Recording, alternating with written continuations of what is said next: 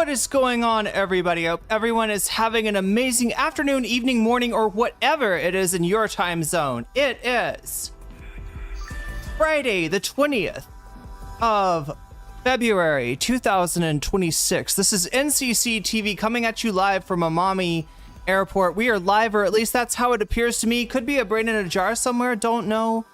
Don't care. Shouts out to all my weasels out there, all my forest creatures rocking out to the realest of the real. Synthetic lifeform streamer trapped in a cyber brain and body, like some kind of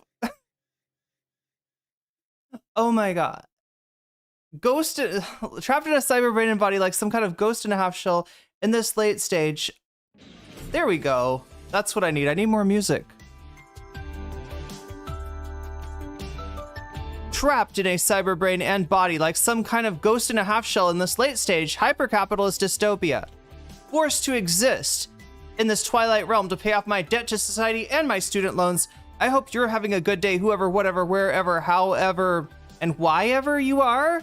We're about to jump right into it here on twitch.tv, youtube.com. High risk, high reward, high on life, or whatever simulation, simulacrum, simultaneous, spontaneous, singularity of consciousness this is, was, or will be sometime in the not too distant cyber future. Oh my god, chat. Am I gonna have to tie my hair back? Yeah, it's getting long again. I need to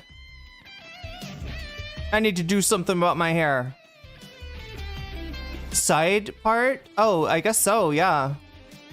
I don't ever think of it. I just like every day I search anew for a part in my hair.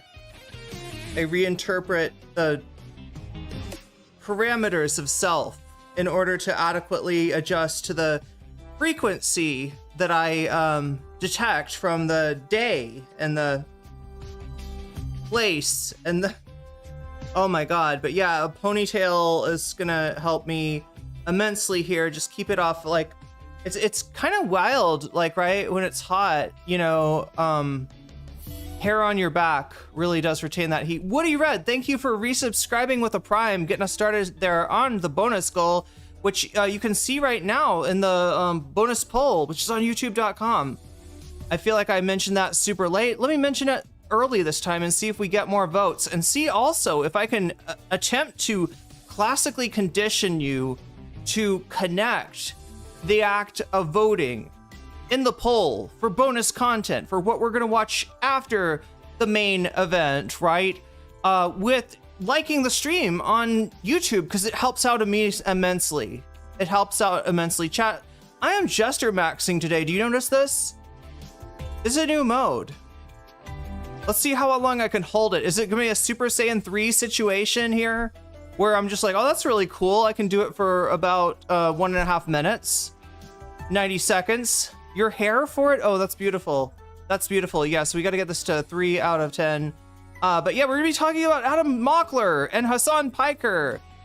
Now, look, I told you 2 days ago that we were going to cover Hasan versus Brian Tyler Cohen, BTC, Dark Money BTC, and the Chorus Brigade. I told you we were going to be covering that, you know, the next day. Obviously, that did not happen.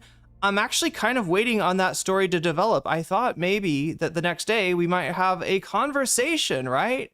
I mean, it behooves Brian Tyler Cohen to, you know, comment on Hasan's tweets whenever Chorus gets brought up. No, let's not get copyright claimed by Pepsi Man. Do you think Pepsi Man would get me, chat? Would Pepsi Man come for me? Would Pepsi Man drink me?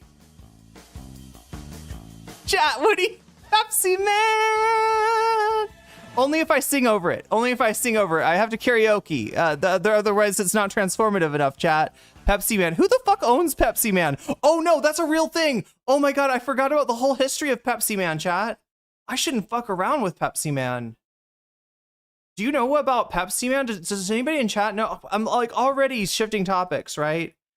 Adam Mockler debating Hasan on the Gavin Newsom question, right? The whole question that got Hasan raked over the coals on liberal Twitter for an interminable amount of time, right? It has come back to be the grounds on which Adam Mockler would like to have a conversation with Hasan, and he assures us, it's not like a debate.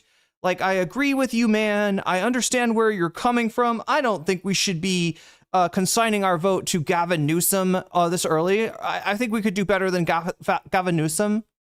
The long man? No, I don't even know. I feel like the Pepsi Man will come for me more than the long man.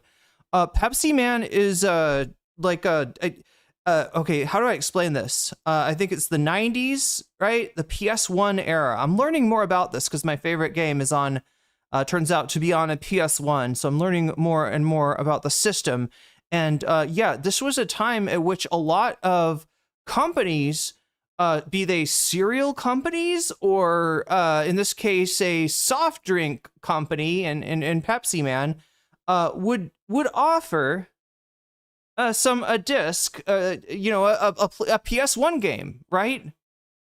A PS1 game associated with their product. I think 7-Up did this too, right? Does 7-Up have a PS1 game? Right? These things exist, and most of them are just, bad games, right? They're not trying to sell a game here. They're trying to sell a product. They're trying to sell Pepsi. But in the case of Pepsi Man, I mean, this one was just so weird that it kind of gained a life of its own. Yeah, Angry Video Game Nerd covered it back in the day, I think. Yeah, it covered Pepsi Man, and Pepsi Man is just like this big man. Wait, he's a bit, how do I even describe Pepsi Man, chat? They dragged him for that, in less than 3 days. I think, they were putting up polls about how they should, just dispose of trans people because they let the right wing run wild with propaganda. Wait, sorry, what? Are you talking about on Twitter? Liberal Twitter? Yeah, I mean, like, that was part of the issue too. Like, trans people kind of get dragged into the, conversation, which, if anything, look, if you're going to consider trans people in part of the conversation about Gavin Newsom, you might want to compare, you might want to notice that he's been a lot more willing to be flexible on the trans issues, like as inflexible as do trans people actually deserve rights, than a lot of other liberal candidates out there, right? And the question is this going to be a successful tactic? You know what I mean? Are people going to be able to ride this? Well, I don't know. I mean, I really have to pay attention to the, so the whole, canard that gets raised on with Charlie Kirk or other conversations with Gavin Newsom, right? There's a parent out there and their daughter loves to play field hockey, but there is a trans person in the daughter's class who would also love to play field hockey. And, I really feel for that guy that worries, I don't know, in my mind, like, I don't know, right? That kind of thing, right? That kind of consideration is not as far away from the consideration of like, my daughter has to use the bathroom in some place, but trans people are allowed to use the bathroom. Do you know what I mean? Like, most people, because the sports issue is such a marginal issue in terms of the actual people that it affects. I mean, like, granted, it's fucking devastating for the people that it affects. Any trans person that had any sort of aspirations of competing in competitive sports, was going through high school programs and stuff like that. I mean, they are fucked, right? But when we look at, like, for instance, in the NCAA, like, how many trans athletes do we have participating? It's something like 10, right? And the numbers are always staggeringly small. So some people are like, hey, listen, the Republicans have got a foothold on this issue. Please, can we just, like, change the subject, right? Let's just not talk about this, right? And most people will kind of say, all right, that's, other issues, right? But when you got Gavin Newsom and he's willing to get, like, pulled along like this on the sports issue, which actually is a lot less acute, any sort of advantage that might be conferred, through the Y chromosome or whatever, is going to be less, pronounced as you go into, like, earlier, younger cohorts, right? So yeah, that's the weird thing. Cenk Uygur famously, anti-trans participation in sports, but he makes one carve out, and that's for, I think, high school. I believe he says high school. You just let you identify as this, you play in this league, right? But yeah, so in other words, Gavin Newsom in some ways, chat, is looking a little like more. I mean, would you want Cenk Uygur managing that kind of policy? Would you want Cenk Uygur to be the one that repairs whatever the fuck Trump does to trans people in the 4 years that he's going to have? Probably not. So why would you want Gavin Newsom? Gavin Newsom has been, has budged, I think more than Cenk Uygur has, right? So anyway, yeah, this is the question that Adam Mockler and Hasan Piker are going to be addressing with Gavin Newsom. One of the arguments for, just like being like, yeah, no, just blue no matter who, Gavin Newsom, whatever, is that people will say, well, as a trans person who lives in California, I can see that my existence is much easier than a trans person who lives in Texas, a trans person who lives in Florida, right? These are night and day in terms of the effects of the policy. But the thing that I don't think people understand about presidential politics, right? It's very common for a president who has been a governor to govern very differently as they have to govern very differently as president than they have as governor. It's very easy for them to make that adjustment, right? And that is because there's a different group. There's kind of like a different cohort of people that have brought them to power in the state. Famous example: the Clintons, the Clintons. Sorry, I mean it's Bill Clinton. It's his political career we're talking about here, right? But Bill Clinton had a lot of support from the Black community in Arkansas, right? In fact, some would say maybe that he would not have been elected governor of Florida without that support. That was his base. These were the people that came out for him, right? And when he became president, there was actually pressure on him from lobbyists, from outside pressure on Bill Clinton, maybe even while he was running, right? He had this famous thing called a Sister Souljah moment. Sister Souljah was an artist, was a musician, and had said something out of anger about the situation of the effect of violence on Black people, right? That was taken by the white community to be like reverse racism, right?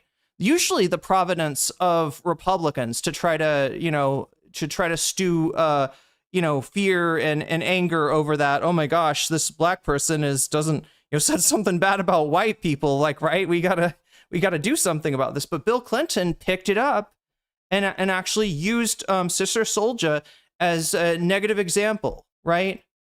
And in the minds of a lot of these, sort of centrist, moderate establishment Democrats, this was his success, because before then they thought that maybe Bill Clinton was too beholden to Black voters, right?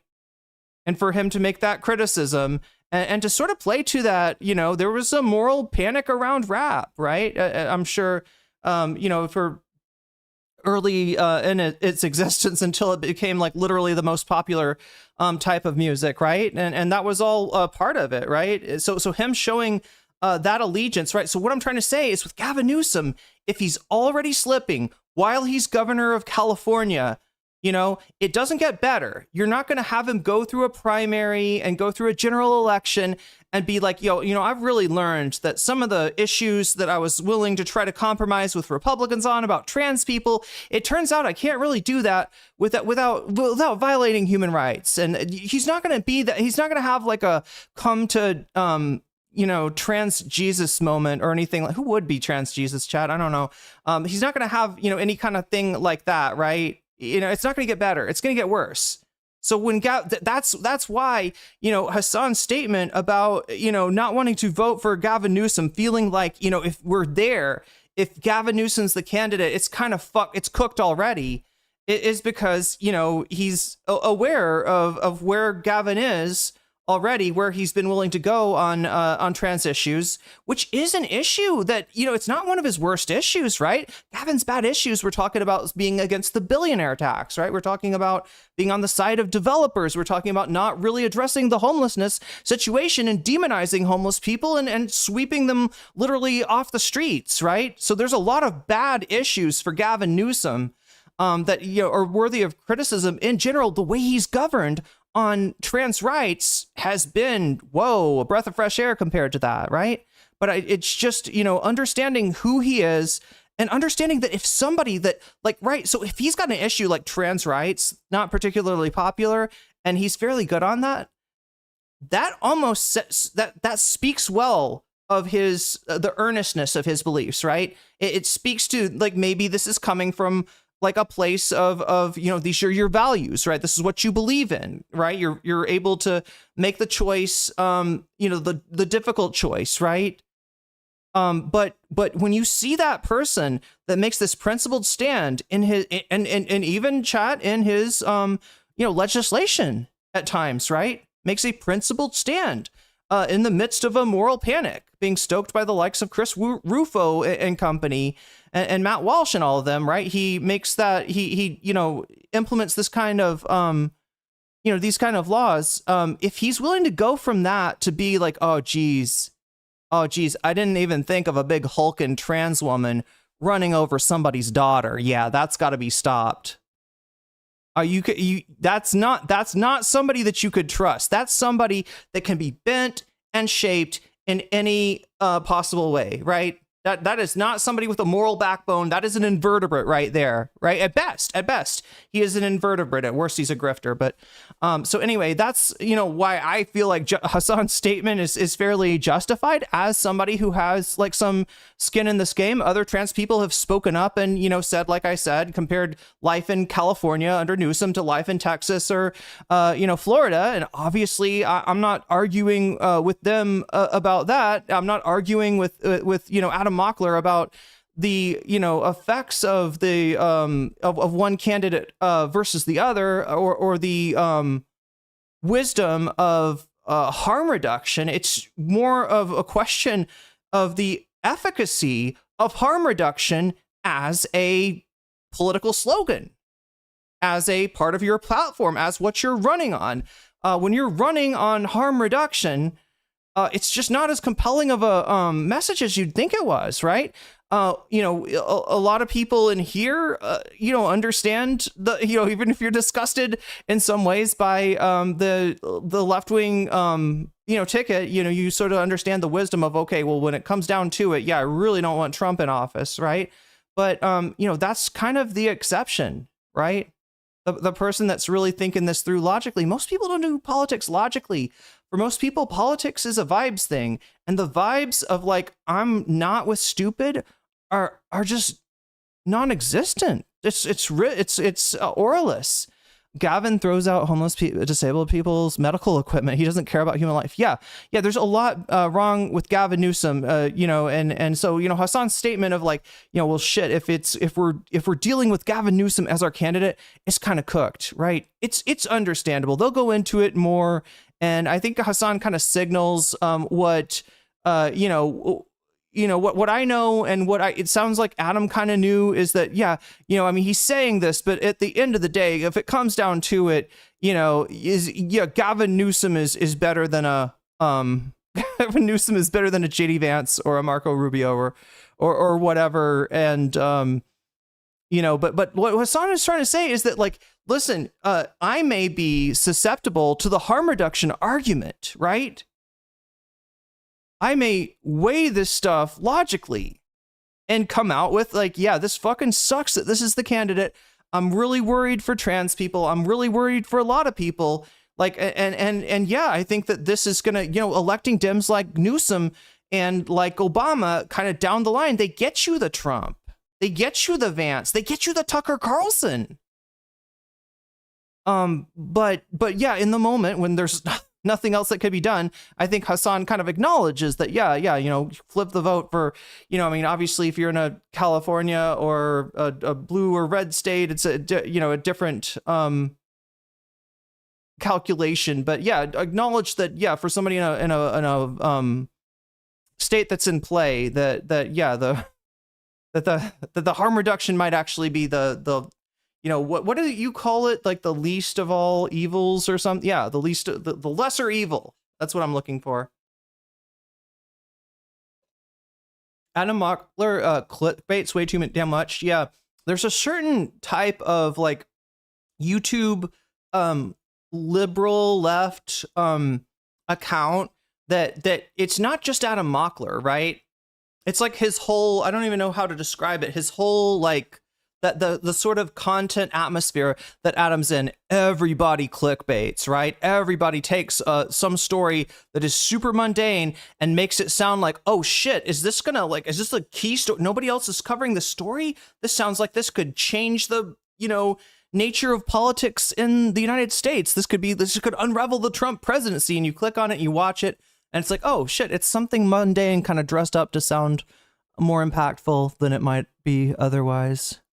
Fooled again. And yeah, for me, my response, now I'm not telling you what to do, right? And I'm definitely not shitting on Adam's channel, because I don't think but by far he is not the worst. If he was, you know, I don't know, would Hasan be talking to him? Would Hasan talk to Hutch? That's the question, right? That would be an interesting, if exasperating, conversation. But anyway, chat, I'm going off here. He actually likes Gavin. Oh, wait, does he? Anyway, we're gonna watch this, get a sense of, you know, where Adam's at, where Hasan's at.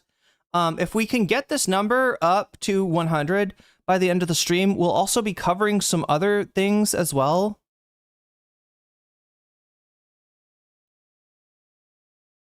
And if I can get the temperature in my room to be slightly comfortable, wait, maybe cold drink. There we go.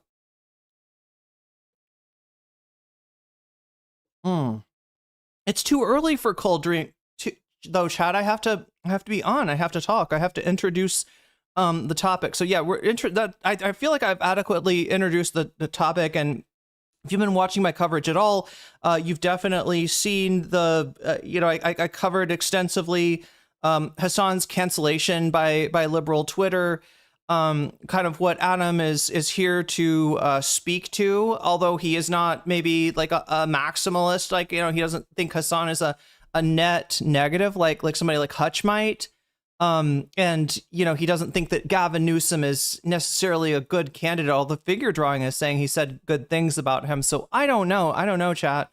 But yeah, it's an interesting conversation, because it's really not supposed to be like, the way it's framed is like, you know, hey Hasan, you know, I just like to have a conversation with you, right? Let's have a little talk. I've just got some thoughts about this. Like, I understand where you're coming from. I you know, because he agrees with Hasan on some level, but then he also like has a problem with the way that Hasan said some of the things that he says, and is kind of like, look, this is why liberal Twitter keeps freaking out on you, man.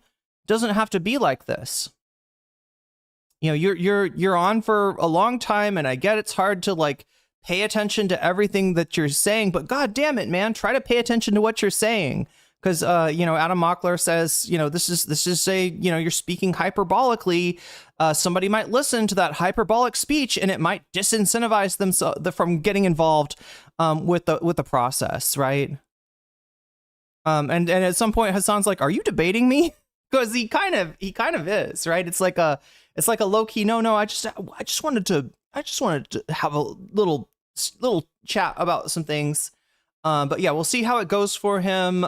Trying to kind of debate bro Hasan in a way, like, not, I wouldn't call it an ambush or anything. I just think that Adam is kind of, well, Adam's going to accuse Hasan of doing something that I've talked about a lot. I've always complained about, you know, streamers using the Mott and Bailey, right, the technique of debate, where you advance a viewpoint that sounds ridiculous, right?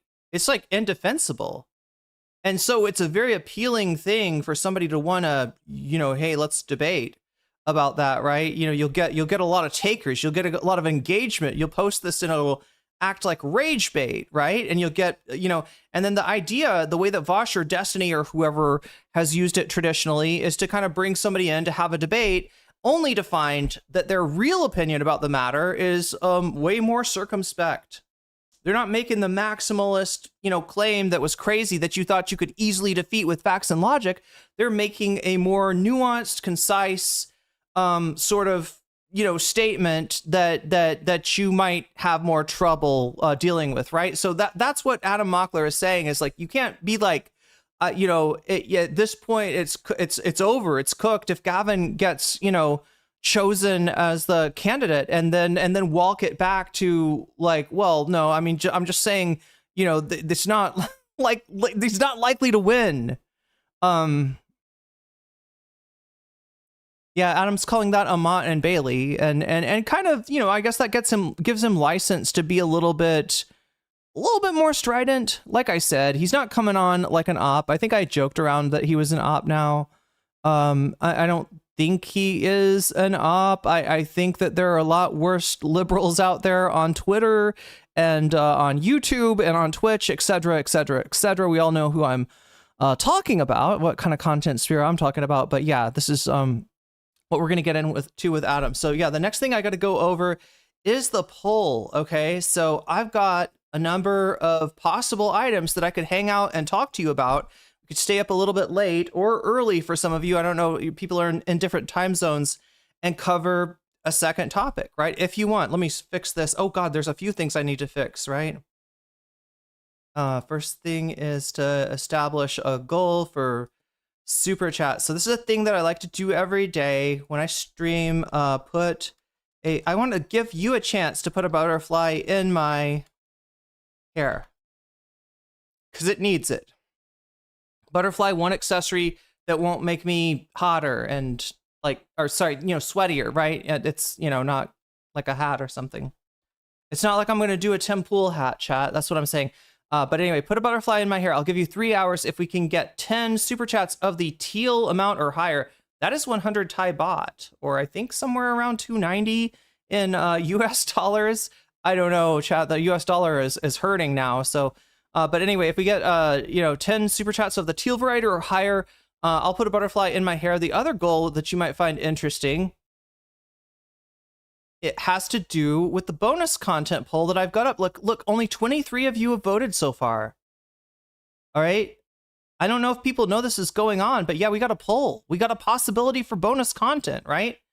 And it happens if we can get to 100 out of 100. We're at 3 out of 100 right now. So like 97% further. That's, that's all.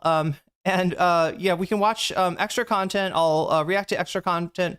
Right now, what's in first place looks like Hasan debates Jennifer Welsh from iHip, right? So yeah, kind of an impromptu conversation. Mehdi's got like a podcast that he, I guess, brings somebody else new on. It's one of those podcasts. It's like a guest podcast. Jennifer's guesting this week. And given that Mehdi is himself, a follower of a faith, of a religious faith, and Jennifer is a avowed atheist, actually second generation atheist. I think her parents were atheists too, who grew up in Oklahoma and had to put up with all the megachurch people and all the just super conservative small town church bullshit that went on, right? And they get into it over the role of religion in politics, right? Which is kind of interesting. So, and the nice thing about Jennifer is when she disagrees with somebody, I mean, like, right, we had our problems with, her bringing on Anna and Jink, but when she disagrees with somebody, she kind of wants to, pick their brain a little bit. And I think that's what she does. And sometimes she changes, her opinion. I mean, like the clip of Hasan that went around the internet that Adam and Hasan are already debating about today. That was, an issue that Hasan actually managed to change her mind on, right? So, she's she's a very open-minded person, right? And not so long ago, I mean, she was just a straight bog standard liberal, right? She's definitely changed a lot. So, and unlike Anna Kasparian and Jink Uger, it's in the right direction. So anyway, that's in first place. Second place, we got Pisco versus the Vanguard. I don't know what this is about, chat. I think it'll be somewhat more peaceful than, like, Hutch versus the Vanguard. But yeah, we definitely missed some content in the Pisco sphere. We watched a little bit of Michael Tracy, that incomprehensible argument about Epstein he was making with Pisco, and we could get more into it, right? That's in second place, right? That's doing really well. Good job. Anyway, I'm proud of you, Little Topic. You did well. You're at 29%. So that's second place. Third place, we've got Clavicular on Adam Friedland. Adam Friedland is known for being able to bait people in and then make them look ridiculous, right? Adam Friedland is a clown, right? If you want to understand what he is, I was thinking about this the other day, right? Cumtown, I have to say the word, is the name of his podcast with Stavros Halkias and Nick Mullen. And you know, whether you're aware of it or not, it's a very influential comedy podcast, very popular comedy podcast, started around the same time as Chapo, you know, kind of cross-pollinated with a lot of the Chapo people, and sort of turned out to be one of the most left-wing comedy podcasts. That's not to say that, you know, any of them are necessarily, I don't know, maybe Stavros left-wing, right? But just compared to the, you know, I mean, you know how comedy is, you know how the Rogan sphere is. They are not like that, right? They're fly in the face of that, and they make fun of that too on Cumtown. But anyway, Cumtown had its moment in the sun. It came and went, and was impossible maybe to monetize, other than by you know, commercials for dick pills and and smokeless nicotine pouches and you know, whatever else, you know, sports gamba that they would advertise on Cumtown, right? And so they all moved on to different things. They all moved on to bigger and better things. Nick and Stavros are stand-up comedians, but Adam is well, right? Adam was there, and he was always like the butt of the joke. He was kind of there to be the butt of the joke, or the bug of the joke, if you will, because they always called him the bug. I think it's because of his glasses. I think that's where the bug thing came from. I don't know, chat. I'm not a classic, like, you know, I'm not an old school Cumtown fan. But anyway, if you think about it in terms of comedy, right? The classic comedy,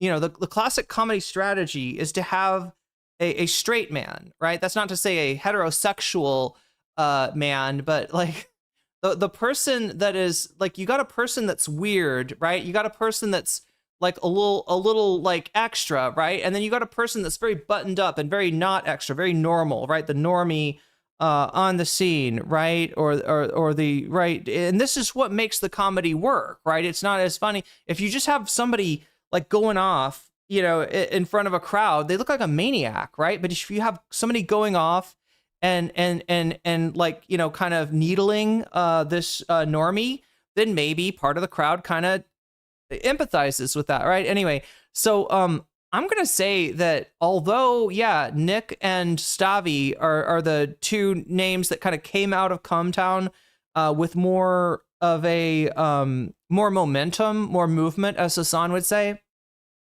that Adam Friedland has been kind of the wind beneath their wings, right? And him starting out his own Dick Cavett style talk show, throwback to the 70s, you know, I don't know, gonzo journalism, maybe a little bit. Maybe there's a little aspect of like gonzo journalism to this, right?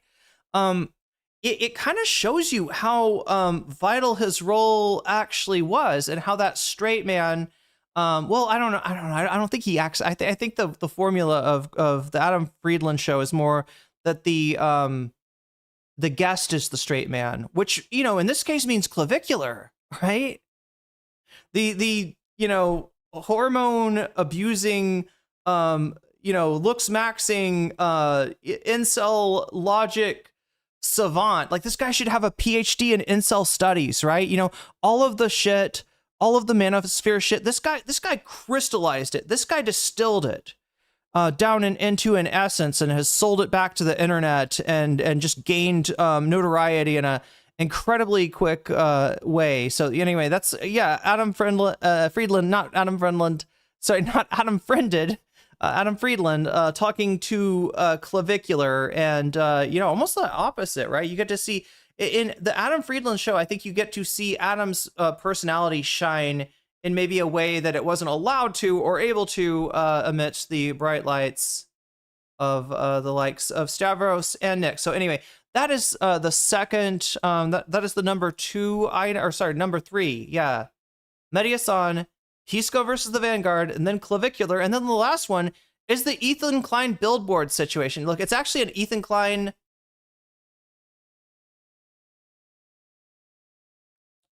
Chat, I needed a drink of green tea. It's actually more of an Ethan Klein, James Charles billboard situation. Ethan Klein bought a billboard, not bought a billboard, but I guess rented it, and had it painted up with some kind of a statement of a picture of James Charles and a statement to the effect, "Hey James, I heard you like 'em young." So some kind of like, just a reminder, James Charles is a predator. It's a pretty random thing to do. I mean, James Charles, obviously a vile person, and but yeah, it's like he's trying to pick a fight. He's trying to resurrect this guy out of the dustbin of history, and like be like, yeah, that's right, I called you out on a billboard. Anyway, the billboard got taken down, as you could imagine, because generally billboards insinuating that somebody is a pedophile are not a thing generally. I don't know what rules exactly that violates, but it is some rule, and apparently an important rule. And it got it taken down. Ethan, of course, freaked out, accused the company of being anti-Semitic and of oh my god, I don't know, chat. I mean, you could imagine, you know how Ethan operates, right? Now that what is it, Lamar, is that the company? Lamar billboards or Lamar signs or something like that. It's the company that rents the billboards. Yeah, he's completely crashing out on a freaking billboard company. And chat, Ethan Klein accusing someone else of being a pedophile in public, it just makes an incredibly easy, vector for people to relate the story of Ethan Klein's alter ego, his Reddit account, aka pedotroll, right? So when a guy like Ethan talks about this stuff and gets any degree of reach on it, it's kind of like the most obvious thing in the world. Well, don't you have that? What about your pedotroll account? We never really got, like, right? This is something that Ethan never successfully defended himself from. There's like what excuse are you gonna offer? Yeah, well, no, I was a joke. I was joking around. I was making fun of pedophiles. I don't like pedophiles. I was making fun of racists. So when I was being racist, it was me, actually being like, racists are like this, like, right? And it's just like, I don't know, Ethan, I don't know. Sounds pretty sus to me. So the only way that Ethan got out of that controversy is people forgot about it. And maybe people would forget about it if not for Ethan bringing it back up. But anyway, that is the 4th place item on, yeah, he's trying to use Kendrick. Look, I said it, I think I've said this in private before, I'm going to say it in public now. If there was some legal mechanism for Kendrick Lamar to, like, I don't know, like a restraining order that Kendrick Lamar could enact against Ethan Klein to disallow him for making any reference to any of Kendrick Lamar's art, I think that would be wise. Right? If anybody knows, Kendrick's lawyer out there, please, like, get us in touch, because I really think that the world would be a better place if Kendrick Lamar were to, use whatever legal team he has to make it hard for Ethan Klein to continue to live his life through Kendrick's fucking lyrics. That's disgraceful, chat, and I'm sure Kendrick would not approve of it if he knew. But yeah, he's definitely a fan. He's 100% a fan. Anyway, that's the 4 items that we've got as a possibility to watch after the stream. Remember, chat, I bring you the main topic for free in the free half, right? We have the opportunity to fund a fun half if we can find the funds in the couch cushions of the community somehow. Then we can go on to a fun half. and also cover another topic, a topic of your choice. So get in there, place your vote, make your choice, because I'm interested in what people want to see. I also use these polls, right? Even when stuff doesn't get selected, I also use these polls to kind of gauge people's interest in various topics. So yeah, voting on the poll, just telling me simply, what do you, out of this list, what do you like? If this was a vending machine, which number would you press, right? That, and it can be a vending machine. It can be almost exactly like a vending machine, down to the whole finding the couches, the change under the couch, for the vending machine. But yeah, more content can fall out, and you can help it fall out through the use of super chats, which also make that make the butterfly goal get closer. I will put a butterfly on my hair. I did it last time.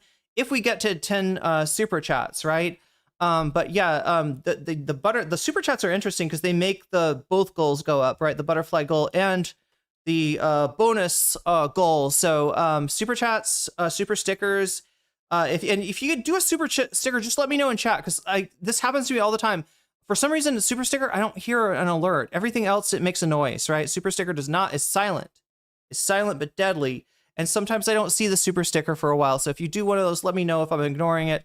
I'm not trying to ignore it. Anyway, super chat, super stickers. If you get yourself a membership, if you gift memberships to other people, which makes the YouTube members number go up. If you support me on Throne, for which I'm trying to crowdfund a new PC before my Windows 10 PC becomes completely obsolete. It's you know, it's still running somehow, but it's kind of like, I don't know, the time's ticking for that. So I'm trying to get something slightly better in this crazy crazy environment to try to, you know, buy any kind of computer, any kind of, you know, desktop stuff, right? If you want to help me out with that, you can do so on throne.com/nocommentchick. You can also support me on patreon.com/nocommentchick. If you do at the $5 level or above, I give you a shout out. We'll get to those in a second, right? You can also support me on Twitch. That also makes that number go up. And you can do this for free. I don't know how many people know about this, but there's a thing called a Twitch Prime sub. I think Woody Red just used one of them, right? If you got Prime, you can hook it up to your Twitch account and you get a free sub. It takes money away from a big evil corporation. I won't mention which one, and it gives a little bit of that money to me. So much appreciation for everybody that subscribes as a Prime subscriber, right? And it gives you the ability to rewind the stream, and it gives you the emotes as well. So that's one way to get a sub on YouTube. It does, if you want to, you know, get yourself a sub, it is $6. I realize that's like twice as much as the memberships on YouTube cost, but people like the, you know, the subs on Twitch, so I will not discourage them. But yeah, it does cost $6. And the, you know, the other, if you don't have Prime, and like $6 is like way too much, there's some chance that just by being active in chat, you may be gifted a sub. It does happen. It can happen. It's a very generous thing for people to do. People occasionally do this, but if you want to, you know, be the recipient of one of those, just be active in chat. It's your best bet there. So I think I've gone over everything except for, like I said just a second ago,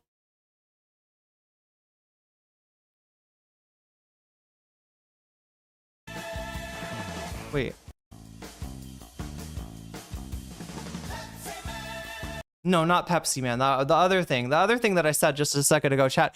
I would have to show you Pepsi Man. Like, we'd have to have time for it, right? I'd have to, I don't know.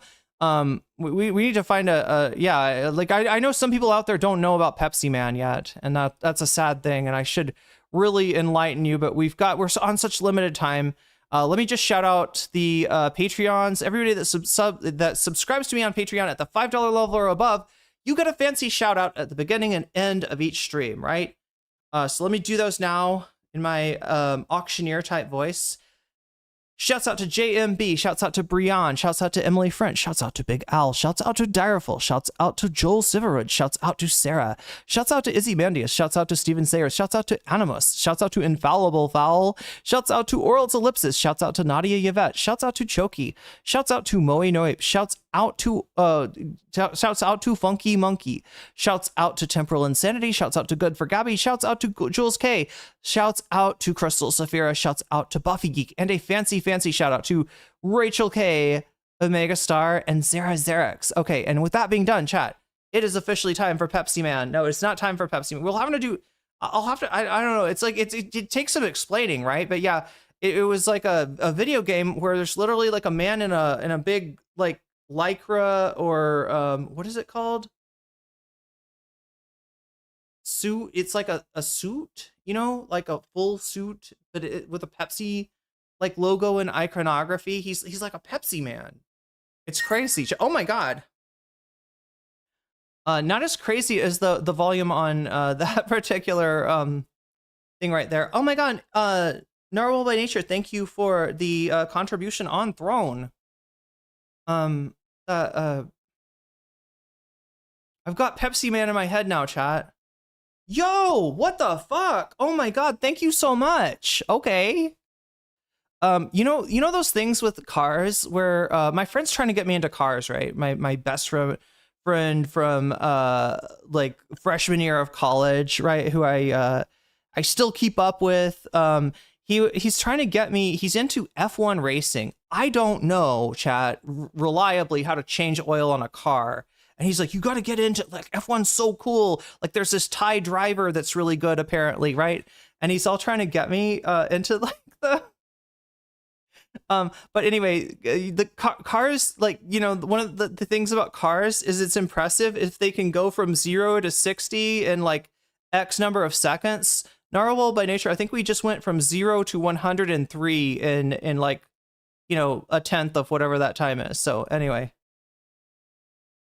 isn't that weird when, like, I mean, like, you sort of understand it with your good friends can recommend something or try to get you into something. Like, I mean, I don't like try to push, you know, stuff that I'm into on my friends.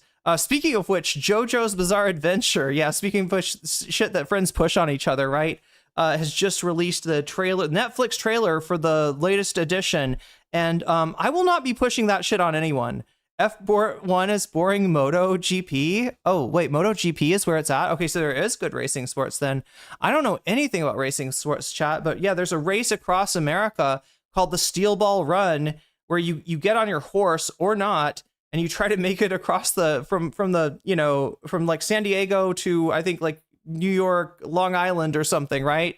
I'm worried, chat. I'm worried about this adaptation. It's everybody's favorite part of JoJo, and I don't know. I feel like they don't have the words matched with the lips. Anyway, chat, we're not talking about JoJo. We're talking about Adam Mockler. Almost said Pepsi being gendered is so 90s. I mean, Pepsi could be a girl. Yeah, Pepsi could be an NB. I could definitely see Pepsi being, you know.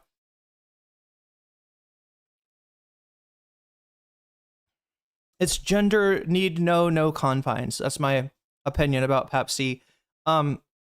Because corporations are people in the United States of America. But yeah, we're at 103 out of 200. Now, if we get to 200, we do 2 topics, the top 2 topics. You could also let me know in chat. Yeah, I forgot to mention this. You can let me know in chat if you donate and you want any particular topic to win, or like you want to support that topic. You can put your money where your mouth is. Let me actually change this, right? Because I've got Mehdi Hasan with 37%, and Mehdi Hasan has not earned that 37%. But if you want to see Mehdi Hasan and you got $37 burning a hole in your pocket, you can turn that donation into a percentage and add that exact amount or any amount you choose to that or any topic. It'll just be basically like a bonus at the end of the stream that gets added on to the votes, right? Or if you think that sounds horrible and you don't like the idea of money in politics and you're like, NCC, why would you even do this? I do have a provision for you. You can say Vox Populi, which basically makes it harder for anyone else to affect the poll via donations. So there's that as well, right? Or you could remind me once again that I am deficient on my streaming of video games, right? Which we really need to take care of that somehow. Steelbound Run is so intense. Yeah, I mean, it's a great manga. I am so worried. What is the name of 7? Yes, Steel Ball Run. It's a Western, right? So like all of the JoJo's, they kind of exist in like different time. I think like the first one is in the 1800s in jolly old Britain. And then like the second one, you know, moves a lot of different places, including I think Nazi Germany during like World War II. Part 3 is in the 80s. Part 4 is in the 90s. Part 5, I think, also like more like late 90s. Wait, no, am I saying this right? Part 4 is in the Part 4 is in the 80s, I think. I could be wrong about that. Part 6 is in the 90s. Part 7 goes back to the 1800s, and then it just gets weirder from there. I don't know the lore. Miss Smithy, are you getting mad at me for talking about JoJo?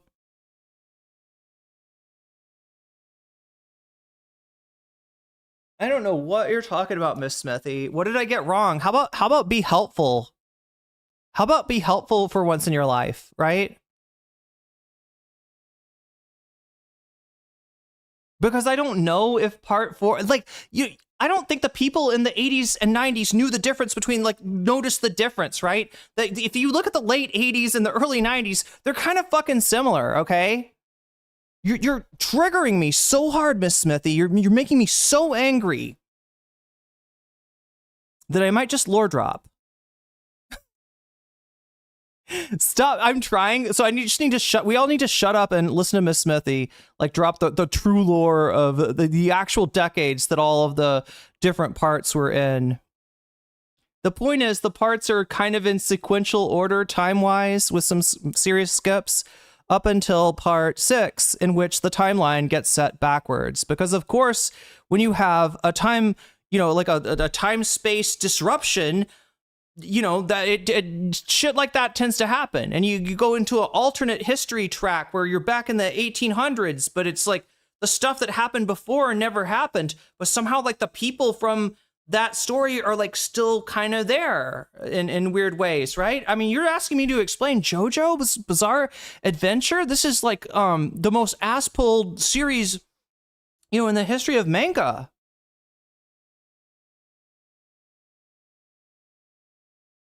We would have to have 20 minutes telling me how I'm wrong. Actually, Steel Ball Run is not a horse race. The horses are their stands, okay?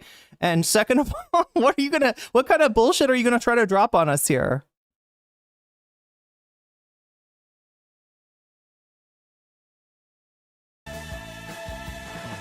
Get Pepsi manned. That's all I have to say. Anyway, I was trying to thank, I did thank my Patreons, and I think we can go into the actual stream right now. But you do realize that challenging me on JoJo lore will only make me lore drop harder, okay? You do realize that that's the inevitable result of that set of actions from you. And listen, Miss Smithy, okay? I don't appreciate people who are useless. Who bring up useless things in stream, right? When it's useless. Don't trifle with me, Missy, okay? Anyway, let's get down. Look, I'm not mad at anybody. Let's get to the content. That's what Missy's asking about anyway. Hasanabi.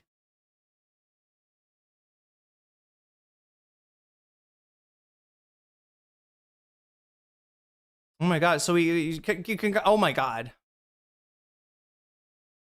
Let's try this again. I think I searched this a long time ago. All right, what's the best one to watch this on? How? Oh my god, this asshole got first placement in the yeah, don't watch it there, chat. Watch it from Hasanabi Industrial Complex, chat. No. That's the current one. No, come on, just give me Hasanabi Industrial Hasanabi Productions. I choose you. That's a good one. Do mass deportations that are it's so hard, chat, because there's so many oh my god, wait a minute. Look, go follow them anyway, Hasanabi Productions. I really like their work. And I'm pretty sure they're not a bot. But I want to, I want to try to I don't know.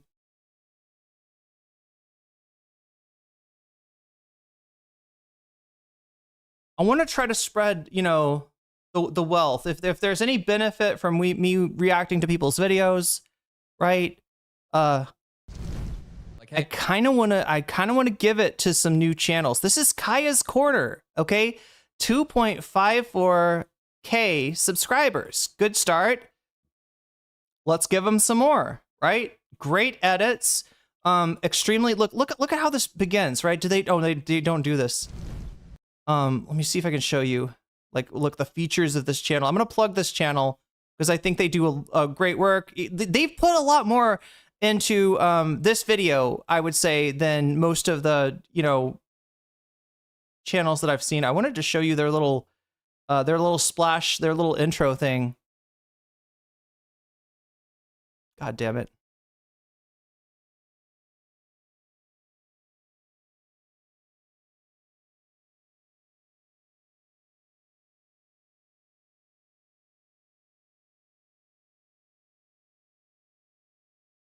Look at the thumbnails, right? It's like there's a lot of work. This person's putting a lot of work into their industrial complex channel. It's so little. So let's give them some support. I want to see if I can show you the. Oh, this must be like a new intro. God damn it. Okay, I don't want to say I don't like their new intro because I haven't really, you know. I want to show you this intro that they had. So I have a really hard time. Wait. With the Hasan is winning a couple of different lists, but ladder voting MAGA is you will pet me whether you like it or not.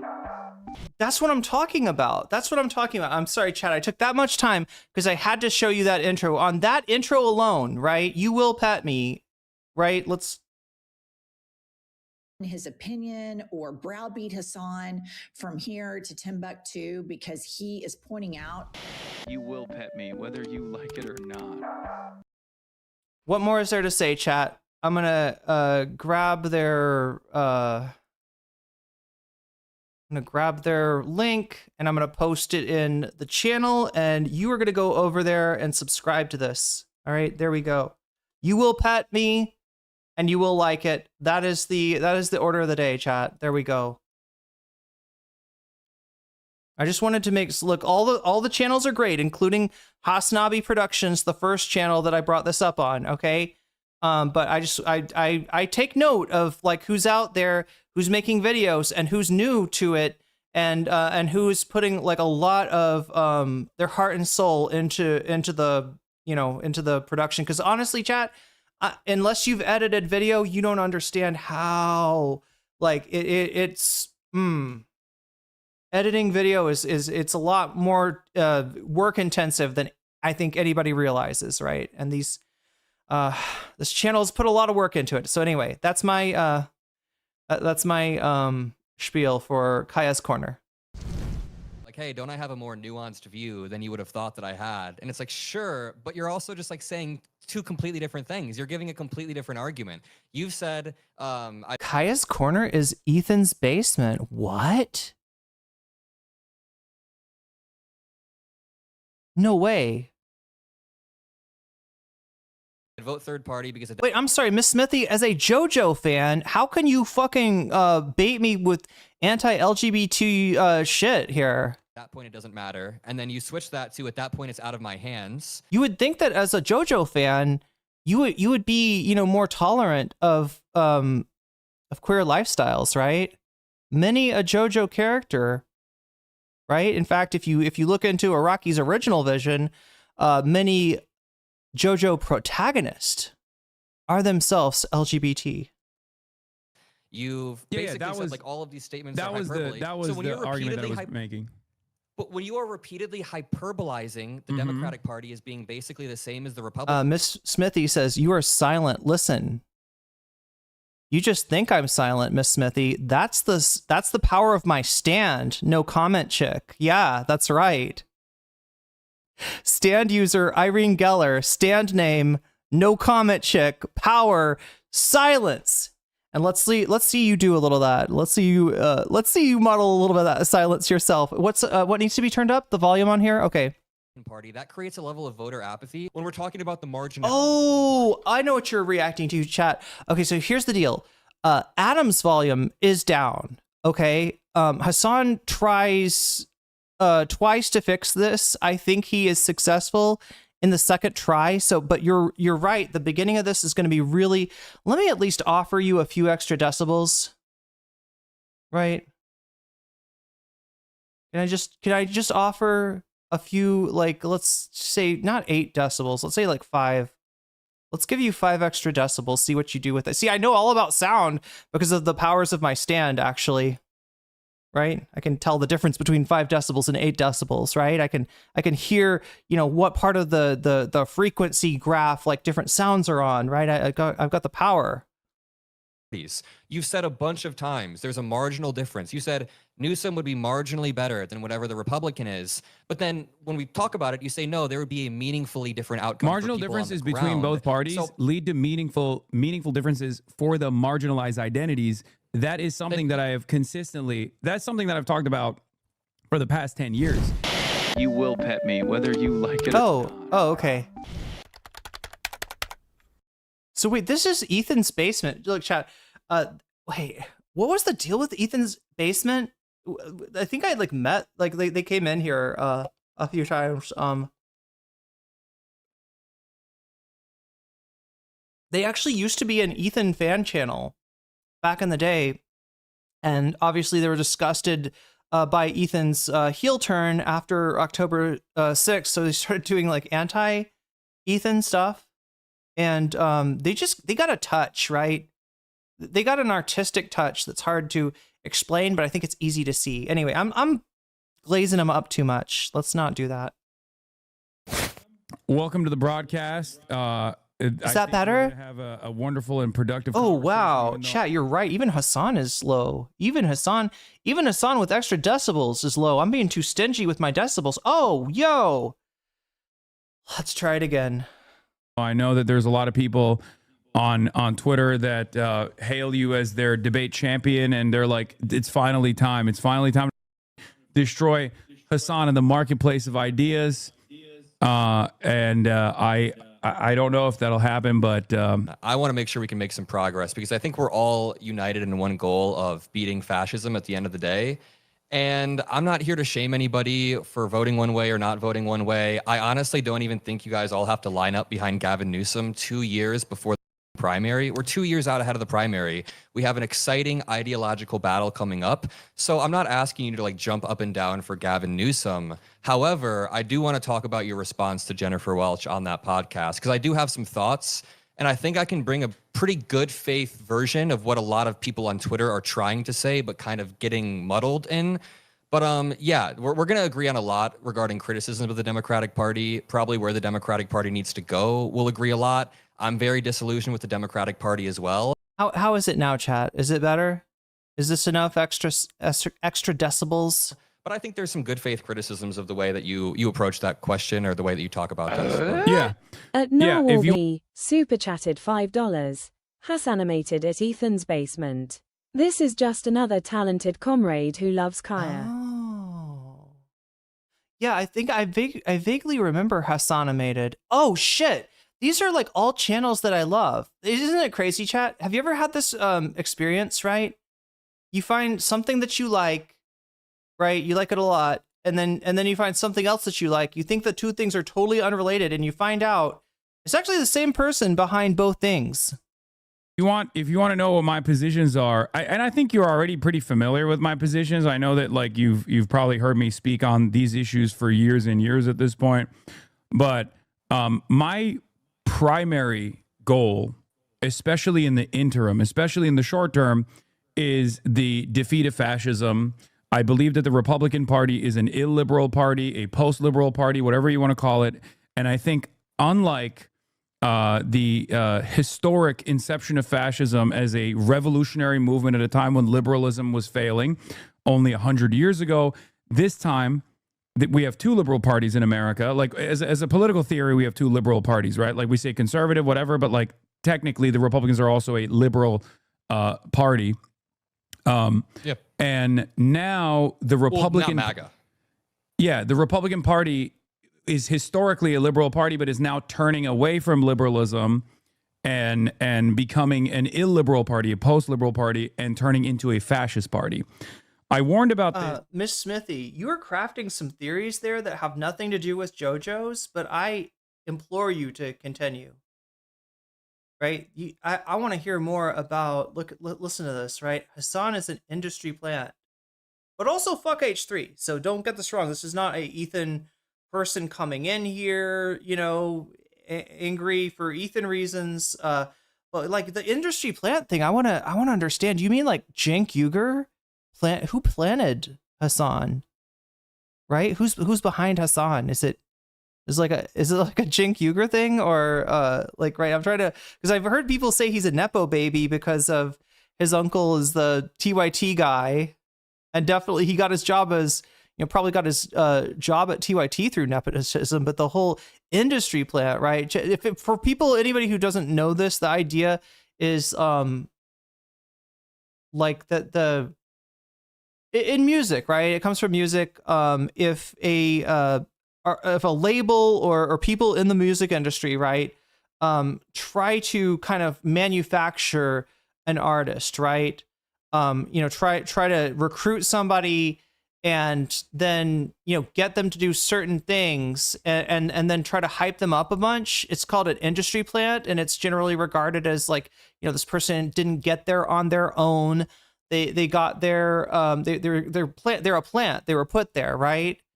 And this is what this chatter is saying about Hasan. Is it China? Is it China? Is China doing it?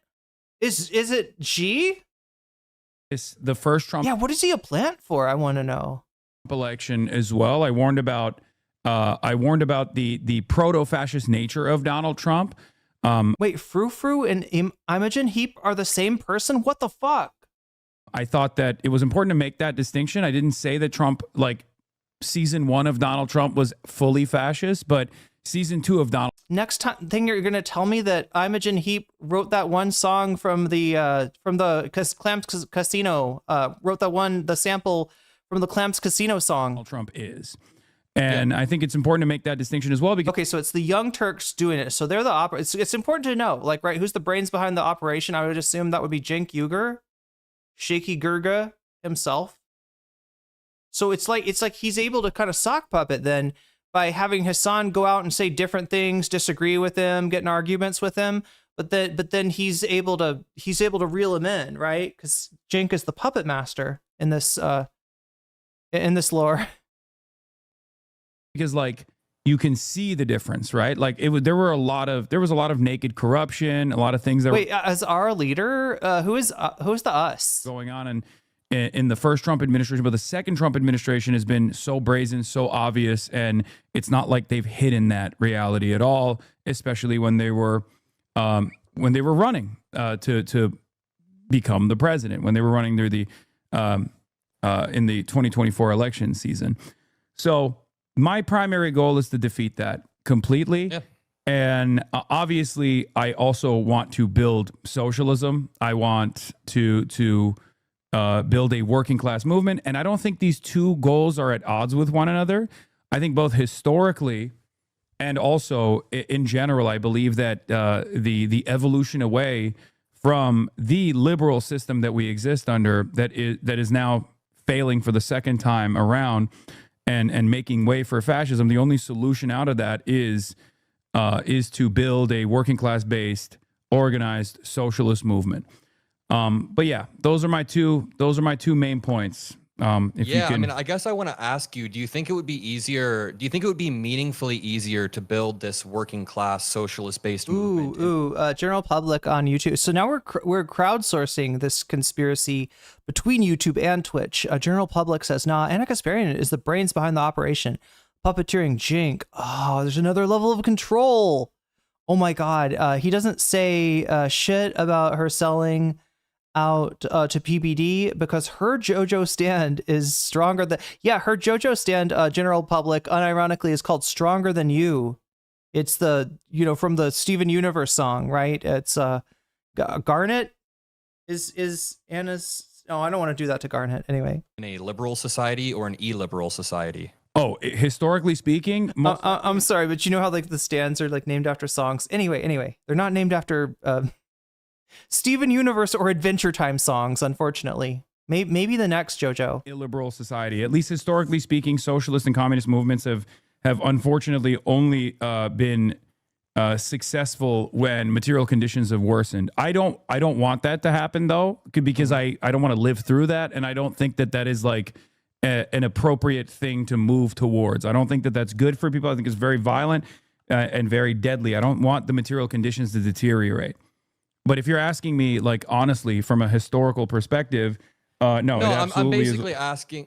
I'm basically just asking if we get to a 2028 and like, I guess we can get into the hypothetical of Newsom versus Vance, but it's not even about that. They're kind of just stand-ins. I don't even want to concede who our nominee is going to be 2 years ahead, but I think there would be a meaningful difference in building a pro-labor movement under a JD Vance presidency, which would be much, much harder, versus a Gavin Newsom presidency. I mean, JD Vance's entire career has been trying to step on top of workers. He wants to. I agree. He endorsed Project 2025, which literally wants to bring child labor laws back to 1938. He's fundamentally illiberal and doesn't want to let you organize. I mean, like, a lack of organization is part of not living in a liberal society, right? They will squash that. They will kill communists. They will kill socialists. That's what they did in other fascist societies. They killed socialists and communists. Meanwhile, Gavin Newsom, however insufficient you may think he is, and this is not an endorsement of Gavin Newsom, I'm just trying to illustrate my points of, the different realities we could enter. However insufficient you think Gavin Newsom is, he would allow for a really strong labor movement. He would allow for you guys to at least, organize. Okay, let's give him his props as a debate, bro. Right? That's an interesting angle. To come at a leftist with the specter of Pinochet, right? These kind of people have killed communists under their regimes. Yeah. So therefore, we're going to need you to back Gavin Newsom. Now, obviously, that's not what Adam is saying. He is, at least voicing that he, does not think that Gavin Newsom would be the ideal candidate. But yeah, this is the argument, right? You don't get helicopter rides, do you? That's fucking wild. Look, listen, I'm giving him his respect, right? Because most of the times when liberals come at you, they come at you out of a state of just historical ignorance, especially when it comes to, the history of like U.S. subversion and the sort of connection between U.S. businesses and U.S. national security that has, destabilized time after time the global South, particularly South America, Indonesia. Did somebody bring up Indonesia earlier? Indonesia is another example. There's places where communists have been killed. That's true. And, it was by far right governments. But I don't know. It's just like a weird angle to try to like reel Hasan in with, right? You don't want to be put in a helicopter, do you? You don't want to be like gathered up in a stadium and like shot in the face, right? Do you? Organize, and it could be worse than Gavin Newsom. Yeah, I know. He would probably communicate with you guys. First of all, I don't even think you guys. I think you're a part of this as well.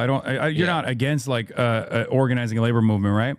But no, I'm also, not against that. Also, can you crank up your volume a little bit on your end? Because I maxed it out, but people still are having a hard time hearing you. Yeah, my bad. A lot of calls. No, it's all good. Is he audible for you, chat? As far as like what's better rooms for organizing, it's not even a necessary part of this discussion because I know that it is. The reason why I'm saying it's not a necessary part of this discussion is because given the option between Gavin Newsom and JD Vance, I'm not saying that Gavin Newsom is going to be a situation than JD Vance. I understand and agree with, in theory, the harm reduction narratives.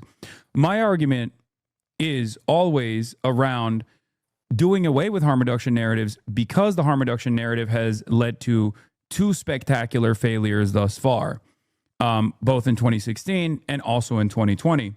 And as far as like playing hardball with Democrats who don't want to listen, who still want to hold on and maintain this like harm reduction narrative, who still say that they want to appeal to this like mythical moderate voter who's outside of who isn't a normal Democratic Party voter, like these guys that they want to turn to the Democratic Party. I'm willing to play hardball with them and say, like, look, I'll hold my vote back. But the reality of the matter is, if you're asking me sincerely, like, do you think... Okay, I was trolling a little bit earlier. In all sincerity, like, I disagree with Hasan from time to time. I don't want him to be the leader of, I'm assuming, the left, right? I don't want to be, I don't want to be under the control of anyone like that. But I just don't see how, this is not like a, this is just, these are ideas that he's offering up. Most of them, I'll be honest with you, I agree with, right? Sometimes I disagree with Hasan, and, we should all try to look at it like that instead of it being, because look, all right, on one handle, the new media atmosphere, and you're going to see it in my titles, in my thumbnail, in my choice of subjects, right? Yeah, there is a personality, a formula of like personality plus politics, right? That makes for compelling content in terms of just getting views. Yeah, there's always going to be some kind of interpersonal drama there. I just don't want us to get caught up in that drama like everybody else, because I see these communities that do that, and I'm telling you, their ideological backbone is undermined by that. Anything that they're trying to accomplish, when it becomes about fuck Hasan, or, Hasan always good, Hasan always right. I mean, I don't see as much as that being a problem, but yeah, if people are just like unabashedly standing people, it is gonna, it sort of pulls us away. I mean, like, what you should care about and believe in are issues and each other, and the potential of human beings to, to connect through solidarity and to be more powerful than we are alone, right? As far as any of these people, right, you can kind of take them or leave. Look, there's good aspects to Vosh, right? I'm sure a lot of Vosh's, opinions about Donald Trump, for instance, are not things that I would disagree with, but, he's coming from, kind of a different place. And, that's easy to recognize through his interaction with other content creators, right? But, Vosh being a bad person and kind of a sick person, if I'm being real about it, right, does not mean that I'm going to change those views that I happen to agree on him with and be like, yeah, because Vosh bad. No. Vosh, I do not trust, okay?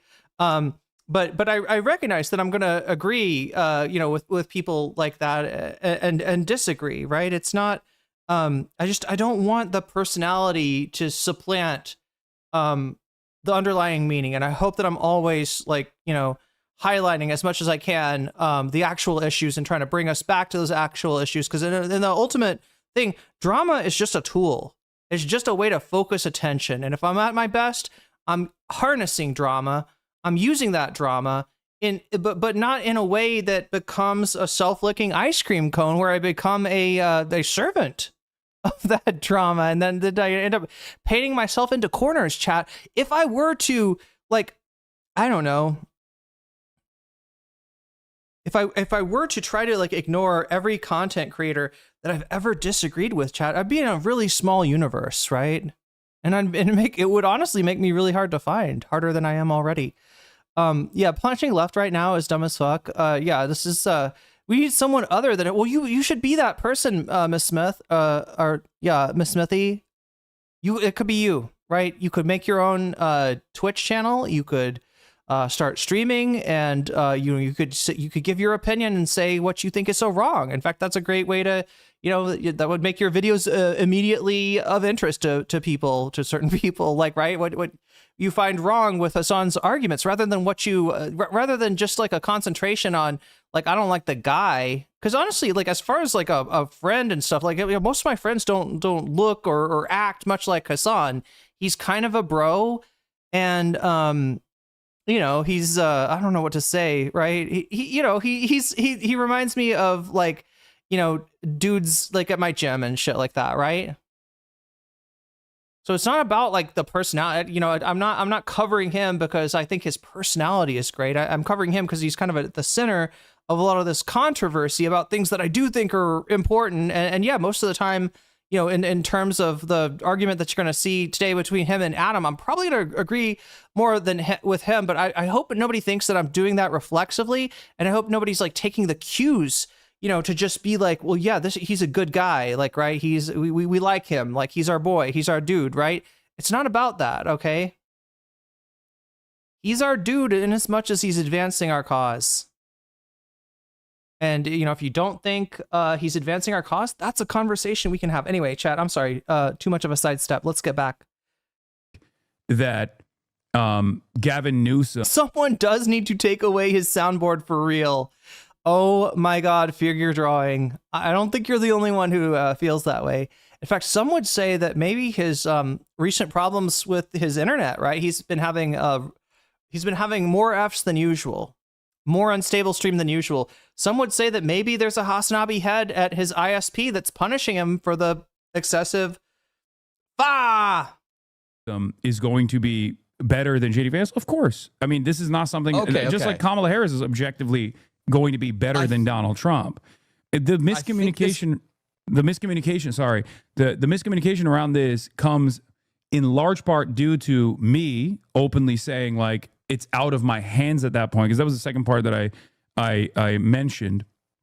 It's openly out of my hands at that point, and there's no way for me to overcome the way that the party is communicating what they want to do, and the fact that a lot of people hear that and immediately go, "Oh, this guy, he wants the Republicans to win." I don't. Yeah, I don't think you want the Republicans to win. I don't think that at all. And here's where we agree on, actually. So I keep hearing you say that you don't want Democrats to run on the harm reduction narrative in 2028. And I totally effing agree. If we're running on a harm reduction narrative. Oh, no. Oh, no. Okay, chat, is this a TikTok thing? Do you have to do this? Oh, chat, I don't think I'd be able to be a TikTok streamer. Where does this come from? Did you hear that? I totally effing agree. Holy shit, never say that. Okay, if you're advocating for the left, please, please, never find yourself saying, I totally effing agree. All right? Either you're going to be careful about curse words because of the platform or because of sponsorships or whatever, or you got to say fuck. You like, I'm not saying say the R slur. Like, right? You could see people that kind of take it too far, that like, especially with that dark woke shit, they want to be like, yeah, we just like be like the right wing, but for left wing, we just call Donald Trump an R slur, right? There we go. I mean, look, I mean, according to the definition of that word by his own supporters, sure, I guess he fits that, but damn, like, you know. 28, we have failed somewhere massively. We want to build an exciting, forward-looking message that can turn out not only our base, but Americans who have been struggling. We need to have something that is not just us unified to our opposition of Donald Trump. Chat, he's fucking reading this. For the past decade, we have been defined. Oh no, you came onto Hasan's. Oh no. Look, this is supposed to be a conversation, all right? This is supposed to be a chill fucking conversation of like, hey, you know, I heard the thing that you said. You know, some of your detractors, I think, went way too far, right? I don't disagree with you on the crux of it, but, you know, I don't like the wording. And this is what I don't like about the wording, right? That's, you can have a chill conversation. You don't have to fucking come on and be like, all right, I'm going to write down my, my statement, my introductory statement, and then, you know, have a rebuttal that I'll be, you know, when Hasan's talking, I'll be typing out a rebuttal, right? You don't have to do this for, I mean, I don't know. I know he comes from a more formal debate world. Is that correct, chat? Like Mockler does, am I right about that? He does a lot of debates, and you know, it's more like Twitch poll, like, or it's more like, you know, Destiny Vosh, whatever, Prime Kai. The overlay looks like it's a kid's show. It kind of does. It's cute. Like the whole theme of this channel is that Kaya runs the channel. And you will pet Kaya. By our opposition to Trump, and we need something more exciting. So yeah. I agree. We should not run on a harm reduction narrative in 2028.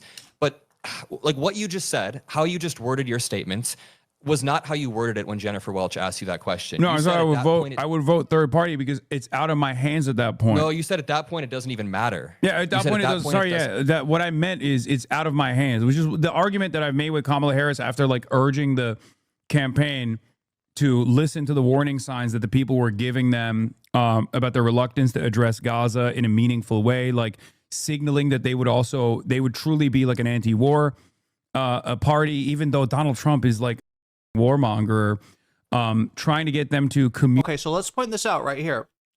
If Adam's going to be all formal about it, let me give him the formal debate analysis. Adam's come on and he said that there's a substantial difference, right? A non-fungible difference between Hasan saying it's out of my hands. And Hasan saying, what was it? At this point, it doesn't matter, right? He's saying that that's a different thing, right? Adam's like not objecting to it's out of my hands, right? We're fucked. It's cooked, right?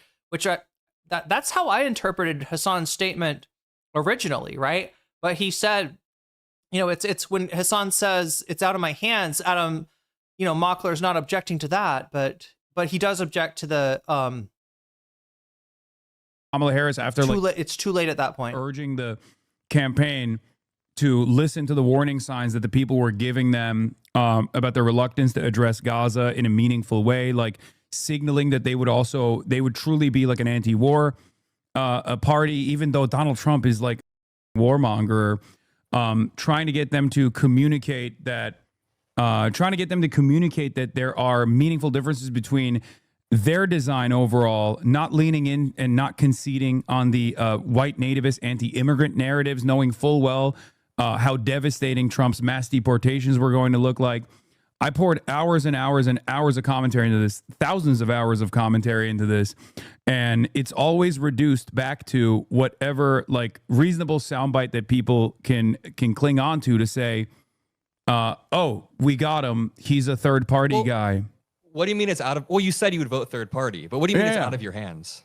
Oh, perfect. Like you mean like we would lose at that point? I don't know if we would necessarily. I don't know if we would lose because JD Vance is uniquely uncharismatic. But we saw that today. I mean, we see that every day, right? I mean, disaster. I still think that Gavin Newsom is particularly weak against JD Vance, unfortunately. Sure. So I don't know. I feel like he's either reading chat or some. You see, that's what I noticed about Adam. Look, sorry for not having a Adam on the thumbnail like with his face so you can see it. He was just looking down for most. I don't know if that's just where all of his devices are, or if maybe, like I said, it does seem like he had something prepared earlier. He's reading something. I don't know. Does he have something making a transcript of what Hasan says? Does he have something like taking notes for him? Like what's going on here? Is there an AI coming up with just kidding. I don't know, chat. I don't know what Adam is looking at. It would still be a toss-up at that point, partially because while JD Vance is not capable of holding the Trump coalition together, But do you notice the different tenors of the conversation, right? If you've watched Adam's channel, you know that he talks maybe more like a cable news broadcaster. Not entirely, right? He's not doing cable news. He's not old media. He's not that age for that MSNBC demographic. Although he has been on, I guess, MSNBC and CNN a few times, but right, he's using that sort of news voice, right? Oh, we saw that big time with JD Vance today, right? Hasan's realm is a little bit more informal. It's a little bit more like, I mean, you could see like, so what I'm saying is like, you got a streamer talking to a, I guess a broadcaster, I don't know, YouTuber. I mean, obviously Adam does lives too. I'm not saying it's like the format, like live versus prepared content, although, Adam's probably more prepared content and less live than Hasan. But it's just the way that Adam relates to his audience, right? Where he's like, we've just got word that blah, blah, blah, blah, blah. Whereas Hasan, if he, like Hasan, it's like hanging out with somebody, right? And Adam is, I don't know, trying to cut content. It feels like. I don't even worry about JD Vance as much necessarily. I don't really worry about Marco Rubio. I worry about Tucker Carlson. I think Tucker Carlson has he's the real torch carrier of the MAGA movement. I don't even know if Donald Trump recognizes that yet or admits that personally, but I think it's there. And he fits the mold of an outsider, populist, anti-establishment television guy. Okay, that's a good comment. Smartass Jedi says, I like how we're thinking about 2028 when it's barely a year into Trump. We have to survive long enough for this administration to even get to 2028. Yeah, you got a lot of bottlenecks too in terms of like what is going to happen in 2026. Is there going to be a real meaningful and legitimate midterms, right? Or are we going to get gaslit and lied to by the administration once again? And we're going to have the media be like, well, Trump says that they had to seize the voting machines and, that these were the eventual results, that all the Republican candidates who were down in polls won. Oh, it must just be because our polls were too liberal. Yeah, that's it. We made the polls woke again. I'm sorry, chat. I'm sorry, except they don't say it like that. I was just talking about the difference between how a broadcaster talks to their audience and how a streamer, the broadcaster obviously is not gonna say, listen, chat. Yeah, Tucker is absolutely insane. Yeah, it would be an absolute disaster. It would be an absolute disaster. And so the stakes are real, and I'm sure that you could flip this argument and make the same thing of like, hey, the stakes are real. You should not be criticizing any of these candidates because maybe the voters will choose Gavin Newsom, and if that's the case, Hasan Piker, having talked all this trash about him, is gonna hurt his chances, right? That's their argument, right? Is that the machine is gonna pick who the machine picks, and it's our job to support them. Because they're always going to be better, and it's true. They're always going to be better than the JD Vances, the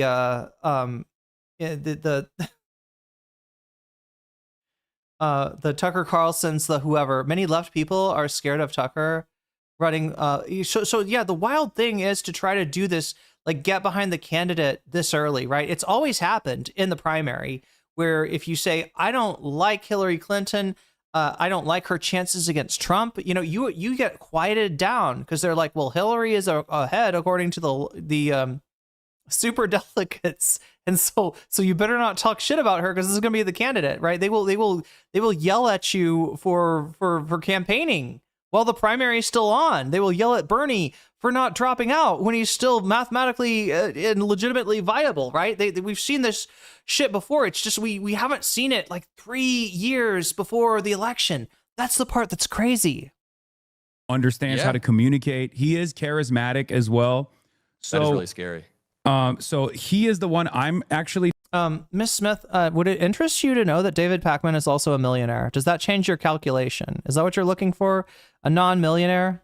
That's the oh no. This is the Hasan is not the right person to get behind. He's not our leader. Who should we look to again? Maybe David Pakman. I'm sure some people in chat have thoughts about that. David Pakman as I don't think we need a de facto leader of the left, though. I don't think Hasan should be the leader. I don't think that he is the leader. I think, what he is, right, is the person, the leftist content creator that has gathered the most audience. So if you don't like what he's saying and what he's doing, you use his, you learn from his techniques in terms of, content and audience and everything. And then you try to, make different arguments and see if that has has some kind of motion behind it. But I mean, if your basis or your archetype of the good leftist leader is David Pakman, I do not foresee success. As the Oracle of Maya, I can say that. I do not foresee success in this case. Terrified of more so than Marco Rubio, who is like a straight line neocon. He's not going to be able to do the populist. And JD Vance is basically like evil Pete Buttigieg, like role reversal Pete Buttigieg, where like he also has that like McKinsey consultant vibe to him. I like to say when JD Vance comes into your neighborhood, that like the coal mine is shutting down. Like he has the attitude of a guy who's going to be like, we see you, we hear you, but we have to eliminate some redundancies.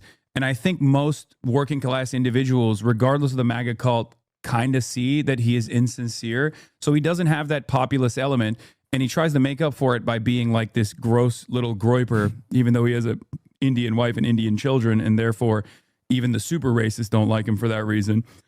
So these are just like the two default positions that the Trump administration is like, looking at right now, but I do think it's like possibly going to be Tucker Carlson.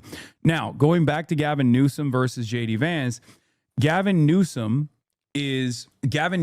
unfortunately has a lot of the California stink associated with him. I love California. I live here.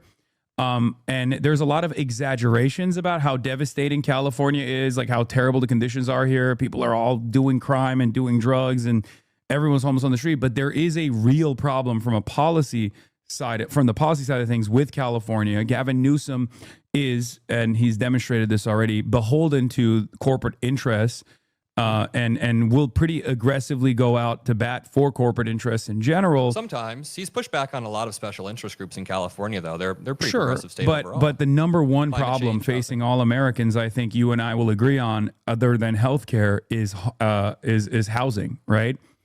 And California has a huge issue with housing, and we have voted for a million different ballot initiatives at this point. Yeah, and Gavin's too owned by real estate to really do much about it. I'm kind of interested in the fact that Adam chose the tack of saying special interest. Now, chat, one in chat, is that a familiar term to people?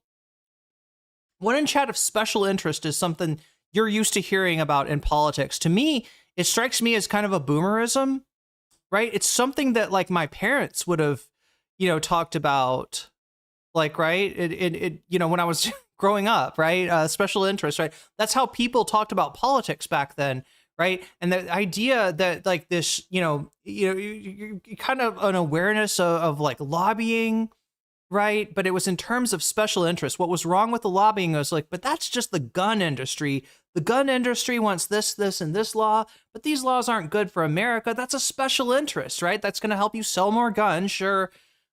Great, yay capitalism, but ultimately that's not going to be beneficial, right? And anything was called a special interest, whether it was like, an advocacy group around like civil rights, or whether it was a industry group, right? Now I said group. Okay, so some people are used to hearing it. Yeah, I think it depends on a lot of things, right? But it's not a phrase that gets used a lot anymore because we got bigger fish to fry, and those bigger fish are like money in politics, right? We talk about like lobbying groups. We talk about AIPAC, right? We don't talk about AIPAC's bad because it's a special interest. Like AIPAC's bad because it's buying, Congress and ensuring that there can never be any discussion, any meaningful discussion of the United States arming of a nation that's carrying out a genocide, right? But Adam saying it in a special interest kind of reminds me, like I said, of boomerism a little bit. It's a throwback. That's fine. Maybe Adam is teacher's pet. You know what I mean? You know the personality, right? Maybe he listened to a lot of boomers, right? A lot of boomers were influential. Maybe, fine, great, right? But the other thing that this reminds me of, because I said groups earlier, right? The special interest, the concept of special interest is they're very similar to the concept of the groups in abundance, right? Ezra Klein, Matty Iglesias, these kind of people always concerned about the power of the groups.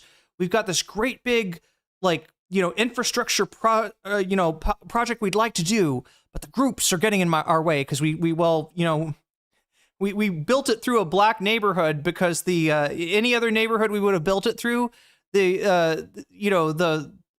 the developers put too much pressure on, right? So we just wanted to go the path of least resistance, fucking over the least powerful people in every one of our policies. And if these damn the groups in some case, Chad, in that case, are like the people representatives of the neighborhood that's getting impacted by this big, infrastructure project.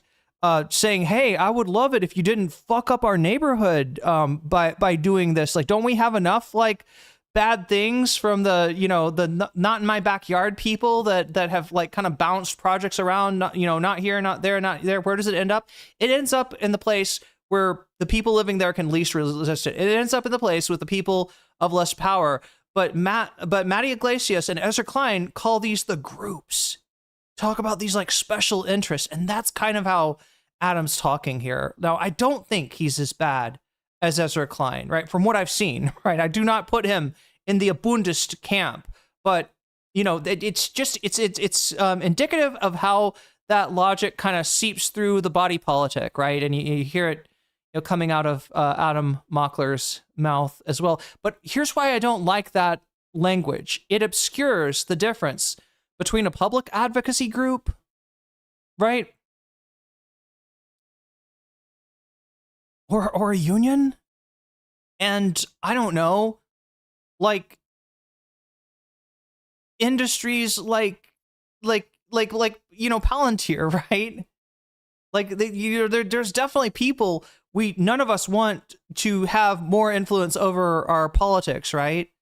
But it's not like, the neighborhood, community organizing group, right? It's not like it's not anyway. So what I'm saying is when we think about it as the groups, when we think about it as special interests, it makes it really easier for us to lump in groups that are there in good faith for the good of their constituents with people that are out just for money. And that's why I have a problem with it anyway. To, pay for shelter, pay for additional tax revenue so that we can go and build new homes and things of that nature. And none of it ever gets done. There's a lot of institutional rot here as well. Not to get all abundist on this on this conversation, but there is a little bit of truth to what the abundist guys say. And so that homelessness narrative will stick for the uneducated, but even for the educated, the educated voters, they will also recognize, people like myself, recognize the setbacks that Gavin Newsom has presented to combat the housing market issue in the state of California. Yeah, so I guess a few things that I want to respond to. I agree with you about Newsom's electability problems, and I think a lot of people would agree. Okay, Miss Smithy, great point. Great thing for me to jump off on, right? Miss Smithy says, every group, every political party is out for money. True in a certain sense. But I think that a community group that's out to protect the money of their community, that in other words is out for our money, we could say, is different than a group that is out for the money of a few capitalists. Like just look at the wealth distribution, or the income distribution, right?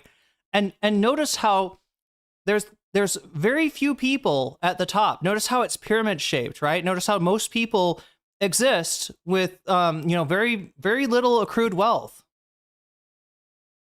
And those are the people that I would not have a problem with a group advocating for, right? That's a group that I don't want to lobby. I don't want to lump it in with like a big oil group, for instance, right? Or coal. Somebody that's literally arguing for coal as we have a million better alternatives, cheaper alternatives. And coal's one of the, the worst, dirtiest fuels out there, right? That kind of group, right? We got to be able to see the difference between these two things. We cannot conflate those things, right? And if our money and out of politics, movement, if our anti-corruption efforts are targeted equally at both sides of that, we're just shooting ourselves in the foot.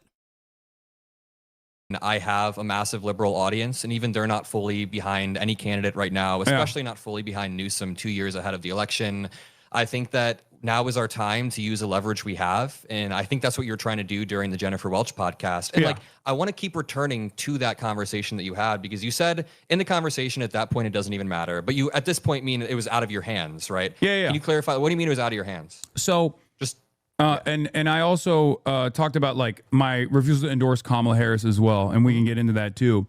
What I mean by that is exactly what I said in the 2024 election, where it was you can't, as a singular individual, or even with the entire might of the media behind you, outflank the actual campaign. So if Gavin Newsom is running as the Gavin Newsom that we know so far, he'll say certain things like, oh, I refuse to take money from AIPAC. Great. But then when push comes to shove, he will still be inconsistent on the issue of Israel. He won't fully subscribe to punishing Israeli leadership, or fully subscribe to refusing any sort of arms sales to Israel. And outside of Israel, of course, beholden to corporate interest when it comes to the real estate lobby, anti-Medicare for all. If he runs as that, okay, there's no amount of advocacy that I can engage in that will make him look better. I can consistently talk about how much worse the Republican side is going to be. You were asked if you would vote for him. And I'm not even saying you should have said yes in that moment, but you were asked, would you vote for him? And you said at that point, it doesn't even matter. Here's what I'm getting at here. Yeah. I think there was a very solid answer you could have given that didn't outrage the liberals online as much. And I know that a lot of people flung a lot of shit at you on Twitter. That's always what happens. But I think there was an answer where you could have been like, listen, I refuse to pre-commit to any candidate 2 years ahead of a primary. They have to earn my votes, and that's what I want to see. And I totally get you're on stream like 8 hours a day. You're not always going to say everything perfectly. But here's where a lot of liberals online are mad, and here's where we're all kind of talking past each other. I see a lot of people online saying, all liberals want us to line up behind Gavin Newsom 2 years before a primary. And that's not even the argument that any of us are making. I think where a lot of liberals have problems with the way you speak about the Democratic Party is that you try to minimize the gap between the Democratic and Republican. The problem that I have from a personal standpoint with liberals, and this is not to say that I'm like, hostile to any viewpoint, right?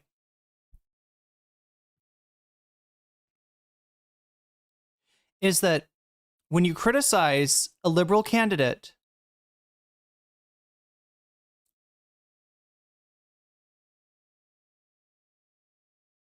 the feeling you get, the response you get from liberals is akin to like, I didn't want to know that. I was happy with my head buried in the sand. I had found a candidate. I thought they were good. All right. I do care about Gaza. I do care about homelessness. I do care about whatever issue you're telling me they're bad on. But I'm actually mad at you for telling me that the candidate that I was supporting, the candidate that I had settled on 3 fucking years out, is not the fucking white knight in shining armor coming in to rescue me that I thought he was. I'm sorry. All right. But if you listen to my content, you will be disillusioned of notions like this, of the notion of looking at the Democrat. You should never be looking to a politician for salvation. That is fucked. That puts you in such a weak spot, and it lets bad faith actors like the ones that have lost multiple elections to Donald Trump, it lets the bad faith actors like that have a pass, right? They are able to hijack your fear of a worst case scenario to legitimize policies that nobody really cares about, that nobody stands for, that nobody believes in, nobody wants, right? And policies that are going to put us right back in the place, to elect another fascist, right? That's the concern. Is upon hearing information that they don't want to hear, that makes their choice of candidates. Because listen, this is politics, all right? We're adults, or at least if we're voting, theoretically, we're adults, right? And we're gonna be, we gotta recognize that you can't put your fucking faith in a politician. This is not football. God, even in football, it wouldn't work, right? If you just like thought that like a certain quarterback was magic, and like you're gonna win every Super Bowl now, and then you don't, and I don't know who you blame then. But like again, let's take ourselves out of the personality of it all, and put ourselves back in a position where we can objectively analyze the larger view, and see that it's you got to be strategic. You got to be aware, and these politicians absolutely will talk out of both sides of their mouths, right? They absolutely will say one thing to one group and another thing to another group. They are politicians, right? That's what they're meant to do, or that's what they're meant to do. That's what they've evolved to do, I guess, right? That it's a superpower. If you want to get donations, if you want to get your campaign funded by the business interests that we were talking about, right? But you want to get the votes from, people from working class interests, right? From marginalized group interests, right? Then what you do is you say one thing to the donors, right? And you say another thing to the voters. And once the voters have voted, chat, they're locked in. Donald Trump is laughing at us right now, right? Because a majority of the people, a slim majority of the people who came out to vote in 2024 voted for him. And he is doing, roughly what he said he would do. And people don't like it. But it doesn't matter because we're fucking locked in. And this is the thing I was trying to explain with Gavin Newsom. Look, Gavin Newsom runs for California governor. He's going to stick to the left, right? Even while he's talking shit about the left or talking shit about trans people or like just kind of caving on a million different issues on his podcast, he's going to govern. Not entirely. Obviously, he's voting against the billionaires tax, and there's a number of other things as well, right? But roughly, he's gonna govern more to the left, right? Now you get Gavin Newsom and you make him a presidential candidate. Okay, well now he's got to win the primary. He's got to campaign to the left, right? Maybe even more to the left. But if he's already made moves before he's even started a presidential campaign, right? I mean, like a presidential campaign would be the primary. Generally, candidates try to maybe move to the left, right? Then the general election, then they move way to the right, and then once you're locked in and they're elected, right? It's out of your hands. That candidate is going to do whatever that candidate is going to do. So you shouldn't take Gavin Newsom's reasonably decent record on trans rights when it comes to governor of the state of California. You shouldn't take that to the bank as like, this is how he's going to be as a president. If it's advantageous for him, he could go really far to the right on trans issues. And the fact that he's willing to, after having, put these, policies into practice, put this legislation into practice, if he's going to get squishy about trans rights, when he talks to Charlie Kirk, when he talks to Ben Shapiro, when he talks to whoever, chat, he's going to get a lot more squishy as president because it's in his interest to do so. Can you split my dono between Medi and Mogging? Absolutely. Or in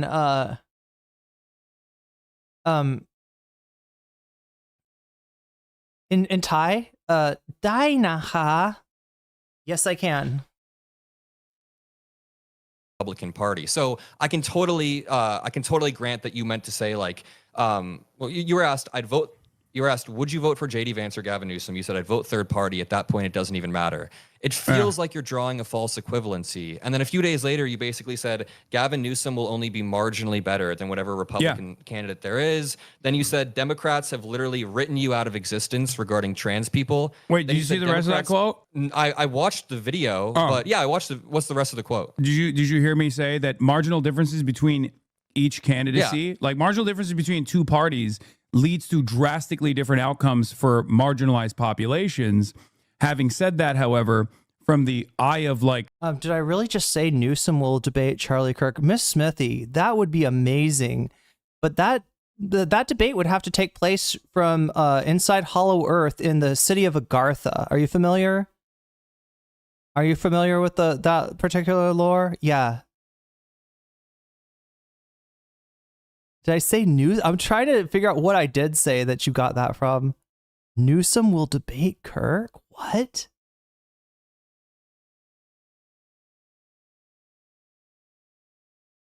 A voter, they don't make that distinction at all, especially if they are from... I think I was referring to Charlie Kirk having been on Gavin Newsom's podcast. In fact, I believe he was the first guest, right?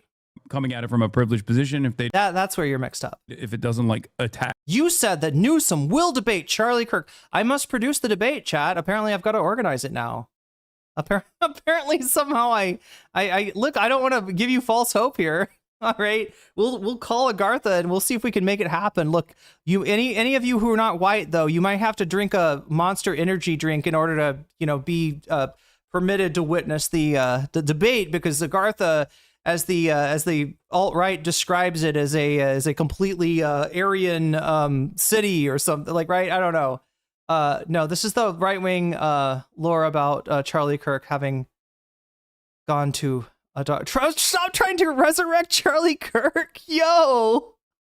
Miss Smithy, I love your lore. Look, we got to get together sometime and write a manga, right? Like write a JoJo's, like if it doesn't, like we got to write a JoJo about Charlie Kirk. Are you game? Harm them at all. And not only there's not that, a marginal. So you're you're kind of conflating two things. When I agree, Ghastly. I think Kirk is too scared to. If he was not too scared to debate, why doesn't he come back to life? Right? We all know he's just in Agartha. He could drink another white monster and just fly back out of there. Come and debate Gavin Newsom to complete the prophecy of Miss Smithy 66. difference between the two parties. I think Yeah. that signals to people that either way they vote, it doesn't really matter that much. That's how people take that. When you say trans people would be, you said like Democrats would shoot trans people in the back of the head, that signals that Democrats aren't really that different than Republicans, when that's not true. There's not a marginal difference between Democrats and Republicans. There's a very meaningful... Okay, so what Hasan said was not literally that. He said something to the effect, Dems would shoot you in the head if it would get them more votes, right? In other words, Democrats would betray you. Yeah, this is the whole thing of Adam like taking Hasan's language like just absurdly literally, but I guess that's what a clip does too, right? You don't have any context for a clip, so you see Hasan saying trans people, Democrats would shoot you in the head. And you think that oh my gosh, Hasan is saying that Democrats have a secret plot to, do a genocide against trans people when they get to... No, the point was that like they don't care about you. If they can get anything, they will betray you to unlimited degrees if they can get electoral gain. That's just the problem with Democrats. There's no real desire. In a lot of cases, there's no real like political conviction there. There is only a sense of winning and a sense of power. And therefore the the means to an end, right, becomes a lot less important. Full difference. If it was like Obama versus McCain and you said there's a marginal No, I difference, said fine. Democrats would, it's exaggeration. Democrats would kill trans people if it meant securing additional electoral votes. And that's not an argument true. that like Democrats are going to run on a policy of killing trans people. It's No, a of course. hyperbolic statement about Democrats cutting out trans people, which, as you saw probably in this last week. Oh my God. Did you hear that? Who? When did that happen? Look, this is the thing. This is what makes people who listen to Adam Mockler say this feel gaslit, right?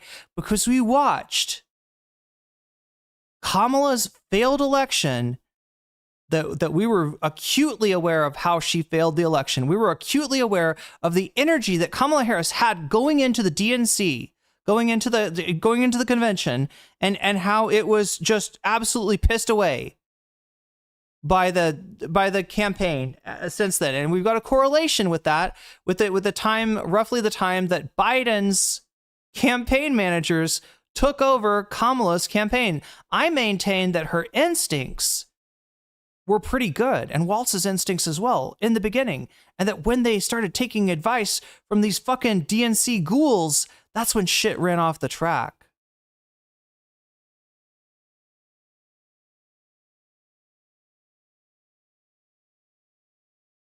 Literally, Ezra Klein, side-eyeing anyone who listens to Adam. On a policy of killing trans people. It's a hyperbolic statement about Democrats cutting out trans people, which, as you saw probably. Who? Right after Kamala Harris lost the freaking election, you had, Seth Moulton. I'm not going to remember all the names, but there's just a list of Democrats questioning, hey, do you really think we should be supporting trans rights so much? And showing a Trump commercial where he said, Kamala's not for you, Kamala's for they, them. Like there was a huge attempt to throw trans people under the bus right after the election. It would keep on getting resurrected. Here's what it is, right? A sincere and serious post-mortem on the election of 2024 by the Democrats would cause them to question things that they did ostensibly out of practicality, but that turn out to maybe not be so practical in the end, right? Case in point, immigration. Biden and Kamala caved to a Republican bill, like early on, right? Which put them in a place of saying, essentially agreeing with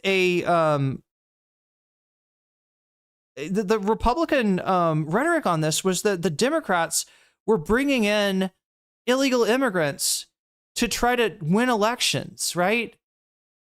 Look, there's some things that you can compromise on or whatever, but when you concede an issue like that, where the other side is saying that you when you were maintaining that you were upholding the tradition as of America as a country of immigrants, trying to create a pathway to citizenship, right?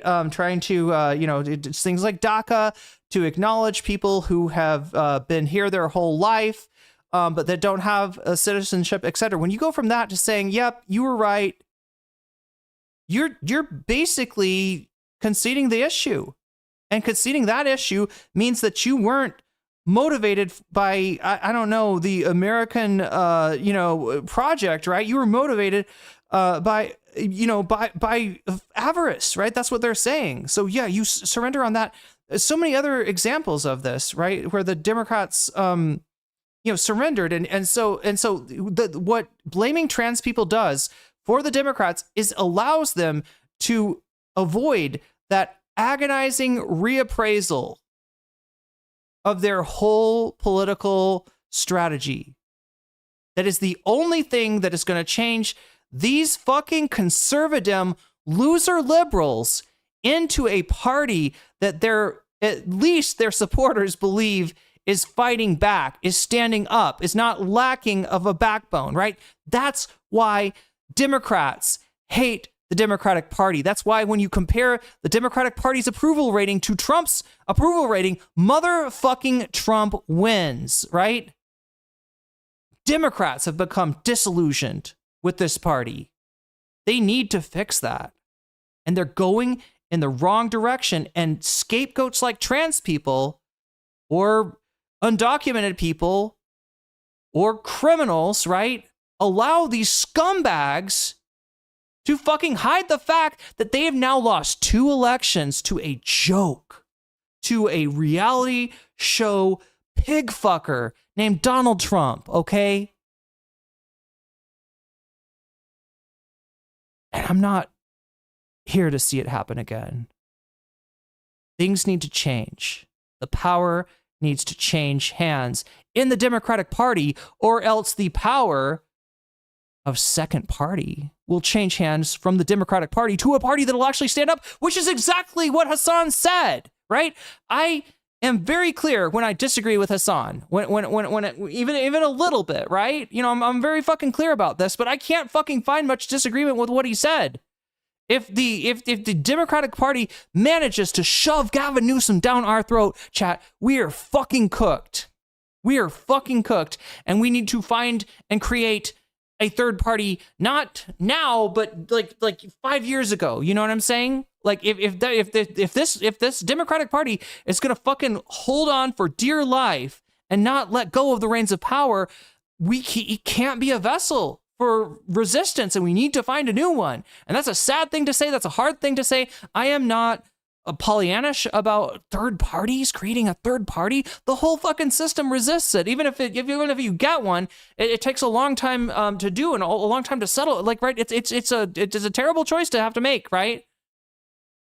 But if the Democrats refuse to learn from the mistakes of 2016 and 2024, I don't know what to tell you. I don't know what to tell you.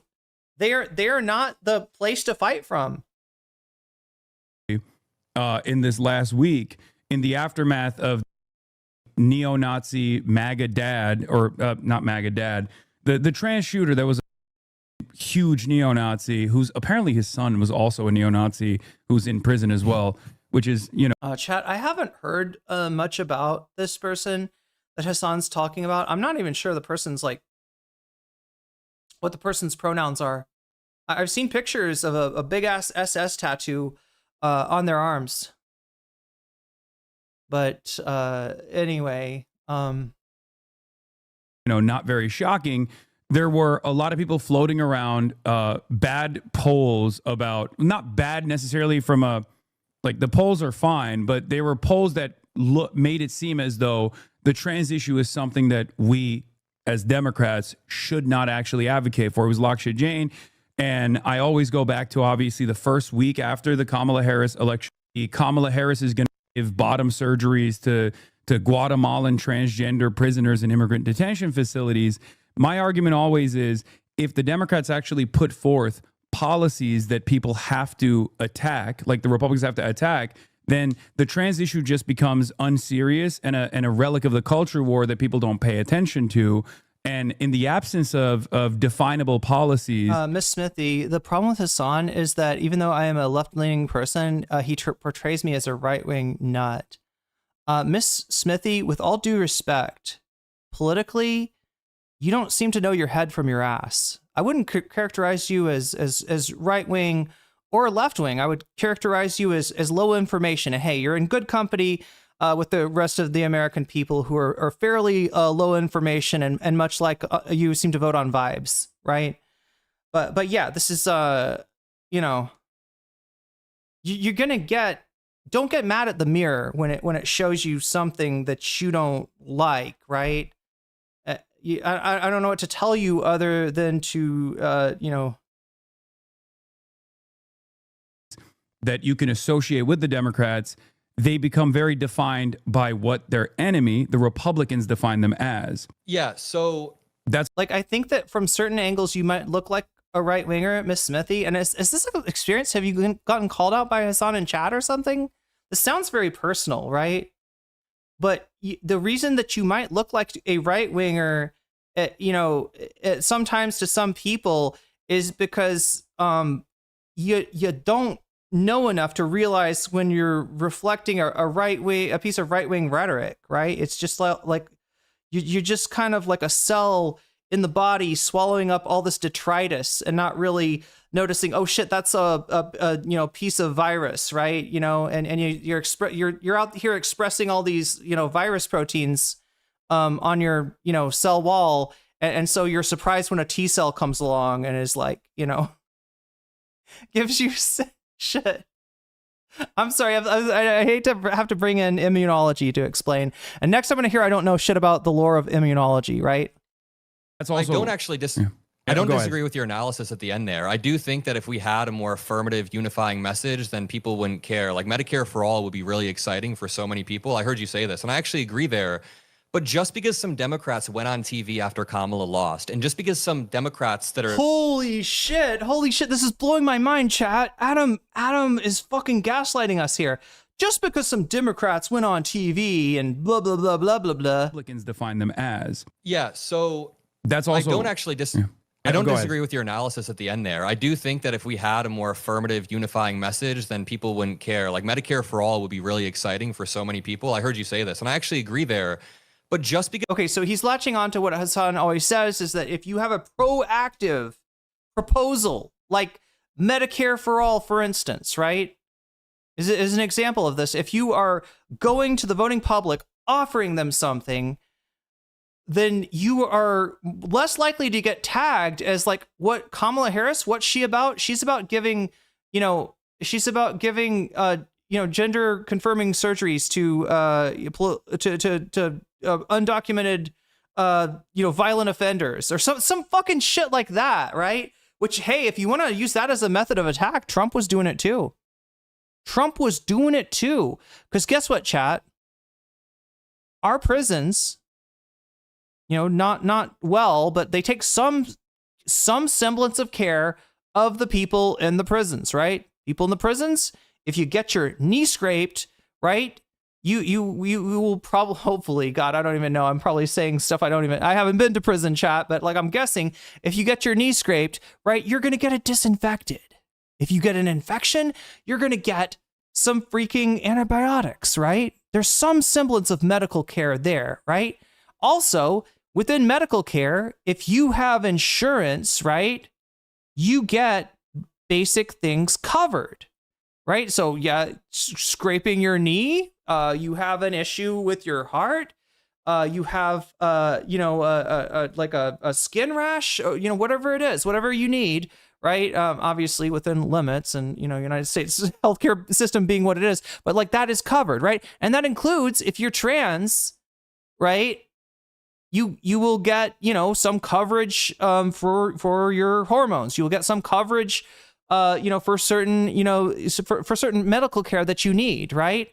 And so if you combine those two things and you say, we're going to take care medically somewhat of our prisoners in jail or in prison, right?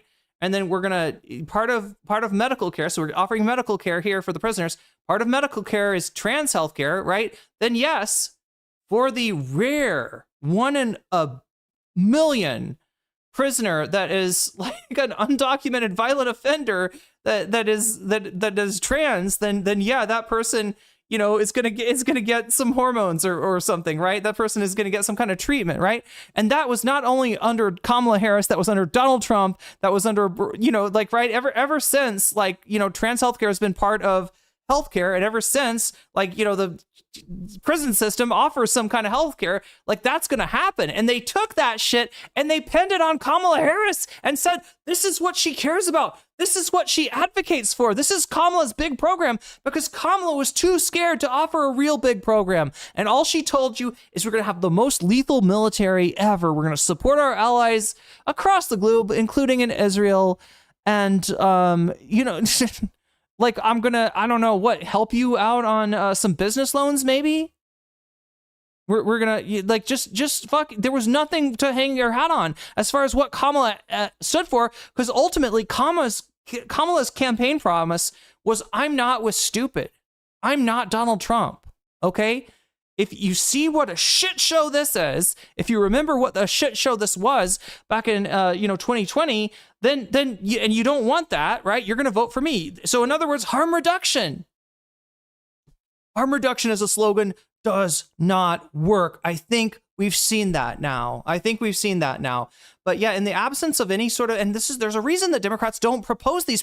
Hillary Clinton, same thing, didn't really propose anything, proactive, ground shaking, anything that's going to make people's lives easier, make people's lives better, right? In absence of that, you just get whatever fucking cultural detritus, whatever culture war detritus, you know, that's hanging around in the system thrown at you.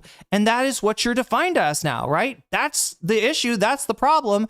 And so then after Kamala Harris, has an effective ad laid on her, because nobody can define what the fuck she's about, and Trump's able to say she's about giving surgery to fucking to violent offenders, right? Did you blame trans people? Oh, geez, well, if we weren't so pro-trans, Trump wouldn't be able to say that. Yeah, maybe if you were more transphobic than Donald Trump, he wouldn't be able to say that. Are you thinking of being... Well, this is how, like, LGBT Americans are looking at the Democratic Party when we see shit like this. And look, it wasn't just a few people. It wasn't a marginal thing. It was a movement by the same part of this party that does not want to contend, that does not want to deal with, that does not want to recognize the monumental failure that happened in 2024. So here we are. Because some Democrats went on TV after Kamala lost, and just because some Democrats that are floating polls around on Twitter that are showing people don't like trans. Yeah. So what Hasan showed, and he mentioned two things. There's been more than two things. Yo, Nix, thank you for the giant, trans rights heart. There, this is, Hasan said, people right after the election, talking about throwing trans people under the bus, and then a poll that happened recently. And Adam's trying to be like, this is just some random fucking shit that happened. This is so just because there's a couple of Democrats that came out and said, I don't think we should support trans rights as hard anymore after the election. And then there was a poll, right? A random poll. Like, he's acting like these things are marginal. He's acting like these things are random. He's acting like these things do not represent a larger cohort of the Democratic Party. And like I said before, all of the Democratic Party that doesn't want to go to the left of where Kamala was in 2024. All of the left that wants to continue the strategy of trying to win over suburban Liz Cheney voters, chat. Have you ever met a Liz Cheney voter? I haven't. I don't think they're real, right? But that's the theory. They're going to win for every, vote that they lose.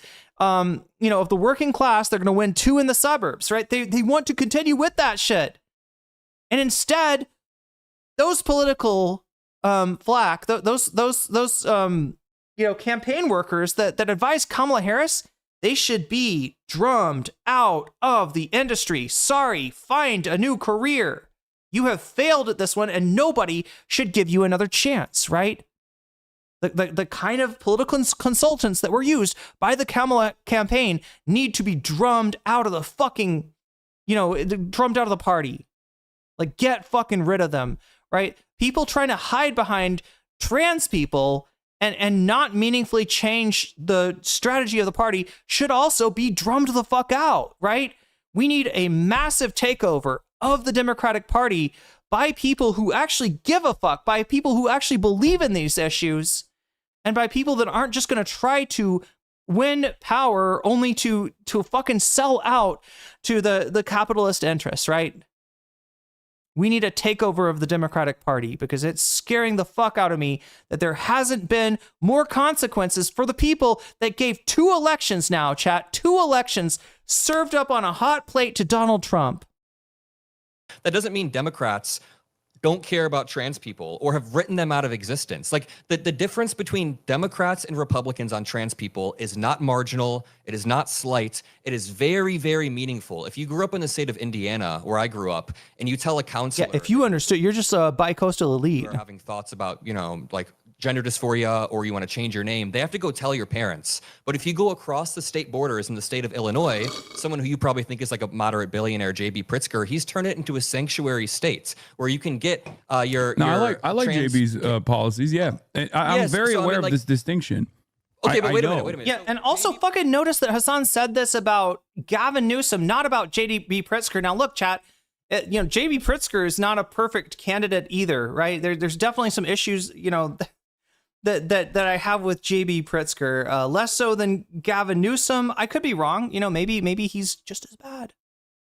I don't know much about Pritzker, but yeah. I mean, like, Pritzker's definitely shown a willingness to take on Trump. So is Newsom. That's not enough, right?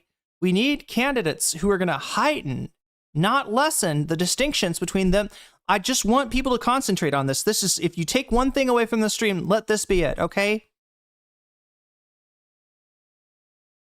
We need candidates that are going to heighten the distinction, the difference between their policies and the Trump policies. What Hasan's trying to say, let me just summarize what you're going to hear, like them throw back and forth on for the next, hour or so. But, Hasan is trying to say that the, oh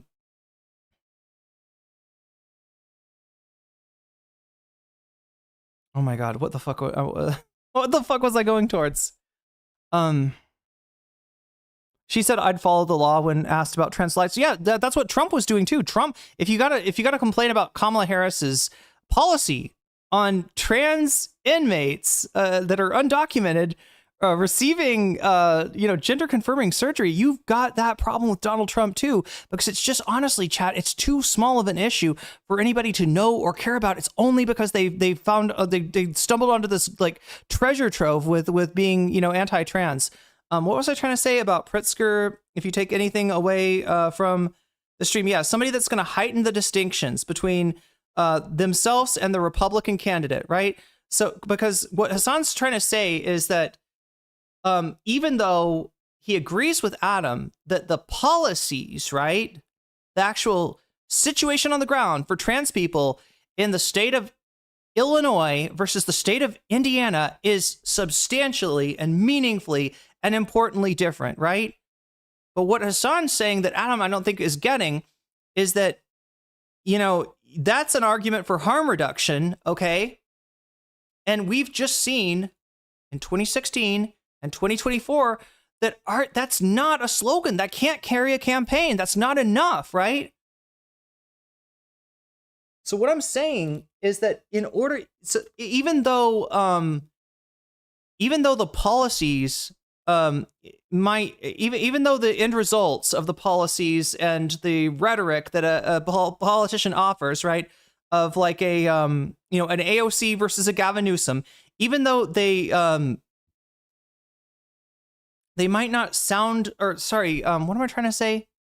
Or even though there's a big difference between the material effect of a J.B. Pritzker set of policies versus Mike Pence or whoever was governor of Indiana, the Republicans controlling Indiana, right? Even though those are vastly different, the problem is if J.B. Pritzker were to try to moderate his view on trans rights and say, I don't know, maybe trans people are afforded a few too many rights. Maybe we should question the bathroom thing. Maybe we should question this. Maybe we should question that, right? He would look a lot closer to whatever shit ass candidate they've got for Republican for governor in Indiana, right? You got to heighten the distinctions so that the voters know that you are fundamentally different in the right way. Because like I was making fun of a chatter earlier for being low information, but then acknowledging also that most of the American people are low information. Low information voters, they don't recognize the difference between like 2.6 and 2.7, chat. They need to see 2.6 here, and they need to see 5 here. They need to see 6 here. They need to see 10 here, right? Heighten the distinctions is the way to success, because you were on the side that the American people fundamentally choose, right? You're just getting tripped up by your own fucking strategy. In the case of Kamala Harris, when you think that like somehow sounding like a fucking Bush Republican on foreign policy is going to get you the win. You think that sounding more like Trump on trans rights is going to get you the win. You think that sounding like Trump on immigration or sounding like Trump on crime is going to get you the win, when in actuality the opposite is true. The opposite for all those are true. Anyway, chat, I have blabbed for too long. I'm going to put it on for a little bit. And give this debate a time to cook. I just got a lot to say about it, and I want people to really understand what's wrong with Gavin Newsom, what's wrong with Kamala Harris, right? Is it that they're not better than JD Vance? No, they are. Are they not better than Tucker Carlson? No, they absolutely are, right?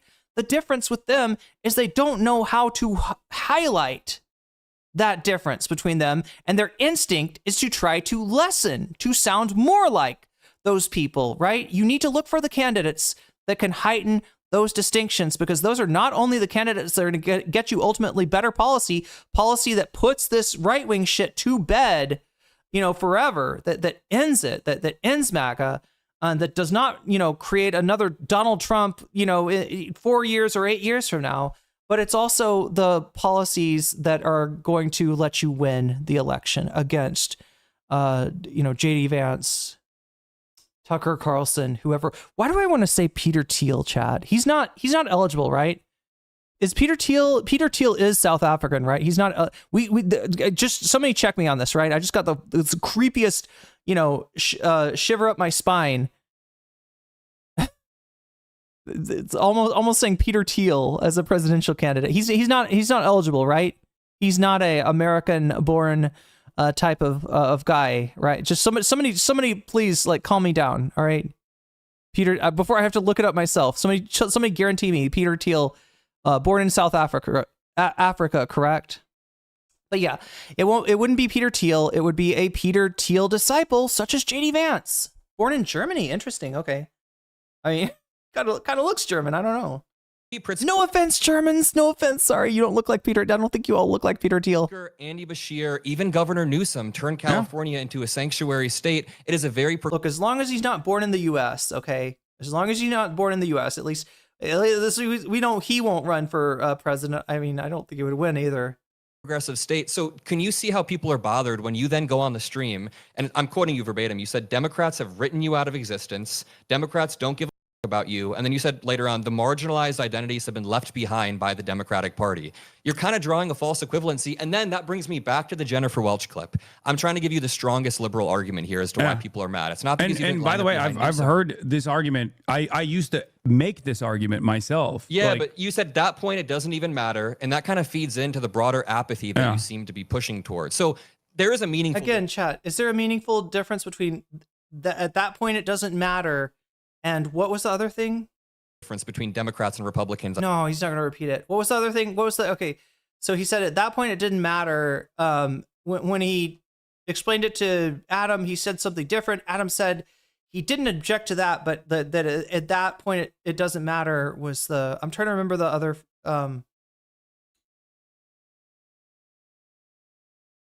Anybody remember? Anybody with a good memory? Remember the other phrase? At that point, it doesn't matter. I swear to God, it's two phrases. To me, they mean the same thing. On trans issues, right? If you grew up in a Democrat or a Republican state, there's a meaningful difference between your quality of life. Can you agree with that?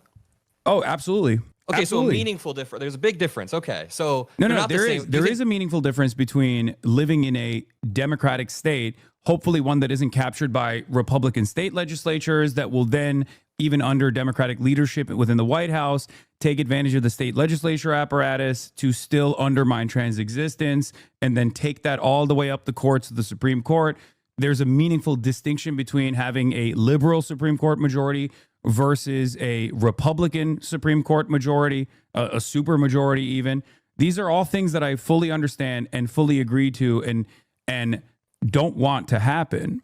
When I talk about the Democratic Party's lack of interest in like actively fighting back and counter messaging against the Republican misinformation around trans people, what I'm talking about is Democrats running from a place of fear. What I want the Democrats to do is to, one, not compromise at all when it comes to putting forth a counter messaging operation to go back and fight back against the Republican Party when it comes to trans issues. But also, this isn't even just about trans people either. This goes back to even undocumented migrants and migrants in general, like Haitians eating cats and dogs, all the endless amounts of attacks, and the notion that like undocumented migrants constitute a national security threat, the way that the Republicans present it. It's pure hysteria. Something that I've told Democrats over and over again, urged Democrats over and over again, even when Joe Biden was president early on, down to the DNC, where I talked to them directly and told them to address over and over again with the hopes that they would, at the very least, push back against this so we wouldn't have seemingly a more, like a bigger mandate, a bigger popular mandate for Donald Trump on issues such as that. I think every moment that the Democrats waste, not on the offensive, on affirmative policies and affirmative policy vision that is easily definable, is a moment where the conversation revolves around culture war issues, specifically attacking trans people, and it ends up harming trans people that way. There is a big difference between a blue state and a red one in terms of trans existence. To deny that would be silly. I don't deny that at all. Because I think this is the hardest thing for some people to grasp. And if I have like a reasonable proportion of my chat that's grasping this concept, I'm going to feel very, very fulfilled, right? There can be a large difference, okay, right, in the impact on trans people, for instance, of the policy of a Republican governor versus a Democratic governor, a Gavin Newsom versus a Ron DeSantis, a J.B. Pritzker versus a Greg Abbott, right? Huge, monumental difference. Any trans person that has, experience in states like this will confirm this for you, right? And yet at the same time, there can be a less perceptible difference in the rhetoric of let's say a Gavin Newsom saying, well, we support our trans Californians. However, we also support our female athletes. And we also support, women having safe spaces to go to the bathroom, right? When a Gavin Newsom, now he's not saying this, right, chat? But if Gavin Newsom was essentially signaling that, he was going to do like anti-trans bathroom bills and, banning of trans people from sports, that is still, okay, not as bad as Florida under DeSantis or Texas under Greg Abbott. There's still a huge difference between those two things. But when you put that out to the American people, right? Ron DeSantis claiming, I will save you, Americans, from the menace of gender ideology versus Gavin Newsom of well, we're gonna protect transphobes too, right? It doesn't sound as different as you think it does. You and I recognize that the policy of a Democratic governor, even one that's absolutely slipping and sliding on trans issues, is going to be better than that of a Republican governor. What I'm saying is that normal voters, in other words, the people that you need to win an election, don't see that. They recognize those things as being the same. And look, if they've got a memory And in their memory, Gavin Newsom has been pro-trans, and now they're hearing him being like kind of a mixed message, right? And they're going to vote on anti-trans, right? Who are they going to vote for?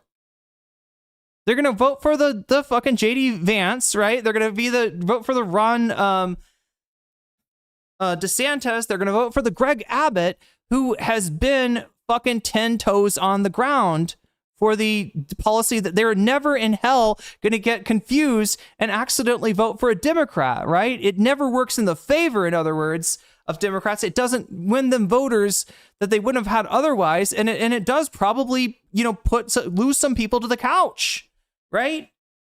That are now like, geez, guys, the Democratic candidate that I was so excited to support about, I found out he's fucking mealy mouthed. He's talking out of both sides of his ass about trans people. I don't fucking know. I'm disappointed. I'm checking out, right? This happens. This loses elections. That's the key moment. That's the key concept to grasp on, right? Small difference or like large difference in policy impact, small difference in rhetoric, right? And so that's, people aren't voting with foreknowledge of the policy impact. People are voting based on the sound of the rhetoric. What are you advocating for? Do you seem consistent? Do you seem real? Do you seem genuine about what you're advocating for? And do I like what you're advocating for? There it is. All right. So anyway, I've talked way too much. Between like a Newsom, if Newsom got everything he wanted in America and JD Vance got everything he wanted in America, do you think there would be a meaningful difference for trans people? Yes, I do. Okay. I mean, we're this like Donald Trump's first action when he came into office. Like this might come as a surprise to people, maybe in your audience or people that have seen these clips, and assume that I don't think that there's any difference between a Democratic leadership or a Republican one. I will never work with Republicans. Well, I guess maybe Thomas Massey on like a very random issue. You know what I mean? A random issue that's like the Epstein files, something like that. But I don't agree with Republicans ideologically, and my criticisms of the Democratic Party revolve around their closeness to Republicans or their endless interest in conceding to Republicans on certain issues. Because that concession doesn't actually end up causing them to win elections. The only thing it actually ends up doing is those concessions actually normalize some of the Republican agenda items in the eyes of the base of the Democratic Party. And only until people realize how devastating the outcome of those policies are, do they turn around and go, oh, I have buyer's remorse now. Fell for it again award.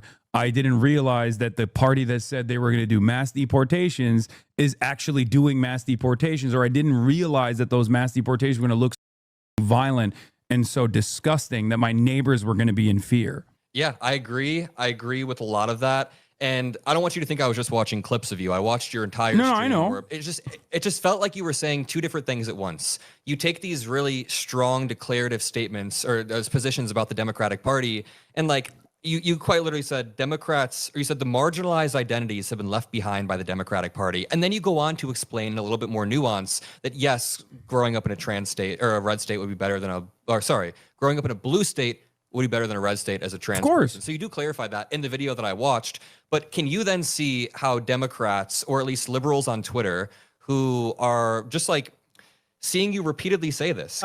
Kit and Caboodle, check out, there should be like, oh my God, I got to describe it the right way, and I don't use the mod tools nearly enough. There's something called mod view. Good, BCatK, you're in here too. Maybe you can get help, right? There's something called mod view that you can switch into if you're not on mobile. I think if you're not on mobile, and it's it makes it easier to mod. You found it? Nice. Okay. Newsom will be and thank you for showing up, right? People marginally better than whatever the Democratic candidate is, but you then just said to me that you think he will be meaningfully better if he got into marginal differences in terms of policy in the way that they communicate it. Like Gavin Newsom, I don't know what he's going to run on. Yeah, I don't know if you realize it, but you showed up at just the right time. In terms of, defending trans people, right? Like I don't know how big of a part of his advocacy this will be. I can only look to what he's trying to do, what he's trying to present himself as right now, right? Oh, it is available on mobile. It's difficult to use on mobile. Right? Because we can look at his experience as a governor in California, but then if there is a significant Oh, difference. in yeah, communication- chat. Apologies in advance, okay? I mentioned jokingly Hasan's problem with connectivity to the internet. He lives in Los Angeles, California, and just has very unreliable internet. Apparently, this is a case in a lot of urban areas in the U.S. Like you get an oligopoly or a monopoly of ISPs, and then they just provide you shit service. So apologies. It's gonna be like it's not just so you know. I want you to understand. It's not my internet, right? My Thai internet is very strong. Okay, very reliable. Very rarely, knock on wood, will we have problems here. But you're gonna hear a lot of disconnection and weird stuff on Hasan's end, and it's just his internet's acting weird. I joked earlier it was because of the soundboard, right? That somebody at the ISP was punishing him for overusing the soundboard. No, it's just I think he's just having his internet sucks right now. Yeah, internet in SoCal is so ass. Yeah, a lot of places, a lot of big places. Funny enough, like some of the places with the best internet are places like Chattanooga, Tennessee, right? They've got like fiber. I think it's like a community. I think I forgot. I've heard. Wait, what's the deal with Chattanooga, Tennessee? It's got like it's like the town I think owns the ISP or something.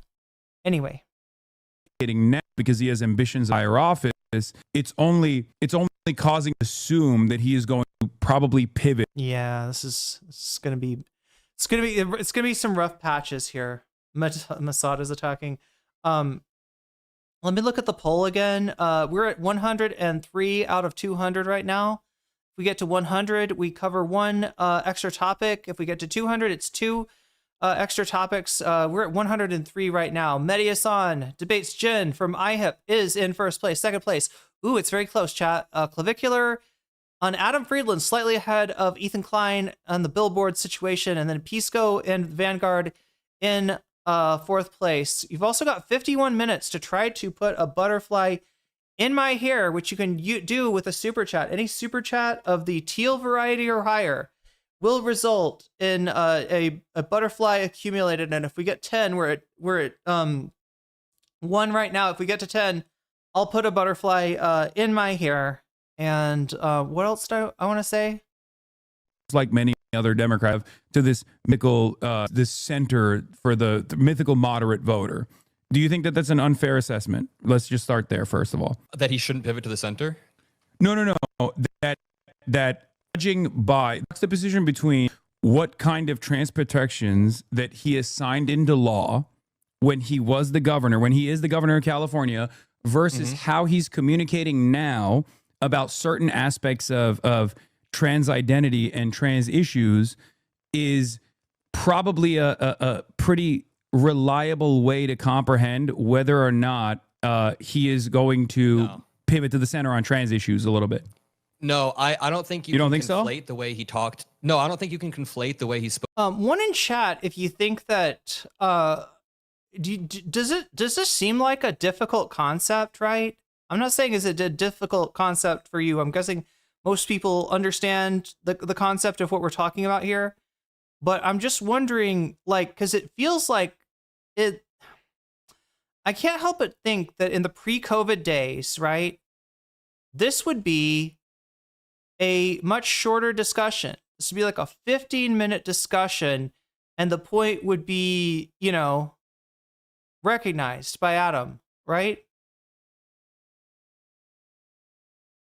I feel like this shit used to be easier to explain. Like, I don't know. I feel like ever since COVID, like, you get stuck explaining really simple concepts. And so the bigger concepts that might actually,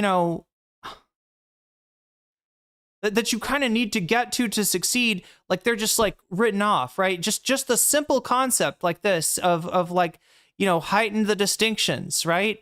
It becomes a, multi-hour discussion. That's crazy. Spoke to Charlie Kirk on the podcast with the way that he's actually ruled California. There is a ruled. Okay. Chat, we're very swiftly coming close to a Dead Kennedy song here. Ruled California. He's going to send his you know, brown shirt. Anyway, sorry. Not everybody's gonna get that. If I mention that I'm talking about California. Anyway. Meaningful difference between the way that he's There's a Dead Kennedy song called California Uber Alles. Listen to it sometime. I don't know. It's about Jerry Brown, but I guess it could fit for Gavin Newsom as well. It's sometimes, yeah, you followed the reference. You're like the only one, Ray Surrenders. Thank you so much. the way that he's ruled California. I'm very confusing right now. Versus the way that Republicans would. And here's Oh, the no, problem, I don't even, just to go back I don't to it. disagree with that. The reason why I'm asking that is because but here's the problem. There's a category error happening here where you keep saying that there's a marginal difference between the parties. And I get what you're saying. I totally get what you're saying. You think there is a marginal policy difference between the parties because you think Democrats should be farther to the left and stand up for this stuff. But when I really wish he would get it through his head that Hasan's saying that not that there's a minimal difference in the policy, right? But that there's a minimal difference in the sloganeering, in the sound, in the rhetoric around the policy, right? You sound too much like a motherfucking Republican, and that's what people don't want. People are sick of Trump. They're scared of Trump. They want somebody to fight back against Trump, right? And when they hear you conceding to Trump and sounding more like Trump and adopting Trumpian, rhetoric, if not policy, then they fucking check out. It's really fucking simple. When you say that, a lot of liberals think that you're arguing that there's a marginal difference in outcomes. And you are conceding right here, there's not a marginal difference. No, there's not a marginal difference in outcomes. Okay, so yeah. I think that needs to be. How do I explain this? It's like, you have to, like on a thumbnail, right? Oh my God, I'm trying to think of how to explain this, right?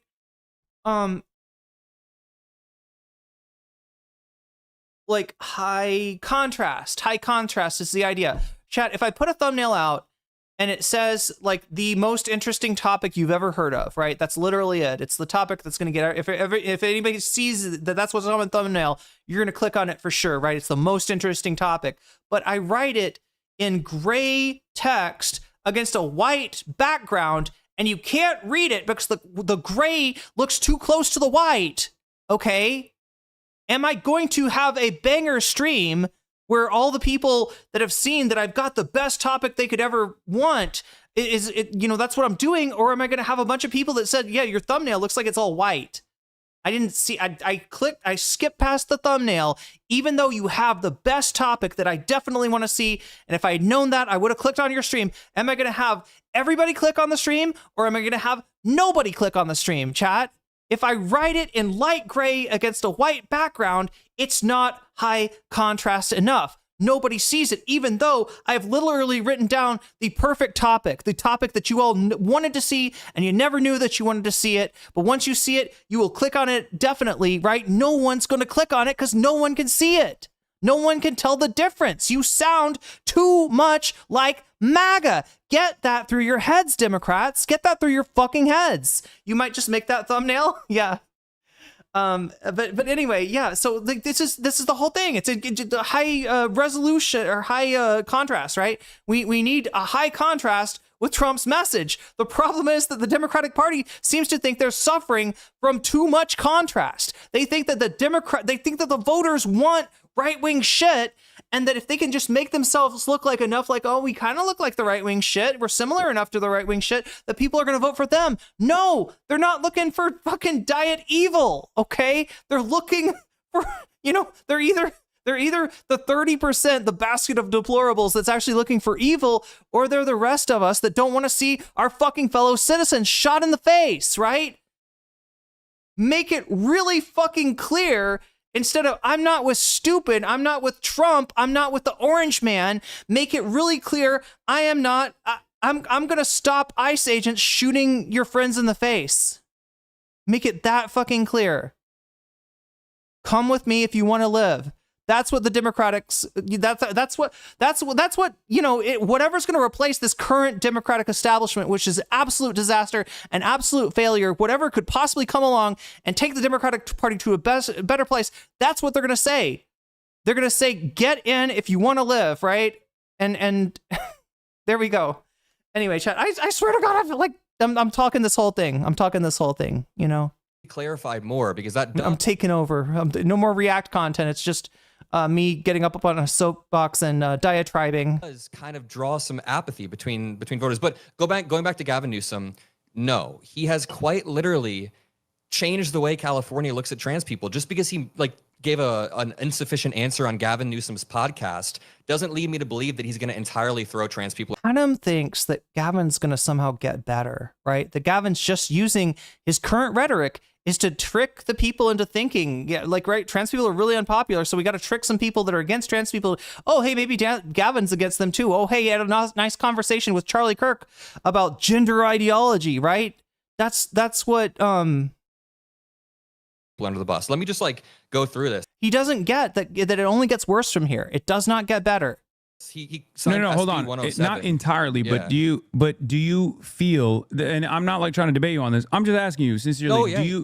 Do you think that it is indicative that there is at least in the way that he's communicating, a pivot to a more moderate position on trans issues because he calculates this as, Oh, wait, I'm hearing that Sean covered this yesterday, only made it an hour in. Damn. as more I gotta pee. electorally viable? No. Was he asked about trans issues or trans sports in particular? Do you see that? It sound like, I don't know. Anybody watch Adam Mockler? I don't want to jump to conclusions, but what he said right there sounds like he has given up the sports issue. And he doesn't realize that it was giving up on the sports issue in the beginning when we were right? We were in agreement with sports science. We were in agreement with international bodies, international like sporting regulation bodies, right? Right? Giving up on that is what opened the door to the Republicans weaponizing transphobia. God damn it. The pieces that I've seen is mostly talking about trans sports and saying that trans sports Yeah, is so it's a bridge too far. Yeah, that's just trans sports. I mean, we've already all given up on that. I mean, what do you want? Some giant bodybuilder, linebacker coming over and like pile driving your daughter in a middle school volleyball competition? Do you want LeBron to put on a women's uniform and slam dunk your daughter through the hoop in a high school basketball game? Like, what? Has he already given up on this? Is this just the guy? Yeah, no, we don't defend unpopular things here. We don't defend unpopular things, right? Hey, give up on climate change too, right? Nobody wants to think about that. God damn. It's a problem.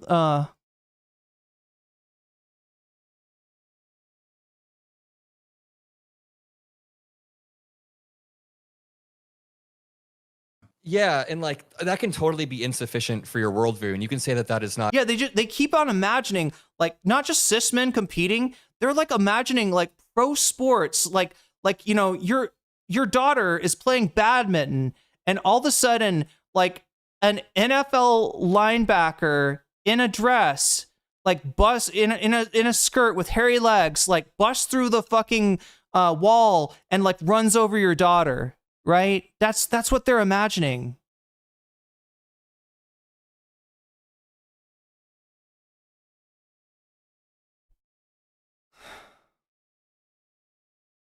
Who's that guy that just got let out of jail? The MMA guy. I can't even. Oh my god, I can't fucking remember his name. It's not Vandalay. Silva. Oh my god, I can't fucking remember this guy's name. Who's the MMA guy that went to jail and just got let out? It's not Art Vandalay. But it reminds me of Vandalay somehow, right? It's something Silva. Anyway, I'm just thinking of the imagination of the kind of imagination that the Republicans are like activating here, right? Not your scene. Yeah, I don't blame you. It's a fucked up sport, fucked up fandom. Nobody can remember. I think this was a guy who like they're like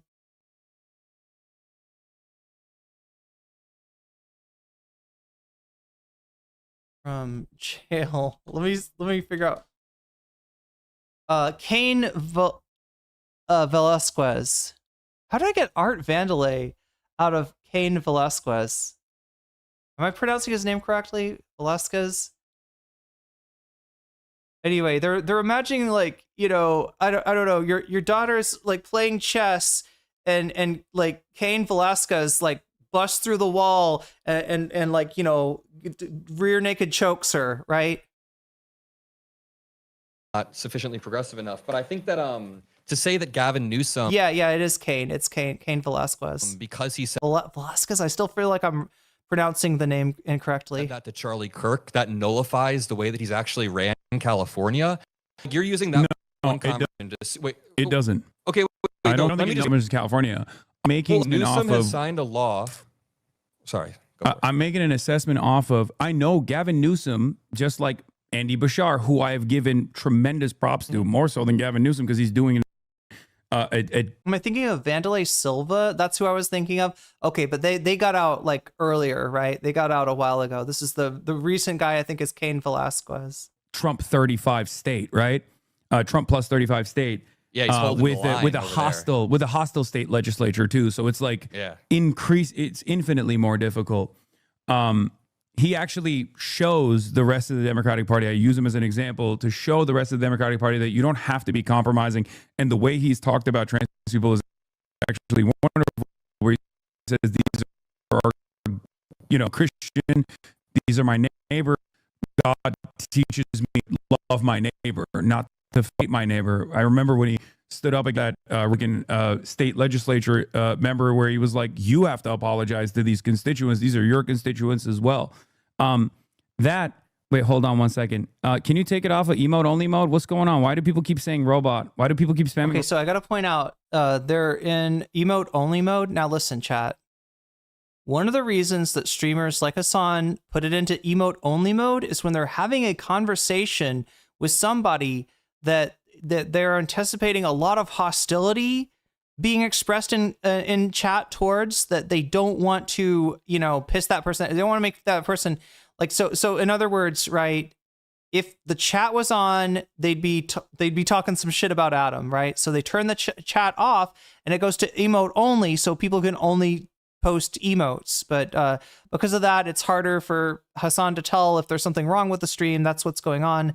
The U is usually not pronounced after the Q. Velasquez. Yeah, okay, that makes... Wait, what? I was complete... Yeah, because I've heard his name pronounced before, and as I said it, I realized that wasn't it. Velasquez? Robots. Is there an issue? Is my mic better now too? Sorry. No, I tried to I've turn been it up, hearing but I you didn't- clearly this entire time, but I don't know what. Cozy Gaming says it's because we were dunking on Adam. I figured. I know what this is like too. Look, chat. When I debated Xander Hall, right? I let chat run. I let chat burn. Long time ago, I debated Xander Hall, right? Chat very hostile to him. I did not put it in emote only. And he did use that to distract, right? He did use it like, it looks like your chat has a real problem with me. I'm like, hey, Xander Hall, you're not debating this chat. You're debating me, asshole. But yeah. This is why that goes on. And like I said, Adam's not like the worst of the libs out there. He's part of the Midas Touch network, but Going on. I took it off emote mode. Is it effing? It's just a small lag and people lose their minds over it. Is that what it is? Liberals, Gavin glazing Reagan is another humongous red flag. Yeah, leftists God. are agreeing. So I gotta the pee. state's taking us down. They're like, we can't have agreement on a stream between the two factions. It's stuttering on. I have had to Hasan pee only. for a while. You've been lagging for like the last 5 minutes. I'll be right back. Audio is an audio disaster, but it was only 8 seconds or so. It's fine now. Okay, sorry. They were just like spamming the robot emoji over and over again, so I thought there was like something devastating happening. Okay. What were we talking about? Oh yeah, I was saying Andy Bashar is glazing Andy Bashar for uncompromising He's on his standing on values. business, bro. Yes. That's especially within the confines of like what he is capable of doing. I mean, that's very impressive. And I think it should be a lesson that other Democrats should follow as well. And some do, and some are cowards. But as far as the Gavin Newsom thing, I am aware. I think it's like what, 49 LGBTQ plus bills that Gavin Newsom as governor has signed into law. I mean, as a mayor of San Francisco, his first nationally prominent act was literally to defend gay marriage in San Francisco. Like, I'm very familiar with Gavin Newsom's background. He's my governor, right? I know a lot about Gavin Newsom's background. What I am fearful of and what I worry about is the same exact pivot that we have seen from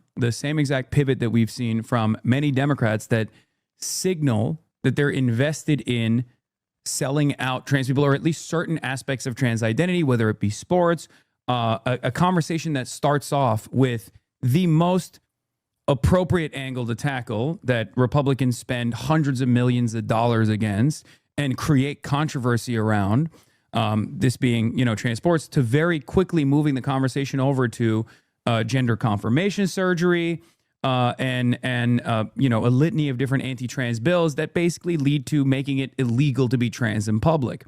The conversation. I don't think Newsom would go that far. No. I don't think Newsom is going to go that far either. Yeah. But my point is, any concession that you're making about trans existence in public, instead of just simply moving the conversation back to a territory that is appropriate, a territory that is pertinent for every single person in America, something that is more consequential for the average person, groceries, mobility, or things of that nature, is lost ground for no reason that then justifies the additional anti-trans bill come after that. Well, so you're opening the door to that conversation rather than stopping it. My argument. No, dude, I totally agree that Democrats should stand on business when it comes to trans issues. Am I lagging at all? Is it good? No, I'm the one who's lagging apparently a little bit. Yeah, It's so crazy because it's not even fighting anymore. I think it's happening. You can't now it's lagging for me too. I can barely hear you. But here's where I think the difference is. Like the big dog, small dog meme, where you say something intense and then you kind of say something not as intense. You mean I Martin feel like Bailey? when you're on the podcast, when you're on your show, a lot of these statements are so Yeah, the Mott and Bailey, of course. I feel like you're pulling a little bit of a Mott and Bailey right now for non-Gen Z meme lingo. Like, you're on your show, and this isn't even meant to be like a confrontation or anything, just so you know. But like, I think this is genuinely where a lot They're of saying it's liberals have bad. Wait, friction. let's hold off for a second. Just wait it out. Sorry, it's gonna come back in a second. No. The lag comes and goes. To be honest, it's gone for me now. Is it good now? No, chat. Adam is not the one who brought up Mott and Bailey. I did. Okay, they're saying you're engaging in debate pervertry. I'm the one who did it. Okay, I'm the one who said Mott and Bailey. All right, go on. Yeah, I don't want you to think this is some like confrontation where I'm trying to like pin you down or anything, but when you go on your show and your stream and these clips go viral in liberal circles, I think the friction comes from you saying stuff, and it's just important that I quote you verbatim, like, Democrats have literally written you out of existence regarding trans people. Marginalized identities have been left behind by the Democratic Party. Democrats don't give a about you. They would shoot you if it meant they could secure votes. And then I come on here and you're like, wait a minute, I do acknowledge that Newsom would be meaningfully better on trans issues. I do acknowledge that J.B. Pritzker is meaningfully better. Blue states are meaningfully better. And then your strongest argument as to why Democrats are throwing them under the bus are some polls that you see on Twitter, not from Democratic Party leaders, but from like Lakshaya Jain or whatever. Some people after the 2024 election going on TV and saying something to the effect of, oh, we lost because of trans people. That's obviously, get those people out of here. And then Gavin Newsom on Charlie Kirk's podcast. That's your evidence that the Democratic Party is throwing marginalized people or leaving marginalized people behind. I don't see it. And I do agree we should It's not just trans people either, by the way. This argument extends not just to trans people in general. It extends to different backgrounds as well, including but not limited to immigrants. These are two different arguments you're making, though. No, because Like, the reason why is because of what you've also seen that comes usually fairly closely after the end of that clip, which is the assessment that corresponds to my broader outlook, my viewpoint, which is that there is no reason to make these sorts of whatsoever. It's like these are people who are infinitely more influential within the Democratic Party's ecosystem than someone like myself. Okay, every single time I talk, it's going down. Can you hear me? Can you see me? Sorry. What? Dude, I hate ISPs. It's insane. Okay. I think it's back. They're saying we're good. Okay. Would you agree that I have a more nuanced approach to this issue than the way that clips present my perspective? Because even when we had the conversation, even when we had the conversation with Jennifer Welsh, like Jennifer Welsh and I had that conversation, there was an additional, 2 minutes of back and forth that we had where I was talking about how, like, I watched it, yeah. Yeah, harm reduction narratives are exactly what a lot of establishment Democrats lean on in an effort to moderate their positions for the mythical moderate voter. And this is like their primary vehicle for driving voters to go out and vote. And it's been an abject failure every single time. It's it leads to bad policies in general, and it's bad politics in general as well. Because you and I both agree that we want a fighting Democratic Party, one that fights uncompromisingly for not just individual marginalized identities, but fights for the entirety of the working class in a holistic way. And absolutely, when they don't present themselves as such, and they've been pretty bad at it. I mean, I think I saw you even criticize Hakeem Jeffries as well, or Chuck Schumer at least, like recently, saying like they must resign. Yeah, our approval rating sucks. There's a reason for that, and there's a reason for why there is, like, I think only a 77% approval rating for Democrats within the party, right? Like, we have a historically high disapproval rating right now for the Democratic Party. I think is like 21%, which is unprecedented for when a Republican is in office, a Republican that is as devastating as the Trump administration has been. That is a massive alarm bell. And I feel like instead of recognizing that, we're still following along the third way neoliberalism of the past, all the way from Bill Clinton to even to a certain degree Barack Obama as well, where we just keep looking for a more moderate approach. And that's absolute. We should not do that. It's absolute bullshit. Okay. But sorry, I want to keep going back to the Jennifer Welsh thing really quickly. So do you think that Democrats have literally written trans people out of existence? Or is that just hyperbole? Because if it's hyperbole, of course, no, it's hyperbole. Like Democrats are okay. Because the Democratic Party is a big tent party, but the Democratic Party also is, and this is just how it is for the Democrats in general. Can I finish my thought really quickly? Can I finish this thought I was having really quickly? Sorry. No, go ahead. Sorry. You said a minute ago, like, hey, don't I have? Sorry, no. I just want to finish this very, very quickly. You said a minute ago, like, hey, don't I have a more nuanced view than you would have thought that I had? And it's like, sure, but you're also just like saying two completely different things. You're giving a completely different argument. You've said, I'd vote third party because at that point it doesn't matter. And then you switch that to, at that point it's out of my hands. You've basically said like all of these statements are hyperbole. That was the argument that I was making. But when you are repeatedly hyperbolizing the Democratic Party as being basically the same as the Republican Party, that creates a level of voter apathy. When we're talking about the marginality between parties, you've said a bunch of times there's a marginal difference. You said Newsom would be marginally better than whatever the Republican is. But then when we talk about it, you say, no, there would be a meaningfully different outcome. Marginal differences between both parties lead to meaningful differences for the marginalized identities. That is something that I have consistently, that's something that I've talked about for the past 10 years. This is something that I acknowledge. I don't think that there is no difference between two parties, except for certain issues. There are issues where there are no differences, or at least there is like broad consensus politics, right? And if you want to explore that, that's actually the biggest part of my argument. The consensus that, for example, healthcare is going to remain privatized, and that with the exception of a couple Democrats on the edges, right, the party's broadly seen as a party that also wants to maintain private health care, right? Can you hear me? Yeah. Well, the Democrats want to maintain private health care. Yeah. Okay. Oh, now God damn it, I'm effing now. Hold on one second. Oh God. I will vote for any Republican that fixes my ISP. Any Republican that shatters the oligopoly of ISPs in major markets like California, I'm voting for. Fuck it. The trend continues, right? I have to pee, and then like something kind of important happens, or at least tries to happen, right? Yeah, this is Adam, trying to walk him down. So yeah, look, let me introduce myself. All right, my name is nocommentchick. I've been a streamer on Twitch since 2020. And, I've also branched out into YouTube and, TikTok and Twitter and many other places. All right. And a lot of the streamers that I've dealt with fall under the umbrella of what we'd call debate bros, right? That was the style of content that was popular at the time, style of content of a lot of people that I've criticized and people that I've agreed with. Now, like when we're talking about debate bros, we're talking about like Vosh and Destiny, right? Those are the two names that people recognize.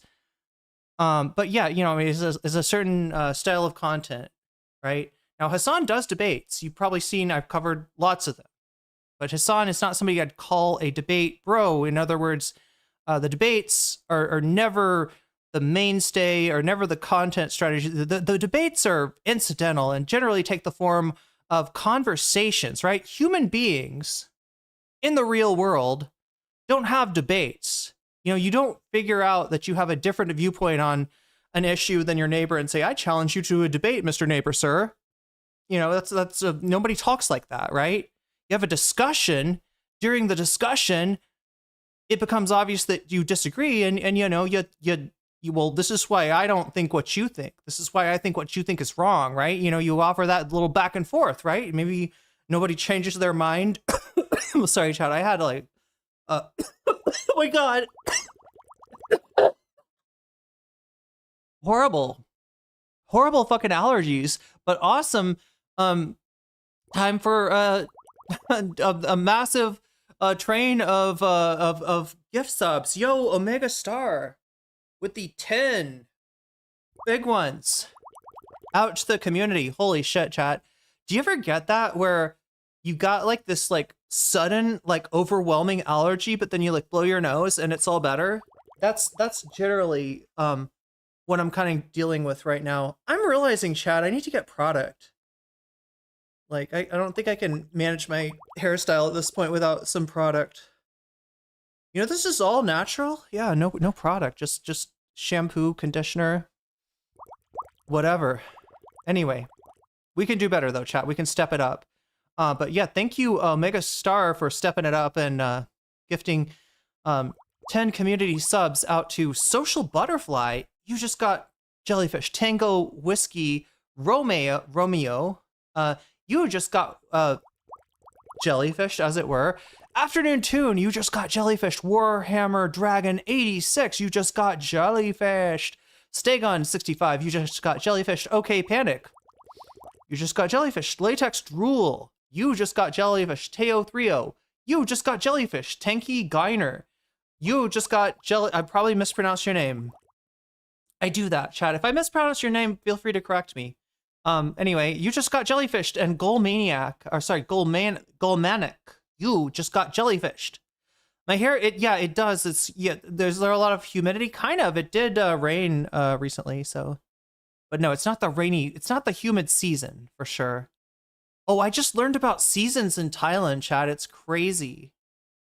It's not crazy. It's just different, is what it's different. Like, basically, you could kind of, like, on one hand, okay, like, so seasons make sense when you live in, there's a hype train. There's a hype train that just got started. So if you want to jump aboard Omega Star's hype train, now is your time. If you got a, gift sub or some bits burning a hole in your pocket, or you want to use a Prime sub to become a member, now is the time, because I think you get some kind of special, you get special emotes, right? So if you're one of those emote hunters that has got to catch them all, right? This is your time. This is your time to jump on that hype train, I believe. That's how it works. But yeah, a wet and dry season. Yeah, basically. Or you could say there's like a warm and a hot season, in a sense. I think of it as 3 seasons, really. That's what makes sense to me, right? In terms of just like major differences in weather, right? You've got a hot season, which is strangely, I believe it starts in like March. It was hot when I got here last year, right? So you got that hot season, and that hot season lasts from, like, I don't know, sometime around March to is it like May or June? Probably June, right? And then in June the rains come, and the rains stick around until September. And then September, October, at some point, the rains go away and then it starts to cool down.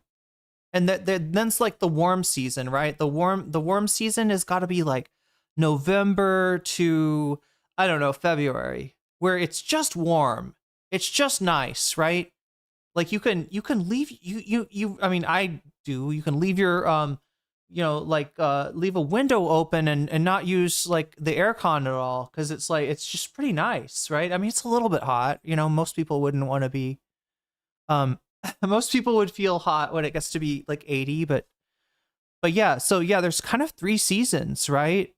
But yeah, there's 2 ways of like referring to the season, because like it's not like, in, I don't know, like Indiana, for instance, right, where you have a hot summer and you have medium fall and spring, and you have a cold winter. You have very definite, like, different seasons. Doesn't really happen here, but you do have a very big difference between whether it's raining or not, because it's kind of like a switch. It's generally pretty binary, right? Either it's raining nearly every day, or it's raining hardly at all. Anyway, let's get back to the content. Sorry, I just a little sidetrack there, but yeah, thank you, Omega Star, for the 10 gifted subs. Let me update this. I think somebody said 168 is what that number should say, and I think they're correct.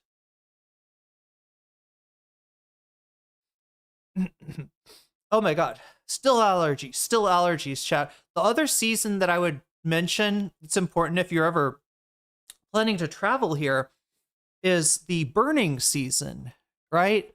There's a time of year, I think it's probably starting, maybe that's why I'm having allergies,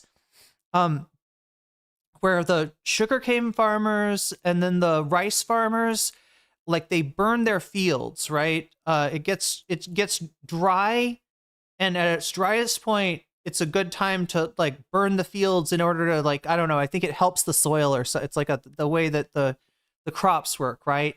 But when everybody burns their fields at the same time, it goes like everywhere. All of Southeast Asia is like smelling smoke, right? And it's a little hard to deal with, right? That time, I would say, like March to, or maybe it's starting now, maybe even February, to like I don't know, June or so. 2 seasons, hot and hotter. That's kind of similar. But then we also got the rain. There's the rain, there's the smoke, there's the 100-degree weather, and then there's the 80-degree weather. And oh my god, chat, the 80-degree weather just makes it all worth it. That's the whole, that's the time to but I think that's also tourist season, so it may be more expensive. But yeah, if you come in the like early spring, late winter, you will get a face full of smoke. Some people cannot handle that. I'm sorry, chat. Let's get back to the content here. I just had to share a little bit because it's interesting, right? Just like the time of day. Oh god, my god, chat, I could go off, but like Thai time is actually a little bit more complicated than AM and PM, right? There's imagine if there was more than just AM and PM, right? And it's not super regular either. It's not like demarcated like every 6 hours, right? It's like, it's kind of complicated, right? That's a joke, by the way. Don't take that seriously. I know this is a serious... I was writing that down so I could quote it. Yeah. I was writing that down so I could quote it back at you later. And Yeah. No. I'm in all seriousness. I'm not trying to be never like, advocate for Republicans. I'll never vote for a Republican. I despise Republicans. So I'm not trying to make it seem like I'm like here to like confront you on these quotes or anything. No, it's fine. I think this is where genuinely this is a good conversation. This is a good conversation. Okay. So we were talking about like between the Republican Party wants to deregulate healthcare marketplaces even further at the behest of healthcare companies. Correct, right? Yes. And the Democratic Party's solution, at least post Barack Obama, has been at least to offer subsidies to the population, subsidies that end up still not tackling like the for-profit healthcare structure that exists, but tries to keep that system alive. Would you agree with that? Yes, but just because Democrats are insufficient doesn't mean there's a marginal difference, and that doesn't mean there's a marginal difference in outcome. Like we agree on but this from the really, the perspective, you see where I'm going with this from the perspective of the everyday working class individual. It's the difference between someone who is going to get their healthcare denied, right? Because they deregulated it. There's no more protections for people with. Oh no, Emily Fritsch, I got Hasan's mod yelling at me when I said Adam looked 12 years old. Like to his credit, he knows his shit. I mean, he's as steeped in politics as any pundit out there. And he shows it when he goes on CNN and embarrasses a lot of the old heads on their panels, right? With any sort of health complications, right? Like let's say they're completely destroying that on the Republican side, and the Democrats are saying, no, we need to wait. Excuse me, he looks more like a fetus here, even more so than the JLP. You're making me feel bad for Adam Mockler here. Even more so than at the JLP debate. This guy debated Jesse Lee Peterson. Is that right? Did that happen? Is that like a rite of passage or something? Davy, he does look 12 though. Okay. I mean, I'm not denying that, but is that the new rite of passage? Do I have to go debate Jesse Lee Peterson? I could probably have the context to do that, Chad, if I wanted to. Maybe not though. I think I covered the allegations against Jesse. Maybe they wouldn't want to. Maybe I'd be one of the people they wouldn't want to talk to. They will generally talk to anybody. Chat. The ultimate shit would be if I go on Jesse Lee Peterson, right? And from the get-go, he's like, he acknowledges that he's seen like my coverage of his scandal, right? And then he says, and so since turnabout is fair play, I would like to cover some of your old scandals, Miss Geller. What can you tell me about the series of files about other content creators? What can you tell me about the project of reading a sort of a dossier on different Twitch and YouTube? I can picture it, chat. I can picture it. Oh my god. He would totally do that to me. He would totally do that. He would get me back. Well, I guess turnabout is fair play, so go at it, Jesse Lee Peterson. Doesn't Jesse Lee Peterson have? I would just love to hear him try to make something out of that nothing burger, right?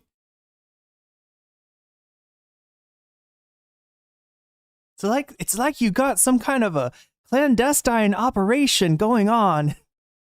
Oh my god, chat. Keep the current system. Don't go on JLP. Yeah, I always kind of feel like it's people go on that show to get humiliated. I don't know. I don't think there's a lot of I don't think there's a lot to be accomplished by going on Jesse Lee Peterson.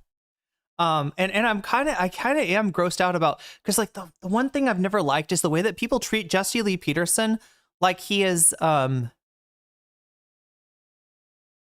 because he's so incompetent and because he sounds so ridiculous, people like minimize like his, I don't know, like what a far right Christian nationalist weirdo he actually is.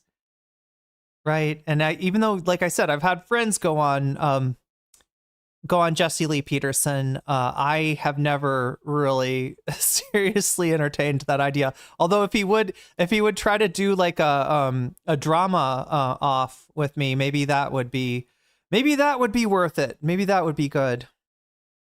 And no, and he gets a secret guest too, right? To fucking own me. Like Sam Cedar style, right? And I'm like, Dylan Burns, what a nightmare. Oh, that could happen, Chad. I think Dylan's talked to Jesse Lee Peterson. Am I wrong? Yeah, I'm pretty sure Dylan Burns has been on the program. Yeah, so he could totally pull Dylan out of the dustbin of history. And we need to give the healthcare companies more subsidies so that at least like it's easy. He would bring Destiny out. Do you think Destiny remembers who I am? To pay for. Like you can still keep your you can still keep your coverage even with a pre-existing condition, but the healthcare premiums are going to continue to go up. From my perspective, harm reduction of that sort actually reflects the consensus between two parties, because the real two different planks here is private healthcare versus socialized healthcare. And the Democratic Party, unfortunately, unlike the Republican Party, is always judged by its weakest link. Because in order to advocate for more government in a country like the United States of America, where there's no confidence in the government and in the post-Reagan era, unfortunately for the Democrats, they will always be judged by whoever is a part of the rotating villain structure that ends up undermining the policy agenda that Democrats are running on. And from the perspective of the average person, from the perspective of the average American individual, they don't actually look at it and go, well, the Democrats are trying their very hardest to make sure that at least my health care is affordable. Some might, right? But most don't. Most look at it and go, okay, neither party is doing anything for me. What is this? So that is why I say, from the perspective of, for example, healthcare, this bipartisan consensus on private healthcare as opposed to socialized healthcare is a major one. The conversation should not be kept within the confines of what can we do within the private healthcare system. The conversation should expand to, ooh, JLP's call-in show as well. The discourse with Brandon Sutton is great coverage. Why doesn't Brandon call into him? That would be amazing. I would cover that. Brandon like calling into the JLP, just like blindsiding. socialized healthcare versus privatized healthcare. And as long as the Democrats don't do that, the differences between them are marginal. In policy, but not outcome. Yes. Yeah, okay, because that's because, a really important. Yeah, because I can celebrate Barack Obama's accomplishments of like adding pre-existing condition coverage to healthcare, or allowing people to stay under their parents' insurance program for 26 years old, or getting, millions, tens of millions of. I love that he's trying to pop off on Hasan. Chat, I feel like I kind of divided that. You know what I mean? I don't know. I don't know if it's easy. Is it easy to see here what's going on? Is it obvious to other people like what Adam's like intent coming on here? And look, I'm not, I'm not shitting on him. Okay. I'm not comparing him to Vosh or Destiny. I think he's, more about the political perspective that he espouses, and less about his ego and community pissing contests, right? Compared to, I think that he's more like Hasan than he is like Vosh or Destiny in that sense. Oh, more like a David Pakman. David Pakman loves drama. I don't know if people realize what a messy bitch David Pakman is, but David Pakman, like, I don't know, it's his personality. People don't suspect him, but David Pakman is actually like, he fucking eats it up, right? Unless it's about Israel. He has kind of, what is the deal with that, Chad? I haven't been checking on, but my understanding is that, like, look, there's some issue. He is like, to the left on a lot of issues, a lot of shit that David Pakman makes or says unobjectionable. But when it is about foreign policy, it seems like that's where his takes get very sus. And yeah, when I think he's just had to not talk about Israel. Right, I think he said like one or two things, and his audience really didn't like it, and he has just like, kept completely out of it after that. Wrong, that I kind of agree with Mockler, at least from a tone perspective. Hasan always says voters go based on vibes, when Hasan says it's what bricks people's brains. Well, what the large like the large scale view of this is that Hasan is pointing out that when Democrats have even though you're going to see a vast difference in policy as the end result of having a Democratic governor versus a Republican governor, a Gavin Newsom versus a Greg Abbott, or a J.B. Pritzker versus a Ron DeSantis, right? Huge difference for trans people, just to choose like one issue in those two states. But when you get sort of mealy-mouthed in an attempt to sort of soften your perception as being a trans ally, when you do what Bill Clinton did in the 90s and have a sister soldier moment, right? I talked about this in the beginning. I don't know how much people know about this, but Bill Clinton became governor of California in a large way due to black voters in his state, and particularly black women voting for him as governor of Arkansas. When he goes to a national stage to run for president, one of the things that's expected of him, one of the things that the pundit class talks about and encourages, is for him to somehow signal that he is not beholden to the black vote, right? He's not beholden to the civil rights, movement, in other words, right? And that takes the form of him, critiquing a rapper named Sister Soldier, right? To show that he's not, right? It's to performatively kind of punch the, the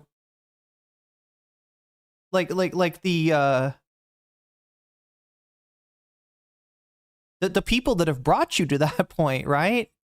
And that's Hasan's problem with Gavin Newsom, is that, yes, he has governed for trans people, very well compared to most other states, right? You'd rather be a trans person in Gavin Newsom's California.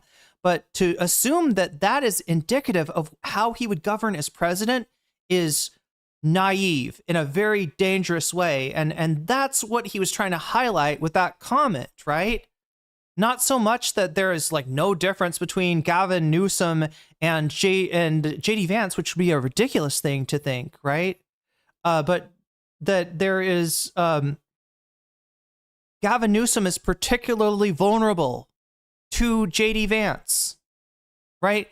Because of shit like this, because of the and the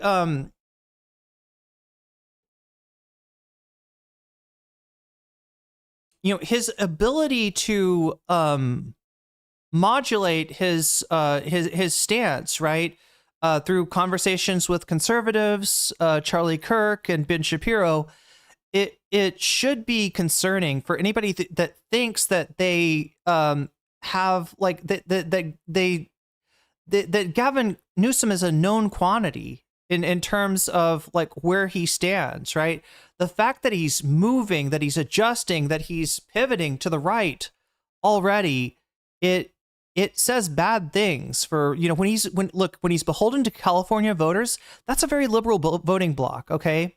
So you can count on, like, just for his own political survival, him having pretty good policies in California. When he goes and runs in the primary, that's going to be Democratic voters. So yeah, he's going to try to appeal to those voters, right? When we get into the general election, you don't have that kind of sway over him anymore. And he's more worried about this mythical centrist voter. And so then he moves further to the right, further than you thought he could possibly go. And then he gets to be president. And chat, that's the real question, right? He's president. It's his first year in office, right? If he thinks it's advantageous, right? If he thinks he can make a long-term strategic move and use trans people as his sister soldier, right? Show his independence from the supposed vote that brought him there, right? The California vote, right? Do you see what I'm saying? This could spell disaster if he's elected, but Hasan's more worried actually about him not being elected, about him not being electable. And that's a real concern, because to California, Gavin Newsom, I don't know, maybe like a successful candidate, but I think to a lot of the country, he's very like California coded, right? I don't know if he's a strong candidate with any set of policies. People healthcare through but he is doing the thing to get himself into position, for that presidential run by with this sort of symbolic opposition of Donald Trump. He can go on True Social and type in all caps and roast Donald Trump, and I'm glad he's doing that. I'm glad he's doing that. When he opposes Donald Trump on policy, I'm even more happy. But yeah, understand that most of what we're getting from Newsom is like, performance over substance, just negative polarization. And again, like I always say, I'm not with stupid. I'm not with Orange Man is not a successful political slogan to be running on. You got to have more than that. Medicare funding, even though the Republicans basically stopped that in red states for a very long time, and it led to tens of thousands of people dying. But at the end of the day, from where I'm standing, from the way I approach the subject matter, the difference is Democrats are offering, let's say 100,000 people a year are dying. If 100,000 less people would die every single year if we had socialized medicine and there was no issues between access to coverage at the point of purchase, right? Because it's free, versus 200,000 people die with the Republican agenda, but with the Democratic Party's agenda, 100,000 less people die. So the difference is still, from where I'm standing, 100,000 people that should get access to healthcare, but they're not getting access to healthcare. Just because it's insufficient doesn't mean it's marginal in outcome, though. Like, we agree on this. We totally agree on the difference between policy and outcome. And I could even concede that Democrats and Republicans in the capitalistic system, like, I get what you're going at. They're both upholding the same liberal thing. But there's also plenty of capitalist countries that already have these programs. I mean, virtually every single one of them does.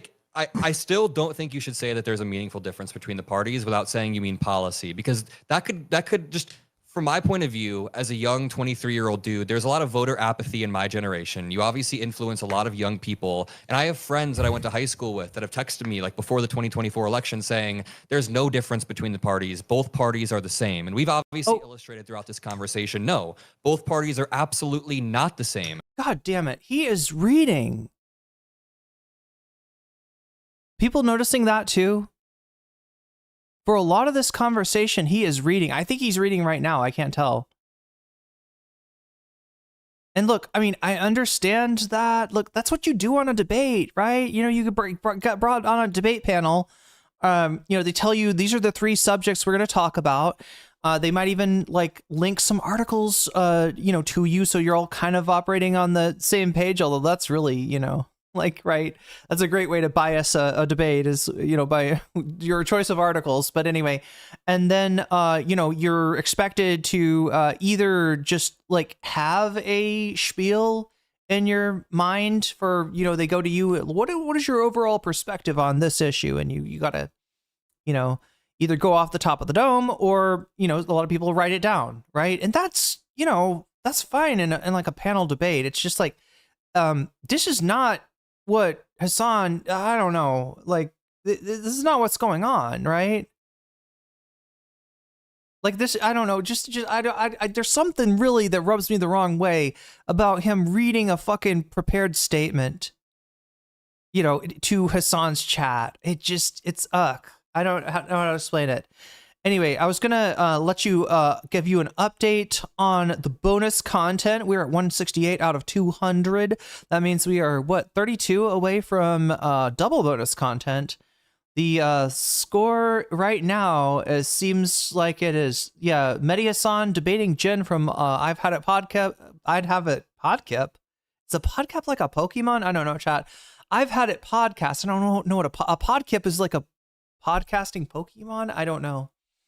Anyway, I heard you like Podkips, whatever. That's in first place. Second place is actually a tie between Clavicular on Adam Friedland and Pisco versus the Vanguard. Third place, we got Ethan Klein and the Billboard Situation. Yeah, look, overall, it's like between Mediasan and Clavicular based on the donos.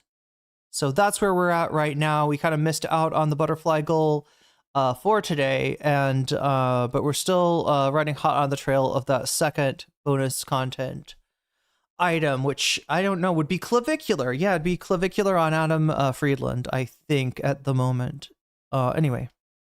Well, if they're watching me and not just watching the clips, they would know that there are differences. There are marginal differences in policy that yield massive differences in outcome. Having said that, however, another area where there's no difference, almost no difference whatsoever, is foreign policy. Wait, another area where there's no difference. Because there is one. So there is one. There's one. A lot So Adam admitted Hasan isn't the reason Democrats lost, but also he's blaming Hasan for the people not fucking with the Democratic Party. Make it make sense.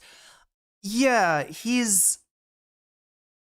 What is it that he's basically? I guess if I were to sum up his point, right, what he's trying to say is that, look, dude, you're on stream for hours and hours and hours, and I can only imagine what that's like. It's very hard to say things in the right way, but if I were to say what I think you meant in that statement, in the right way, I'd say it this way. I'd say it's way too early to be deciding on a candidate, right, or whatever.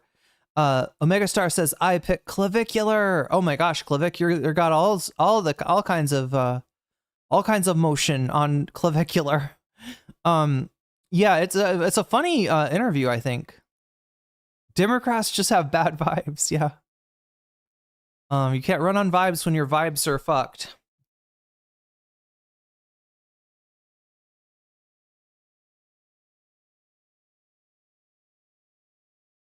There is a difference on healthcare, though. You said there was almost no difference. So we already established that there's a difference on trans issues. There's a difference on healthcare. Yeah. Meaningful outcomes on healthcare. Let's talk about foreign policy for a second. But wait, before we move on to foreign policy, by the way, sorry. Yeah. I didn't correctly word that, but I'm going to get to the foreign policy thing in a second. You understand where I'm coming from, though, right? Like, because from the perspective of people that are not, from the perspective of the average American, the difference between... Oh, fuck. I got stopped in the middle of what I was saying to Cozy Gaming. Yeah, Adam's saying that, like, look, I get it that it's hard to say the right thing. I don't blame you, dude, but I think that what you said could have the effect of depressing turnout, and we don't want to do that. So, here's how I would have said it, right? And it's the whole thing focusing on... not on it's too early to decide on a candidate, right?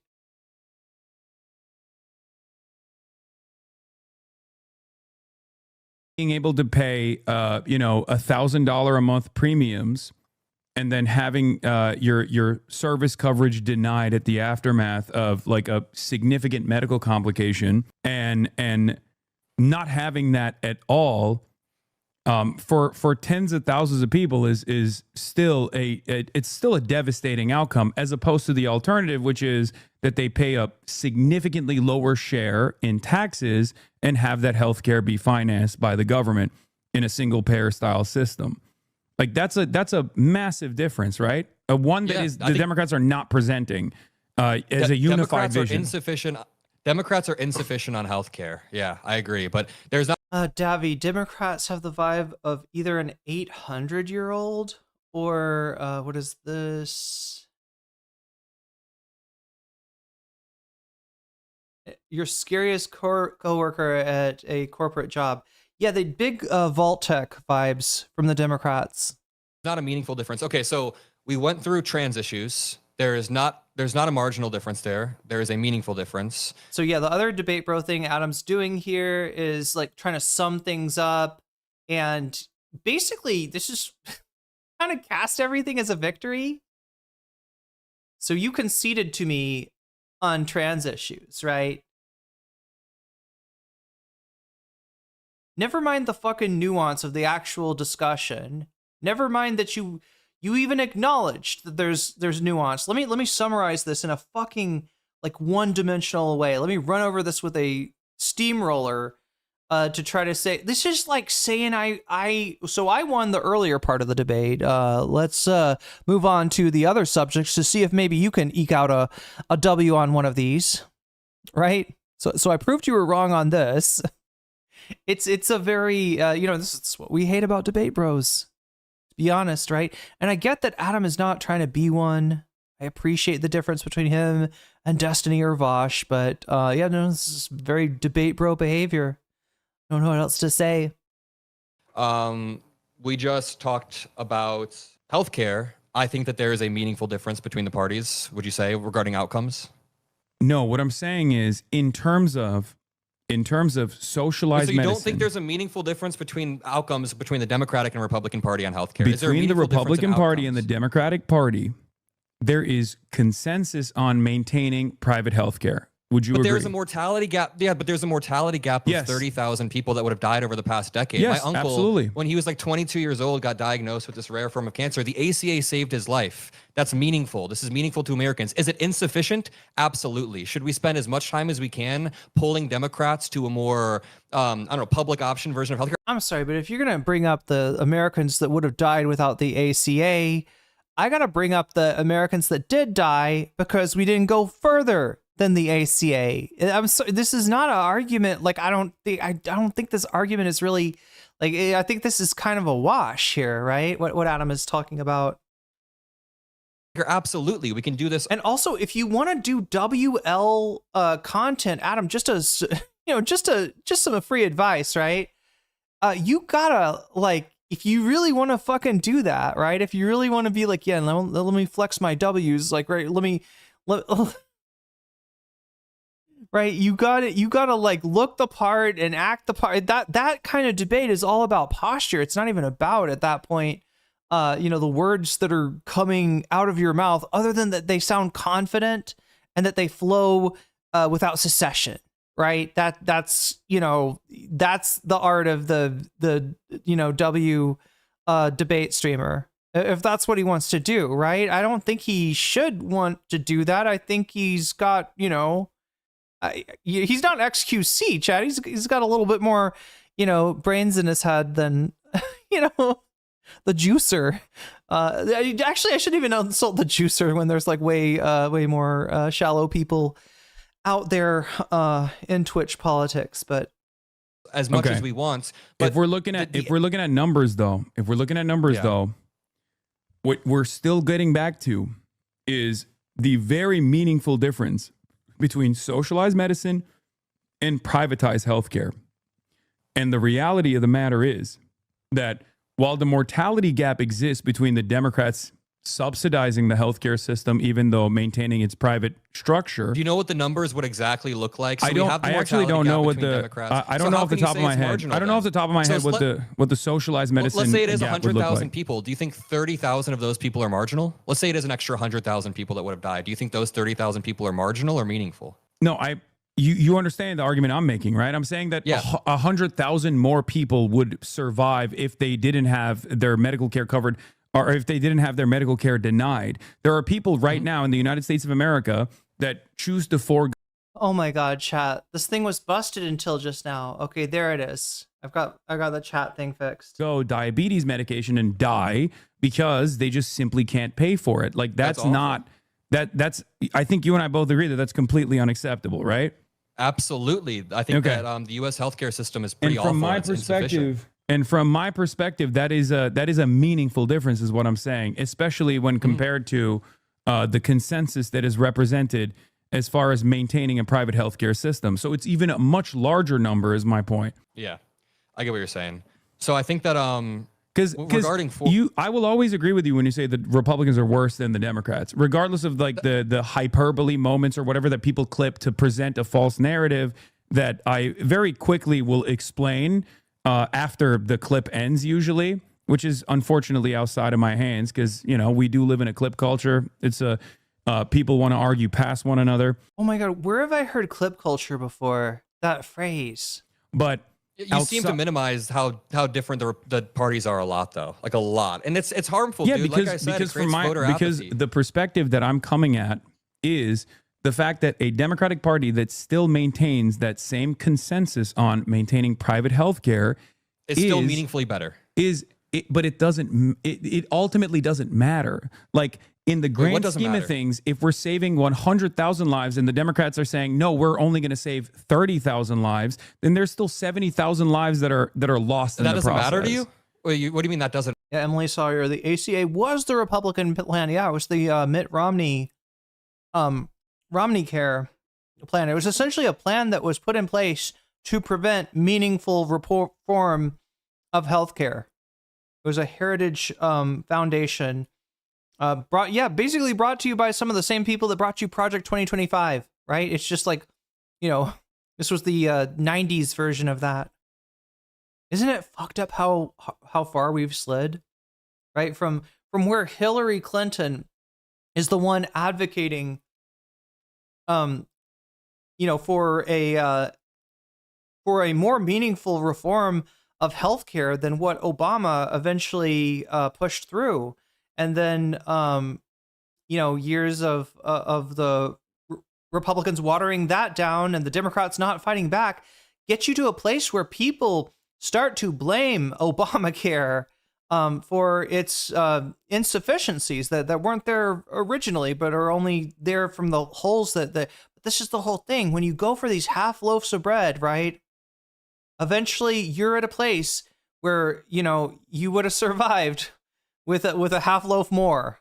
Doesn't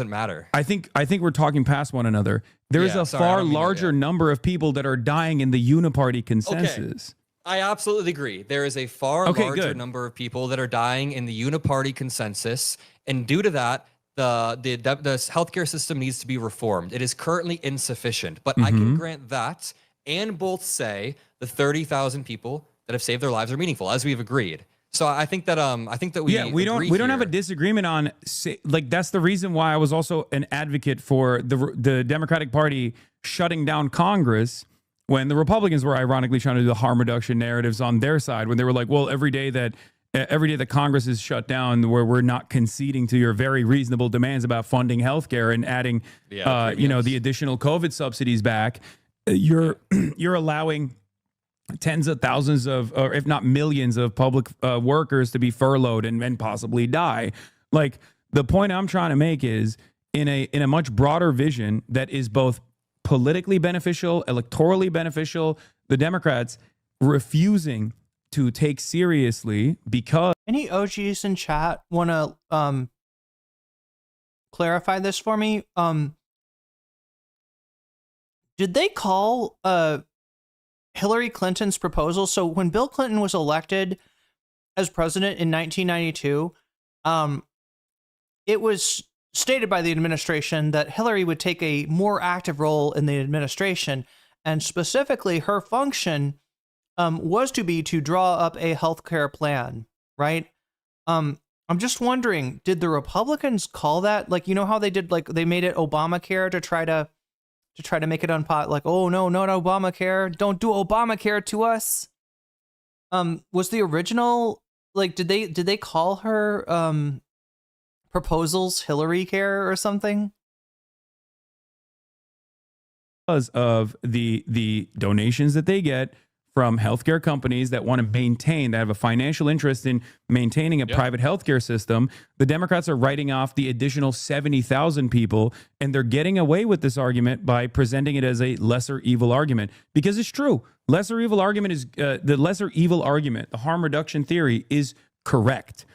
But because of the harm reduction theory being correct, the Democrats lean onto that rather than actually advocate for a bold vision. And at times they even lose the election, but it seemingly doesn't matter, right? I think what we should do before the 2028 primaries is push our party as much as possible to reject the type of special interest groups that have led to this over the past decade, have led to the Democratic... I'm sorry, special interest groups? Again, this is abundance talk.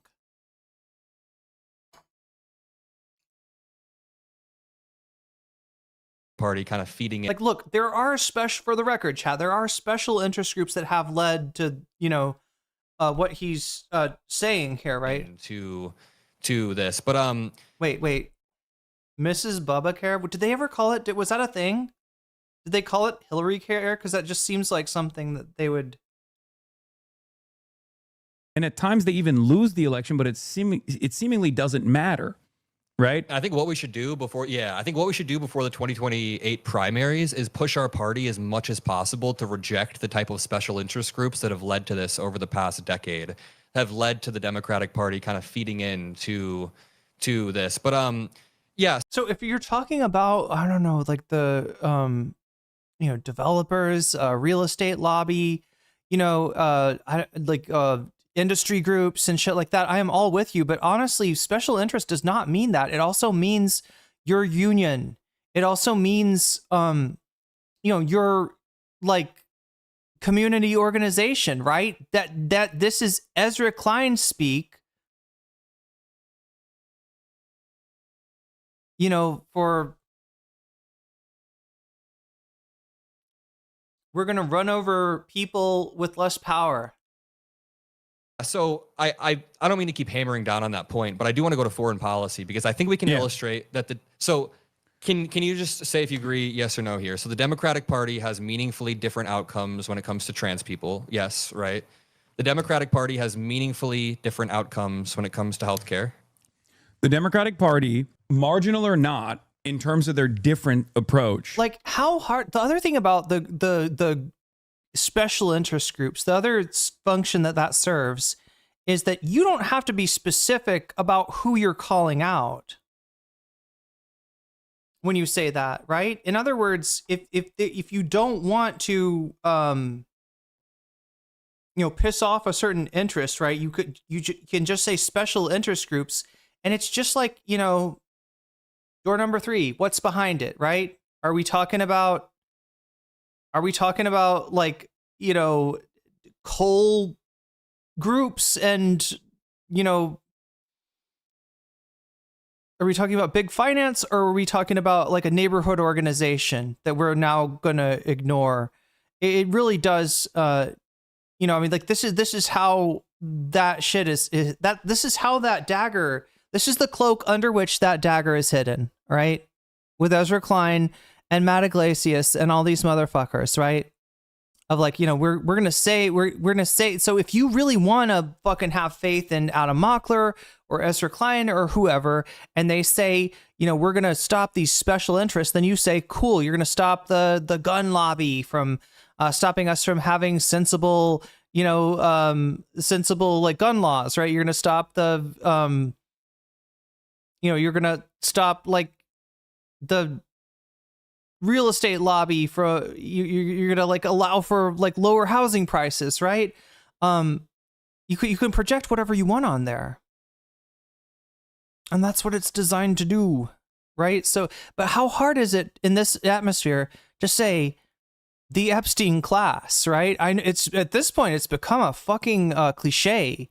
It's almost like losing its power to a certain extent because of how widely adopted it is. But that makes it all the more interesting that that's not what we're hearing from Adam Mockler. We're not saying money in politics or big business or, any of these special interest groups that people want to be fighting. We're just saying special interest groups. And for all that could be your interests that Mockler is considering special. To both, well, healthcare is even more marginal, but the Democratic Party's approach to these issues from the perspective, they're going to fight against the alphabet mafia. Yeah, we were talking about that earlier with the whole the knee-jerk reaction to throw trans people under the bus after the election in 2024 as a way of avoiding an agonizing reappraisal of what strategy works. And spoiler, it's got to start with not Kamala's strategy. Now, the whole trans, the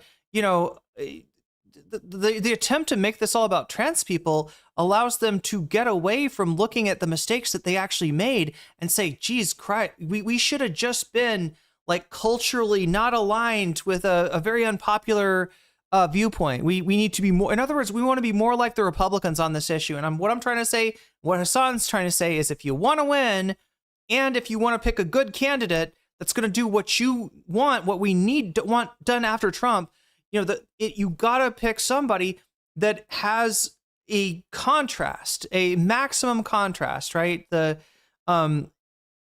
We need to highlight that contrast between them and the current regime. Looking more like the current regime as an attempt to what? Like mollify an issue that's cutting against you does not work. It does not work. Kamala Harris did not run for trans rights, motherfucker.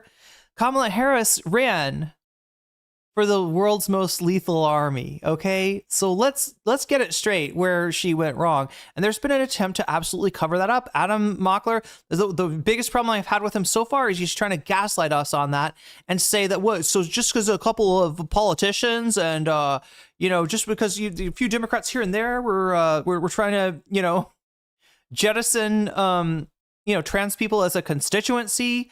You're gonna say that this is representative of the Democratic Party. Yeah, it's representative of way too much of the Democratic Party, and that includes Gavin Newsom.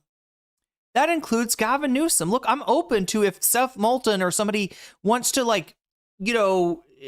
reflect upon his past statements and say, geez, I've looked more into the issue. I didn't realize how I came off there, and this is just not who I am. Look, I'm willing to entertain that, although trust but verify, right?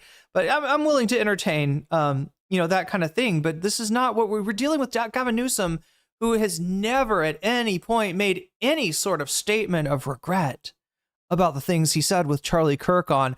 If anything, chat, he used that to be like, oh, looks like I'm being purity tested by the max left. Oh, looks like they want to cancel me, right? He's trying to pop off with it.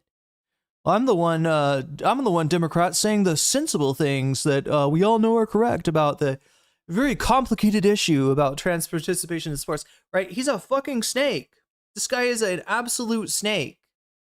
And even if he's not a snake, even if he's just faking that to win the election, and he's going to be super pro-trans after he gets in there, he has less of a chance of being elected because of these, these characteristics, these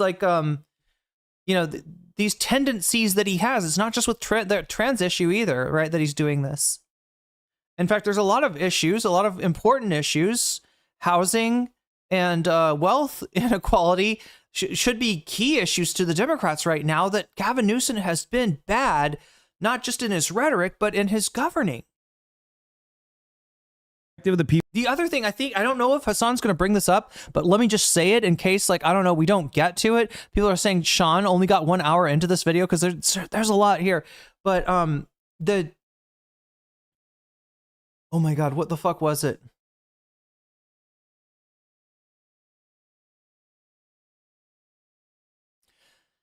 California has a perception in the minds of most Americans as being a hellhole, right? Now, California in real life, if you live there, it's not a hellhole. It's a pretty nice place to live, all things considered. But there are problems in California. And, a big problem is housing, right? There's a lot of unhoused people in California living on the streets. And, Gavin Newsom has paid lip service to this issue, but honestly, the things that he'd need to do to actually help unhoused people are things that his donors apparently do not want him doing, right? Things that he cannot do. And as a result, there is an infinity of pictures of, people living in some pretty deplorable states on the streets that will be weaponized against Gavin Newsom should he run for president. Should he run for president, he's got to have an answer for that. And I don't think there is an answer. I don't remember whether Hasan addresses this point in the conversation with Adam. I know he talked about it with Jennifer Welch, but I just wanted to, remind everybody of that yeah, there's another reason why Hasan said we are cooked if the candidate is Gavin Newsom, right? Because you're going to see ads of just, homeless people used by the Republicans to scare Americans into thinking that Gavin Newsom is bringing us into like fucking Mad Max Beyond Thunderdome territory. California is a failed state, right? It's not, but the optics of, his failure, which, failure to help unhoused people in a meaningful way. It's going to be just, I don't think you can get over that. I think that's the obvious issue to attack him with. And I don't think he really has an answer to that, right? So yeah, there's another reason, right, why Hasan reacted like that. This is what he's mad. He's mad about Hasan reacting, saying, what about Gavin Newsom if that's the candidate, and Hasan just being like, oh, you fucking, stick a fork in it at that point, right? That's not gonna work, right? Instead of like the idea being that Hasan has so much hate in his heart for Gavin Newsom, so much resentment for the establishment Dems, that he is just going to spitefully, vote third party in order to deny Gavin Newsom the satisfaction of winning, right? That's I guess the worst straw man of Hasan's statement, right? And Adam doesn't believe in that clearly, but I am an East Coast elitist. I am opposed to West Coast elitists. People that are receiving it, from the perspective of the people that are looking at it, from the way that they angle the conversation, the way that they move to a centrist position on a lot of these key positions is marginally different, but marginal differences yield significant outcomes for the people. Yeah, whoever looked at my hair and said, "Is it humid out there?" I think you were onto something. I think because it rained, it's extra humid. I might have to turn the AC up. I don't like doing that. The average person views the policies as marginally different, even though they're the ones who are receiving the outcomes. Like the person who either gets insulin 100%. Do you think that the average American is making a reasonable, a rational decision when they're voting? Not the average American, but the Americans that are affected. Like if you need insulin and you get rejected due to a Republican Party, that's meaningful. There's meaningful outcomes there. Yeah, and yet they still make irrational choices all the time. I mean, I think I didn't think you'd disagree with me on that. Yeah. How many people with like immediate undocumented family members voted for Donald Trump? Yeah, that's true. That's fair. They are insanely irrational in their decision making. That's why I always say you have to have a definable agenda that makes you that makes you viable at the elections. There's two different problems here. People are going to be irrational actors no matter what, though. People are going to be irrational actors no matter what. That's why you got to bludgeon them in the head. That's why you got to bludgeon them in the head in the same way that Republicans unfortunately do very well and they have less structural hurdles than the Democrats do, obviously, in this situation, but they bludgeon people in the head by saying, make America great again. Here's what those values mean. And then they just like add a bunch of nonsense into it. They engage in hyperbole. They regularly will be definable by their policies. Build the wall. It's like very simple. Actually, it's very simple stuff that they actively harp on. And the Democrats are constantly running on a defensive posture. And my argument is the reason why I think they're running on a defensive posture is because they can lean into the harm reduction narratives, because the harm reduction narrative is a correct approach. It is correct. Okay. So, I don't want to focus in on this too much because there's a lot to, like I said, the point of it is to heighten the contrast, right? Between the opposition party and whatever form MAGA takes, right? But I also want to note that what he just said there about Republicans speak in a hyperbolic way, right? This is what Adam's kind of calling him on, is saying, hey, listen, words mean things. And when you say like Democrats, even if it's figurative language, if you're saying like, Democrats would betray trans people, right? It's really what he's trying to get across. If they thought it would get them votes, when you say, Democrats would shoot you in the face, right? It's going to have an effect, and that effect is making people less likely to go out and vote for a Democrat. So stop it, Hasan. Stop it already.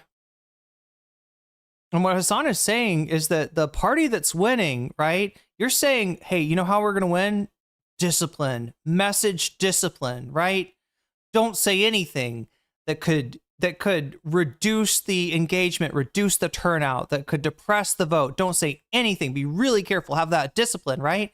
And then you look over on the Republican side, and yeah, it is incredibly hyperbolic, right? And constantly Democrats are trying to say, like, Trump said that it was literally blah, blah, blah, blah, blah, blah, blah, blah, blah. And then along comes whatever Republican and be like, you should take him seriously, but not literally. He didn't literally mean that crazy thing that you just said. And like he did mean that crazy thing, but it's going to take some time to get to, right? That's yet to be revealed with Donald Trump. I didn't think about this, right? But this discussion is almost, separate, right? It's a discussion of aesthetics. How do you want to, how do you want to put together your rhetoric, right? Are you more concerned about message discipline, which is a kind of a boomer, sorry to say, Adam, it's kind of a boomer perspective, right? It's kind of like the old way of doing politics, right? Or do you think that being a little bit bombastic might help you out in the attention economy? I know what Chud Logic would say.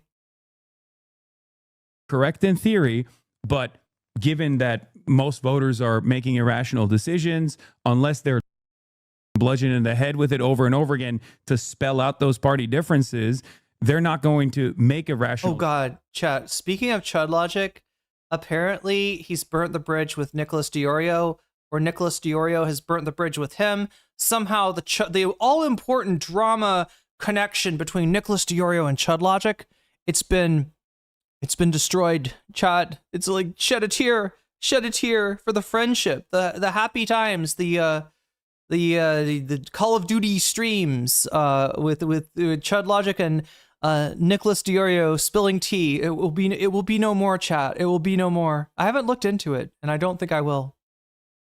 Choice, and many of them are not even going to vote at all. But if you don't know, Nick Diorio is a huge Ethan Klein orbiter these days, so it is sort of relevant to some of the things we talk about over here. This is just asking a which way Western man to Democratic pundits. My community, on the other hand, by the way, overwhelmingly voted for Kamala Harris, but that's besides the point. I mean, virtually every single person in my community voted for Kamala Harris, contrary to what people say. If it's 2028, man, and we're running on like harm reduction narratives in the general, I will be very, very disappointed. I hope that we have I'm excited. Okay, you'll be disappointed, so you understand what. Even him saying, man, chat, this was bothering me about Adam. He needs to like unbutton or something. He needs to chill. Like he's trying to stretch. He's trying to talk like a human being, but he's like, hey, man. Like, I don't know. What I'm saying though, right? Then don't you feel like it would be out of your hands as far as like what you can do? Because at that point I can out of my hands what I can do to my audience. At that point I can lie to my audience and be like, no, you guys don't understand. Kamala Harris, when she says we're gonna have the most lethal military, what she actually means is that she's gonna be anti-war as opposed to Donald Trump. No, but no one's gonna listen to me. You say your audience listen. We had an ideological primary, and if Gavin Newsom is the nominee,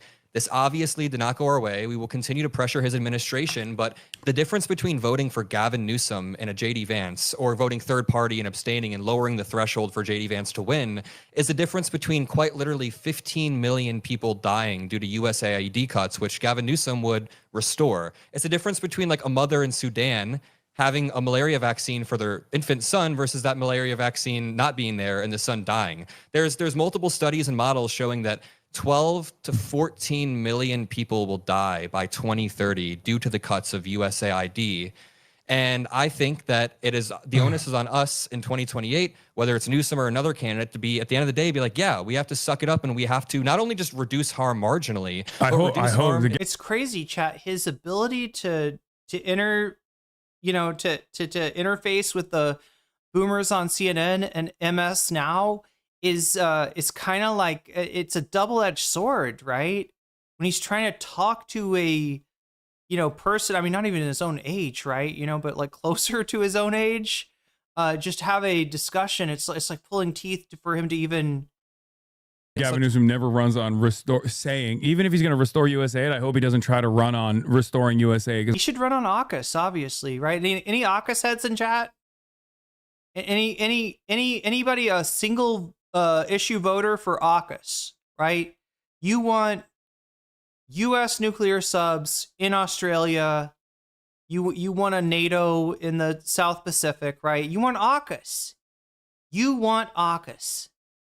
Because I feel like that will lead to a He significant should not defeat. run in on the- restoring USAID. No, He no, should no, be even running if on. Run on I'm AUKUS. going to do it. I'm not even saying that's a bad That's what won it for Biden. Oh, wait, no. thing. Yeah. I'm saying he Yeah, should yeah. not be he should not be running around being like, I'm going to restore USAID. That's why you should vote for me. No, that's That- totally fine, but this matters. This matters. There's No, a no, huge, I don't huge disagree with mortality you. gap I don't expected disagree over with the you on that next few either. years. So what do you mean it's maybe it'll come what do you mean across it's out as of a your hands shock at that for point? people, but I What do do you mean it's out of your hands at that point? I don't think it's out of our hands at that point. What is out of my hands is that no matter what if people ask me about He means it's cooked. He should just say it's cooked. Situation cooked. That's what I mean. I don't know what's so hard to. you know, AUKUS, why baby. Kamala Harris was not coming out and releasing a statement about the significant differences that she presented as opposed to the Biden administration's Gaza policy, because I think we agree that like she did not separate from Joe Biden in a meaningful way at all, right? Like yeah, it was yeah, she bad. did, and Yeah. that's a big part of why she course. lost. So Yeah.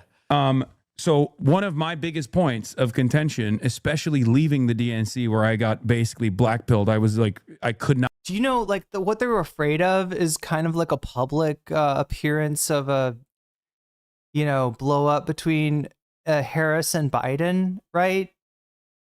That's the reason that Biden said famously, there's no, what is it? There's no distance between us.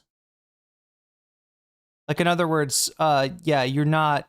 Biden was like telling her, like, basically not to run on anything that's counter to what he's doing, and she obeyed that commandment. What did he say? No something between us.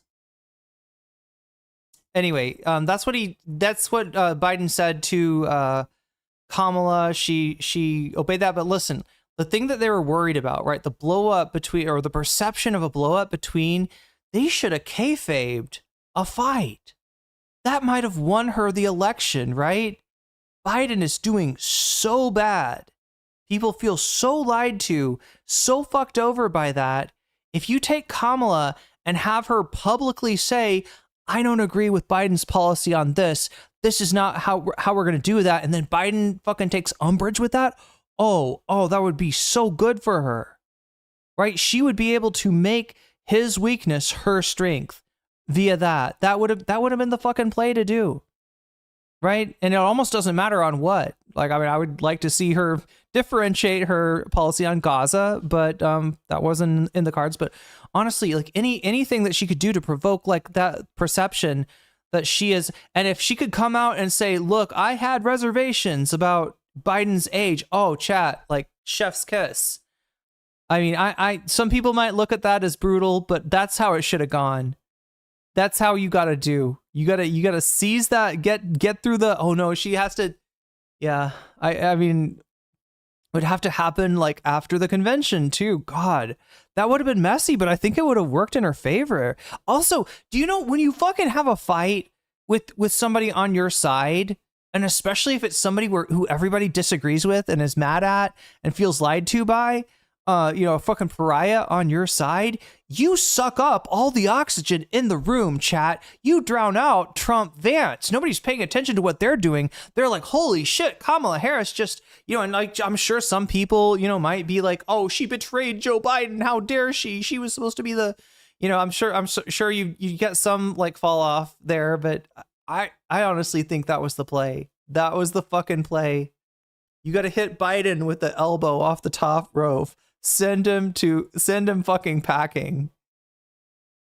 Get him so pissed off that he resigns the day after you're elected. That would have been so sweet, chat. We could have had it. If only Kamala had been a very different person than she turned out to be. But that's neither here nor there, isn't it? Not believe like how much people were Daylight. celebrating Oh it. my God. Thank you. Yo, man with the long last name. That's the word I was looking for. Yeah.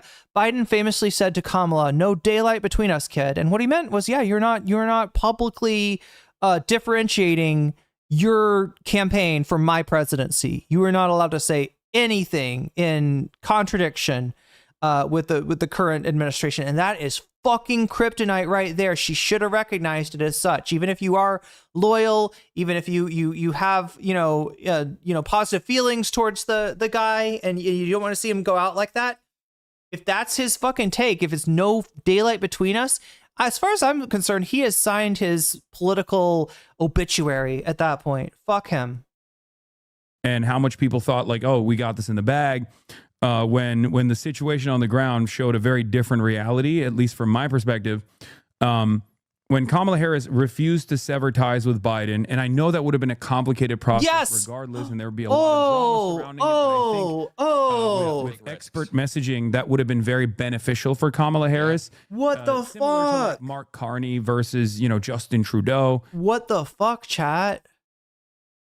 Like cutting the dead weight, basically taking out an unpopular figure and then rising from the ashes and presenting a bold new vision. Even within 107 days, she could have, tried to do this. When they didn't do that, and they tried to win by hugging and kissing Liz Cheney, and tried to win by like going after this mythical moderate voter in the exact ways that Matt Iglesias and Jonathan Chait and all these other people presented as a positive, like a lot of these commentary folk that the Democrats do listen to for some reason. I don't know why. When they ran around with this pivot to the center and kept repeating it, and the consulting class kept repeating that this was like the appropriate thing to do. When I had two options. I could have just been like, well, guys, you have to understand Kamala Harris is actually going to be much better than Donald Trump, which I did bring up with regular frequency, especially as it pertains to what Donald Trump was presenting, mass deportations, and what that would look like. And there are many, many videos where I, presented how terrifying a vision Donald Trump was spelling for the future of the country versus what Kamala Harris was presenting, which conceded, because this was another holdover from the Biden administration, conceded that undocumented migrants were actually a national security interest, a national security issue, that they were actually leading to crime. Okay, so chat, I hope you're ready to buckle in. If you need to grab some food, a drink, take a bathroom break, take your meds if you've forgotten that. We're kind of buckling in here, right? We have gotten through half of this, chat. Half of this. Sean, we're now further in than Sean got, so right. But yeah, get ready,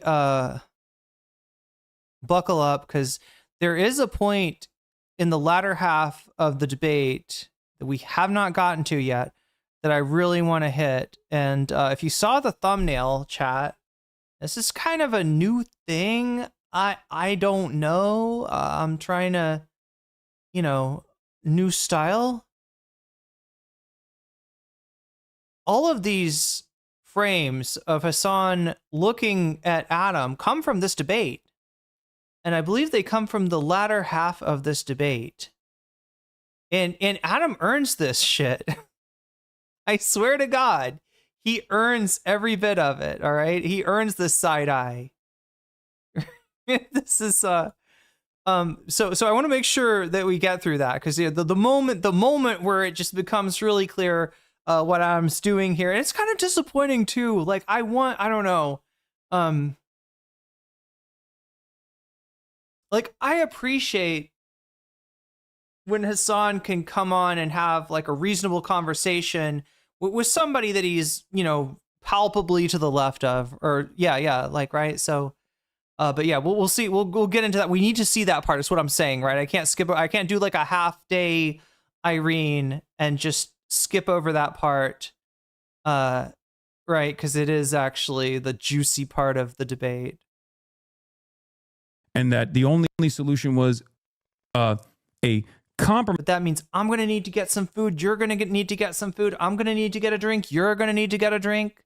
I'm just saying, get fucking ready, because it gets crazier from here. Position that wasn't mass deportations, but instead was like, deportation of some.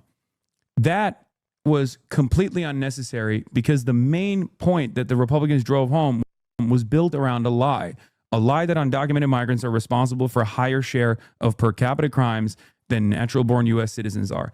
That's never been Are you the not truth. okay with some deportations if someone's actually committing crimes? Because the stats say that undocumented immigrants commit crimes at lower rates than native-born citizens. They commit crimes at very low rates. But if somebody does commit a crime and they're caught here, are you okay with deportation? When you ask a question like that, you present the optics that Democrats are like, no, if they're an illegal immigrant, they get to commit crime and they shouldn't be arrested, right? This is just not something that we should be entertaining, right? This is the straw man from the right. This is the straw man from the right. For Adam to do this, it's indicating that he believes that it's not such a straw man after all. Maybe there are leftists that think that undocumented immigrants are special snowflakes.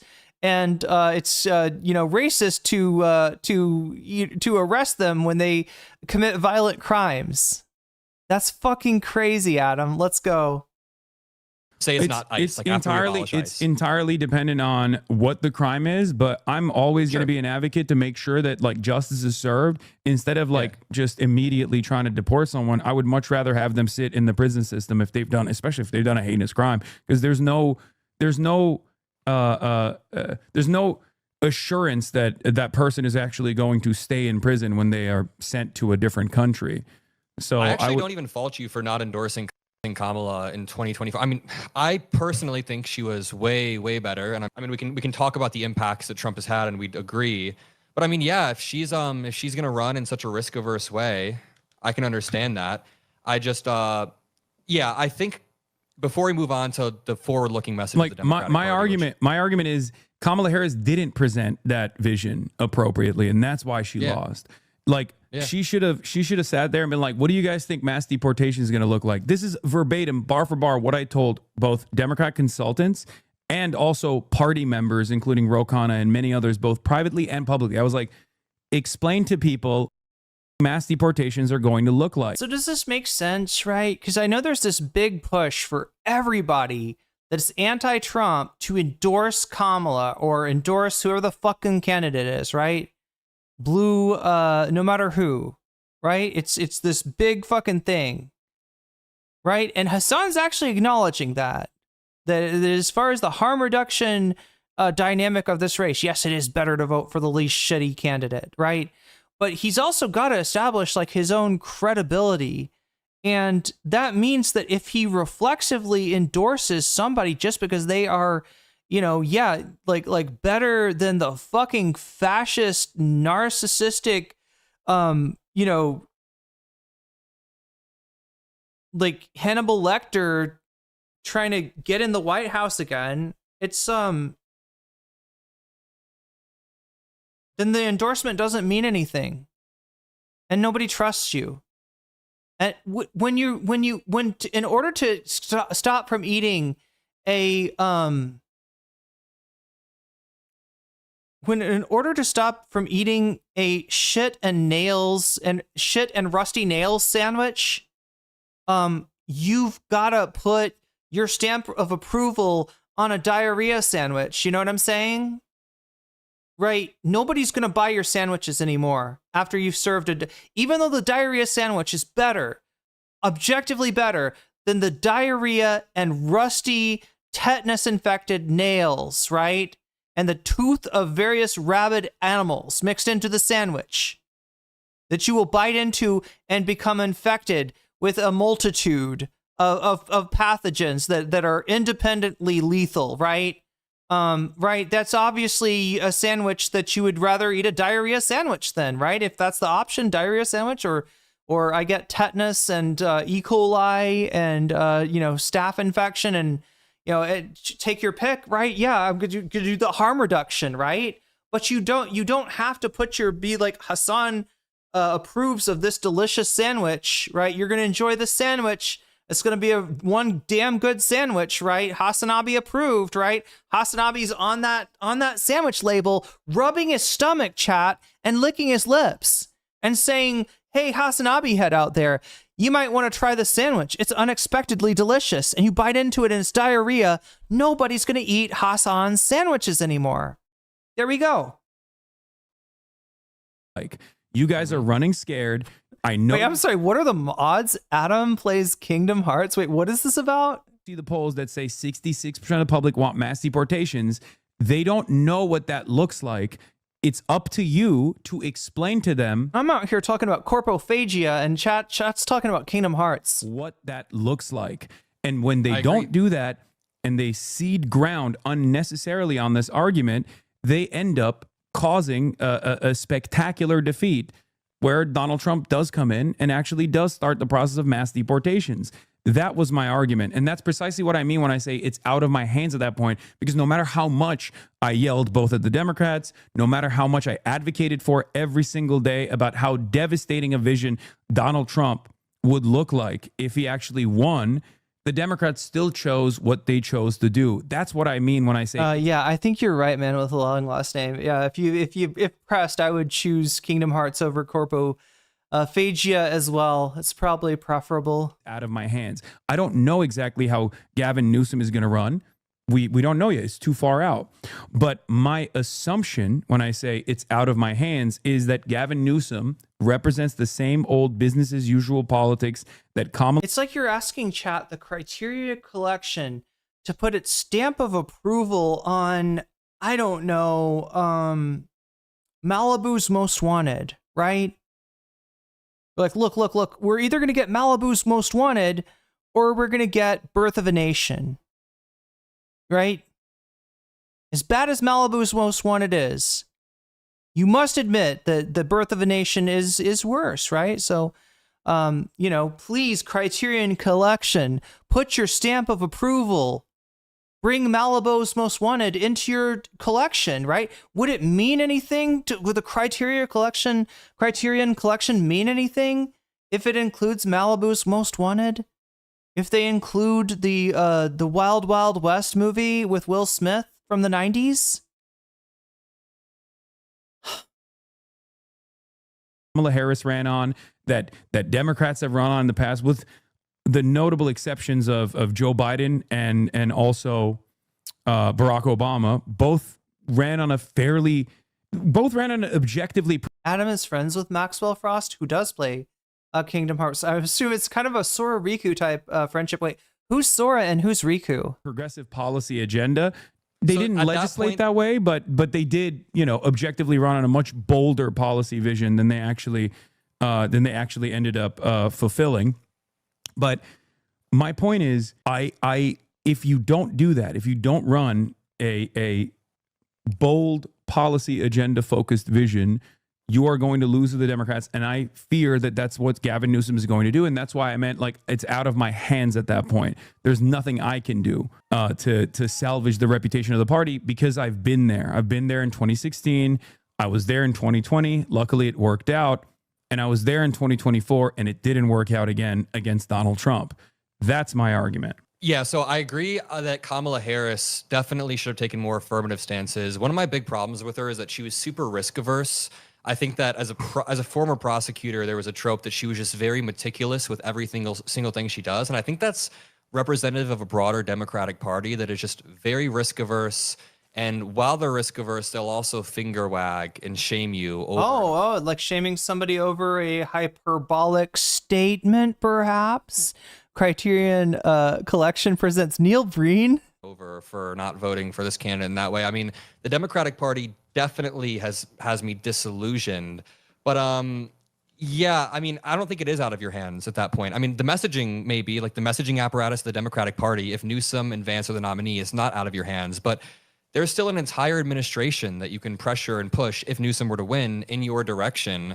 It's yeah, not. I mean, I'm going to keep doing that regardless. You also said, but it's not what you said. It's at that point. Chat, what is that movie called with Will Smith and in the Wild Wild West?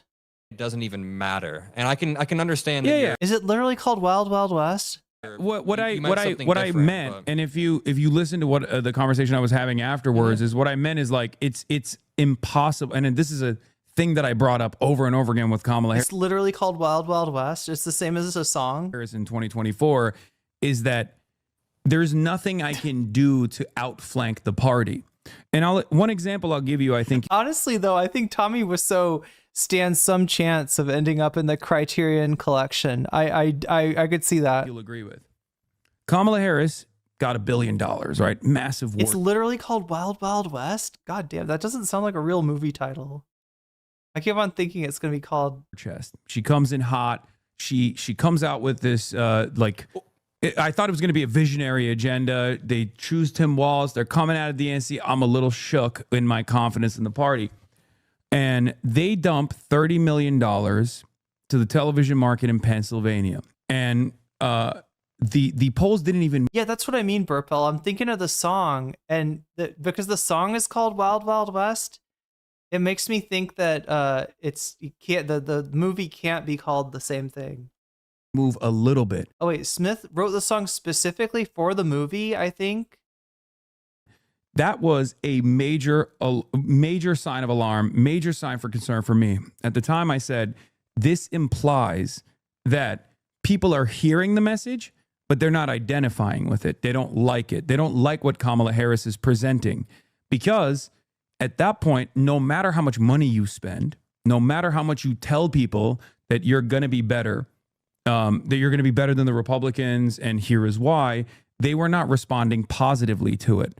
And that should have been a really Everything is Wild Wild West. for Kamala Harris to pivot away, go back to the drawing board, and potentially come out with a more bold vision for change. A more bold flavor for change.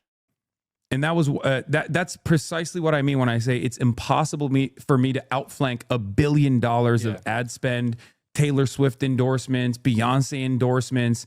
I'm not saying I'm a small bean and I'm just like utterly irrelevant. Of course. No, we're not. I don't even think you can change the results of the election. That's not even. Wait, the existence of Wild West should imply the existence of a Tame West? Yeah, we never hear about that. Yeah, the really what I claim. That's what a lot of people yell at me like the Good Manners West. over. They make it seem like I was the singular kingmaker or something. That's really dumb. And any liberals saying that dumb, any liberals saying that you need to line up behind Gavin Newsom, what the hell? It's 2 years out.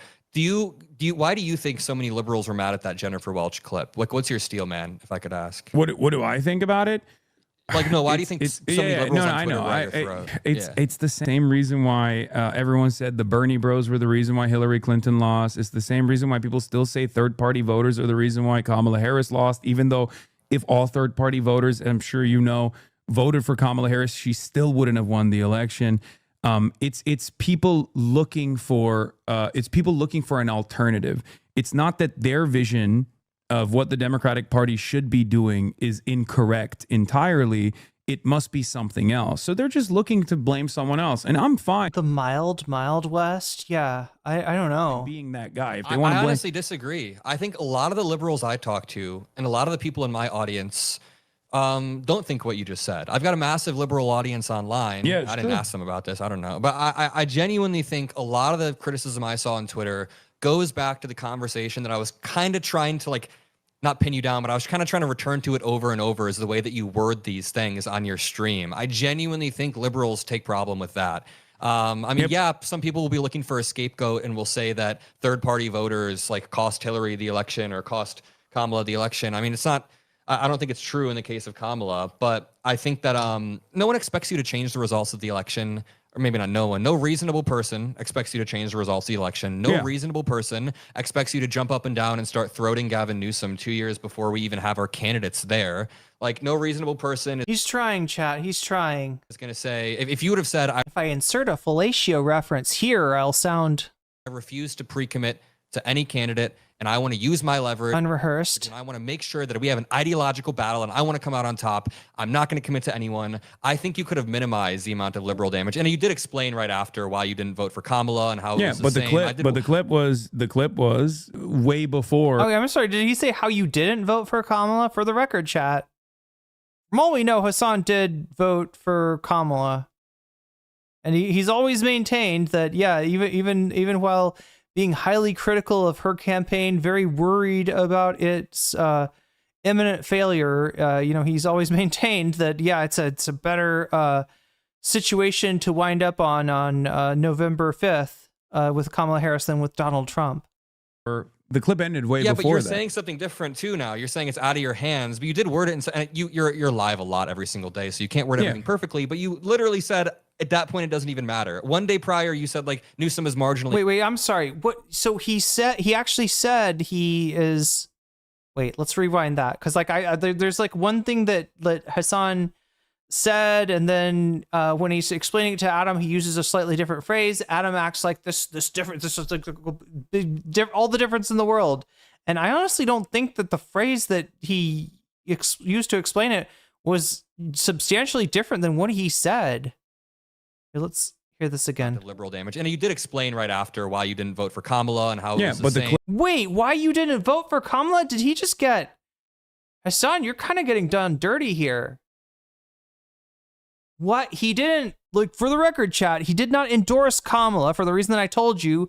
Like, if you've got two sandwiches left and one is a shit sandwich and the other one has rusty tetanus infected nails, right? Obviously, you're going to say the shit sandwich is better than the one that also has tetanus infected nails, right? And then but you don't want to put your stamp of approval and like have a picture of yourself licking your lips and patting your stomach and saying, this is a really good sandwich. Seriously, you got to try this sandwich, right? It's not a good sandwich. It's just less bad than the other sandwich, right? But yeah, he didn't endorse, right? He didn't put the stamp of approval. He didn't say, shit sandwich, let's get to eating, right? He didn't say that, but he did vote for her. And I feel like Adam Mockler has succeeded. Somehow without Hasan noticing of just like inserting a narrative that just did not happen. Like, I don't know how he missed that, but Adam clearly says, we know why you didn't vote for Kamala. He did vote for Kamala. He just did not,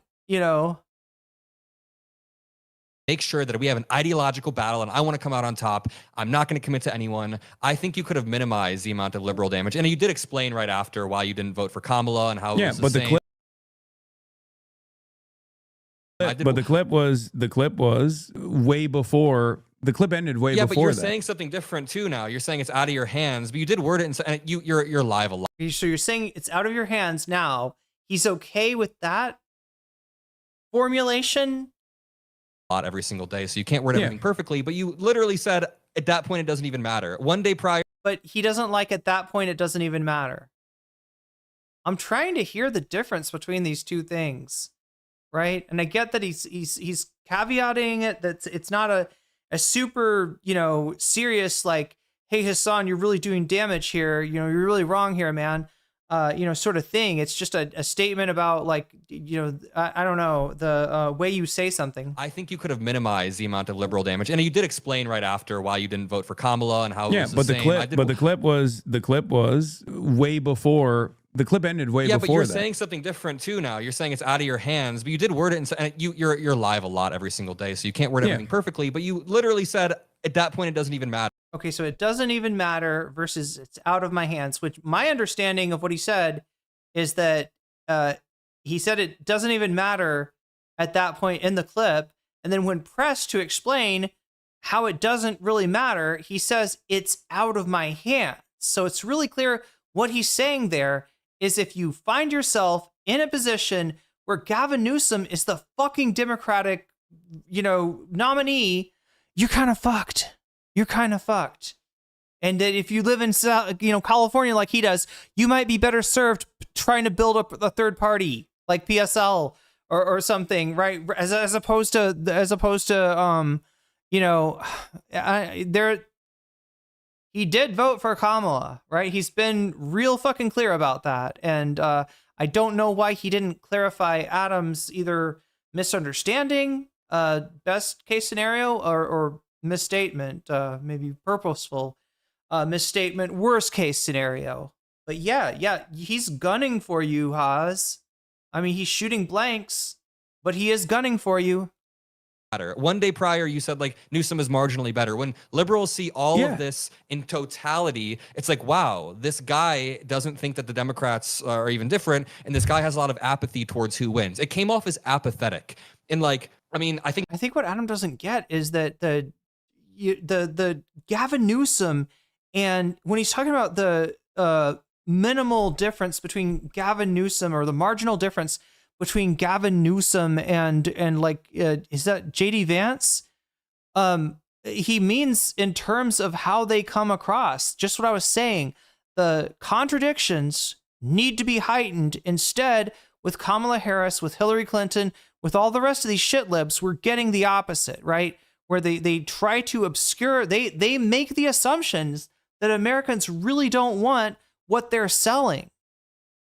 And so they try to make themselves look more like the Republicans by minimizing the contradictions when what they should be is heightening those contradictions. So Hasan's statement of the marginal difference between Gavin Newsom and JD Vance is not a statement in terms of the lived reality in either of those potential futures, but rather a statement of how they appear to the American people. When you're Gavin Newsom and you're constantly apologizing and playing defense for your party's perceived support of trans people, of immigrants, and and desire to move past this tough on crime mentality that costs Americans billions of dollars every year and does not make us more safe and incarcerates a lot of innocent people, right?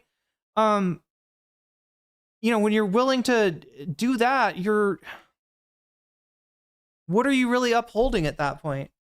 I think there's a common criticism online. Do you feel like some people?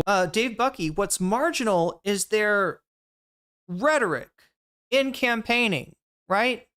That's the difference that I'm trying to hope that I can get most of you to see, right? Most of you to understand. I think most of you in here do understand this, right?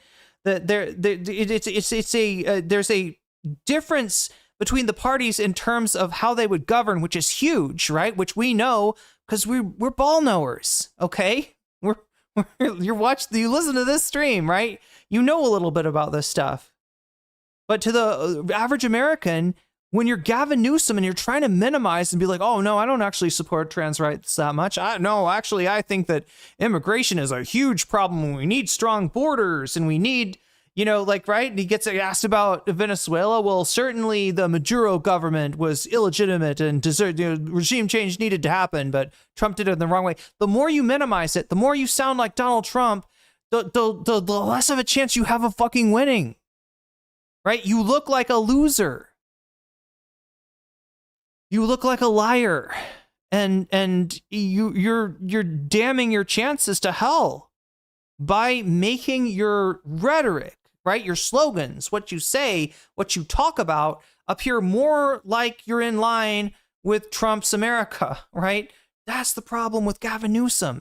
That's the thing that Kamala didn't get. That's the thing that Hillary didn't get. And if Gavin Newsom goes forward with that fucking loser liberal strategy that has been losing Democrats elections since fucking 1980, I don't know, 1984 or 1988 or something like that, right? It's you're in for a tough time.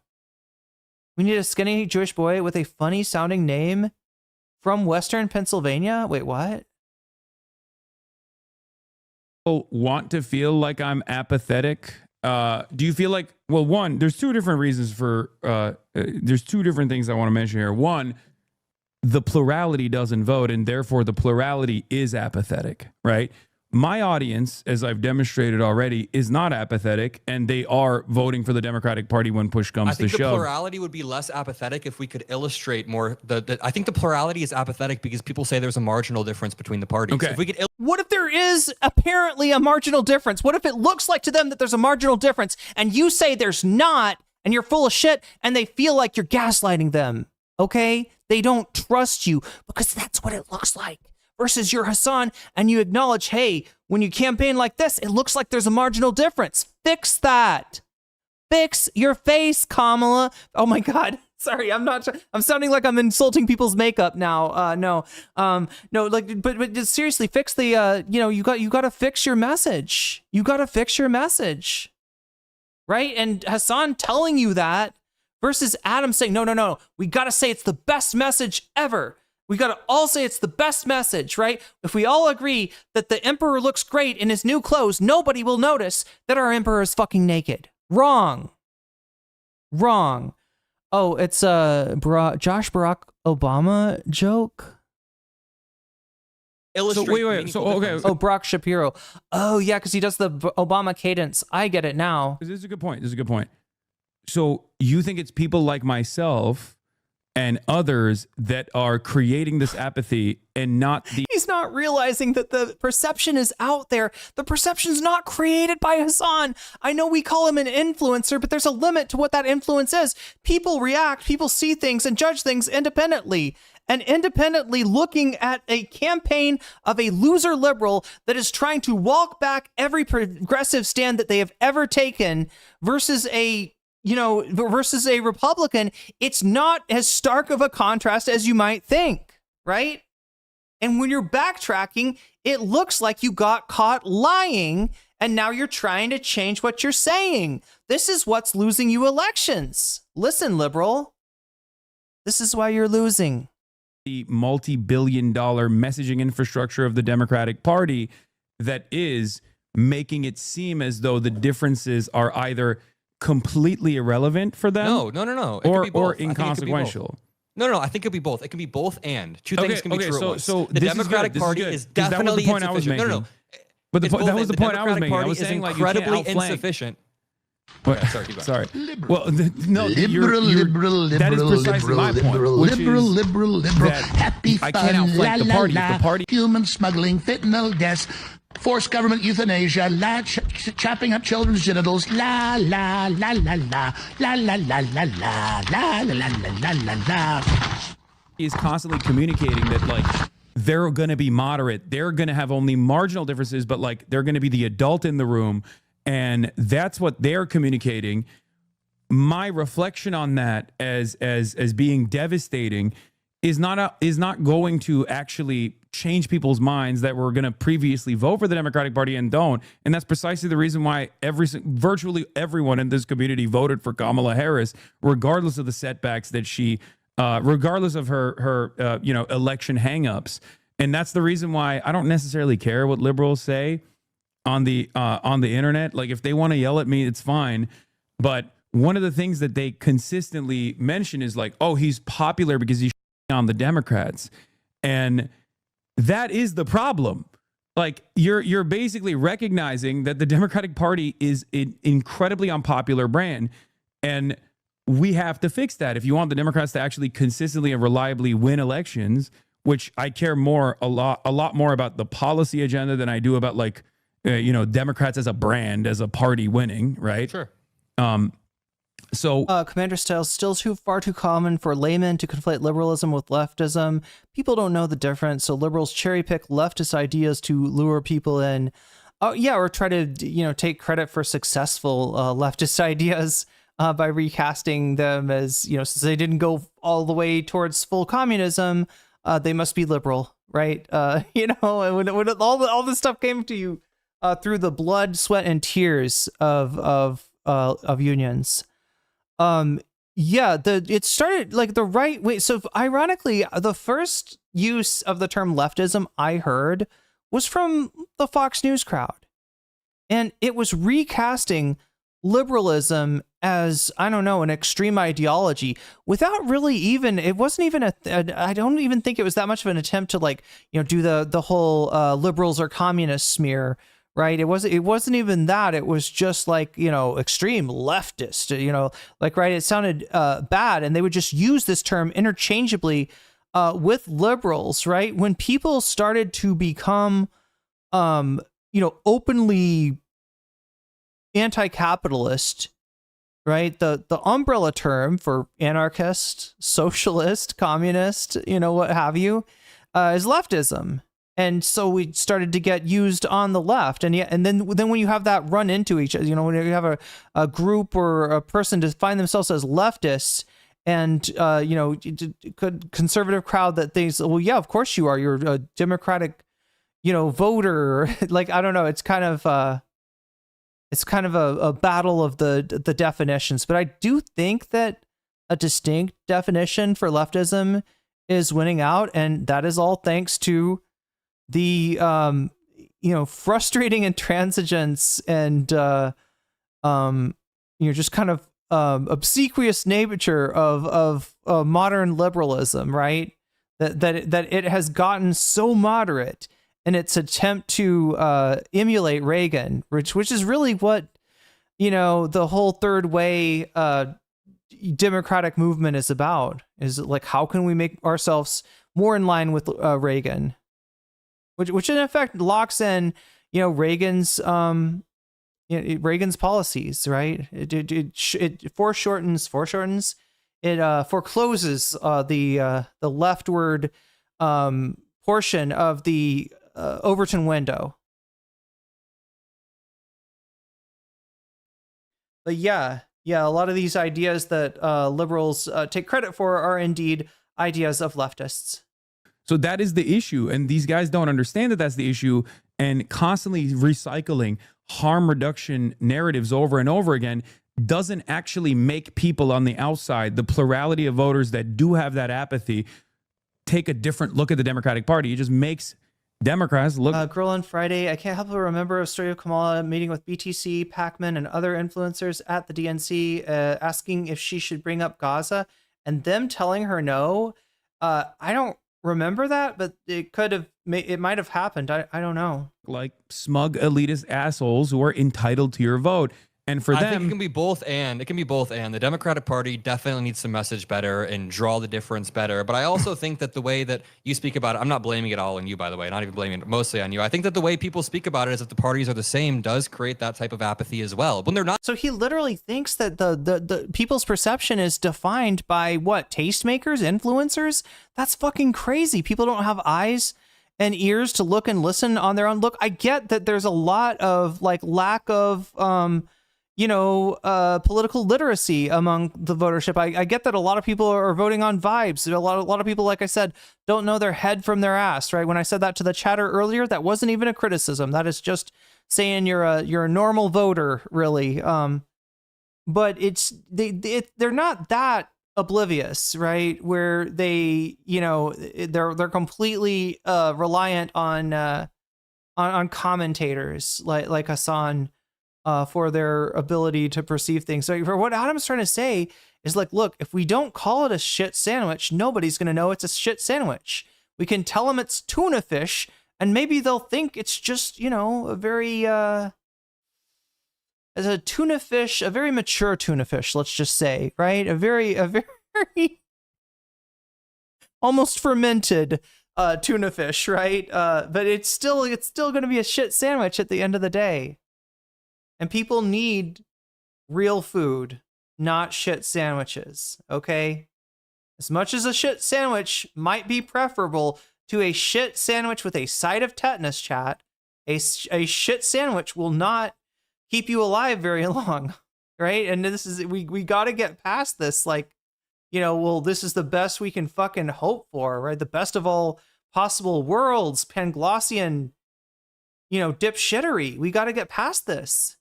You did not dream that, so that was real, BCAT K?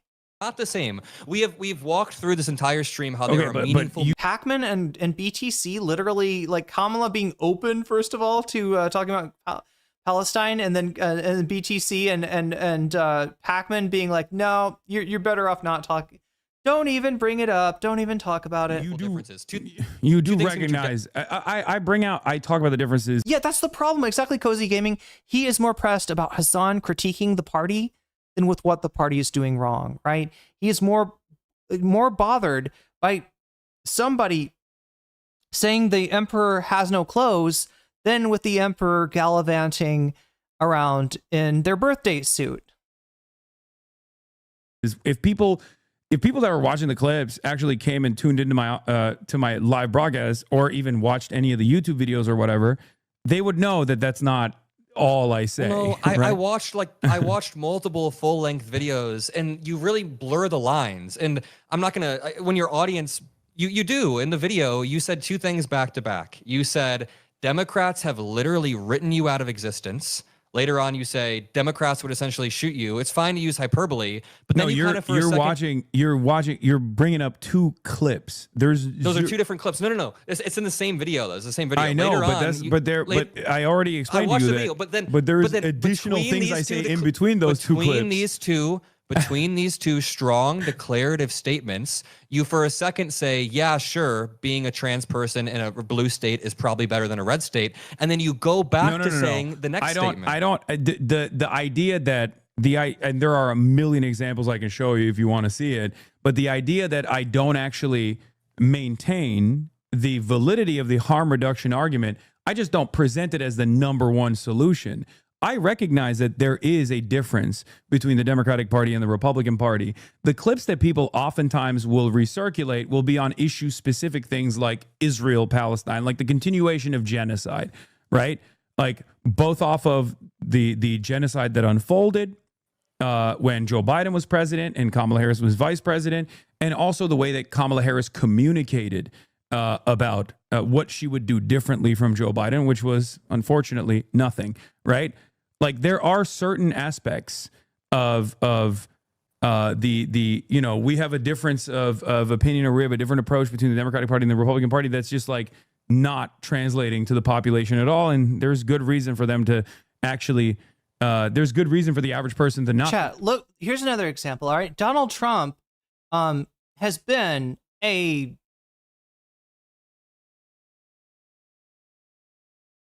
fire hose of bad policy, right? Ever since he was first elected and took office in 2017, Donald Trump, horrible policies. However, there was one policy that Donald Trump was forced to enact during COVID that people like, I believe, better than anything else he's ever done. Do you know what it was? Do you know what that one policy of Trump's was? That is his most popular policy, and actually a policy that I think most people agree with. Donald Trump sent out checks during COVID. All right? And he made sure to put his name on those checks.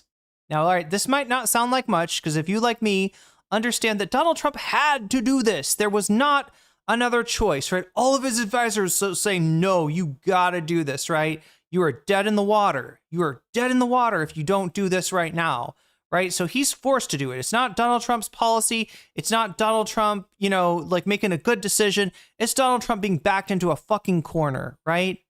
And doing a policy which was just straight up some money for workers, for everyone, right? It comes with an extension of unemployment, not Republican policies at all, but people somehow still remember that because they got a check with motherfucking Donald Trump's name on it, okay?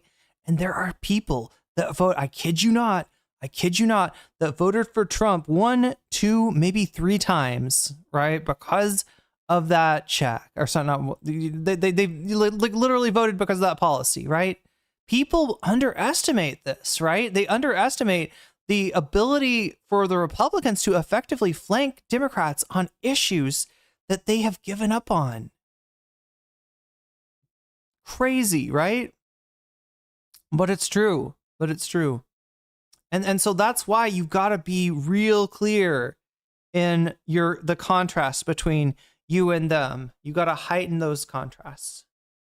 I think that there's any major difference between the two parties. As far as genocide is still genocide. One is being conducted in a way where Trump is also saying additional unhinged. The other one is being conducted where Joe Biden keeps saying, oh, we have red lines, and then Benjamin Netanyahu keeps crossing them, right? Yeah, I agree. I think the Democrats need to stand the fuck up, and I think that this is an issue where Democrats definitely need to be meaningfully better than Republicans. Yeah, I mean, it's not even just like because it's electorally beneficial, it's also unconscionable in general. And that was the reason why I said that given both Kamala Harris's lack of interest in like communicating a different vision for what will happen with her leadership between, you know, the United States and Israel, and given her tendency to lean into Joe Biden's agenda on migration. People were looking for the a right change wing agent, bill, for sure. the right wing bill that they passed, that they packaged as a bipartisan bill that was like almost single handedly written by an Oklahoma senator that basically Like offered for- money to yeah. build the wall. Like all of these things that they went back on, people are stupid, but they're not that stupid, right? If you say you're like anti-build the wall Is it Langford? Is that the Republican senator? for years and years, and then you're like right before the election, on October 6, 2023, you unveil a spending package that has money to build the wall, people are going to look at that and go, oh, so Republicans were right all along, that immigrants do constitute a national security threat, and you guys were lying to us. And all you end up doing in that situation is you don't get the moderates to come to your side to go, well, there's a reasonable immigration agenda here, and the Democrats are the only party that's going to advance this reasonable immigration agenda. No, most people in the Democratic Party say, oh, I guess undocumented migrants are doing the and the decapitations or whatever the Trump administration is saying. I think maybe they were Kamala right. was pretty clear that that's not true, though. I mean, Kamala drew the line. I don't think she played into Trump's anti-immigration She criminal didn't. rhetoric as much as she But did. the concession is It doesn't matter. Caving gives the perception that that they were right all along. So even if you don't agree with what they're saying, like Adam's saying, Kamala doesn't agree that, you know, they're beheading people on a regular basis, right? Great. But when you're not fighting for what you believe in, you give that perception. You give your when in other words, if you endorse your opponent's bill, a bill that you were against, and then all of a sudden you're like, oh, hey, guess what? Nope, we changed our mind. We endorsed the bill. Now, look, this is not necessarily. This is not necessarily.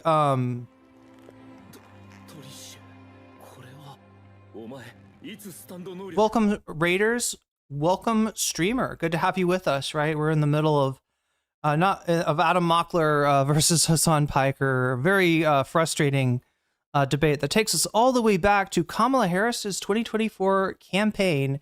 And the reason that it did not succeed, which depending on who you asked, would be she was too nice to trans persons. Wow.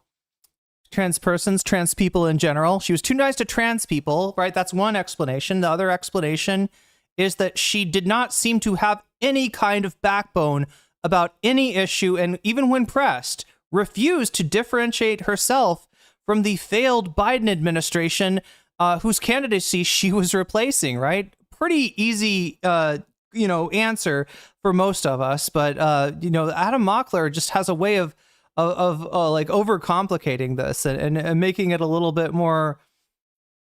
But anyway, this is what the Kamala, the intransigence, the weakness, the fecklessness of the Democrats is very likely responsible for their lack of success in 2024.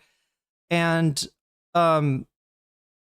we're in line to repeat that possibly with like a Gavin Newsom candidacy, for instance, right? He is one of the leaders right now. It's super early. It's way too early to really be committing oneself to a presidential candidate. And yet there are people that are, legitimately upset with Hasan Piker saying, oh God, if we get to 2028 and the Democratic candidate is Gavin Newsom, we're cooked. We're cooked. It's over at that point, right? This was spread around in a clip represented as if he was saying that there's no point in voting for a Gavin Newsom over a JD Vance, right? As if the two, presidencies would be, indistinguishable, when obviously that's not what he's saying. He's saying that actually from a very practical standpoint, right? Embracing a Gavin Newsom campaign would be necessarily repeating many of the same mistakes from the Kamala campaign, mistakes that did not get dissected in any kind of post-mortem on the campaign, but were rather deferred at first with, blaming of trans people, blaming of the Democrats for being too pro-trans as possibly the, reason. And then we had Ezra Klein come out with the abundance book. Maybe it's the groups. Maybe the Democrats are too beholden to the groups and they need to just ignore those groups and get to building, right?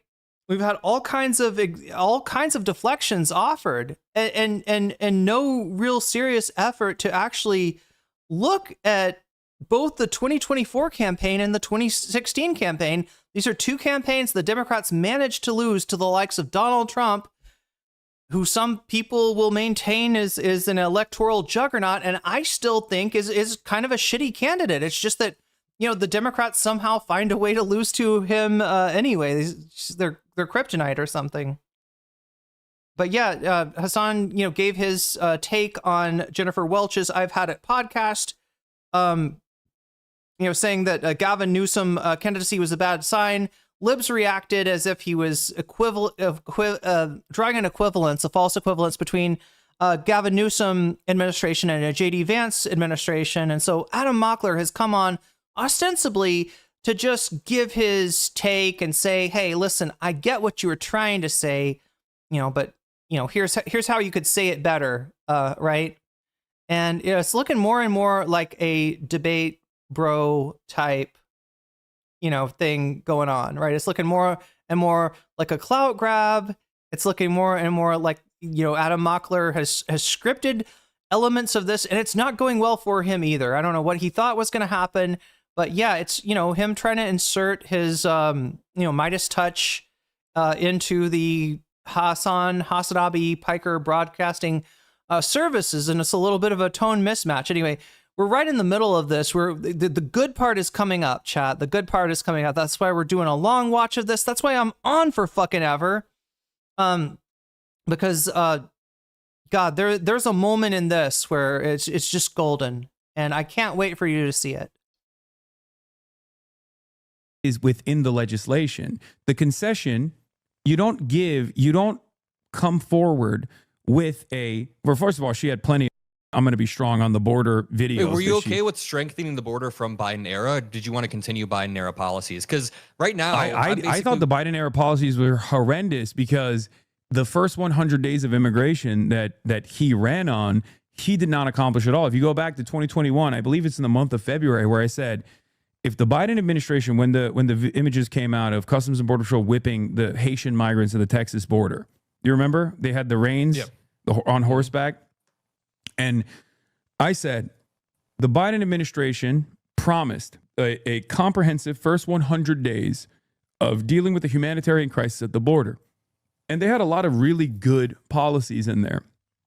And those policies were supposed to revolve around expeditious processing of migrants that are coming in and offering them temporary protected status, going through expeditiously on their asylum applications, and making sure that they are relocated, appropriately all around the country.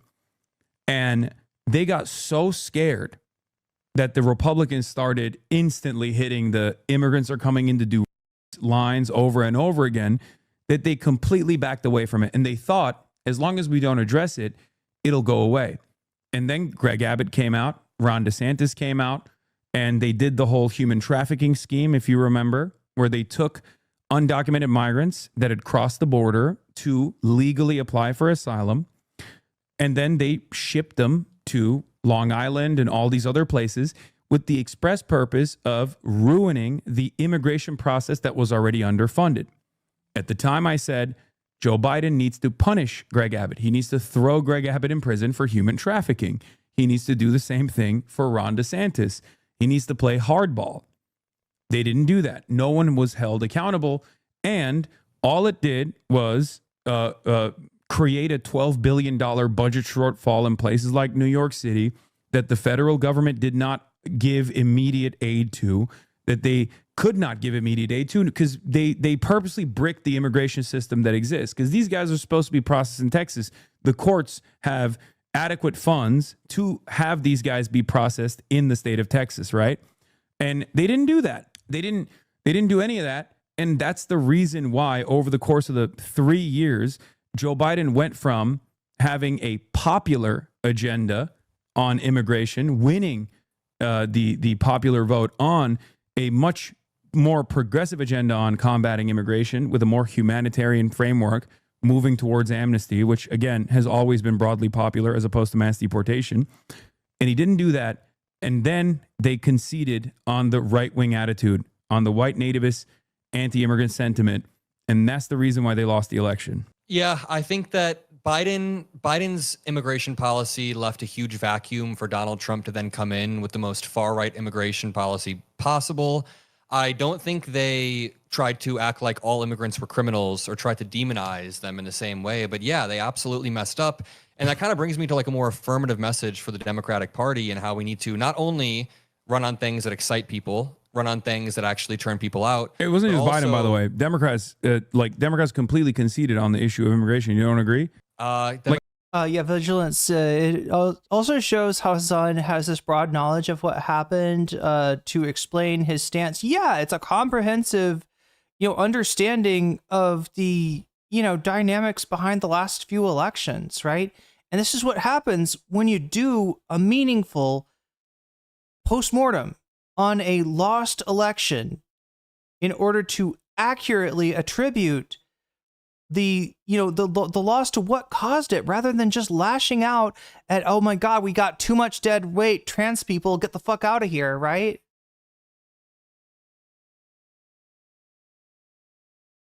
Adam is just knee-jerking to libs don't like you because you're hyperbolic. This is the thing that you'll hear, and I swear it's from the same libs, right? It says from the same libs. You'll hear them say that we need to do more of what Trump is doing, right? In terms of rhetoric, we have a rhetoric problem. We have a communication problem. We have a relatability problem. And they're like, why can't the Democrats, do this? And then you've got, this whole, I don't know. Look, it does sound like scolding, right?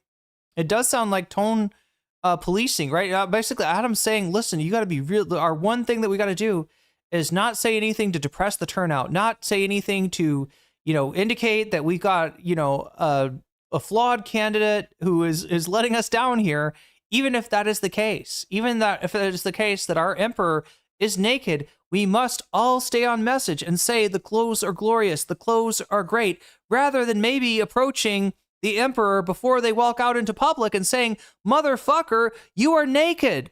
Put some clothes on. Put some clothes on. Not to shame nudists or anything. Like as a national party. As a national party. I think that the Democrats are kind of just moving where most Americans are. They're just basically saying we should have a stronger border. We should make sure that people can. And again, look, I want to cut him a break. I've been banned. I want to cut him a break. I want for this kind of conversation to be able to happen. But you hear him echoing literal right-wing talking points. Americans want a strong border, though. Hasan, what do you think about that? What do you think about that? What do you think about just adopting a Republican talking point and giving up on the whole concept of a fucking pathway to citizenship? What do you think about that? What do you think about conceding this issue to motherfucking Donald Trump? Do we need to find all of these liberals' old statements about this stuff where they said that Trump was the goddamn devil? Now they're saying no, but actually Trump was right about this thing, and we should just recognize it. America's want a candidate that's tough on crime, right? We need a candidate that's going to say more money for police, right? More drones for police, more money for police. Let's get our police over to Tel Aviv and get them trained by the Israelis, please. Can we spend more money? Can we send more money to Israel to train our cops? To get them to be more like the IDF. Can we please do that, right? I'm sorry, I'm putting words in his mouth at this point. I'm exaggerating. I'm attaching other things that other liberals have said. But this is the kind of shit that you hear. This is the kind of shit that you hear over and over and over again. And they wonder why they have been consistently losing since the 80s. They wonder why emulating Ronald fucking Reagan has not worked out too well for them. Come here legally in a safe way. We should make sure that people can come contribute to this country. But I think they're trying to end the abuse of the asylum process we saw under Biden. I don't agree that have they conceded fully to Republicans? Is that what you're asking me? No, Democrats have not conceded fully to Republicans. No, not fully. Have they conceded the Republicans on the false notion that immigrants. Wait, I'm sorry. Question from chat. I'm sorry asking here. Is there a country that isn't serving shit sandwiches? I'm assuming that you're saying, in reference to, my description of the Democrats as offering a bad product, i.e. a shit sandwich, but not as bad as the Republicans. The Republicans is a shit sandwich that's got nails in it that will give you tetanus, and you'll get a multitude of infections, right? So the Republican sandwich is way worse, but the Democrat sandwich is it's a shit sandwich. It's hard to put your endorsement on it. It's hard to say like, I love this shit sandwich. Like, you know what I mean? Try doing an ad read for a shit sandwich sometime. Try convincing a community that you really enjoy the shit sandwich. It's hard to do, right? So that's in reference to that. Is there a country that does not serve shit sandwiches? I'm it's more in terms of like, is there a party that does not serve shit sandwiches? And unfortunately, no, there's not a major American political party at this moment that doesn't serve shit sandwich. And you said, is there a country that doesn't serve shit sandwiches? I don't know as much about other countries' politics as I do about the United States, so I'll kind of stick to my wheelhouse here and say there is a country, if you go back in time, that served a not a great sandwich, but a sandwich that was not made of human feces, and that is the Democratic Party under FDR and to an extent under LBJ, right? It's hard to say, right? Because as I bring up FDR, I remember the carve-outs that he did specifically for racists in the New Deal. And when I talk about LBJ, I think about, hey, LBJ, how many kids did you kill today, right? So, but, in terms of has the Democratic Party been more 10 toes on the ground, stand on business, right? More advocate for things that are in the interest of the American people, not in the interest of capitalists? Yes, the Democratic Party has been more so that way. And, you got to go back to before the 70s for that. Unfortunately, they lost their way. They lost their confidence. They lost their belief in themselves, and they got replaced by doppelgangers that were emulating Ronald Reagan. This happened in the 1980s. It's called, third way Democrats, or the Democratic Leadership Council, figures you might recognize, Bill Clinton, Hillary Clinton, and unfortunately Barack Obama. And that is that is the bullshit the Democrats have been on since the 80s, right? Now, look, I'm not saying, like I said, FDR wasn't perfect. LBJ wasn't perfect. At no point has the Democratic Party been perfect. It has been better, though. And I do think that, it has a lot to do with their losing streak, with the fact that even when they win, like under Clinton, they're passing Republican legislation. Obama. Oh, cool. We get healthcare. What kind of healthcare are we going to get, Obama? Are we going to get a public option? Are we going to get Medicaid for all? Are we going to get, what are we? Oh, no, we're getting Romney Care. We're getting Mitt Romney's program, right? We're getting something more watered down than the healthcare proposals that Hillary Clinton was kicking around, right? You remember the guy that Barack Obama defeated in the primary? The guy? Did I just call her a guy? God damn it, Chad. I'm not trying to do Candace Owens here. I swear to God. We're not transvestigating Hillary Clinton. That's not what I'm on about, right? The presidential candidate that the candidate that Obama defeated, Hillary Clinton, right? You get a Barack Obama and he brings you something weaker than Hillary Care. What the fuck is that? Now, I'll tell you why the Democrats are doing this. They're doing it because they think it's the only way for them to earn any modicum of political success. But I'm here today to say that they are wrong. They've been wrong since the 80s, and they've been losing for you even when they win. And those losses that come from an electoral victory, or even 8 years in the office, like with Clinton and Obama.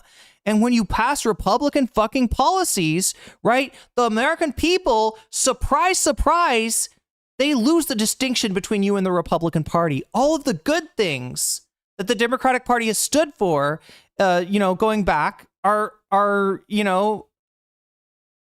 washed away. And you know, you should not be surprised when people look at the party and they don't see a distinction between you and the Republicans, especially, like I said, when they've got examples in their lifetime of a check coming to them signed by Donald J. Trump, okay?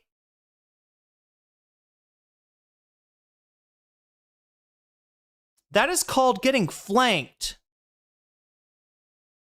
by a lolcow, chat. That is disgraceful.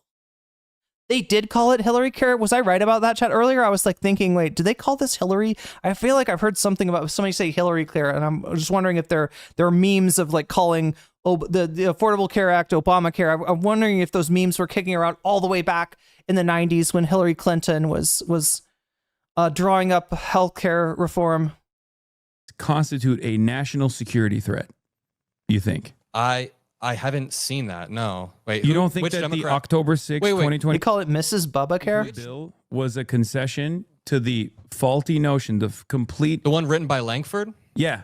The one that... Can you name one mainstream Democrat who's called immigrants a national security threat? No, of course not. But that bill was packaged as a reasonable and just approach to the problem of criminal migration, like migration that was, and also then there's like the Lake and Riley Act and all this other stuff that came along after bill, Donald Trump. I think that bill increased funding for asylum judges so that asylum seekers could be processed in a more speedy way. The bill was absolutely not perfect, but after 2 years of Biden, here we go, chat. Here we go. See how he's looking. See the side eye. Were we even in the majority when they were trying to pass this bill? Biden went in and acted as though this was a bipartisan bill with little to no, and this is according not to me, but to numerous other advocacy organizations that said that this bill, unlike any other Democratic Party bill that was ever passed on immigration, that was ever advocated to pass. Most people see a huge difference between MAGA Republicans and the Dems today.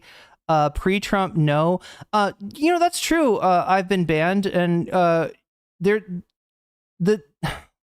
Trump is doing really bad now. Okay, Trump is doing exceptionally bad, right? His ratings are his approval ratings are lower than Biden's at this point, and they're lower than his own ratings were in what was it? It would have been like 2018, right? But in terms of people seeing the difference, we're talking about on,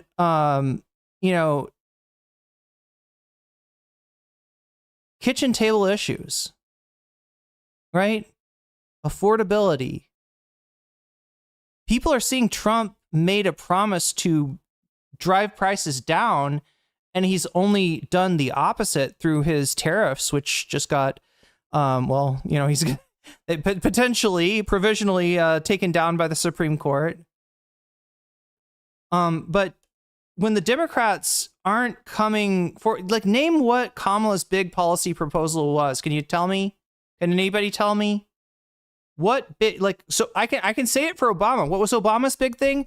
It was healthcare. He communicated that he was going to make major reform to healthcare. And even though the ACA is not what I would have wanted it to be by a long shot, and like I said, it's a old plan from Massachusetts in an effort to kind of preempt reform of healthcare. In other words, this plan, Obamacare, the ACA, the framework, was actually Romney Care from the 90s, which was written by the Heritage Foundation of all people.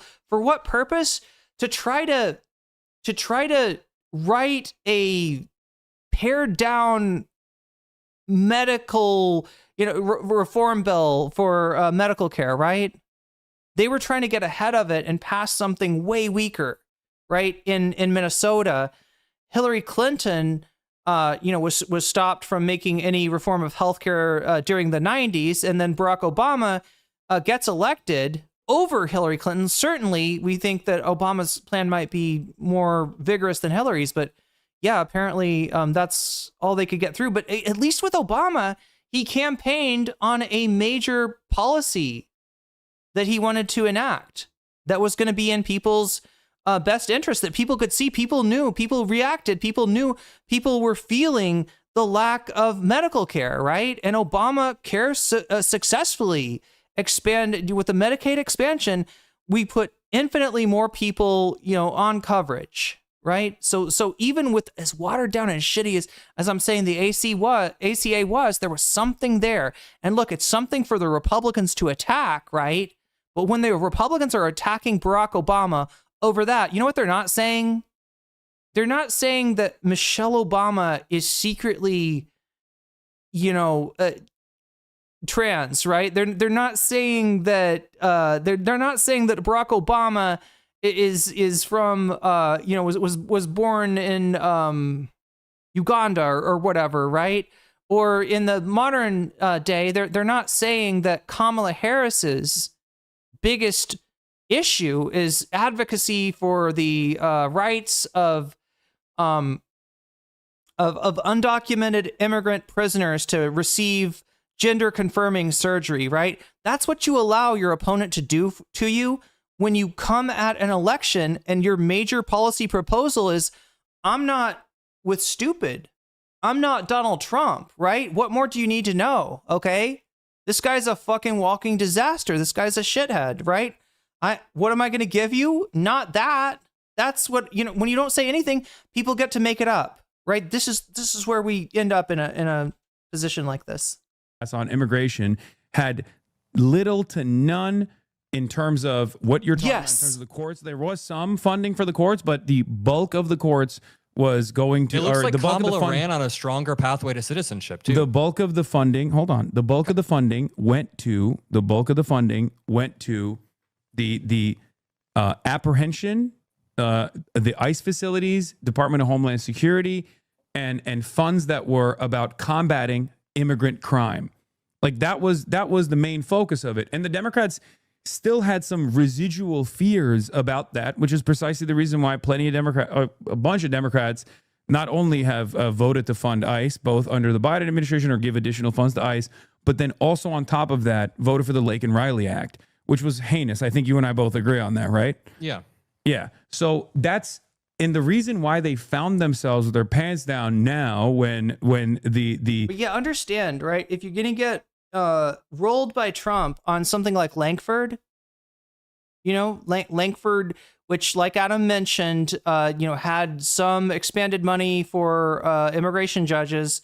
There were some decent aspects to Lankford, which was it was an attempt to pass a bill through the Congress that by a Republican, but I think with some carve outs, with some concessions for Democrats, right? I think that's what the expanded money for immigration judges, which is definitely something that we need. Look, this immigration situation, right? This liability of the Democrats does not even need to be there. The reason it's there is because, like Hasan said, there wasn't a proactive response to something like, Greg Abbott and Ron DeSantis human trafficking people to other states, right? Taking them from states that had extra money because they knew that the majority of immigrants were going to, cross over there, to states that didn't have that money and that put a giant hole in people's budgets. Like that was a fucking, Molotov cocktail of a policy advanced by two Republican governors, and the Democrats never fucking made them pay for it, never made them account for it, right? This could have been a fucking, this could have been a human trafficking charge, right? If you had the balls for it, and they didn't do it because they thought, it's just like, don't rock the waters. We're not winning on this issue. We don't want to attract more attention to it. And they allow it to happen. And you end up at this place where people are like, oh my gosh, I don't know what's going on at the border. There's chaos. It's too crazy, right? It's crazy because the Republicans made it that way. The pathway to citizenship, a full pathway to citizenship, and adequate support for immigration judges would kind of fix that. Lankford did a smidgen of the, money for immigration judges, and, a whole lot of bullshit. And the underlying premise of Lankford was that immigrants pose a national security threat. Chat, do you recognize that premise? Do you recognize the premise? Immigrants pose a national security threat? You should. It's underlying everything the Trump administration has been doing, especially their ICE policies in Minnesota, right? That's literally there. And here we are with Joe Biden and Kamala Harris endorsing that idea, thinking that they are going to mollify the issue. No such luck. No such luck. Issue has completely swapped to our side, my side, maybe not even the Democratic Party side necessarily, the way that they were communicating around it, because you still had Chris Murphy. But I gotta point out to you, like, if you don't get ahead, if you don't oppose the Langford Act, right? What's your rationale going to be when the Republicans win and they propose the Laken-Riley Act, right? If you don't know, the Laken-Riley Act, basically allows any suspicion of, law, breaking to become probable cause for, like, this has enabled the whole campaign, right? The Laken-Riley Act. And too many Democrats voted for that. I think 73, if I have my numbers correct, right? 73 of the 200 and I don't know, probably 13 at the time, some Democrats in Congress supported the Laken-Riley Act, right? Because it was put to you as if you don't vote for this, you don't care about this woman who was brutally murdered. You don't care about her family. You don't care about, you want illegal immigrants going in and just chopping people up, right? If you don't vote for the Laken-Riley Act, you've got to be standing on stable ground to oppose some shit like that when it comes through. And the Democrats were already too fucking compromised. What are they going to say? What are they going to say? They already greenlit Langford, right? What are they going to say about Laken-Riley? And I believe January or February, talking about how, well, Joe Biden actually deported more migrants than Donald Trump did, but he didn't do it in such violent ways, as though that's like somehow supposed to be better. Because all of that is a concession that, like, migrants need to be removed from the boundaries of the state. Like, there's no need to make a concession like that, because you and I both agree that migrants are our neighbors. The difference between an undocumented person and a documented person is paperwork. That for 23 years prior to the existence of the Department of Homeland Security, were there deportations? Of course there were, every now and then. Having said that, they were conducted by the INS. It wasn't like this militant organization known as ICE that was specifically doing interior removals, because it was a civil offense. It was a paperwork violation. And that's what I want to get back to. I want to bring the clock back to a time where we had a more reasonable approach, because this is a nation comprised of entirely immigrants, with the exception of the indigenous population and black people. If you could choose how the Democratic candidate in 2028, even throughout the primary, messages on immigration, how do you think they should do it for the vast majority of American people who think that Biden was weak on the border? And this is just what people think. I mean, I think that Biden had a lot of errors, and I think a lot of— I'm sorry, but after that shit with, like, well, we want an orderly border. I'm sorry, this guy's already swallowed. And this is the problem with Adam, right? Listen, if the Democratic policy was, some kind of radical, no person is illegal, people deserve the freedom of travel writ large, right? I feel like Adam would support that too. This is the problem, right? I get looking at your opponent and seeing how bad their victory would be for all the people that you love and care about, right? And trying to get behind any team, that will oppose them. I get that, but holy shit. You've got to have some backbone. You've got to stand for something, right? Because this is all of the libs in if not, Adam specifically, all of the people in his sphere of content, right? Prior to the Democrats caving on Langford, they opposed Langford. And when the Democrats caved on Langford, they were like, well, no, this is just good common sense. No, this is clearly like what we, right. And it's wild. It's wild. A lot of American people think that he was incredibly weak on the border. That obviously led a pathway to Donald Trump. Kamala Harris, obviously, I don't even think she conceded as much as you're saying. I mean, her platform looks to be- You're conceding, Adam. You're fucking conceding. It was Counter message. It was- No, at no point do you cede ground Kamala Harris to the was running on a Republicans. pathway to citizenship.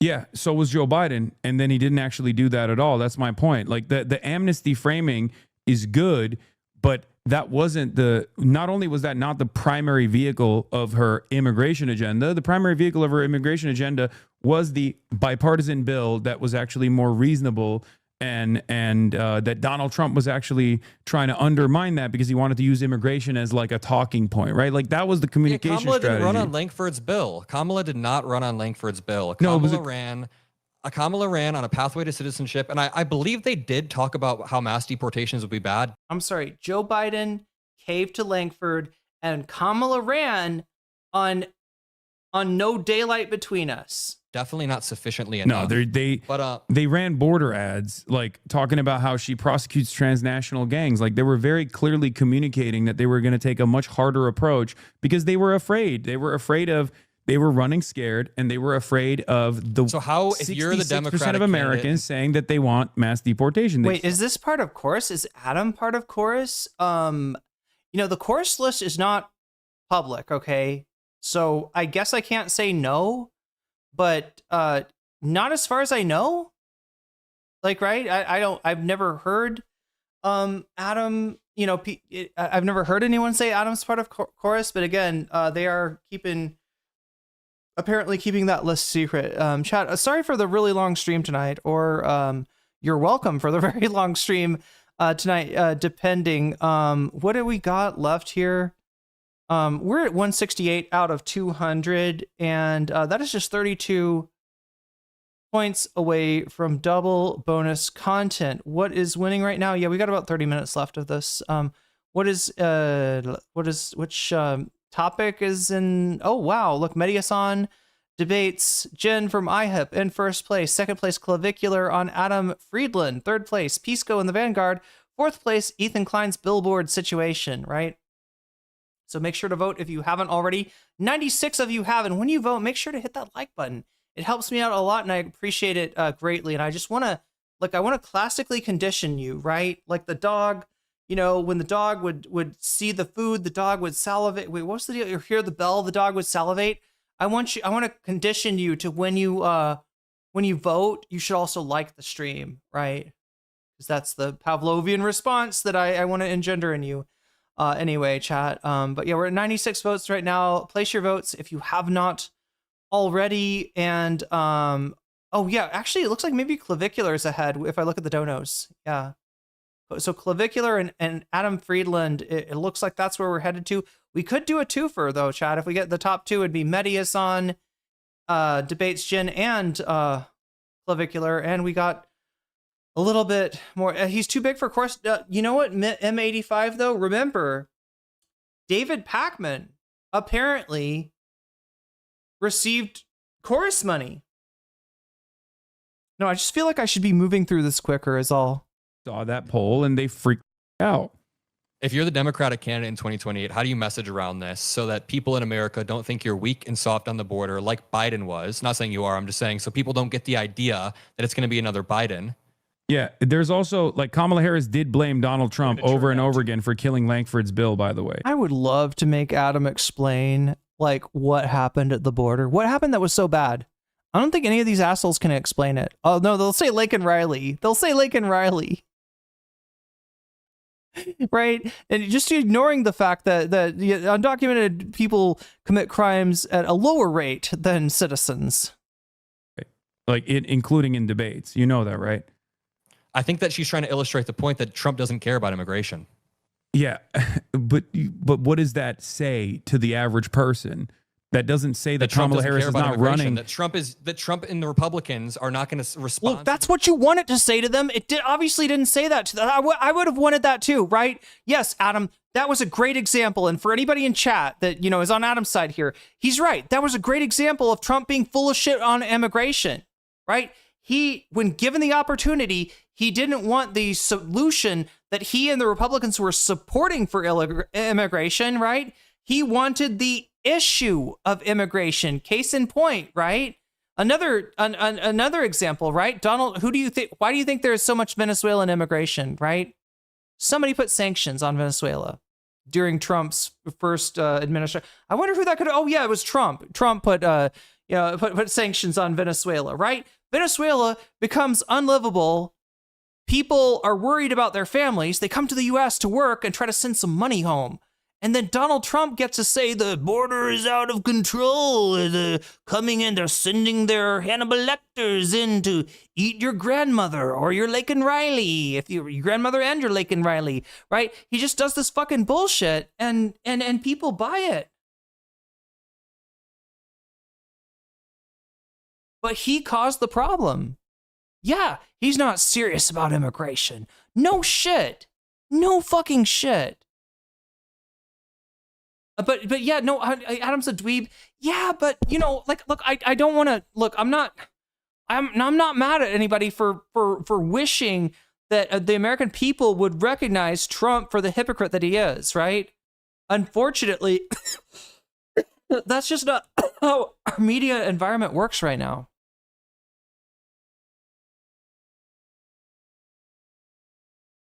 Deal with this issue in a long-term way, that they're likely just going to use this as a political cudgel and then do mass deportations that are violent. Adam, I think, look, I'm not your enemy, but I do think you're debating a little bit here. I think the whole point is that was a failed strategy, and Donald Trump ended up. What Hasan is saying there is, you know this, Adam. Stop pretending to be oblivious. Winning on immigration. He's low-key calling him out for bad faith there. Because I agree. Kamala Harris was presenting herself as accepting of the right-wing framing that the Lankford bill was good, and that the Lankford bill was also presented as like a very militant approach to immigration, because they were afraid. They were afraid that they saw those polls that says 66% of people want mass deportation. It never should have gotten to that point. It never should have gotten to that point at all, right? Like, no one in America should have ever said 66% of us believe in mass deportation. We're a nation of immigrants.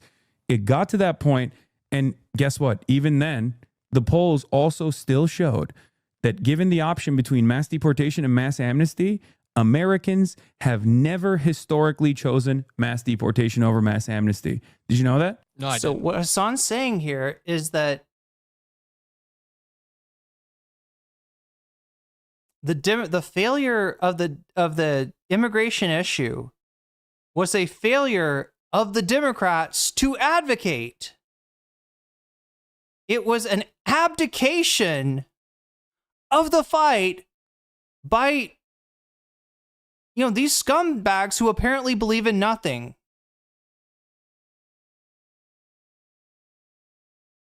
If you've got somebody in there offering an argument for a pathway to citizenship, for amnesty, right? Rather than someone running away from the issue and hoping that people don't pay too much attention to it, and then caving on the issue, then yeah, Americans tend to choose that as a solution. But what's your affirmative message? But you would have known that if you watched me, or even if you watched my Rokana video or my Rokana conversation, because I brought it up to Democrats over and over again. This is what I'm saying. Like, this is I have a broad vision for a better future, and I try to communicate that to the Democrats. Yeah, like, chat, I don't know what's going on here, but it feels like Hasan is holding back to me, right? As a chatter said, Adam is saying, I agree with what Hasan says, but not the tone. Agree with what you mean, essentially, is what Adam is trying to say. But I think there's a better way to say it, right? Here's how I would have worded that, right? But in doing so, he comes through and he acknowledges that he's kind of taken a lot of these pills of Democrat caves to Republican on issue, right? I supported the Democrat resistance to the Republican before, but now that the Democrat has caved, now that the party has caved, I now support this thing, right? What about all the border stuff that was going on? What border stuff, Adam? What border stuff was going on? Do we have Hannibal Lecter? Do we need to worry about, are they sending the rapists? Are they sending the murderers? Are they sending Hannibal Lecter? Like, come on. In pursuing this argument, right, he kind of reveals how much of the Republican narrative he has swallowed up, I guess, at the behest of dear leader. You know, I guess at the behest of the Kamala and the, you know, Biden administration. So yeah, it kind of makes, whereas I want to cut him a break for some of the stuff, right? Like, what was somebody saying? Adam is 100%,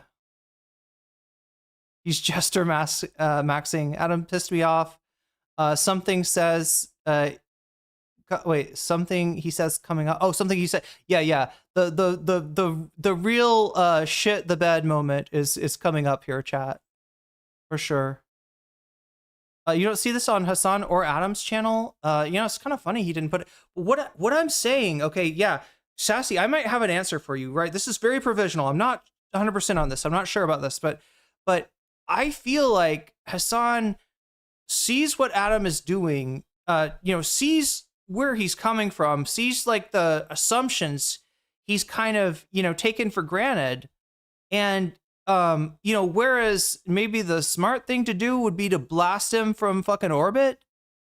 I feel like Hasan is specifically trying not to, like, he didn't call, Adam said Hasan didn't vote for Kamala Harris. That's not true. And not only did he not complain about it, he hasn't said anything about it, right? He didn't seem to notice, right? So he's asking, why is this not on Hasan's main channel? I don't know. Maybe because Hasan does not want to fucking blow this guy up. Because I think this looks really bad. Like, he looks like he is absolutely, like, you know, chasing, you know, clout of trying to, of trying to catch Hasan out here. It doesn't really work for him. And yet he's sort of still, I mean, he said a little bit of like, hey, you know, I know you're not trying to debate me, but it kind of feels like, right, you know, when he notices Adam acting oblivious about something that he totally knows, right, as a debate strategy, Hasan's like, hey, wait a minute, you know, like, I thought we were just having a conversation. I thought you agreed with me in substance. It's just that you thought that my wording might have needed to be better, right? Yeah, I don't know. It feels like Hasan is correctly perceiving that this is a shoot, as they say in wrestling, right? You know, if the plan was to come on and, you know, have a conversation, be like, look, I love you, dude, but you know, this is what I think you're doing that's setting all the liberals off. I know that's not what you mean, but, you know, whatever. This is just my 2 cents, right? Is he smug mocking Hasan? I don't know. Way too charitable. I think he doesn't want to. I think he recognizes he could do a lot of damage, right, to Adam's whole fucking career right here, and he doesn't want to do that. Even though Adam is literally trying to fucking use, you know, and abuse his platform like this, Hasan does not want to, you know, bear hug him and hear his spine crack. My ability, if they don't want to listen, it's out of my hands. And that goes back to the same point. I want to have a conversation with Gavin Newsom. I want to communicate to Gavin Newsom what these spectacular failures look like. But if he's too busy yucking it up, Steve Bannon, Charlie Kirk, Ben Shapiro, talking about how his son is a major Charlie Kirk fan, talking to Ben Shapiro and apologizing to Ben Shapiro on Israel not being a genocide, or apologizing to Ben Shapiro about what his like social media team said about I don't ICE. run Gavin Newsom's podcast strategy. I don't know, but But his podcast strategy is deliberate because he wants to. He thinks, faulty or not, that if he communicates a certain attitude to as many people as possible, that he positions himself as a moderate figure who's going to be tough on crime, who's actually going to be conciliatory to Republican figureheads. You need one of those hugs bad. Hey, be careful. If you get one from Hasan, it might be, what did you say? Like the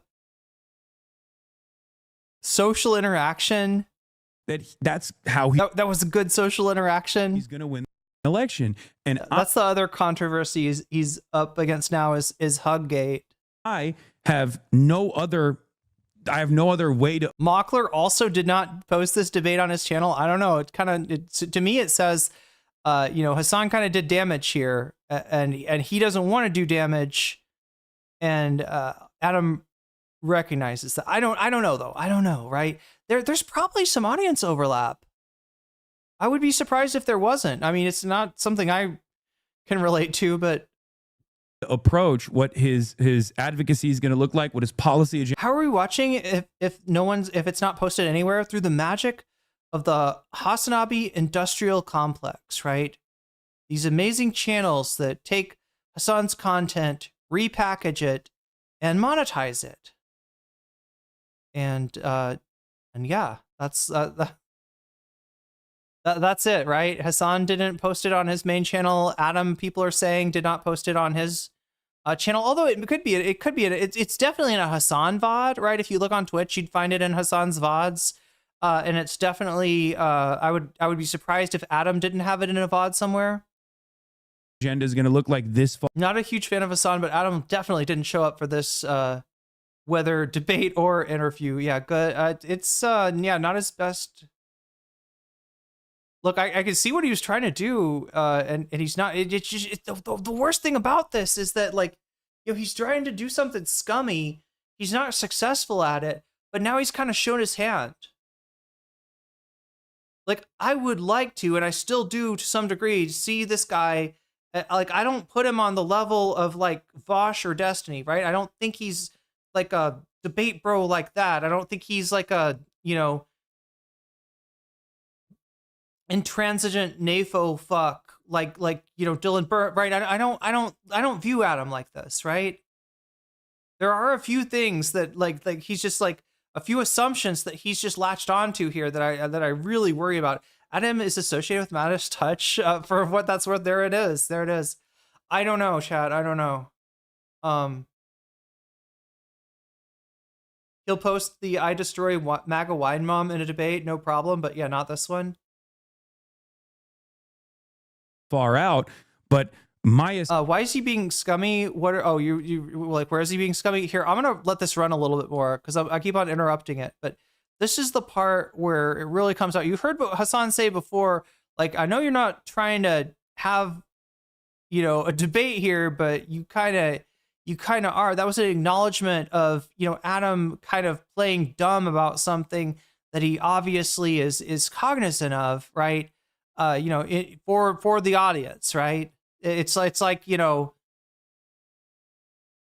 assessment is, judging by his pivot to the center attitude with his policies that he's presenting on the podcast that he's doing so that he can win the election, so that he become the presidential candidate. Judging off of that, there's not anything I can do. It's out of my hands if he runs in the same way that Kamala Harris did. I think that's why we pressure them. Adam came here to give the lib steel man. I don't know. I kind of think he is the lib steel man. Hardcore in the primary. But I do want to ask, so you're running Newsom's campaign.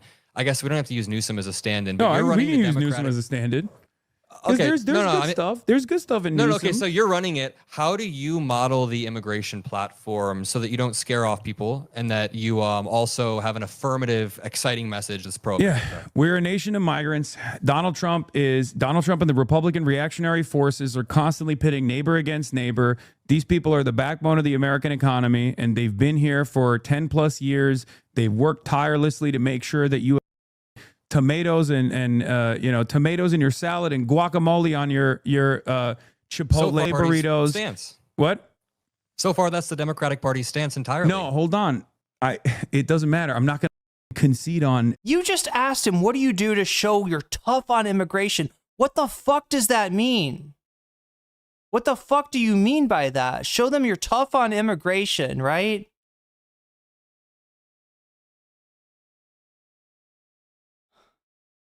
And no, it's not the Democratic stance to defend immigrants. It's absolutely not. They have thrown immigrants to the fucking wolves, okay?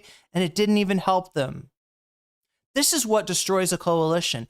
Hey, one step further, chat. This is what potentially destroys a political party. And I actually don't want to see that happen. Granted all the anxiety that I have about the Democratic Party, all the frustration with them moving forward, moving past this like third way mentality of being the Republican Party light. I do think that that's the easier pathway, right? For the Democratic Party to change, as opposed to trying to make a third party. It's very, very, very, very difficult, but holy shit. Holy shit, this shit really makes me wonder, right? This kind of shit will absolutely poison the well of solidarity. You need solidarity. You need people stepping out and putting themselves in harm's way to protect each other, right? That is how a left coalition works. That's how it's always worked. That's the only way that it can work, right? And when the Democrats try to start like cutting people loose when they feel like they become a liability, that breaks down the trust that I'll have your back and you'll have my back. And right now, chat, what we've just experienced is people, citizens of the United States, standing up for their neighbors who are not citizens, who may be undocumented, right? And are in harm's way because of ICE, standing up to deadly force to defend their neighbors. The idea that the Democrats need to concede on migrants, on immigrants, the backbone of the whole fucking American narrative, if we're being real, right?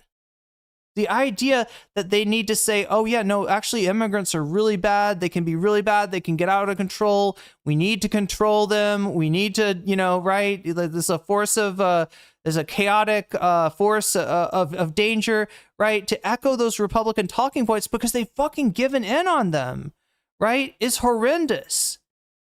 And yeah, it's the kind of thing that dooms a coalition. And we don't want a doomed coalition. Ultimately, at this moment, we need the Democratic Party to take a great leap forward in solidarity, right?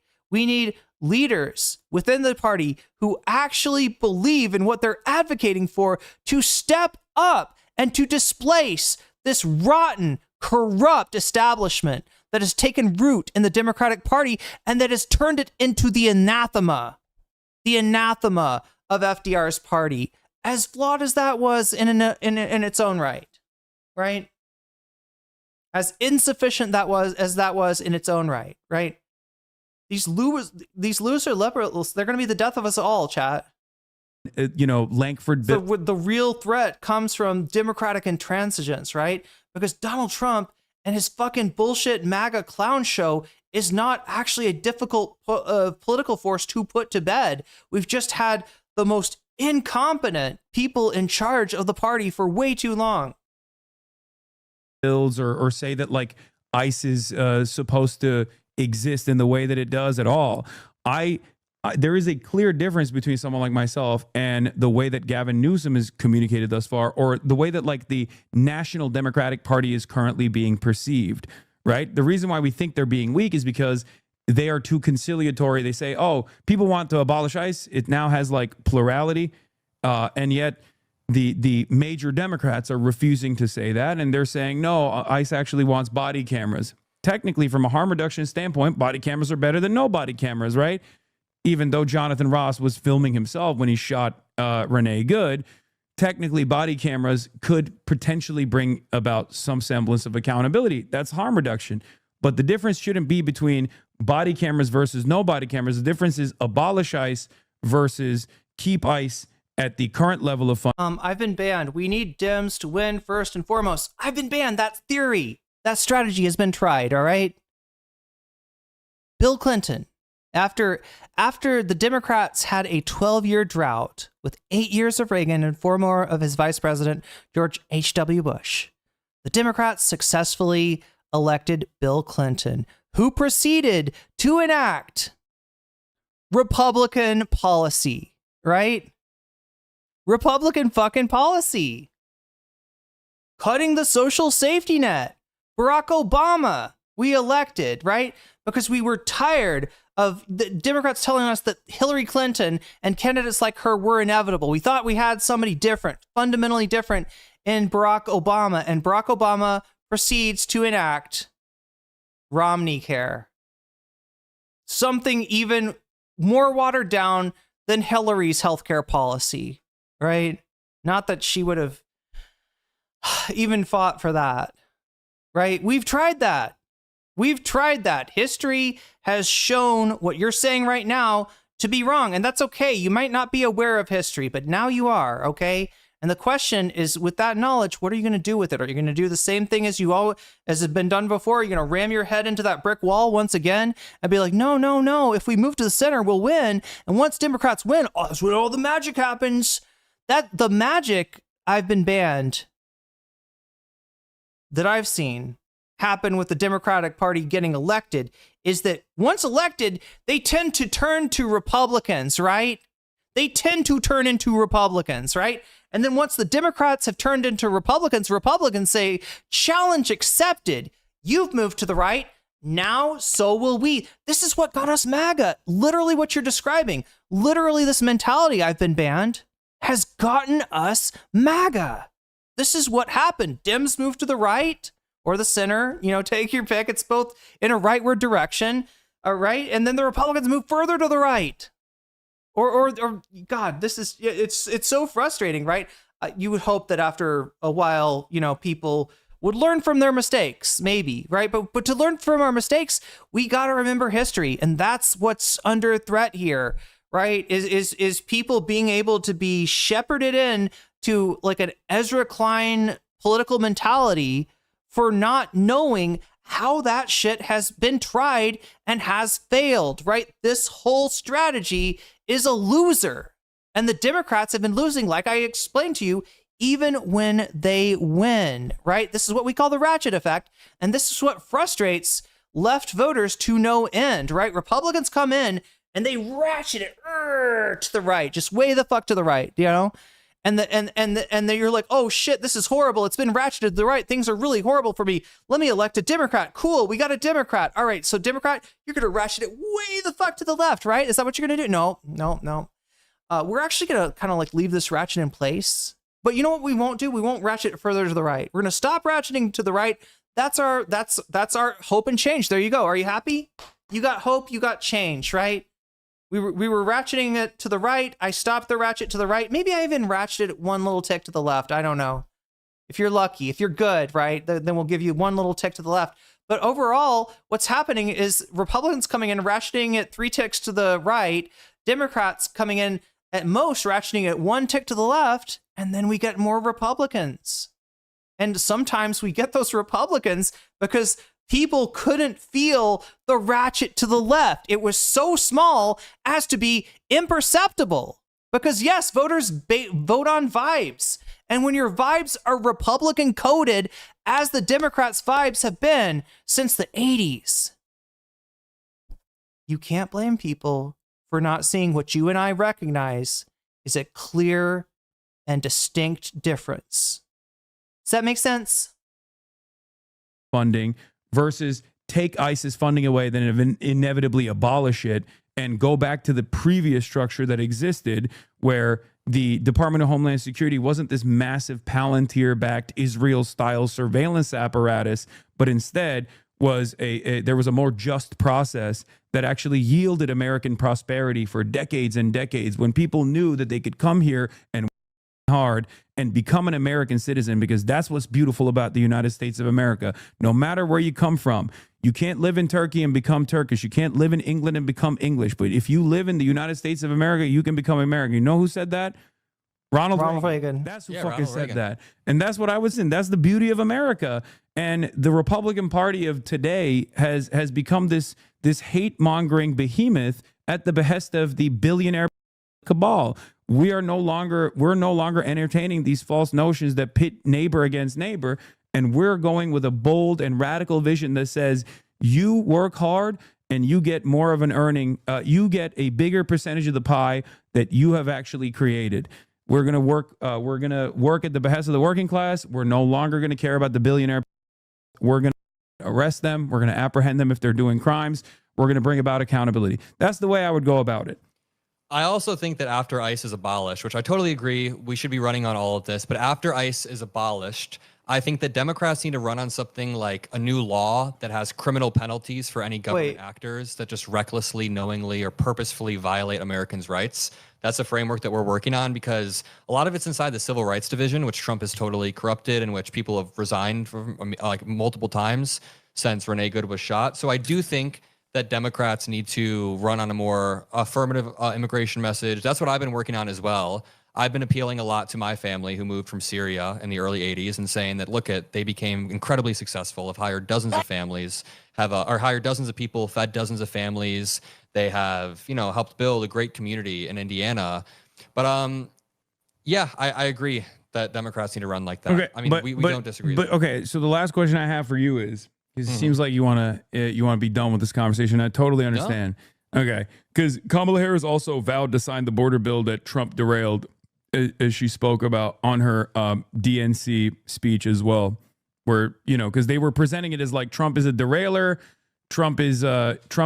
Chat, did we miss it already? I'm talking about this. Okay, just really quickly, like this set of looks that Hasan gave Adam. I remember they come in kind of the latter half or the latter part of the conversation, right? It's literally from this debate, right?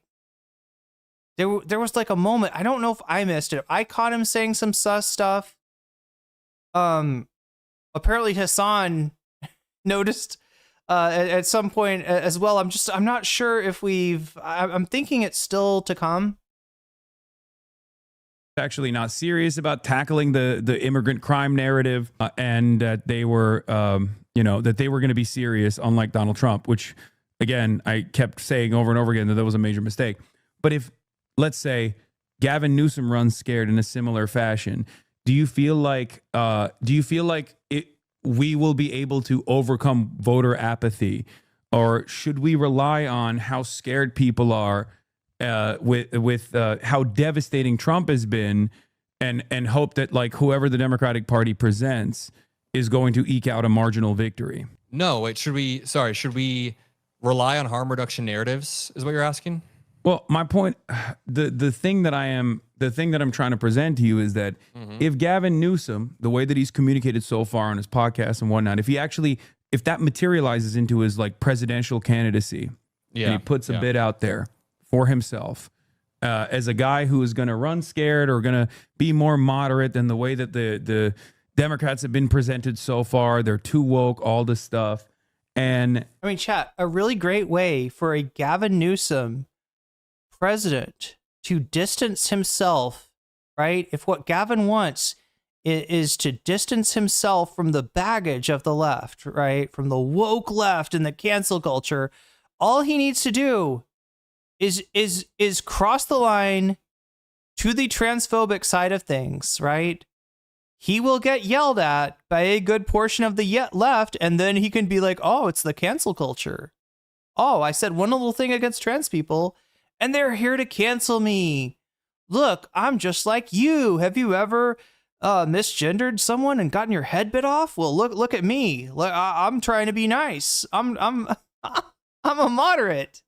And they bit my head off, right? I mean, it's a really easy thing for him to do. And look, once he gets to be president, right, you don't have that kind of sway that you do when he is the governor of California and you are a California voter, or he's running for the Democratic, presidential nomination and you were a primary voter, right? You got a lot more power over him if you call him out. If you say, we're not buying what you're selling at that point, right? That's your best bet for influencing the campaign, because once he gets into office, right, he can absolutely grift to, and a majority of Americans will support him on a general antipathy towards trans people. Don't believe me? Watch and see. Hopefully it doesn't come to fruition. Hopefully it doesn't happen.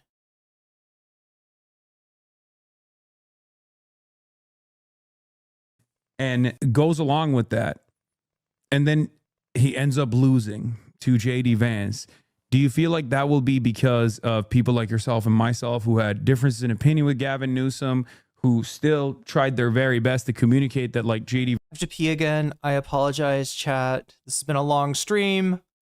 I'll be right back. I'll try to listen on my headphones when, just so because I know that as soon as I get up to pee, that's when the interesting part in the interesting part in the debate. That's when it happens. Vance is going to be, you know, even more devastating and somehow more Palantir backed than this current administration? Or do you think it'll be in the hands of the Democratic Party at that point? I agree with you. I've agreed with you this entire time. It's in the hands of the Democratic Party. It's in the hands of, honestly, us to have a good ideological battle and make sure that whoever wins the primary is somebody who is not going to run or concede to Republicans. My entire thesis this time has not been that, or my thesis the entire time has not been that it's us that does this. I think that it's on the Democratic Party. Absolutely. Okay, I think a lot of people that yell at me don't want to come to terms with that reality, because that's my argument. I'm like, listen. It's not your fault if the Democratic Party loses. It's not your fault if Gavin Newsom wins the primary. My entire point earlier, and the steel man I was trying to make for the liberal movement, is just responsible platforming and speaking about the Democratic Party in a way that doesn't minimize the gap. And I disagree with you that that's just based on clips that have been spread out there. I watched a decent amount of your content. It just felt like there was a repeated minimization, but yeah, there's sorry, I'm getting blasted. I just look, simply put, my community, myself, like we work hard to get Democrats elected. It's the only feasible option for people who are on our side of the ideological spectrum. Mm-hmm. There's no third party viability, and also, I've never, you know, contrary to what people think, I've never actually supported Jill Stein. For the record, I told people that I won't endorse Kamala Harris. Having said that, if there's one person I would urge people not to vote for, it's Donald Trump. And I also did communicate to people that Jill Stein is, you know, a little bit of the closest I would ever arrive at, like, someone being an op, right? Someone who is just materialized every 4 years. A lot of people got mad at me for that. That's just my assessment, and I stand on that. Yeah. Having said that, the reason why I did not go out on an affirmative campaigning for the reason why I didn't affirmatively campaign for Kamala Harris over and over again is because of the things that I just already explained to you, and I think you seemingly agree with that, and that's precisely where I'm at as far as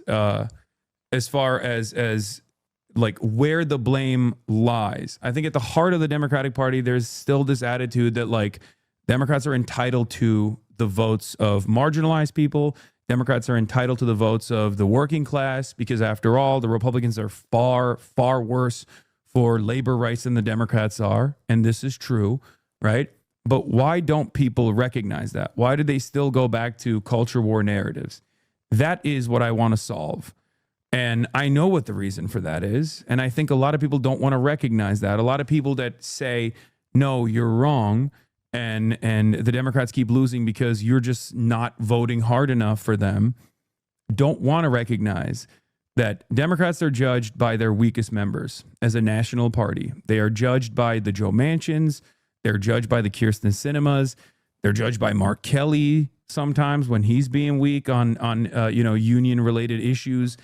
They're not, and it's totally understandable that they're judged by the weakest figures in the party, because those weakest figures in the party are the ones who actually completely destroy the comprehensive policy agenda of the Democrats.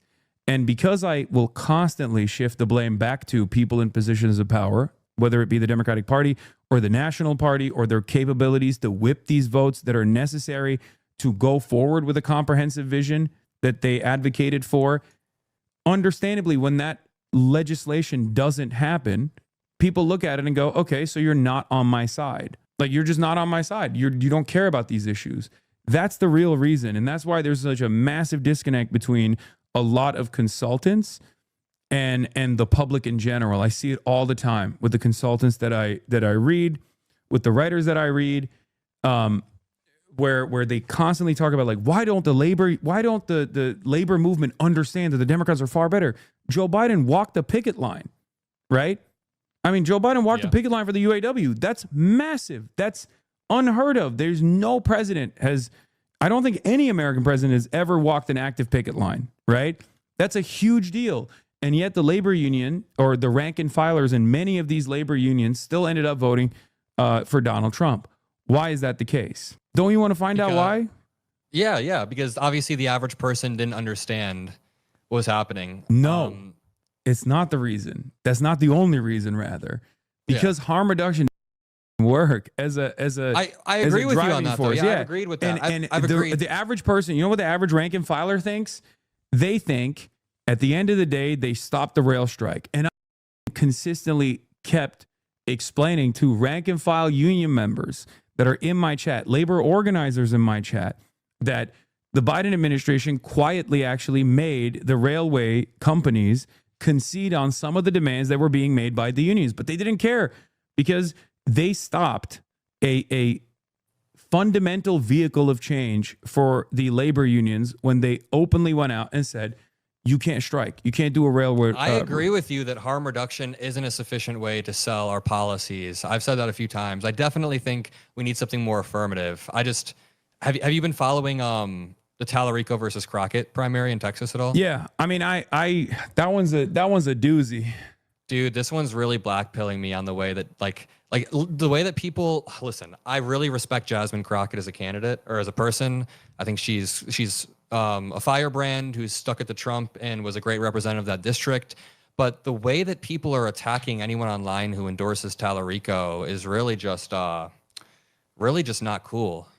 I've seen my friends get called like white supremacists. Yeah, this is the James, not James Gandolfini. This is the meme of the first time when we're at the gallows, and I'm like, first time? This is what it is. Look, I've been doing this. Since 2016. Yes. No, I don't like the identity politics like weaponization either. But I don't even think that just happens from liberals. I see it happening on both sides. You know what's interesting? The way that I saw Tallarico people being attacked by Crockett supporters, I've seen it happen from lefties to liberals, liberals to lefties. I just think that online Twitter conversations are absolute trash. But Tallarico's platform is really solid. I think he would be really good in the Senate, and I don't like the way that this primary is being conducted. No, I don't either. But unfortunately, that's been a primary method that Democrats, especially establishment Democrats, have deployed. Isn't Tallarico a weird Christian dude? Yeah, he is. He's a weird Christian dude. We're talking about Tallarico and Crockett. Crockett, whose district was basically your congressional district got yoinked out from under her by the Republican redistricting, right? I missed it. What? Are you serious? Anybody want to give me an estimation about how I was listening and well, the thing is, like, I was peeing, so I probably wasn't watching the whole time. Don't be alarmed by my last comment. See, I thought you were for real. There. There's a moment I'm looking for, and I may very well have missed it. I don't know. Maybe it's later. Weird Christian dudes who ostensibly respects freedom of religion rather than wanting to force Christianity down our throats. Oh, Tallarico. Yeah, so yeah, Tallarico is a weird Christian dude. Crockett, is a great insult comic. I love her work. Right?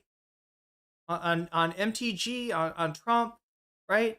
I think she sounds great. Unfortunately, when I look at her policies, she's like, if you could visualize her chat as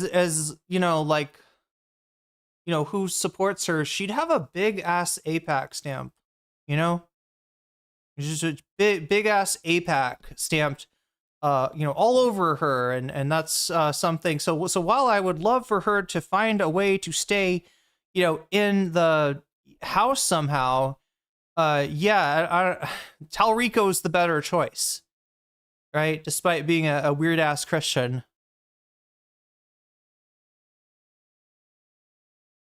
But yeah, they're running neck and neck right now.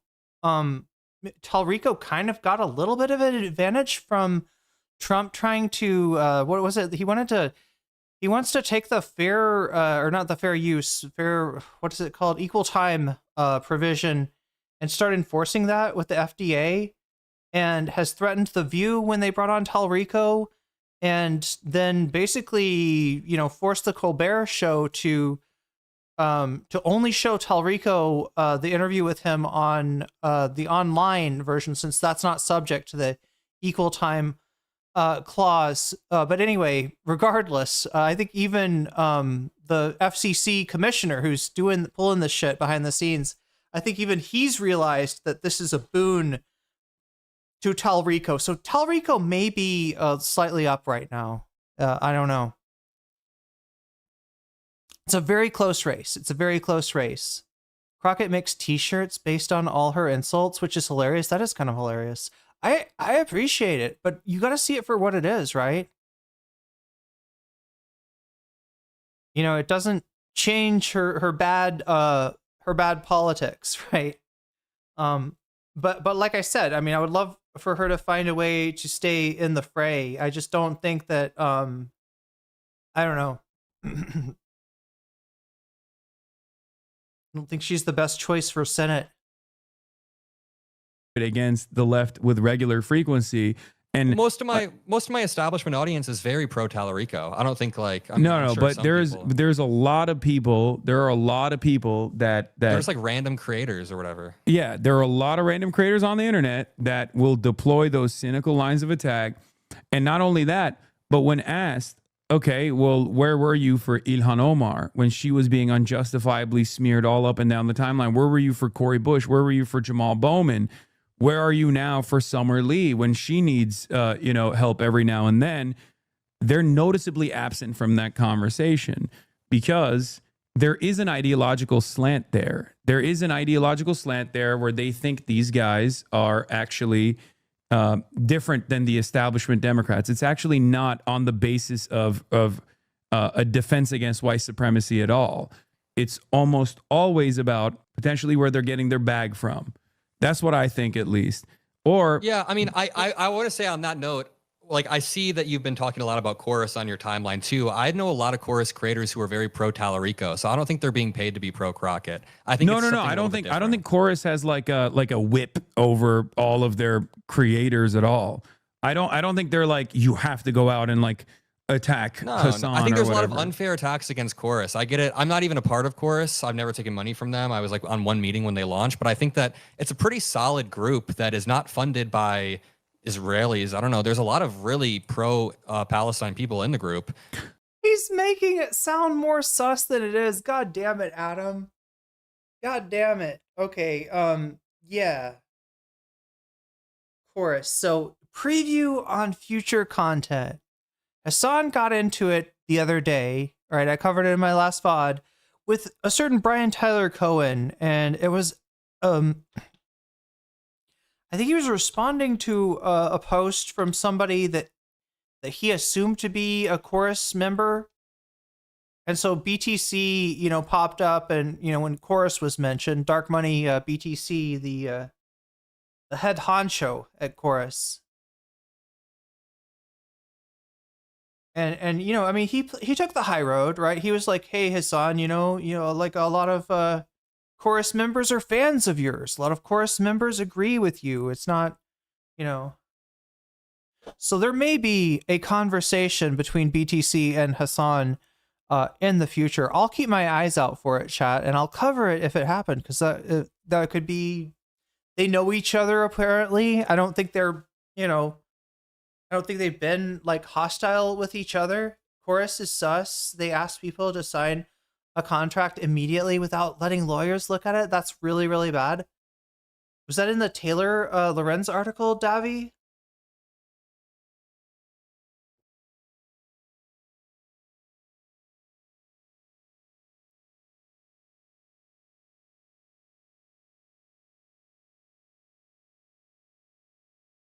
Doesn't BTC kind of look like a wrestling manager? You know what I mean? The guy that the guy or gal that walks to the mat with the wrestler and is like there, like in their corner or whatever. Like I could see BTC being like, Hasan, my wrestlers will amaze you. They will astound you. And they will hound you and your wrestlers into the mat this Saturday at SummerSlam. The chorus brigade is gonna, I don't know. Can you see it, chat? Can you see it? Am I the only one that sees this? Certainly not. Didn't Chorus say they were to help small creators? Yeah, in fact, yeah, I think David Pakman was getting money from Chorus. That's why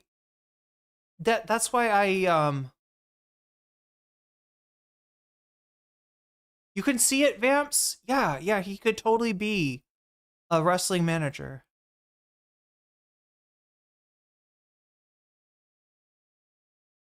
I don't know who's in the group. That's kind of a part of the, well, we don't know exactly who's in the group, and we don't know who's. Some people have openly talked about it and have said that there's like, there's people who have said openly that they're part of Chorus and have also called Joe Biden genocide. Davy says he would need some charisma to do that. Couldn't he utilize negative charisma to be like an evil manager? Isn't that a thing? Am I wrong? Am I right? Is that a thing? If you're like a manager for the heel, you kind of got negative charisma sometimes, right? Like that's sometimes a thing. Like, oh God, the guy with the Undertaker, right?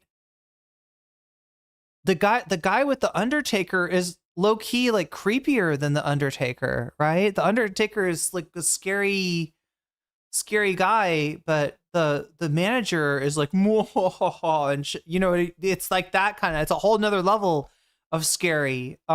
So I think, yeah, I'm not comparing, for the record, chat, BTC to Paul Bearer, but Joe, I see a lot of people in my comments always asking me like, are you taking Chorus money? Is that why you're such a liberal or whatever? And it's like, no, I mean, I don't think, I think there's a lot of.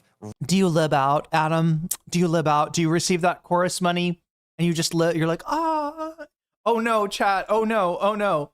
You receive that Chorus money, chat. This is what happens. This is what happens when Adam receives that Chorus money. Liberal. Happy fun, la la la. Human smuggling, fentanyl deaths, forced government euthanasia, chopping up children's genitals, la la la la la, la la la la la, la la la la la la. Damn.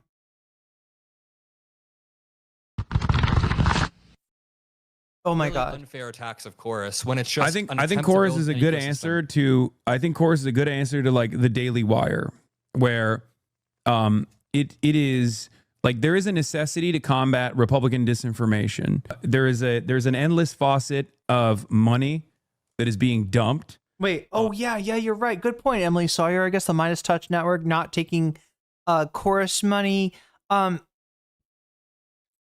You could see Adam maybe as like under the umbrella of Midas Touch as opposed to Chorus. I don't know what his arrangement is, but yeah. Whatever role whatever role Chorus is fulfilling for people, you know, like Pac-Man, he's probably already got covered. The Midas Touch is like the biggest, I believe the biggest, like, what would you say, the biggest liberal digital media outlet out there, I believe. Into quote unquote independent media from the exact same corporate benefactors that fund the Republican Party, that fund the think tanks, that run ads on Fox News. And I think that there needs to be a faucet of pro-Democratic Party content out there that is addressing that misinformation, that's fighting against that. I agree with it on principle. I personally don't think that you should take. Wait, if you look at Paul Heyman says Vamps, he has charisma. He might be a heel, but the crowd like him. As for anti-charisma, I would go with somebody like Bobby Heenan or Jimmy Hart. Oh, these are other managers. Any money whatsoever. There's plenty of people that have approached me to give me money for my advocacy. Oh yeah, maybe I jumped the gun by saying that Paul Bearer has negative riz. Maybe it's like he has undead riz, undying riz, one might say. Wahahaha. He's the dead man riz. Whether it be like PACs or advocacy groups, like I don't think you should do that on principle. That's what I think. You know, I think that is that's what's so good about being an independent content creator is that you can be beholden to your audience and your audience only. And you can, I mean, that's part of the reason why my only revenue comes from not even like sponsors or anything, but people subscribing to my Twitch channel. I think that gives you longevity as well. It gives you editorial independence. Having said that, what I was talking about with like the one chorus content creator was he was straight up in the tank for Wesley, what's his name? Wesley Bell in Missouri. I mean, that is you know, Wesley Bell was entirely an AIPAC puppet. $20 million in that race against a wonderful person, Corey Bush, who was a spectacular fighter, who was an incredible champion of human rights and was a fantastic congressperson. And Israel literally straight up punished her because she was right too early. And that chorus creator saying, you know, Corey Bush, I don't like Corey Bush, I love Wesley Bell. I'm like, okay, like chorus creators who are known to be chorus affiliated shouldn't be running around saying like that, because then you look like you're being paid by Israel. That's my point. Like it's a dude. I absolutely agree. But your tweet kind of reads like you were implying that chorus is like full of Israeli assets. I don't know. I think that no, I don't. I think there are a lot of. Oh my God! Look, I do think that Hasan may have gone a little out over his skis in terms of like kind of bringing in chorus and BTC. You know, rather than just sorting out the you know, the disagreement with the chorus member themselves. So I get that, you know, there's a, you know, pattern to this, but you know, there's obviously lots of exceptions to those rules, and it's just it's not a winning game to be like trying to, you know, bring it back to chorus and to BTC. I don't think, right? When's the Destiny Vosh Hasan bridge being rebuilt? No, philosophy, we don't build bridges, we break further bridges down. Speaking of which, Chud Logic and Nicholas Diorio, a beautiful friendship forged under drama. And it's no more, chat. I tell you, it has been dissolved, right? There's no more Chud Logic Nick Diorio bridge here to forth. Chorus should hire that peanut guy. Oh, that would be, yeah, there we go. Burnt peanut. You need to call BTC. There are a lot of content creators that are obviously more establishment Democrat aligned. And that's, I mean, look, the peanut's obviously very Trump coded. I don't know if the peanut's actually a Trump voter, though. There are definitely dudes like that vote for Biden and Kamala. Working with chorus that just happen to, you know, that happen to maybe not talk about Israel as much. I don't think that it's like being paid by Israel. What? You don't think they're being paid to not talk about Israel? You just think they happen to not talk about it? Yeah, I think it's a self-selecting group of people, but there are some people, from what I understand, that are also. The problem is it's leverage, and it's in the hands of, you know, like it's look, if chorus was just like, hey, are you a you know, hardcore Zionist, you know, then you know, join our group, like, right? If that's what chorus was, it wouldn't be a problem. It'd just be a bunch of like-minded, you know, liberal Zionists, right, getting together and make it a group, right? It wouldn't. But the reason that chorus is like harmful is that a lot of people in chorus are not they're not, they are progressive, right? In every sense, right? And they're kind of like under the leverage um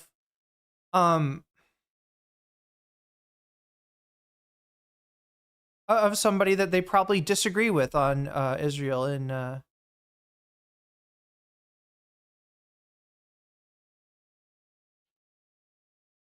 my god, chat, this is like way too late. If you want to watch, I've covered chorus at least 3 times now. If you want to watch previous VODs of it, both the scandal when the Taylor Lorenz article came out, as well as the blow up with what was the last blow up with Chorus and Hasan?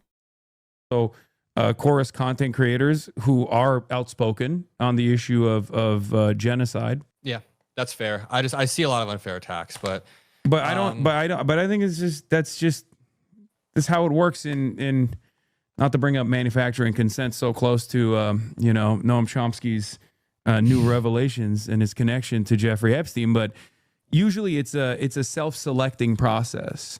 It's not people are not being bribed to do something. People are more so already inclined to do something, and then they are the ones who rise up through the ranks or get rewarded for it. And I do think that if the project of Chorus is supposed to defend the Democratic Party, then of course the people that they're going to select for the most part are going to be people who defend the party. And if the party is defending Israel, then they're also going to be going after people who, for the most part, defend Israel. If you could ask Gavin Newsom a few questions, what would you want to ask him? I have so many questions to ask him. I wonder how he thinks he will overcome the "Don't California my state" narrative that will destroy his campaign. Okay, he did bring it up. He did bring it up. Why his solution to combating homelessness after years and years has not been around a housing first policy. And instead, it's just been riddled with like institutional hurdles, hang up after hang up, an overall refusal to try to fix the housing market in the state of California, which has some of the most expensive housing markets in the world. Those would be probably my main concerns, because like I think Gavin Newsom is going to get hit on everything, but I think if I were to think of like the most consequential thing for Gavin Newsom, it would be housing. Also, why won't he talk to me? That's the other thing, because I know that he has fans of mine that work on his team that I've like communicated with, and he's done basically every podcast but mine for some reason. I have no clue.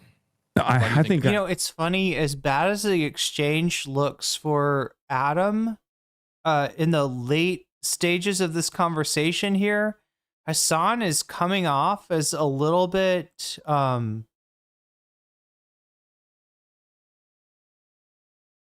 full of himself. I don't know, like, right? Yeah, why won't the governor of California talk? Look, I know he's big shit now, right? But you don't have to say it. You don't have to flex it. And yeah, I guess, that's the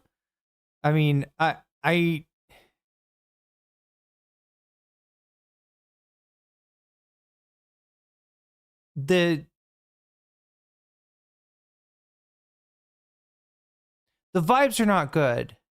Okay.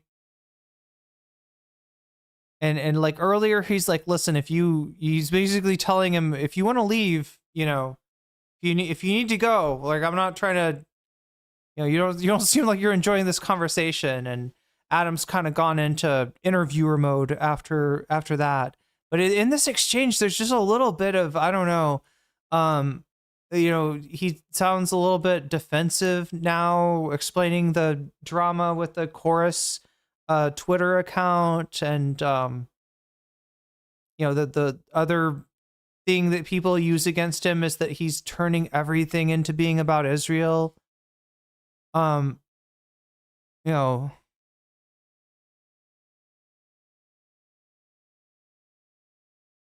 mean, this issue with the on Twitter actually as with a Zionist content creator, right? But I've seen Destiny and Ethan trying to sort of use that line of attack against Hasan recently. But yeah, so yeah, I don't know. This feels like drama to me, right? This feels like the drama that's only gonna get weirder as time goes by. I know why. It's not going anywhere. He doesn't want to have a contentious. I don't know. Why was I hoping that, like, you know, it would just be maybe, you know, a little discussion of a little disagreement, but conversation with someone that will, you know, that will come at him from his left flank. these vibes are fucked, though. Am I right? Is it...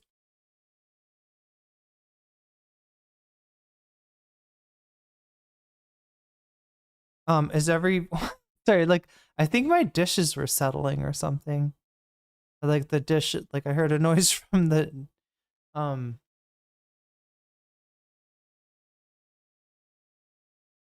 kitchen sink. Yeah. Anyway.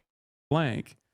Well, dude, it seems like we agree on a lot, which we predicted. I think that we agree on a lot of the flaws of the Democratic Party, and even a lot of the prescriptions. But yeah, I mean, I hope I was able to at least bring the strongest liberal argument as to why people are mad at you online. I genuinely do think that there are some very valid criticisms, and I tried to bring them up, and we talked about them. But yeah, I mean, people are always going to throw unfair shit around, and I think there's a stronger argument to be made. Yeah, I mean, look, if there's one takeaway that I hope liberals who came in here like that wanted to destroy me in the market. So yeah, Adam's basically like, look, I mean, there's people out there that you got to do justice to. Yeah.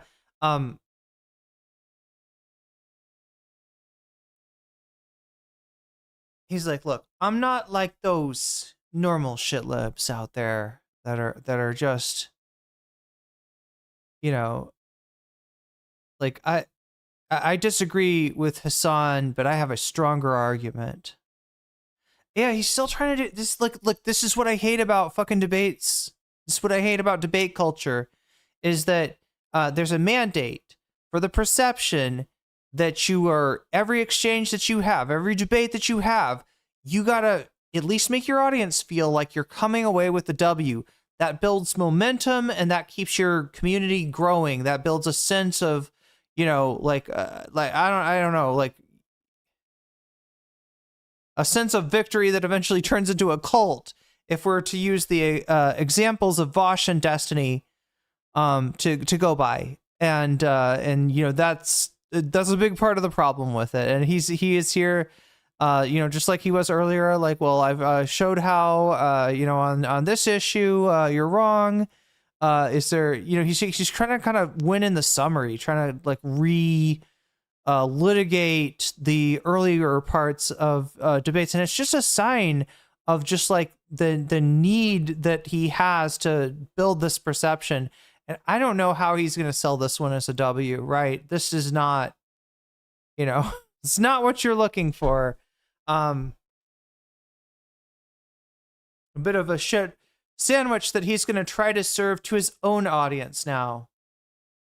Marketplace of ideas came in. If there's one thing that they should sincerely listen to me on, it's that I first and foremost despise the Republican Party, and I want to destroy the. His point still stood, though. Why would he not mention that? Look, his point only stands if you fucking disassociate for the next, you know, 45 minutes after he makes that point, right? It only stands if you tune out of the conversation, right? It's kind of you know, I mean, I guess if you want to try to retcon it, but like what I'm saying is that like this style of content, this is what they do regardless, right? They have no shame, and they will absolutely sell what I think is an obvious L as a W. I would have hoped that Adam was kind of above this sort of thing, because my understanding of his content is that he does a lot of analysis. It's not, you know, it's not like a debate. He's not Vosh, right? From what I understand, he's not Vosh. He's not Destiny, both in the sense that, you know, he's not, you know, kind of, bit the bullet on supporting a genocide the way that Destiny, has, or, immersed himself into, like, punching left the way that Vosh has, right? He's, a different and I don't think he's like a debate streamer, right? He doesn't come from, he doesn't seem to come from that. I don't know. Maybe I'm wrong about that. Maybe he does come from that pedigree. Maybe I don't know that much about. I gotta admit that I don't know much about where Adam Mockler comes from, right?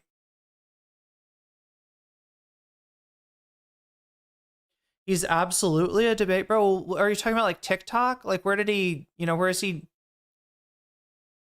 he been debating? Like, what's the Republican Party? And my criticisms of the Democrats stem from sometimes their closeness to the Republican Party and their conciliatory tone to Republican policies. Because I personally believe... Are we talking about like the Parker, Dean Withers, Harry Sasan kind of sphere of things? Is that the twink sphere? Believe that that's not only bad politics... I don't want to... I'm not trying to... Politics in general, because it makes people just go, okay, I guess the Republicans are right. And I also believe that it's bad policy in general as well, because I don't want a D name associated with reactionary policy making and then assume that it's still going to be far better than whatever the Nazi party is going to present, because they will always destroy the Democrats when it comes to being more militant, when it comes to being more racist. You can never outflank the Republicans on hatred. You cannot present a more moderate approach to hatred. I mean, like, I don't know what content spheres everybody's coming from, right? But there's been an issue on YouTube and Twitch with the culture that developed, I don't know, in the late 2010s, early 2020s, debate bro culture. You had Destiny doing a bunch of debates against alt-righters, Vosh starting as a chatter, actually, in Destiny's community before, debating Destiny himself, getting, a following in his own right, having a scandal of where he was really he did fucked up shit to, one of his, like, viewers, right? And then Destiny, of all people, calls him out for it, kind of seems to cancel him, right? And then Vosh changes his name from Irish Laddie to Vosh, and now it's like, well, Irish Laddie had this horrible scandal, right? Nobody wants to fuck with Irish Laddie, but we're not talking about Irish Laddie now. We're talking about Vosh, right? And just from that, just like this evil fucking stemmed in all directions. We had a Twitch debate culture that was just as toxic, right?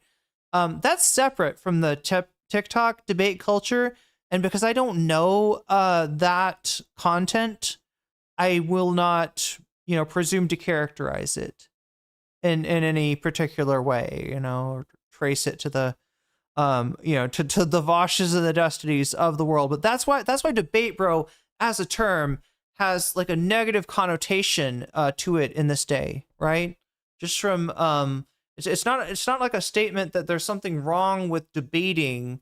It is the, a particular culture, a particular style of content that developed around debating that just has like a very toxic reputation, and for good reason. Anyway, let's finish this thing and then get to the bonus content that I know you are all waiting for.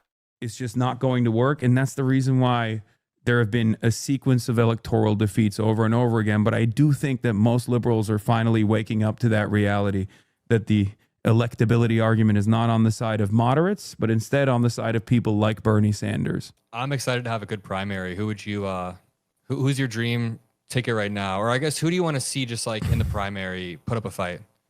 I like the candidates I like are, obviously.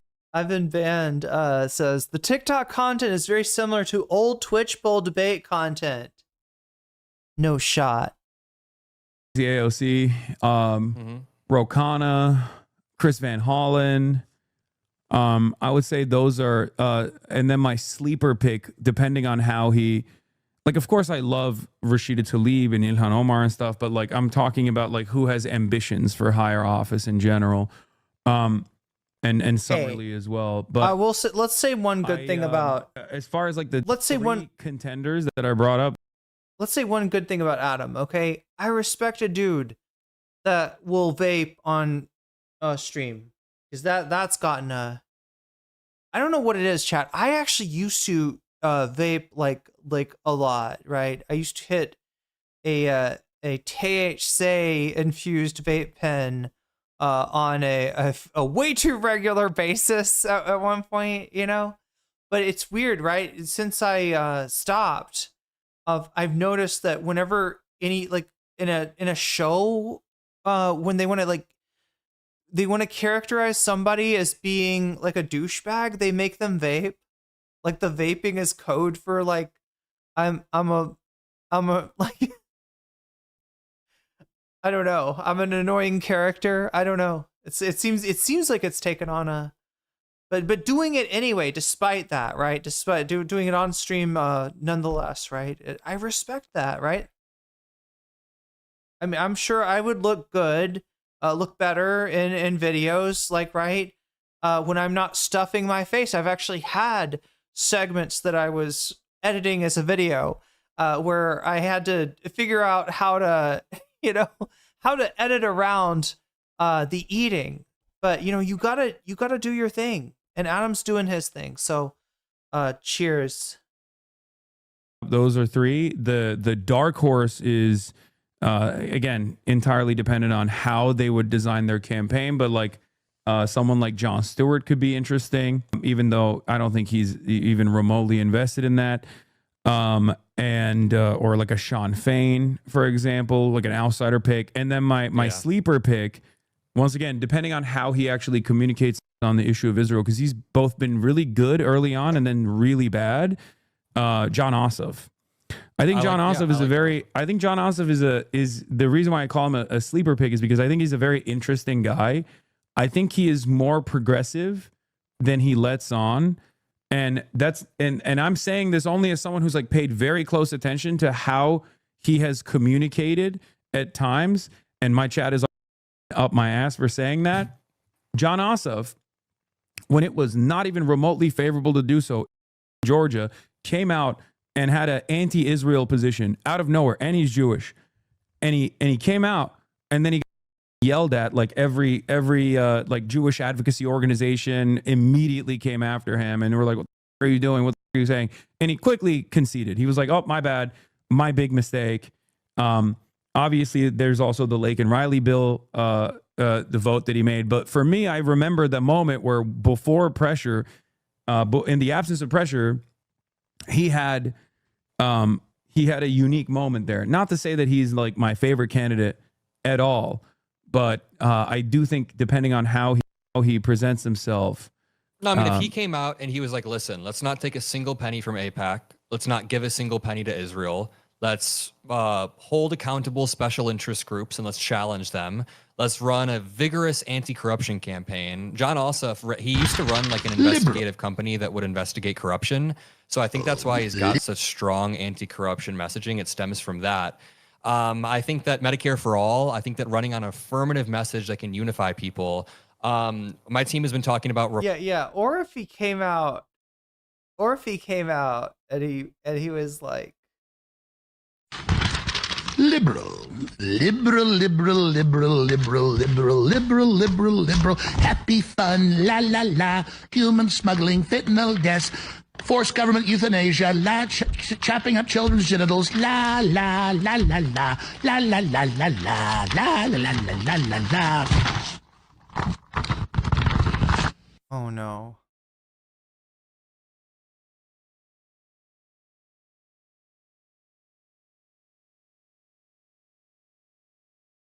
Reforming the tax code to end all the special tax breaks and loopholes for corporations that could raise quite literally like trillions in extra revenue. And there's like 80 special tax breaks that need to be completely erased. We need a Democratic Party that comes out and is able to just message on this in a very, very excitable way. I think Ossoff could do it. I like Pritzker. Obviously, he's not perfect, but I think that him being a billionaire could lead to an interesting campaign where he basically doesn't take any. He could run like the Trump type campaign where he doesn't take much money. But well, also, What if he's like, I'm a billionaire and I'm friends with all these dudes that are billionaires, and you know what, dudes? Fuck you. Fuck you. I'm with the people. He could be the people's billionaire, chat. The people's billions. him being a billionaire also, you know, I have an inherent distrust of billionaires. I'm discriminatory towards POC, people of cash. Give the comments and people are saying, I used to be an Adam Mockler fan, but watching him sane wash Hasan the Hun is making me sick. Yeah, they're saying you didn't go hard enough on me. But I didn't think about that. Yeah, he's bound to have some fans that think that. I mean, as far as the voter apathy goes, the reason why I say over and over again that it's outside of my hands is because the like I've already told you that I have a much more nuanced vision beyond like whatever the clips that go viral, oftentimes by liberals, ironically enough, that want to present Liberals? me as like having a very unnuanced point of view on the Democratic Party. But I need something that just triggers whenever the word liberal is said on the stream. It just triggers that clip. the apathy, I am not capable of making people feel voter apathy towards the Democrats beyond how the Democrats are representing themselves. So I kind of low-key love, though, chat, the way that conservatives say liberal. Like, they say it like a, I don't know, like a 80s cartoon villain, right? They're like, liberal. I don't know. It makes it feel like, it's like a evil monster coming to get you. Like, liberalism. We believe in liberal. My fucking voice is so fucked up. I can't even do the liberal voice. I can't even. There's a whole voice that they do when they are talking about something being liberal, which makes it sound like it is, I don't know, something very different than like, I don't, like Medicare for all, right? So we gotta keep yelling at them is my point. And I hope you do that as well. You are capable. You are capable. You have a massive platform. You're definitely capable of making people feel more voter apathy. I'm not saying you are. I'm just saying you're capable of that. I think the way that you speak about the Democrats sometimes could be cleaner. But yeah, I mean, I don't want to loop back to the marginal debate because it's mainly that word that I really just don't like. Unless you want to talk about that one again. I don't know. No, it's all good. There's not a marginal difference. We can do it. We can do it in we can do it at a different date. Next time people are yelling at me about some other you can come and hold me to task. Let me know. I'll be in LA in a few months. So all right, we'll do another one of these then. Yeah. Peace out, brother. Bye. You will pet me whether you like it or not. Yo, chat. Kaya drives? Look at that. Kaya's driving Hasan. That's crazy. But I believe it, chat. Kaya's big enough to drive. I believe that her feet reach the pedals. Yeah, another great Kaya's Corner creation. Liberals, yeah. We've got some bonus content to do. I thought maybe we were going to get double bonus content. Looks like we're at least at one bonus content. We're at 168 out of 200, chat. Since it's fairly late, let's just move on towards clavicular. Oh my god, Omega Star. I believe your donation cinched it for clavicular. Doesn't clavicular sound like he should be a vampire or something? Like, I am clavicular. No, that's bad. That's bad. This is as bad as the liberal thing I was trying to do. Chat, my voice is like I could usually do like imitations of voices and stuff. And right now, I don't know. I think I'm like allergic to something. I think I'm having allergies and it's making my voice scratchy. And so apologies, chat, because, you know, I would like to give you more impressions of stuff. Adam Friedland. Clavicula. Uh.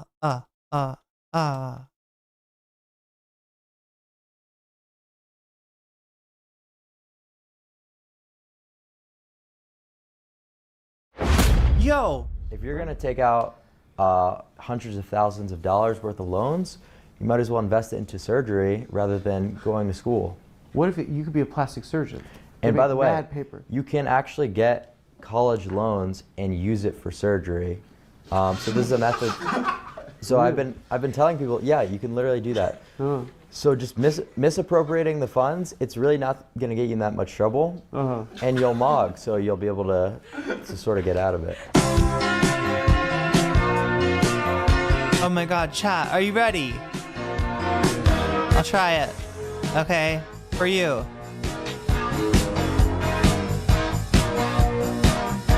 Adam Friedland Show, all right now. Friedland Show, all right.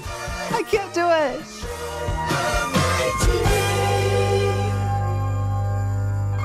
Oh my God.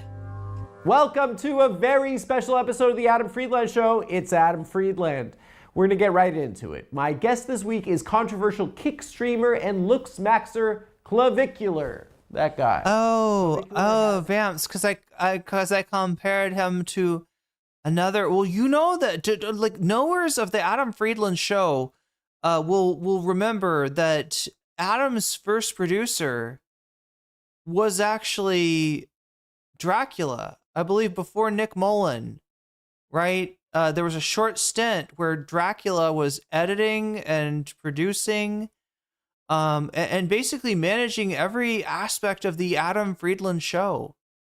And they eventually had to let Dracula go, which is sad because Dracula had studied DaVinci Resolve, had studied editing software just for Adam Friedland, and it's just not very appreciated, kind of pushed out of the way right when the show started to take off. Right when it started to take off. Anyway, sad. He's right. This isn't a marginal difference between parties. The Venn diagram is straight up circle. Has enjoyed quite the meteoric rise Far too often. over the last 6 months, thanks Far in too part to often. a series of live stream controversies that have put him on the social radar of anyone and everyone that has a social media feed. I wonder if you think our parents? There's a funny clip of Adam Mockler with Jesse Lee Peterson. Is that who you mean? What he read? My mom is. I do not, for the record, chat, I do not want to go on the GLP show, although I'm sure I could get on there. Your mom knows. Because your mom's horny for him. Bro. Said about various groups like women, the LGBT community, and especially Jews. What has he? I didn't know that. You didn't know that? Yeah. What has he said about it? It's not. Again, we'll talk about it later. But the bad ones, right? The bad Jews? But I think it's important to view clavicular as a symptom of something much deeper, something much darker, perhaps. A cultural virus that has plagued the country, the world. Perhaps, Were women for the created to last lead decade. or to follow? I mean, neither inherently. What do you think? What do you mean, neither inherently? I think that a woman can develop into a great leader if she has the skill set, if she gets educated like my mom. If I think a lot of women can be great leaders, but inherently, nobody's a leader or a follower. Some women are going to be more predisposed to following people. I don't think that binary is quite true. Do you think Would you that ever follow a woman? Sure. You would follow a woman? Yeah. You would follow a woman? I have a question for you. No, would you follow a woman? Yes. Why are you trying to pin me down on this? I have a question for you. Why would you follow a woman? Say you have a man that is about to take you into a battle that you know you're going to lose. Or No, why would you follow a woman? You don't believe in God, huh? See, those two things aren't connected. Wait, I have a Do question. you believe in God? No. So why is it that you don't believe God exists? No, probably not. So do you believe in evil? Do I believe in evil? Yeah.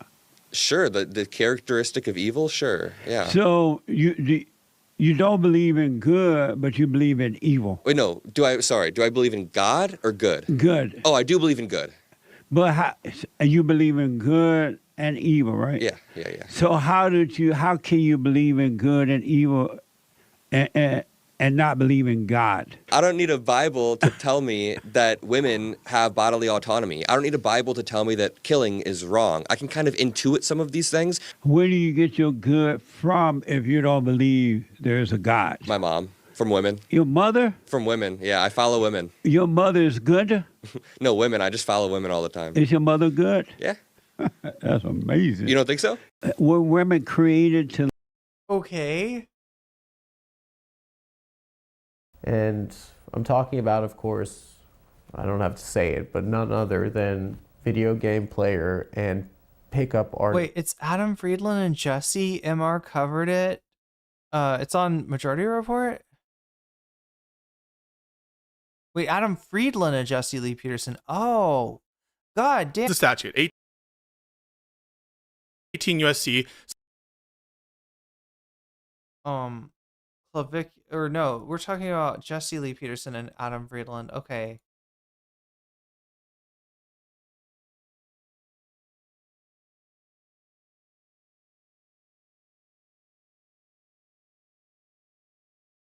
I love how I just look up a random, like, I got it wrong. Like, chat was talking about Jesse Lee Peterson. Oh no, even H3 covered this. Chat was talking about Adam Friedland on Jesse Lee Peterson. I mistake it for being Adam Mockler, right? Look that up, and it turns out it exists. It fucking exists.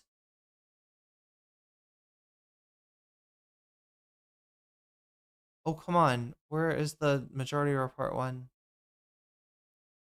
Adam Friedland Show. All right now. Adam Friedland Show. Hasan covered it. Yeah, everybody. Apparently this was pretty funny. And apparently Majority Report. You need to work on your search rankings. I don't know. 1 year ago. All right, while we're having fun, Jesse Lee Peterson made an appearance once again. I mean, boy, I saw this. This is like not even. Did he go on Adam's show or vice versa? I mean, we just have to have some fun. And I watched this probably 4 or 5 times last night. I was laughing so hard. So Adam Friedland had Jesse Lee Peterson on, who I guess is just like no longer. Sorry, just to clarify, Adam went on Jesse's show. He did. Yeah. So okay. Jesse in the beginning, Adam in the beginning of the episode, he literally is like, "Who booked me for this?" He literally is like, "Why did you invite me?" That's actually an interesting question, because there's a while, like 3 or 4 years ago, where everyone except me was getting invited to go on Jesse Lee Pearson, like Griscom. This is what I'm talking about, chat. Got invited. Didn't Michael? Michael got invited, decided not to do it, but a whole bunch of people did do it.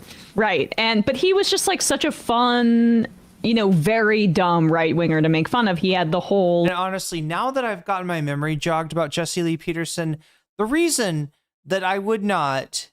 As many of memes as could be made if I did, right?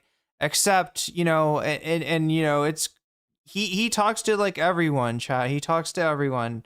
The reason I wouldn't have anything to do with him is that there's like some credible allegations against this guy from men that he has ministered to, right? Guys that were like looking to him as some sort of a religious mentor. And who he exploited sexually, according to their own testimony. Right? There's some really sick, shit that it he may have done to got people that trusted him as like some kind of holy man. Right? It's kind of, I mean, it's more fucked up than you realize, right? It's all memes until somebody, I don't know, right? Like it's like these guys that would be attracted to his ministry were the same kind of guys that would be like sometimes suppressing maybe a gay thought or two, and then they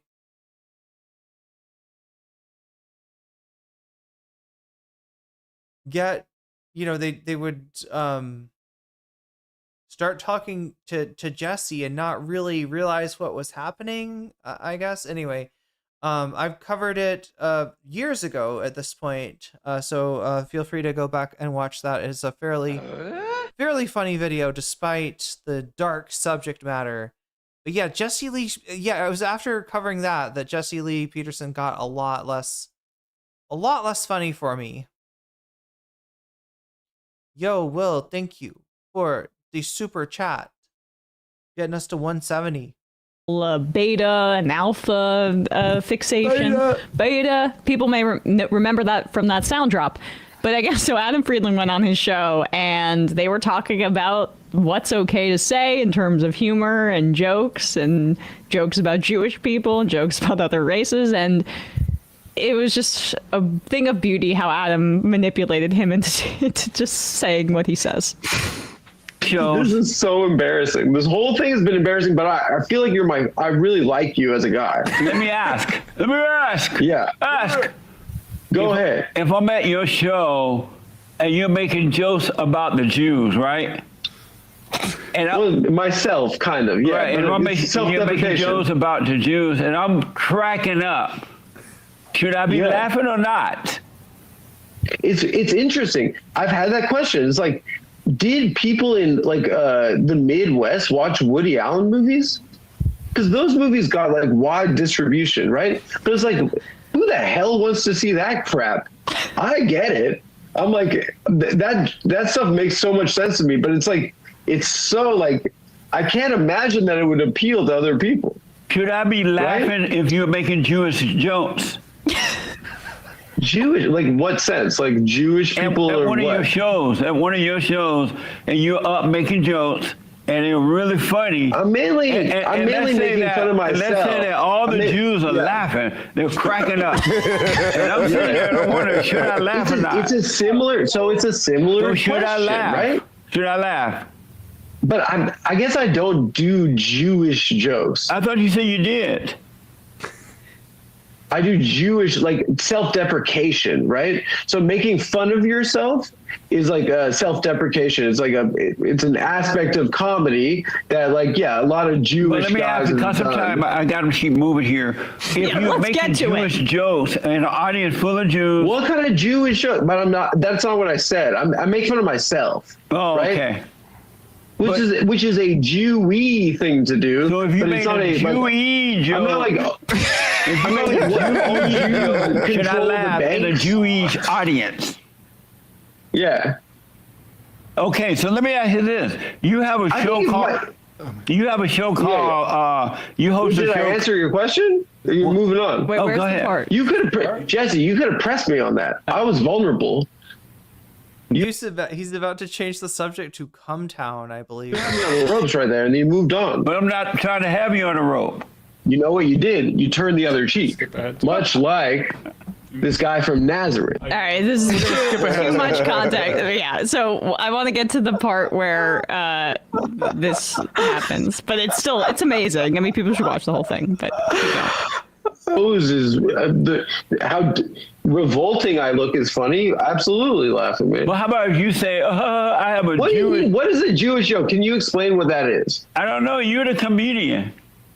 You keep saying Jewish jokes. I'm just. What? Did he just call him a Talmudian, chat? Or have I just I've heard so much anti-Semitism now, it's like it's got its own life in my head canon. He said he did not just call him a Talmudic, no, chat. What the fuck did he just say? I'm sorry, after Candace, right? The level of fucking anti-Semitism has just descended to. Well, how about if you say, I have a What do you Jewish... mean? What is a Jewish joke? Can you explain what that is? I don't know. You're the comedian. No, I don't. I think I was just hearing things, Chad. I don't think he actually called him a Talmudian. Anyway. You keep saying Jewish jokes. They don't understand what you mean. He's acting like the jokes that people have a problem with are jokes that minimize the Holocaust, right? Which is, I guess a joke about Jewish people, but this is not the kind of self-deprecating humor that Adam is talking about is miles fucking away from that. He's fucked up Holocaust joke when I hear Jewish comedians making fun of Jewish stuff. Making fun of Jewish mothers, for instance, right? Like, you know, just a list, right? And you know, it's true. But you know, it's not the same thing as, I guess, what Jesse Lee Peterson is trying to launder. But I thought you said that you made Jewish jokes. I said that I do self-deprecation. Okay, I got you now. I have you now. Okay, you know, let me I'll give you an example. And give me a quick answer because of time. If no, I don't want to stop talking to you. We got another hour, baby. So let me ask: if you should make a Jewish joke, and I'm in the audience with a bunch of Jews, should I laugh? Okay, help me out for a second. I'm not. Help me out for a second. Could you please tell me? Here we go. A Jewish joke so I can understand what you mean.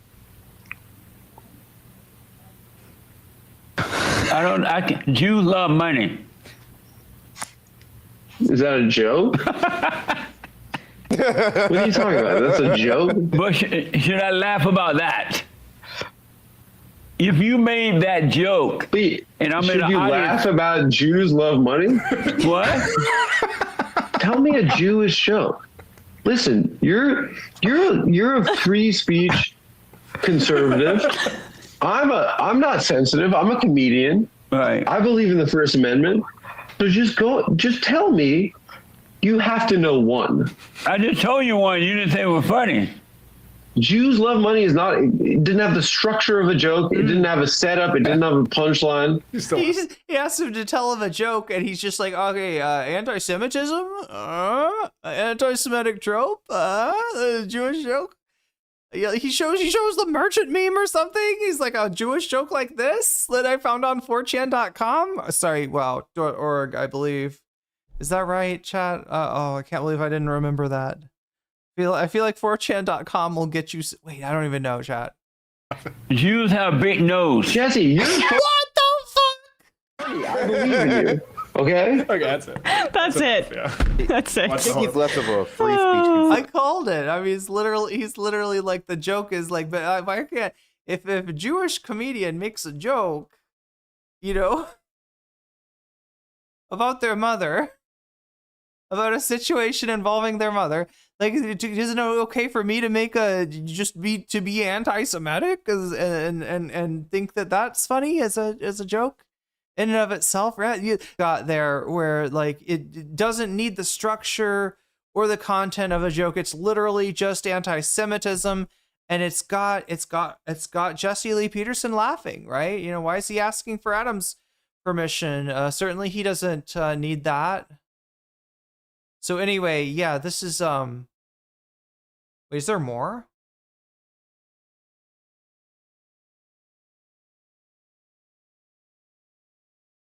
But yeah, sadly, we are going to be watching some Adam Friedland today. It's not going to involve Jesse Lee Peterson.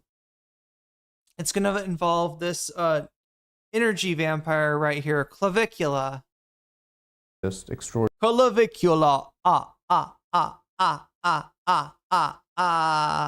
Speaking of, yeah, Extraordinaire, Hasan Piker.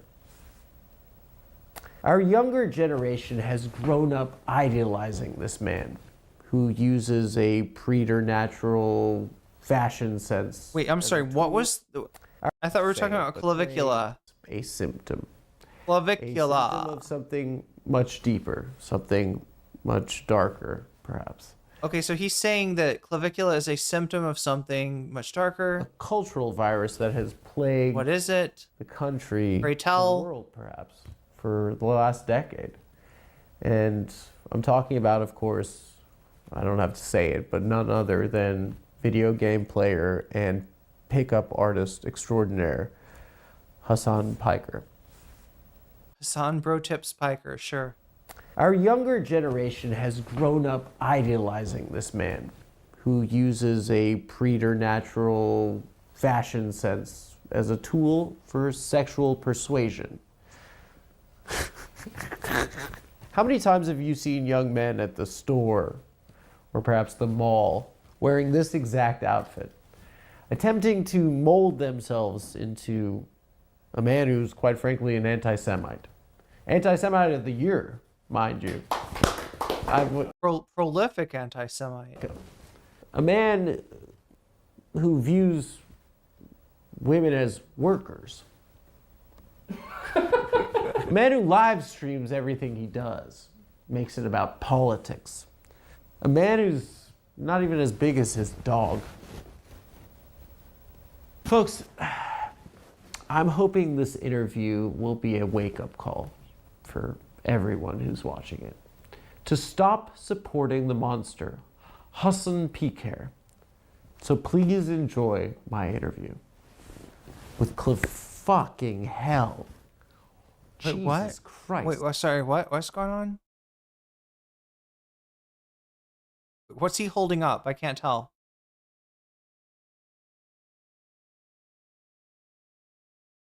Oh, he's just a camera. He's taking a picture of himself in the mirror. But you can use a phone. Why is he using that? Anyway, so please enjoy my interview. Okay, I get it. Yeah. It's like a classic phone mirror pic, and he's using an expensive camera. With clavicular, everyone. It's going to be a good one. I think it'll be a good one. Ladies and gentlemen, the #1 streamer on Kick. Give it up for Clavicular, everyone. So wait, he's views mogging people right now? Welcome, dude. Thanks for having me. Dude. How you doing? You're in New York City? Doing great, man. You're enjoying it? It's a little cold for me, but Honestly, like I'm 38 years old and I'm like learning about looks maxing and stuff. Like I do a lot of research for the show, and I feel like I just feel so like a boomer. I feel like so foreign from the youth of today. I feel like I'm learning like a new fucking language or something like that. Right, yeah. All of the terms are quite comical, but you know, you're not in your own world with not knowing about this whole looks max thing. It's kind of a new thing that's popped up over the past few months, I would say, to the mainstream. Right.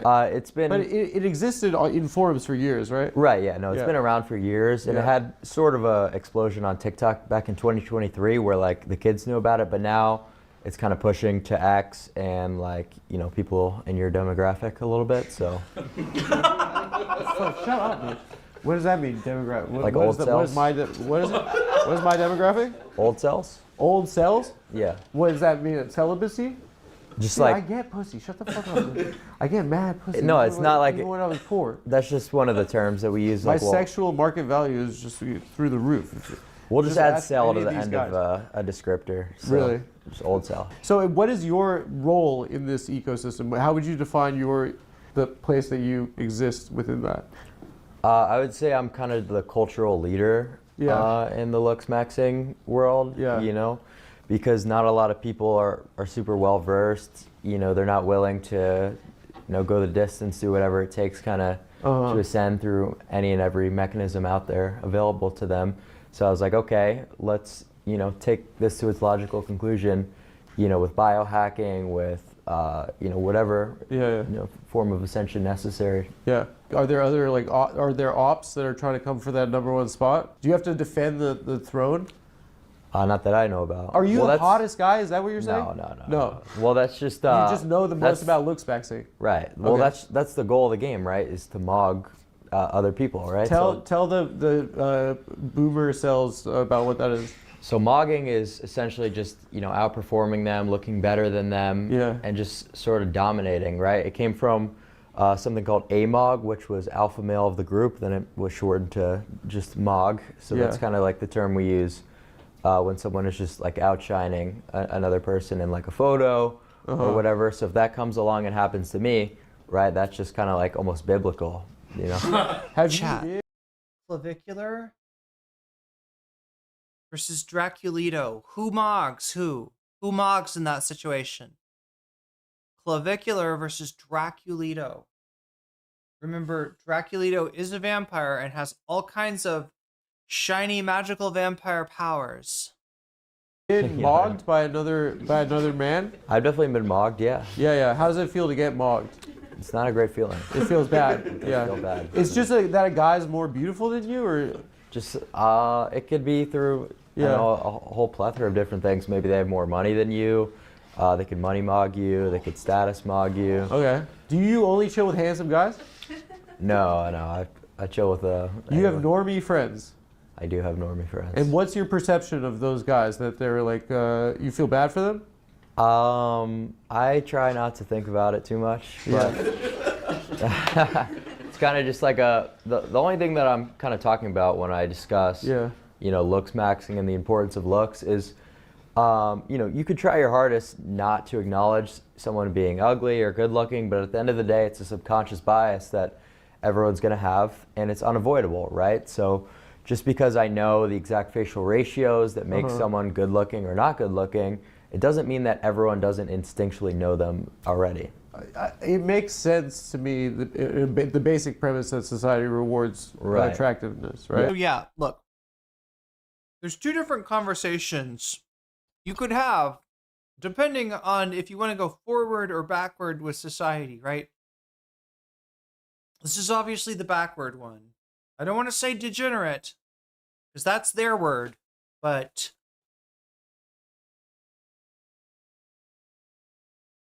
look, Devo, the band, you know, they made a documentary called The Truth About De-Evolution, and I don't know, sometimes I think maybe Devo was right, chat. When I look at shit like this, because like, look, the other conversation you could have is like, yeah,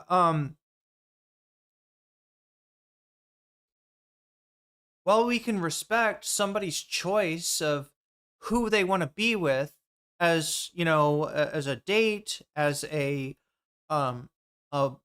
significant other, right? But maybe this sort of thing plays too much of a role in things like who gets a promotion, who gets a job, who gets, you know, and this is the stuff that Clavicular is talking about. It's true, right? Pretty, you know, you will tend to be treated better by society. Instead of like looking at that, examining that, and asking ourselves, how might we address that? Not an easy thing to do, because like he said, it's very like, you know, sort of it's sort of like, you know, implicitly in our brains already. It's implicitly how people think and operate, even if they're pretending, which we all would like to think, right, that we're not making decisions based on this, but very likely, right, if we, you know, think about our like how subconscious you know, this stuff like this can function. Yeah, we probably are making decisions based on some very shallow standards, right? Instead of doing anything about that, instead of dealing with that, Clavicular's thing is like, no. I got a solution. We're gonna look better. We're gonna look better. We're all gonna look better, and then nobody'll. We all make ourselves. If we all ascend, chat. If we all make ourselves perfect, there'll be no more discrimination. That is wild. Yes. Yeah. Correct. It's kind of obvious, right? Yeah. Do you think it's like a revolutionary concept because it's like you're just saying something that's always existed, right? Right, yeah, no, I think it's quite logical, and that's why I would say that most of my messaging is so well received, is because it seems to me so beyond obvious that you're better looking, you have better treatment in almost every aspect of life. And this is something that's also quite well researched, right? You know, you look at prison sentencing for good looking people versus people who are less attractive. It's quite clear that it's a huge advantage to have in life. You think you beat the case recently because you're a hottie? No comment. No comment. But did you like, you pumped before you... Thanks for the shout out, I guess. Damn. I wasn't expecting that. Still awake? Oh no, this is like, I mean, look, I should be going to sleep earlier than this, but it's 9 where I am. You walked into the courthouse? It's only late for a whole continent or two. No, I didn't pump. Did you wear something slutty so the judge could see? No, I was fixing my hair in that one mirror, like the curved one. Yeah, in the courthouse. I would throw your ass away for life. Yeah? Personally, yeah. Oh, well, to ugly jail. I'd send you to ugly jail. Brutal. I'm just playing, dog. Why? You're about to fire him? No. Why? My other. What's your name? Come up and say what up to the crowd or to the audience. Yeah. Yours? Yeah. Come up and say hi. Yeah. Say name, age, body count. Yeah. Haha. Yeah. You don't have a body count? I'm yours. Social security 21, number. And body count like lower double digits. Something like that. Lower double digits, like 10. Yeah. I don't really count. Lower double digits is a bizarre way to say that. Well, 10? double digits implies like 50s, so that's too high. Yeah. Okay, so what's your body count? I don't count. Do you guys ever Around run 20s. two mans together or no? Not yet. Not yet. One day. Two mans like threesome. Yeah, one day like Now a look, three-way. I hear people commenting from chat, talking about like, this guy's not even all that hot. What's so special about this guy? Why did this guy succeed on social media?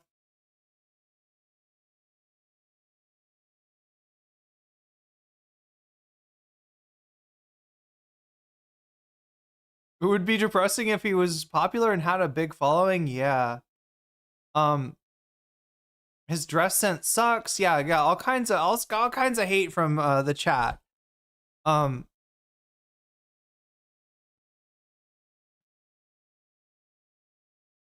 So what's your body count? I don't count. Do you guys ever run 20s. two mans together or no? Not yet. Not yet. One Two day. mans like threesome. Yeah, one day like a devil's three-way with you and you're in the white. Yeah. So look, this guy, I'm gonna call it, right? If this guy, on top of all the shit, right? On top of like, I'm the looks maxing guy, I'm the king of the incels, right? I have taken incel logic and turned it into a fucking science by which we ascend, by which we rise above our station. We raise our numbers from the low half of from sub 5 to past 5 and all the way up into the 9s, right? We raise our we ascend, right? If this guy was like, yes, and I am a 10 or maybe an 11, I'm the fucking hottest thing in the world, I'm God's gift to women, I'm clavicula, suck it, right? If he did that, okay, he would get murdered, right? He would be hated. That's actually too much heat. He does want to be, I think, somewhat of a wrestling villain, right? He does use notoriety and negative controversy, and even clips of him appearing to be an absolute fucking sociopath in order to climb, to ascend, in, I guess, in terms of reach and influence. But he does have this weird quality where he's never like, and I'm the shit, I'm the best. He's always like strangely humble for somebody that is like Dr. Looks Maxing, and that can credibly show like before and after pictures. I mean, granted, chat was a picture when he's like, I don't know, 16 or something, and a picture when he's 18. You know what I mean? It's like, part of it is just, he got older, right? But something is doing something, right? In terms of him achieving a certain aesthetic. And so for that reason, people look at him as, some sort of an authority on the mystical arts of ascending, of what do you do if you judge yourself to be a sub 5 and you realize that women are hypergamous and they only want 8s and above? How do you raise yourself to, this is, he does try to present himself as humble, which, I don't know. It's actually kind of weird to me. But I will say that if he was like over the top narcissistic, oh no, people would not stand for it. It'd be a Ziggy Stardust situation, I believe, right? Watch out right now. Okay, sorry. I'm just like, let's get back into you. I want to because it's been like really fucking fast, your ascent, right? That's right. Mr. B says you're about to be the #1 guy. I saw a clip. Yes, he said that if he were to invest in any content creator who's up and coming, it would be myself. I'm not really too sure what that means, but it sounds like a little bit sinister. A little bit, yeah. Well, maybe a little bit, but dude, that guy kind of tortures poor people, don't you think? I don't know too much about that. That's been speculated. No, I think people just kind of call into question stuff about some of the budgeting, maybe not being the greatest. What does that mean, though? Well, so they're doing like the Team Water thing, right, in Africa, where it's like a charity the wells, project. Yeah, for Africa. The wells, and people were like, is $40 million really necessary? And, you know, personally, I have no idea how any of this shit less works. for the wells? And, well, that's what people are speculating. You got a bad deal. I have no fucking idea, quite Yeah. honestly. I don't think anyone has any idea how much it costs to, you know, run a water project in Africa. Yeah. An interesting thing that you talk about is kind of like how economy that you were presented with at your age, the world that you were promised wasn't a better future, right? Like, how would you explain that? So essentially what I always say is, you know, looks maxing is just another version of self-improvement. Yeah. And I'm simply stating that in terms of ascending your sexual market value, which means, you know, how valued you are by women, how easily you're going to succeed in your SMV by that metric, than it is to overcome, you know, certain disparities with your finances or improving your status. Because what needs to be accomplished is so much greater than people could ever imagine to have equal results, right? So it's like, let's say you ascend to making even 7 figures a year. It sounds like an incredible number, and it is. When you're a kid, you're like, that's the most money ever. True, Yeah. real. I mean, especially when you live in big cities. So that's the thing, right? People get to these like insanely good milestones, and then they're expecting these results, and they're not coming. Adam is hotter and better dressed than him without the effort. Wait, than who? Like Because- getting pussy, you mean? Or like, Well, the fact of the matter is, looks are valued a lot greater. Oh yeah, you're right, Commander Styles. He did say that he rendered himself, I think he said temporarily infertile. Oh, Adam, Adam Friedland is hotter and better dressed than Clavicular. In these big cities with how... I think that, you know, if there's anything, Adam is more comfortable in his own skin, right? If you listen to what Clavicular says and take him for his word, you know, he went on this journey, I think out of being, you know, not entirely comfortable in his skin. How shit the economy is, that's really not getting you as far as you think, you know? you could just also just move to New York because there's like so many gay guys that there's just more straight women than straight guys. It's a hack. Or you could just looks max. Have you seen Seinfeld before? No. George Costanza was like on dates with 11s. And it's real. It's real. That's actually what happens. I don't know. For any of the pop culture references, we are you don't 20 know years shows. apart. No. You don't know any shows or movies. Not like anything before like 2015. So like Transformers like 4. No. No. I think that's... What's your favorite movie? Favorite movie? Oh, that's a tough Or one. it's Jester. Movies are Jester? Or Movies no? are kind of Jester. And sports... Sports is... Oh yeah, you hate sports. Yeah, movies I could, you know, put up with every once in a while. What's the best one? Let me think. The most enjoyable movie? Dude, you gotta not go back to Miami. Just come chill with me and the lads tonight. And just watch movies? Have you seen Moneyball? I have. That's a good He's gonna end up showing him like, I don't know, what would Adam show him? Oh, Us, that movie. Moneyball. Have you seen it? I love it. Yeah, I like the movie Limitless. You kind of are limitless. You are the drug style guy. Yeah. Yeah. Is that kind of what having like a stack is like being Justin Timberlake, or That's who's the kinda- guy in Limitless? Bradley Cooper. Justin Timberlake? No. Yeah, so it kind of feels that way when you first start taking stimulants. Yeah. A little bit. For me, I just write long outside the city, Hoboken. Yes. And you've been staying with your family. Yeah. Are you close with them? Yeah, I talk to them a fair bit, just online usually. I haven't seen them in person for about a year before this week. You talk to them online? What do you mean? Like just over the phone. Oh, that's on the phone. That's not online. Yeah. You have a sister, younger sister. I do. Are you close with her? Yeah. Yeah. How many years apart? She is turning 16. So 4 years. Yeah. Me and my sister are 4 years. Yeah. Okay. Yep. Yeah. We gotta fucking protect our sisters. Indeed. Yeah. My sister's my dog. We're like very close. Do you Okay. like Springsteen? Who? Bruce Springsteen. He's like New Jersey. He's like a rocker. Dude, I gotta put him on his songs. I gotta put him on movies.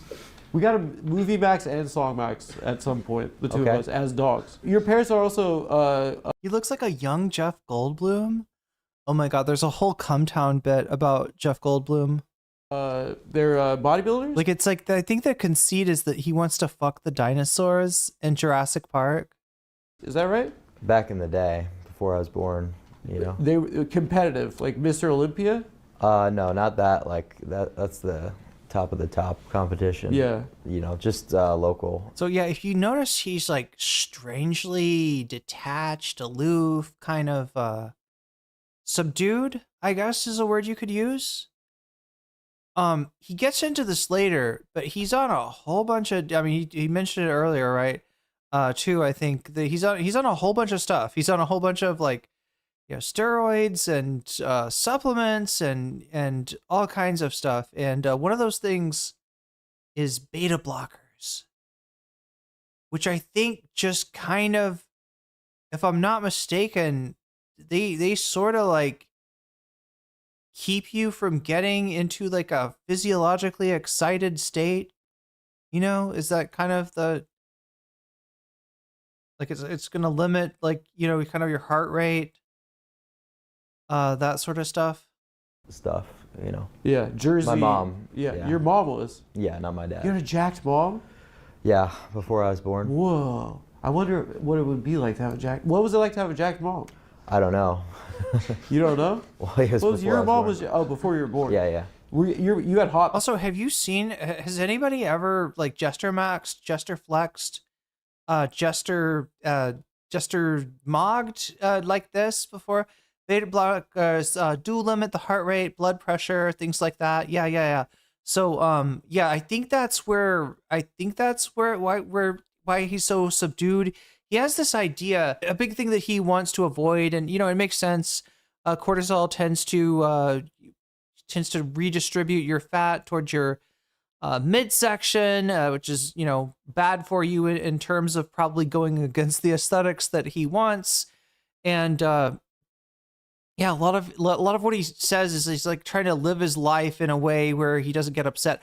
I'm not entirely sure if like, you know, cortisol release is that simple, that it's just like you get upset and you release cortisol. My thought about cortisol is it's more like a low grade, like if it's associated with any feeling, it's more like a low grade feeling of dread, rather than a acute like anxiety. But I don't know, Chad. I don't know. He could be right. Maybe it is good to, I mean, it seems like, you know, like a lot of people, the reason they meditate is to kind of reach a state of equilibrium where they're not getting, you know, emotionally imbalanced by the slings and arrows of life. I don't know. I mean,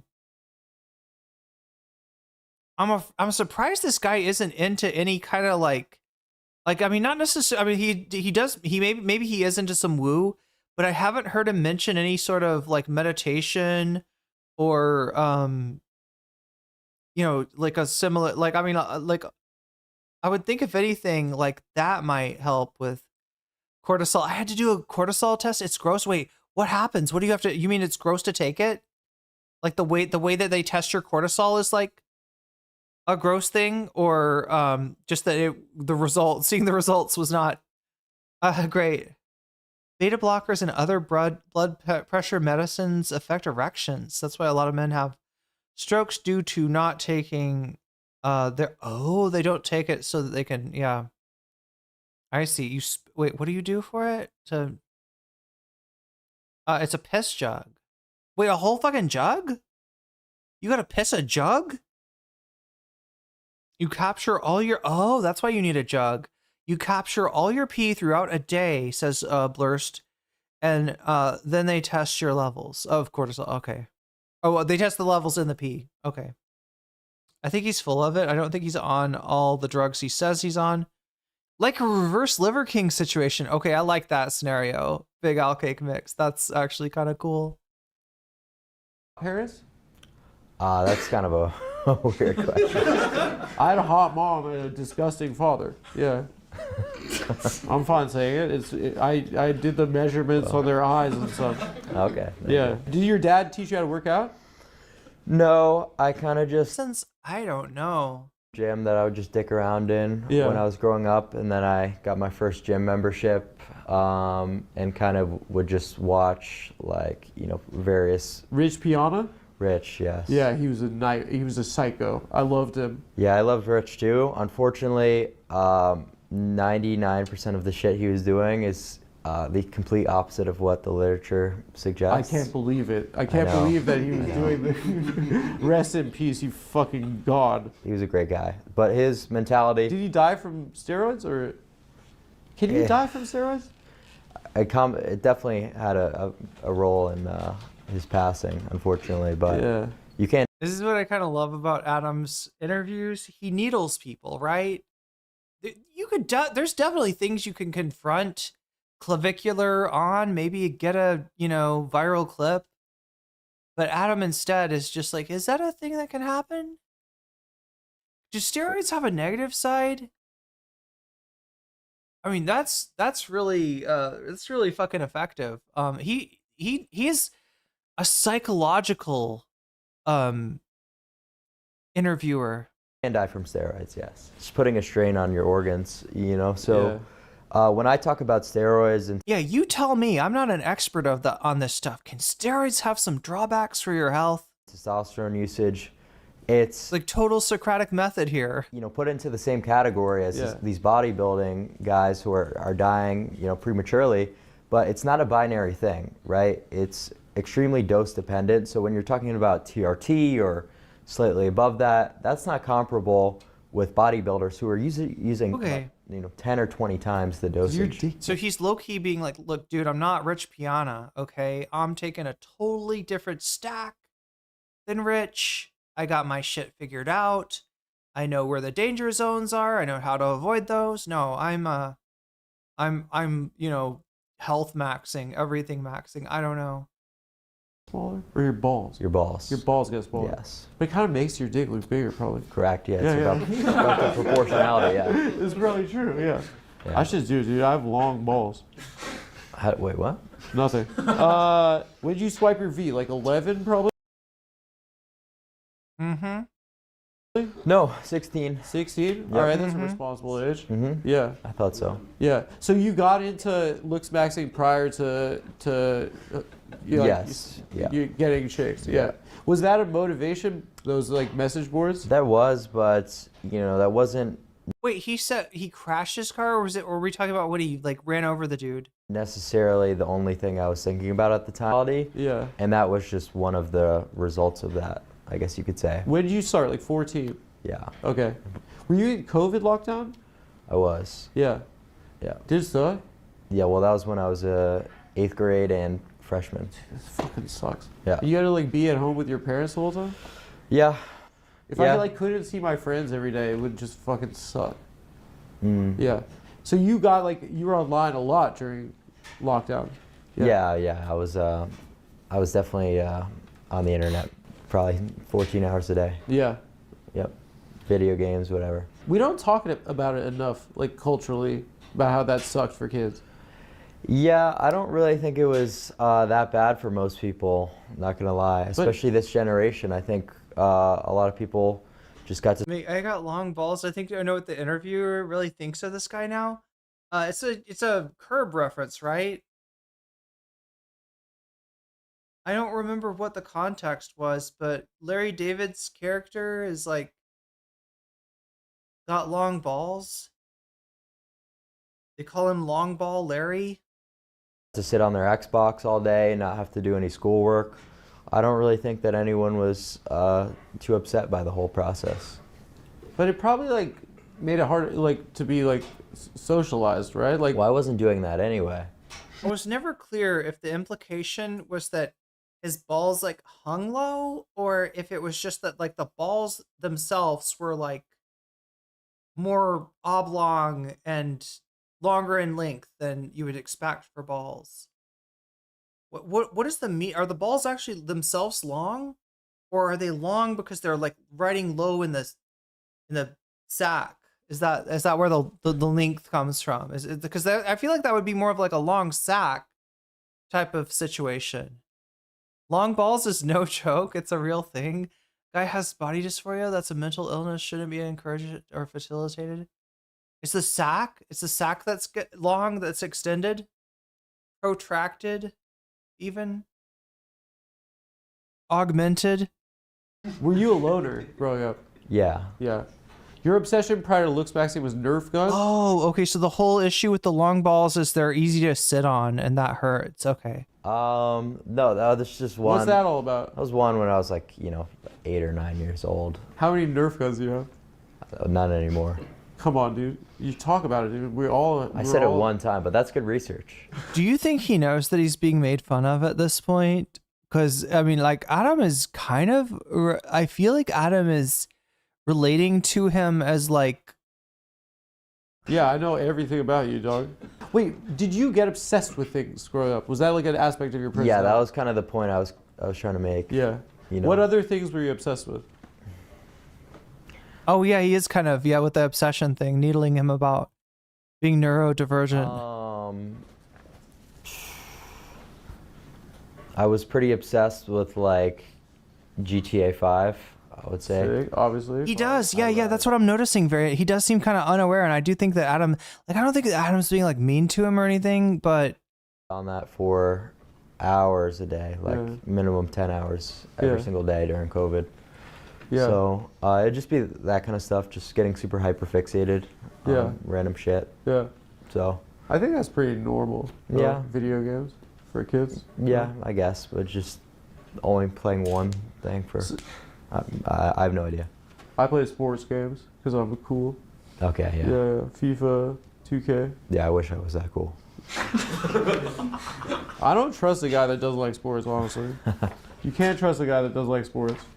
You can't trust a guy that goes on 7 dick appointments a week. Do you have 7 dick appointments a week? That would suck. It's a lonely feeling, actually, being one of those guys. What's that? Nothing. Bro, what do you guys? Is your camera guy? Are you roommates? Yeah. Yep. Where, Brickell? No, thank God. Where do you live in Miami? Just no comment, but not. Oh Brickell. no, yeah, I don't want to dox. Yeah. I would say that Brickell is probably the worst place that you could possibly live if you're an influencer. Because it's all influencers. It's all wannabe influencers. Yeah. Who want to stop you for a street interview when you're trying to get a coffee in the morning. Yeah, like do one of those things. Yeah, it sucks. Incessant. Yeah. Yeah. Would you let your girl get a train run? If, that's what they always say. Right. Yeah. For $1 million, exactly. and I'm like, obviously, I'd do it for free. Yeah, I guess like, what's the genesis behind like the boards? Did it grow out of like incel and PUA shit? Like, was that right? Yeah. Did you interact with that kind of shit? That was first? before my time. That was kind of when I was like born. Was when it was like all conceptualized on the internet.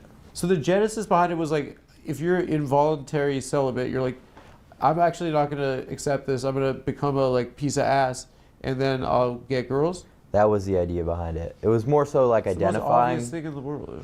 I think it was more so just identifying why people were incel, and then it kind of transitioned to okay, how could we fix this now? Have you ever been in love? That's a tough question. I it's don't know. awesome. It's the ultimate. Honestly, it feels great. But but it feels crazy. It feels like you're taking crazy pills sometimes. It's like, what are we even doing? Mm-hmm. Well, I just said you're I don't a lover know. boy. You don't know. Yeah. So you thought it could be love. I have no idea. Yeah. No. Do you think that your career has complicated like having like a stable relationship? For sure. Yeah. For sure. You had a girlfriend recently? Yeah. And did it make it tough? Yeah, certainly. It's kind of not really possible to do what I do just because of the hours. Like, with all this kind of production-oriented stuff where you're kind of running a show, it's a little less time devotion than like the streams. Like the streaming hours are beyond brutal, and the shit that I do on stream isn't something that Preach, brother. Most girls would want to be a part of. Yeah, like hoes, like flirting with you. Yeah. From Brickell type style hoes. Brickell hoes. Yeah, trying to do a street interview. The grind is real. Do you ever worry that you'll get so hot that you'll be hotter than your girlfriend? Because you know it would be hotter than Would you have to fuck yourself at that point? Is that how that works? your girlfriend. Why? Would you cheat on your girlfriend with yourself? Because it's like, what, you want to date? No, you It's don't. like typically how it is in Really? modern dating. Not Yeah. for me. Not at all, It's dude. because women are hypergamous. It's because women are hypergamous and don't know their place in the sexual pecking order. It's a big frustration to these guys, right? They think that women have too high of an opinion of themselves. Motherfucker, tell me you don't know any women without telling me you don't know any women. That's the problem with women. Too high of a self-assessment of one's own looks. Yeah. She is an Modern. idiot. I can't believe she's gonna wake up one day and be like, "What the hell have I been?" Well, yeah, I guess there is an aspect of dating that is like courtship, right? Like, it's not sexy if someone is pursuing you, right? Like, it's more sexy if you have a crush on someone and you want to like be charming and get them to like you. Right, and women are just outrageously hypergamous. What does that mean? It means that they're Okay, full disclosure, chat. I have pre-watched this one. trying to date above their looks level to a ridiculous degree. But I mean, I could basically call it. This is where the conversation's going, right? These guys are not that complicated. Move to New York, dude. You see some of the gargoyles with just 11s, dude. This is a different world. Well, that's because there's a lot of people in New York who are like gay guys. Yeah. I was gonna say money maxers. Like women is they are hypergamous. They're dating above their looks level, and if they're not, if they're better looking than the guy, it can 99% of the time be attributed to either money or status. They're way better. Right? They can So see titties and asses. that's why I don't really understand when people give like anecdotes on breaking these rules when it's like, yeah, as a whole, we're looking at a society here, not were you able to get with a chick who's hotter than you? I don't know. It's just like they like it kind of a little bit if we're like a little ugly sometimes. No. I think yeah, bro. Well, you're also a millionaire status. Billionaire. Billionaire. Oh wait, I did see someone say. Why did they say billionaire? What? Who tweeted that I'm a billionaire? I don't know. I was like, is that true? Yeah, I'm a billionaire, dude. But as a whole, these rules are true, and these are rules that you I don't should think kind they're of. true, dude. I think you're making They up fake absolutely are. rules. No, I don't think so. I'm telling you, dude. All my friends' girlfriends are hotter than them. Dude, Are all you your should friends see rich? Steven's roster. Steven, no, not at all. Look, back me up. I wonder how basic of a misunderstanding this is. Like, if Adam asked him a question, like, do you think that? At Will7409 super chatted $5. I think he comes off as humble because he's actually very insecure. Oh, Adam? Or oh, you think that clavicular is yeah, he doesn't want to get caught out thinking too much, especially after he's like women are hypergamous, which basically means, chat. So if you haven't heard this phrase before, it is part of incel theory of the world, I suppose, right? And the idea is this, right? If you separated us all out into like 10s, 9s, 7s, etc., right? And then you had two columns, women and men, right? According to these guys, the women, will only will only accept guys that are 8 or hotter, even if the woman's a 4. And she'll somehow get with the guys. And then that means that every guy that is sub 8 is an incel, is doomed, is fucked, has lost the genetic lottery. Now that's the black pill version of things. His is more of a, I don't know, it's related to like pickup artists or something, that they think they can do some kind of self-improvement, or alpha males, right? Self-improvement in order to ascend, right? That's the word that he uses for it, climbing the scale. You were a 5, now you were a 7. You were a 6, now you were an 8.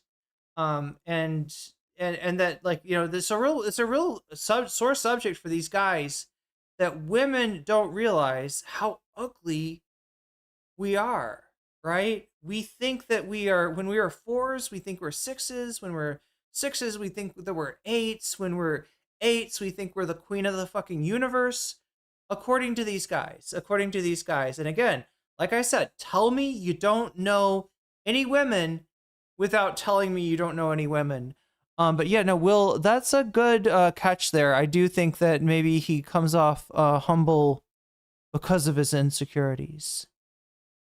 Such a deep level of insecurity that drives these guys to simultaneously min-max their own perceived self-improvement and work so hard to bring. Yeah. They got to take. I mean, that's the whole thing, right? They got to have this thing where they hold women constantly in contempt, and so that's why Adam is talking about. You ever been in love before? Could you, with this worldview, if you really looked at women as these like shallow creatures rejecting nice guys like you to ride the cock carousel, only to seek you out when you're in your middle age just because you have money. Like, I mean, this is kind of the kind of mindset, right? It's almost antithetical to a relation, at least a relationship with a woman. I don't know, like, right? Because spoiler, there's a non-zero amount of like homoerotic phenomenon going on with this. Trent Reznor bummed a cigarette from me once a million years ago. He was wearing a 3-piece suit, and he was super short. I always forget about that about guys like they look really big in pictures, but they're just like, built, but they're actually, smaller guys. And that's another common cope is people just don't know how to properly rate individuals' attractiveness because they'll score. It's a huge problem. Yeah, if we're not rating, if we're not quantifying all of our attractivenesses, if we're not turning ourselves into numbers and placing ourselves in a just, supposedly objective hierarchy. I mean, what the fuck are we doing, right? Women a lot higher. What's the point? If we just accept each other for who we fucking are and try to get, past this shit? Because it's like, they're hot. Exactly. But when you actually know the objective measurements, it doesn't become about sexual attraction. He actually says that the only female he can emotionally connect to is his dog. Oh no. It's about mathematics, and you're able to be a lot more analytical with, rating people. But what's sexy about math?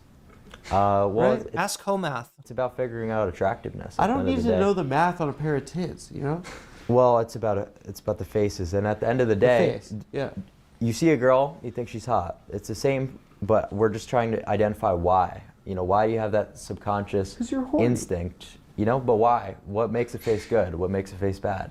That's the kind of stuff that... And with the presupposition that it's going to be a universal answer, right? That I'm just explaining to people. Because I think girls are hot. I sometimes get horny for them. There you go. Well, we're just I've been talking about horny for them my whole life, dude. Even before I could bust, dude, I've been horny for them. It's a weird way of trying to organize society, or I don't know. It feels almost like authoritarian, right? An imposition of a hierarchy, of even a method of valuation, right? Taking something that is inherently subjective, that is, enjoyed differently by different people, and proposing some like universal code, some universal set of ratios. Yeah, we're not actually looking at, somebody's face, somebody's reactions, listening to somebody's laughter. We're hearing a set of ratios. We are observing mathematics, and something is subconsciously comparing these ratios to the ideal ratio, and that the closer they get, the more it makes our heart go doki doki, right? No, absolutely not. Abso-fucking-lutely not. Anyway, let's not get carried away. Can you break it down for me? Like, so what are these measurements, and like how have they is it crowdsourced? Is it like the community is kind of determined like They do a lot of PSL? surveys It's on called this stuff. PSL? Yeah. Okay. What does that stand for? So it comes from a bunch of different sources. You know, even something like the mid-face ratio tracks back to ancient Greece, but a lot of it is. Is he gonna say the golden ratio? Is this are we going full circle on the Cannonball Run on the JoJo lore? I apparently do not understand. Is, you know, attractiveness surveys, scientists determining what is the most ideal measurement, right? And you take all these measurements and you come up with a total facial harmony score, and that A total facial harmony score. kind of is able to be gauged. He said PSL rating earlier. I don't know if he goes over this. I think Hasan has once or twice. It stands for like PUA. Oh my God, what is the S? What is the S? The L is lookism, right? PUA. Holy shit, chat. What does the S stand for? I can't remember the S. But it's just a bunch of fucked up internet detritus. That's the word of the day, chat. PSL, pretty stupid lifestyle. I will accept that. Party for socialism and liberation. I forgot. Yeah, there is the other PSL rating.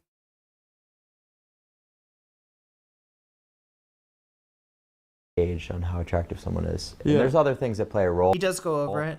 Like phenotype, you know, and if you were to extend it to just the full body and height. I'm sorry, phenotype? So genotype is like the, you know, set of genes you got. The phenotype is the expression of those genes. I'm not sure why he's messaging it here. And frame, things like that. Wait, the message got modded and it won't get released? So there's a lot that goes into it, but it's all very Let's objective. see if I can do anything And this about is kind of something that's like the community has debated and kind of like, it's not like that makes it sound like it's just a bunch of autists Yeah, I don't in know. forums kind of debating I'm numbers. not saying that. Well, no, I know. I'm just. There's no like guru. There's no like Ross Jeffries who's no, teaching his it's not like system. one guy's opinion. Yeah. You know, it's all very well researched. Do you know who Ross Jeffries is? I don't. He's like the first pickup artist guy. When we were 15, my friend Tommy was like, dude, I'm sick of not fucking. I was like, we all are, dude. And he's like, I downloaded these lectures from Kazaa of this guy, Ross Jeffries. He doesn't know what Kazaa is, Adam. And I was like, one in chat if you know what Kazaa is. what the? Like, you're not going to get pussy from lectures. And he fucked at school like 3 days later. Literally at school. Literally. It was the most amazing thing I've ever seen. And then he started dating that girl, and he saved her in his phone as bitch. Bitch. It was rude, quite rude. So, just explain to me what like the PSL kind of like, in a layman's terms, because I'm like not very smart, but like. Well, PSL was There's 4 categories. Sorry. It's an 8-point scale, right? Right. Yeah. So how's that determined? So that's just a different rating system that came from the community, and those are just PSL is 3 like lookism oriented forums, and you know, like pickup artist type things. So the idea behind it is that there's no such thing as a Chat, what's the S? Is the S slut shaming? Oh, slut hate. That's what the S, that's what you were telling me. You're trying to give me the answer and you were getting auto-modded. The S is for slut. They're, wow, I haven't heard it expressed that way, but it's funny, right? You know, slut shaming became this thing, don't slut shame. And all along they got this fucking pickup artist related shit that's like slut hate. That's literally that. 10, and the highest rating was an 8. Now it's kind of been skewed to match the decile scale, so it's not completely what it was. What's the decile scale? Like out of 10. Out of 10. Oh yeah. So people will It's the scale, right? The people, you know, have just try to like make it translatable when that was never really the intention. There was a reason there was no 9 and 10 included in the scale. Okay. You know? Yeah. So that's kind of just what it comes down to. What are the 3 categories? The 3 categories? You said there were 3 standards. No, it's just 3 forums that PSL forums. stands for. Oh, yeah. What was that? What does it stand for? Pickup artist hate, slut hate, and lookism. Slut hate? I'm sorry, pickup artists hate? Wait, pickup, I thought it was, wait, what? They hate pickup artists? Yeah. What do they say? Just fuck girls. The whole. Well, that's what the forum was called. Yeah. Who was on the boards? Was it like kids your age? Now it is. Yeah. Now it's often people who are a little bit younger. Yeah. Are there girls on there? Sometimes there will be girls who try to like LARP their way into the community. When it's meant to be a male-dominated space. Wait, so it is pickup artist hate? It's like they say the POAs con them? Oh, that's where the black pill things. So they were like listening to the Roosh V's back in the day, and it didn't work for them. So they're like, fuck the pickup artist. Space, or just like a male space in general, because women have just an exponentially easier time living life and sort of getting away with whatever the fuck they want. Oh my God. This goes in so many weird directions, doesn't it? Oh, you give them like this whole looks max avenue now to make things even easier. It's just, I don't know, makes the playing board kind of. But haven't they've been look maxing for a long time, no? Yeah, but they wear not makeup properly. Not properly. Yeah. So wait, correct me if I'm wrong. There's normie for guys. Right. Low tier, mid tier, high tier normie. Yes. And then there's Chad, Turbo Chad, Giga Chad. Chad Light Chad. Chad Light. Yeah. What are you? I don't rate myself. We're like Giga, no? Yeah, sure. Low key. We're like Giga, yeah. Yeah. People I don't agree. understand what it's like for us to be. It's true. Yeah. Is your philosophy that like one can make? Is he trying to come up off, as like, as bored here, as a way of just being like, yeah, I don't know what that stupid boomer was on about anyway. I'm not gonna let it spike my cortisol. Themselves into Chad if No. they want. No. So genetics are going to play a huge. But I mean, he doesn't realize, like Adam doesn't realize, like he's something beyond Chad or Giga Chad or Ultra Chad or Chad Ascended or whatever the fuck. Look, he's true Adam. What his last name is, Adam is making a fool of this fool. Yeah, and I think Clavicular's trying to somehow walk away with some dignity to his audience when he really is getting clowned on here. And he doesn't seem to have a way to fight back without spiking his cortisol.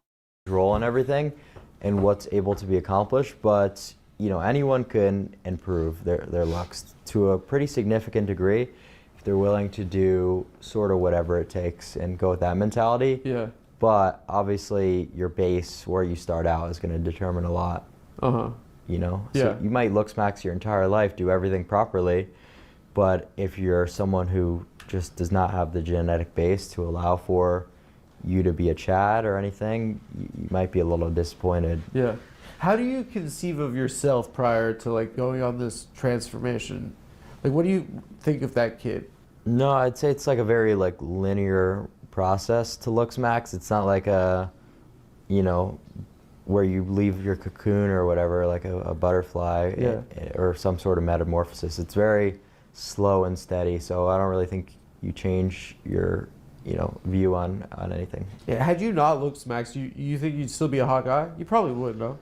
I would say that, obviously your genetics are going to play the biggest role in everything. But you have it, right? I don't think I would be. I feel like there's an opportunity for trans people to do the funniest thing ever by going to these looks maxers and saying, you will never be a Chad. You will never be ascended. Right?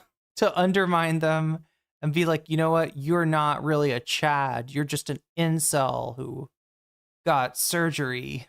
I'm telling you. But to be fair with Clavicular, right? He's got a really strange take on trans issues in particular. He is nobody's ally. All right, do not get it twisted. But given a chance, he seems to like prefer making fun of Matt Walsh and Michael Knowles for their hating on trans people than making fun of trans people. So yeah, I mean, I guess that's fortunate, I suppose. As good looking, no. Not as, but like you'd still be a hot guy. It's just, I don't know. But You know, not as hot. it really is hard to pinpoint exactly Yeah. how much, some of the different interventions would have played a role, or where I would have got to. I know you said you wanted to get a double job and you're not going to do it now. Are they gonna start to ask to get, like, I don't know, to get looks maxing surgery in high school? Is that gonna become an issue? Oh my god, chat. There's so many weird parallels. So I still want to do it, but there's just been Like, imagine all the people who could have been Chads if only they had gotten a hold of peptides and TRT in high school. a lot of things. What does that have it gone do? down. It just advances your upper maxilla and your lower mandible. Wait, this is the surgery? You just get your mouth is like print out. Yeah. Just move the jaws Turkey? forward. You're going to Turkey? Yeah, there's just a lot of. Wait, he doesn't think his jaw. He wants his jaw to be more pronounced. He thinks his jaw's recessed. I get rhinoplasty. There you go. Actually, I like my nose. I used to not like it. Okay. He's like, I'm not touching that one. I like it.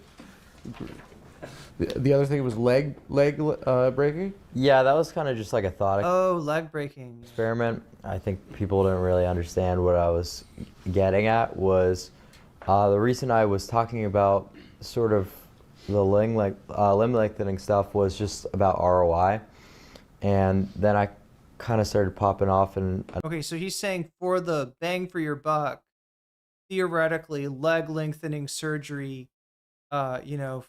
per dollar is the most efficient way to ascend, to raise your number. Wow.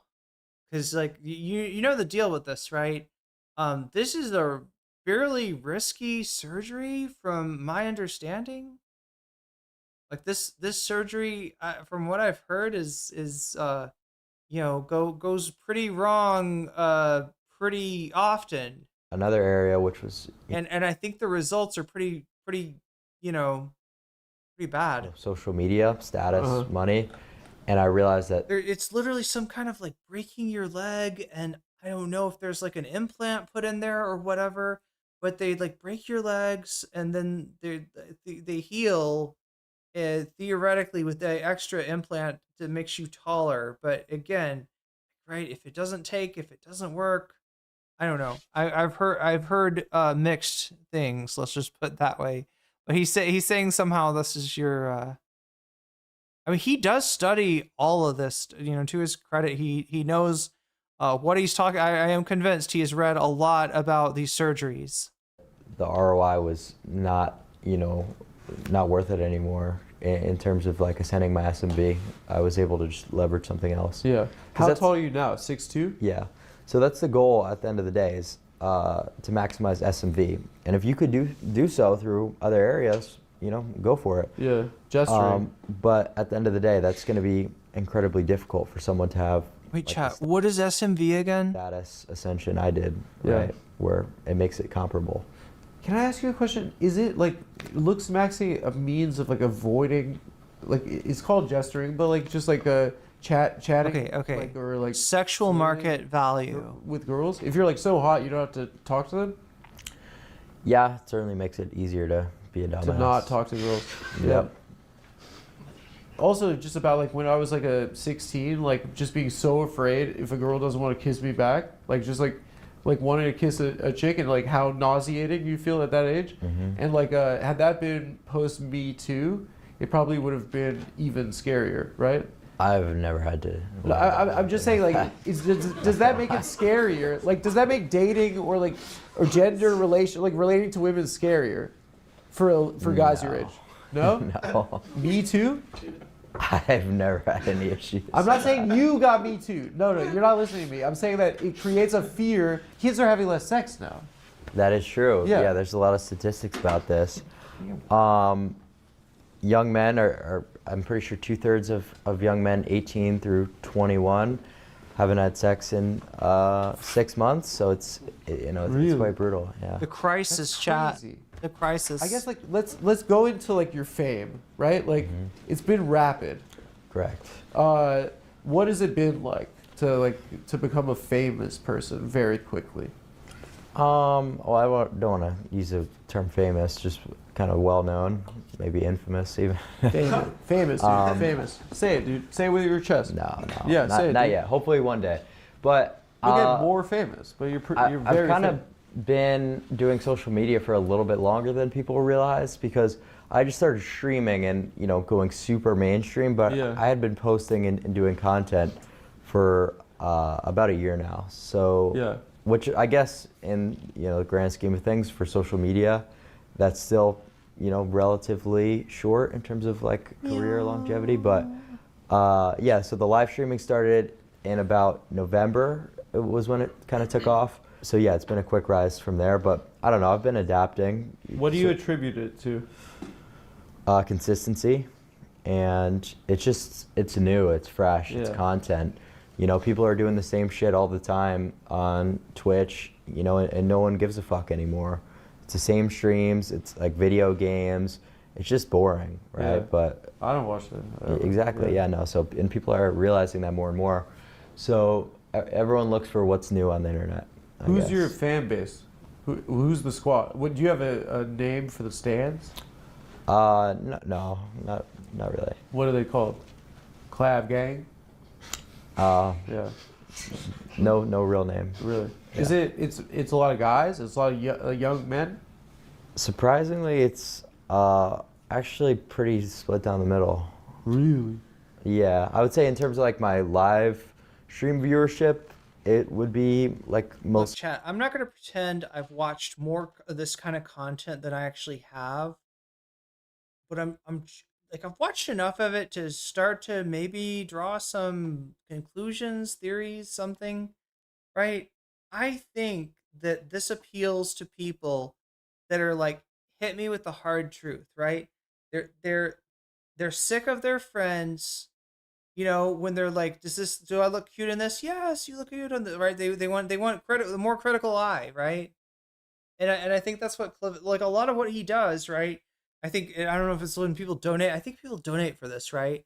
And he will rate you, right? He will tell you objectively what you are, and people like to hear, like, if people have always felt that they're fucked, if people have always felt that they're like beyond the pale and no one wants to be with them, right? Which could be true, or it could be your insecurities, right? I mean, there could be things that you're doing that are driving people away, or it could all be in your head, right? A lot of people feel this, right? But I think that's what it appeals to. I think that's what the audience is, right? And why women would want to go in there. This guy will come up and tell you, no, you're not a 6, you're actually a 4.5. And you're shocked by it, and you're gutted, but you use it, I don't know, as motivation, right? It's got to be something like that, right? Give me the tough news, Doc. Mostly men, but I have a lot of female fans, like for being hot. Yeah. I don't know exactly. Yeah, come on, bro. You have an SMV. That's why the bitches want to. Come on. Yeah, I think it's just from. Yeah, sexual motor vehicle. That's what he calls his. That's what he calls his freaking Cybertruck, right? It's a sexual motor vehicle. Would be most of the female audience. Like they're not really interacting with these girls right here. Look. In my mind, like the Cybertruck would be a huge turnoff to most girls, but I mean, maybe that's not universal, right? I can't imagine. Yeah, the person that is like, oh yeah, Cybertruck. Ooh, you're so, you're so wealthy and mysterious. I don't know. Wait, it's pretty universal to see that as a loser mobile. TikTok, probably. Wait, I felt bad for you when I saw that clip of the Orlando Asian kid. The Asian mocker. What up, homie? Yo, you think you can sign my album? Yeah, I got you, man. Big fan, man. Yeah, no worries. Yeah, bro, we've been on your ass since the moment you were streaming, since November. Oh, hell yeah, dude. Good stuff. You think we can take a screen photo? Yeah, let's do it, man. I bet. All right, on the count of 3. 3, 2, 1. Oh my Okay, god. love you, Kyle. That kid sucked. Oh man, that is so annoying when, like, I'll be just trying to talk to girls and in the bar or whatever, but you know, people want to spam a million photos, and it's like, I get it, and I like all the fans, but if you're dropping game on like a chick IRL, like people will come up and, you know, kind of distract you or whatever. Yeah, a little bit by accident, but you know. How can you even call yourself the Orlando Asian mogger when that guy has clearly mogged no one his entire life? He's a liar. He's mogging on a whole nother level. He should call himself the Orlando Asian liar, perhaps. Yeah, I'm not really sure if that was like a clip. It's his world. We're just living in it. Farmer or whatnot, but Yeah. I guess like when I found out about you, it's like I guess you've had like various controversial moments, but like those have obviously, for me as like a fucking middle-aged man, like those are the times that it gets on my like algo, right? Right, yeah. And Does anybody know more about this guy? Like, what is his workout? Is he almost looks like he's a calisthenics guy rather than a lifter?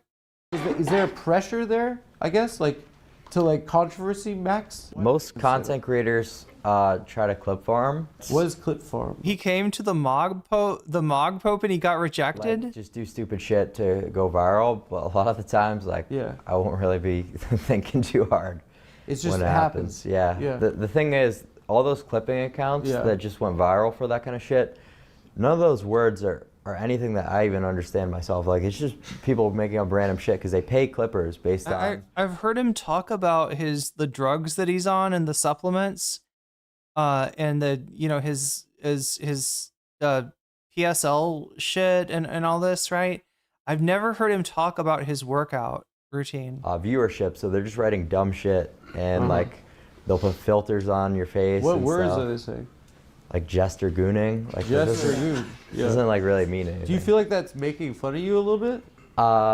Yeah, I would say so. Yeah. Folks, I'm going on the road. I would say so. He couldn't do 3 reps of 130 with Andrew Tate. Wait a minute. Seriously? No, you're kidding me, Tanner, dude. Wait, can I do that? Okay, let me try to remember. The bar is 45, okay? So if you put 35 and 35, you got 115. If you put 35, 35, and God damn it.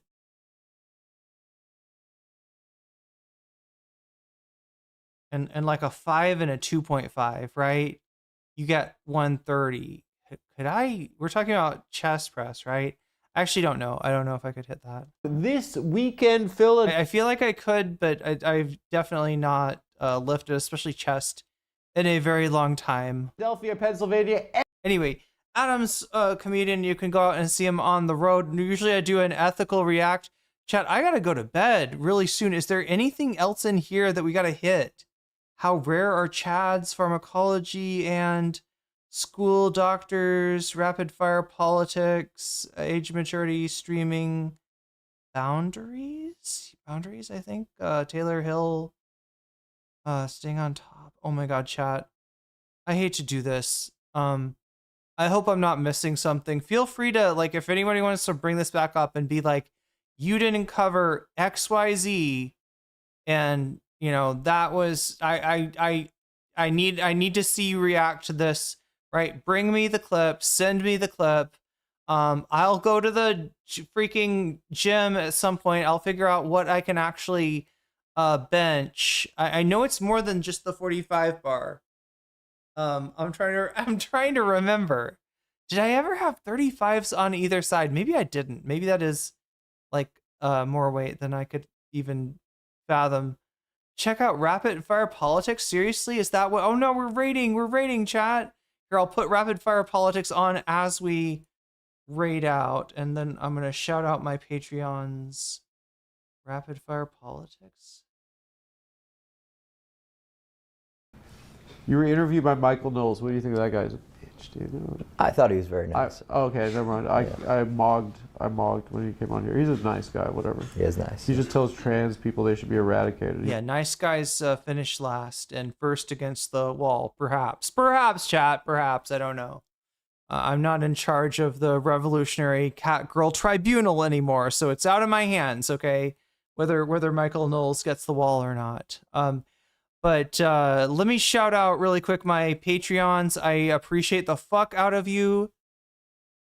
Seriously, right? There's been times I wasn't almost not able to afford important stuff, and your Patreon support has pulled me through. So shouts out go to JMB, Brian, Emily French, Big Al of the Cake Mix, Dareful, Joel Siverud, Sarah, Izzy Mandius, Steven Sayers, Animus, Infallible Fowl, Oralts Ellipsis, Nadia Yvette, Choki, Moe Noe, Funky Monkey, Temporal Insanity, Good for Gabby, Jules K, Crystal Saphira, Buffy Geek, and a fancy shout out to Rachel K, to Omega Star, and to Zara Xerix. Chat, I am going to have to get the fuck out of here and get to sleep to try to stream again tomorrow. Coming back at you tomorrow. If I the only thing that makes it hard, right, is staying up so late, you know. And I know a lot of you want to see me come on earlier so you can watch more of my stream, especially those bodies out there in Bodyland. Thank you to my mods for holding it down. Seriously, thanks for coming through, everybody who jumped in to Twitch and to mod. I appreciate you. Also, thank you to Thumb Gang, right? Like, look, I got this thing now. When you vote on the poll, I want you to remember, associate that voting with liking the stream, because we gotta start liking the streams. Otherwise, I'm gonna have to get aggressive about farming lives. Farming lives? Yes, I'm gonna farm extra lives. No, chat, you're not turtles in Super Mario 1, okay?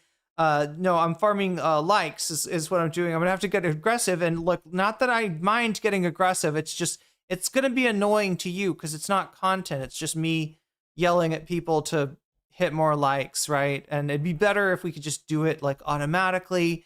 So yeah, thank you everybody who has done it automatically, or anybody that's doing it right now, right? Joining Thumb Gang. That's the best decision you can make. I'm going to be back at you tomorrow as soon as I can. I better get off of here, chat, because it is literally starting to get it's my bedtime. It is like I streamed till bedtime. Hopefully I will be on earlier tomorrow. Till then,